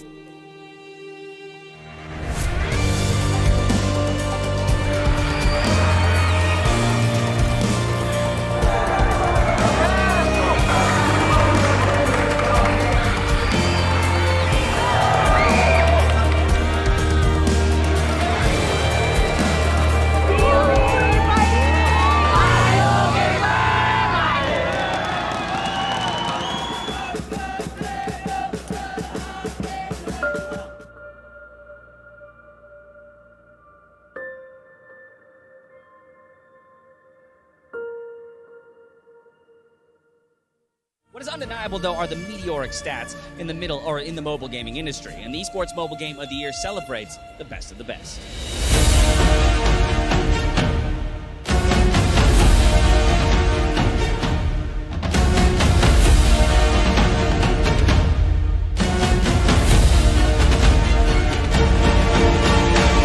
It is my pleasure to announce the 2023 Mobile Game of the Year, Mobile Legends Bang Bang. Congratulations. Oh my god. Thank you guys. And then, okay, yeah, sure. And then put it. Hello guys, hari ni kita nak rate player rogue tank dekat dalam M5. Kon. Bu sezon favori tank oyuncularımdan biri. Malezya'da bayağı izleme şansım olmuştu. Size koyuyorum. Dekat saya ada Apex 47 Apex 47 daripada tim, kalau tak ingat, B guys. Keyboy. No. Keyboy. She here. For sure. My classes is Keyboy. Keyboy, my idol. I'm gonna put also in here. Oh, my idol, Baloiski. The macro god, I think here. Oh, I think here. S+. First off, me. I'm going to put it like 8 here. I don't want to overrate myself. Okay. It's okay. Oh. It's okay. Betul. D. Sebab orang cakap dia tak tahu pun. Me. Because I'm bad, I'm gonna put F. Sorry, Baloy. And me. Okay. Oh, Luna. Luna. Luna B. Apex, I think here. Here. It's okay. Here. Next is Sorn. On my level. Sorn is like a mechanical player and also likes to taunt people. Ogun, idol. S. Oh, NJ will lose. NJ will lose. For me, F. Sorn. My enemy. With me. Sorry, you're my enemy.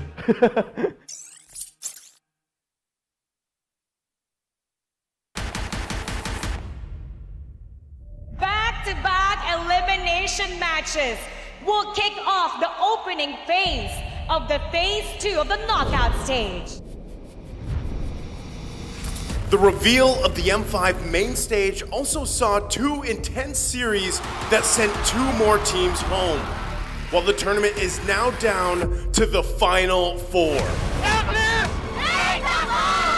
The showdown between the agents and the geeks started off as fierce as it can get. Mew flickers back. Oheb in trouble now. Baloo comes in with the bravest fighter and finds two. Blacklist International crumbling under Geek right now. With the Indonesian squad taking the first game. And Geek Fam against the odds take game number 1. Blacklist International reverted by staging an epic comeback. Boys keep from the side with a wild charge, knock up onto Edward. Luke into the backside with the bravest fighter, looking for Oheb. Gets a stun, the wave, Bloisky goes down. Luke! Now it's Luke against the world. Marky looking for some free shots. No way, Luke goes down. Slow as well. Black to turn the game around and take the second Lord. And Blacklist International takes game number 2. And the series was tied 1-1. The agents did it again as their patience paid off, claiming the win and reaching match point. Don't want to stop here. Netherrealm is still in play, but there comes the Nolan's Fury. A boy! Edward able to find a boy. Marky to the backside with a blazing duet. Bloisky goes down. Luke is going to be next on the chopping block. Who gets it? Picks up the double. Niall trying to get the play in the set, so he takes it from his fingers. And it was down to the Hitman's Estes, the signature Ube of Blacklist International, to send the Geeks home. The Cambodian champions did what they do best, attack and never look back. And they're all smashed against the wall. 4 members of Deus Vult taken out. Despite a valiant defense by Sunset Lover, See You Soon prevails. Sunset Lover doing everything he can, but they're gonna get the final shot. No way. We'll move on and take game number 1. The Sooners continued their aggression and cornered Deus Vult from the start. Victor is going to get the knock-up on Asari on Felix with the crossbow. Tank's ready to unload once again. Madison going to go down. Who's able to pick up the kill? Sawo finally getting 4-man knock-up. Felix in the midst of the ball. Sawo trying to get away, but he can't. Sorry, Felix picks up the kill. And now Kid Bomba will fall next. Felix with the double. Sunset Lover all alone once again. Going to go down. A triple kill for Kusei. After over 30 minutes of non-stop skirmishes, Deus Vult showed that they were not done yet. Sawo looking for the kill Carby there as well, and down goes MP. Debu, move forward.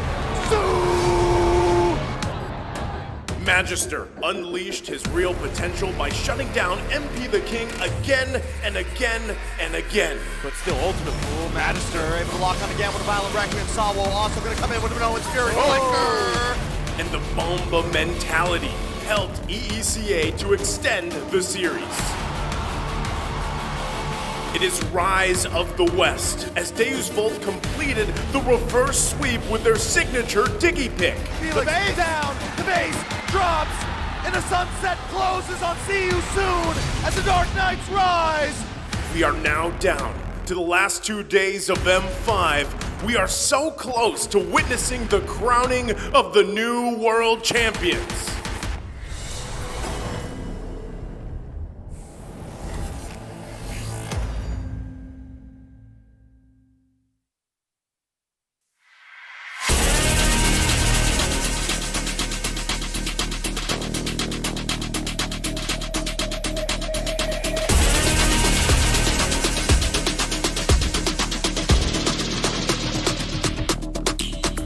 Hit me like I might get over, but you could get me in no corner. I know I can make a comeback, ace this round and finish this game now. Got the power on my shoulders, yeah, you know that I'm a soldier. You could keep me off my guard, but you can't keep me from my honor. I feel like the floor is higher, the energy's getting higher. You're saving my arms, 'cause I know just what I got. I got you like na-na-na, and you know I hold the power.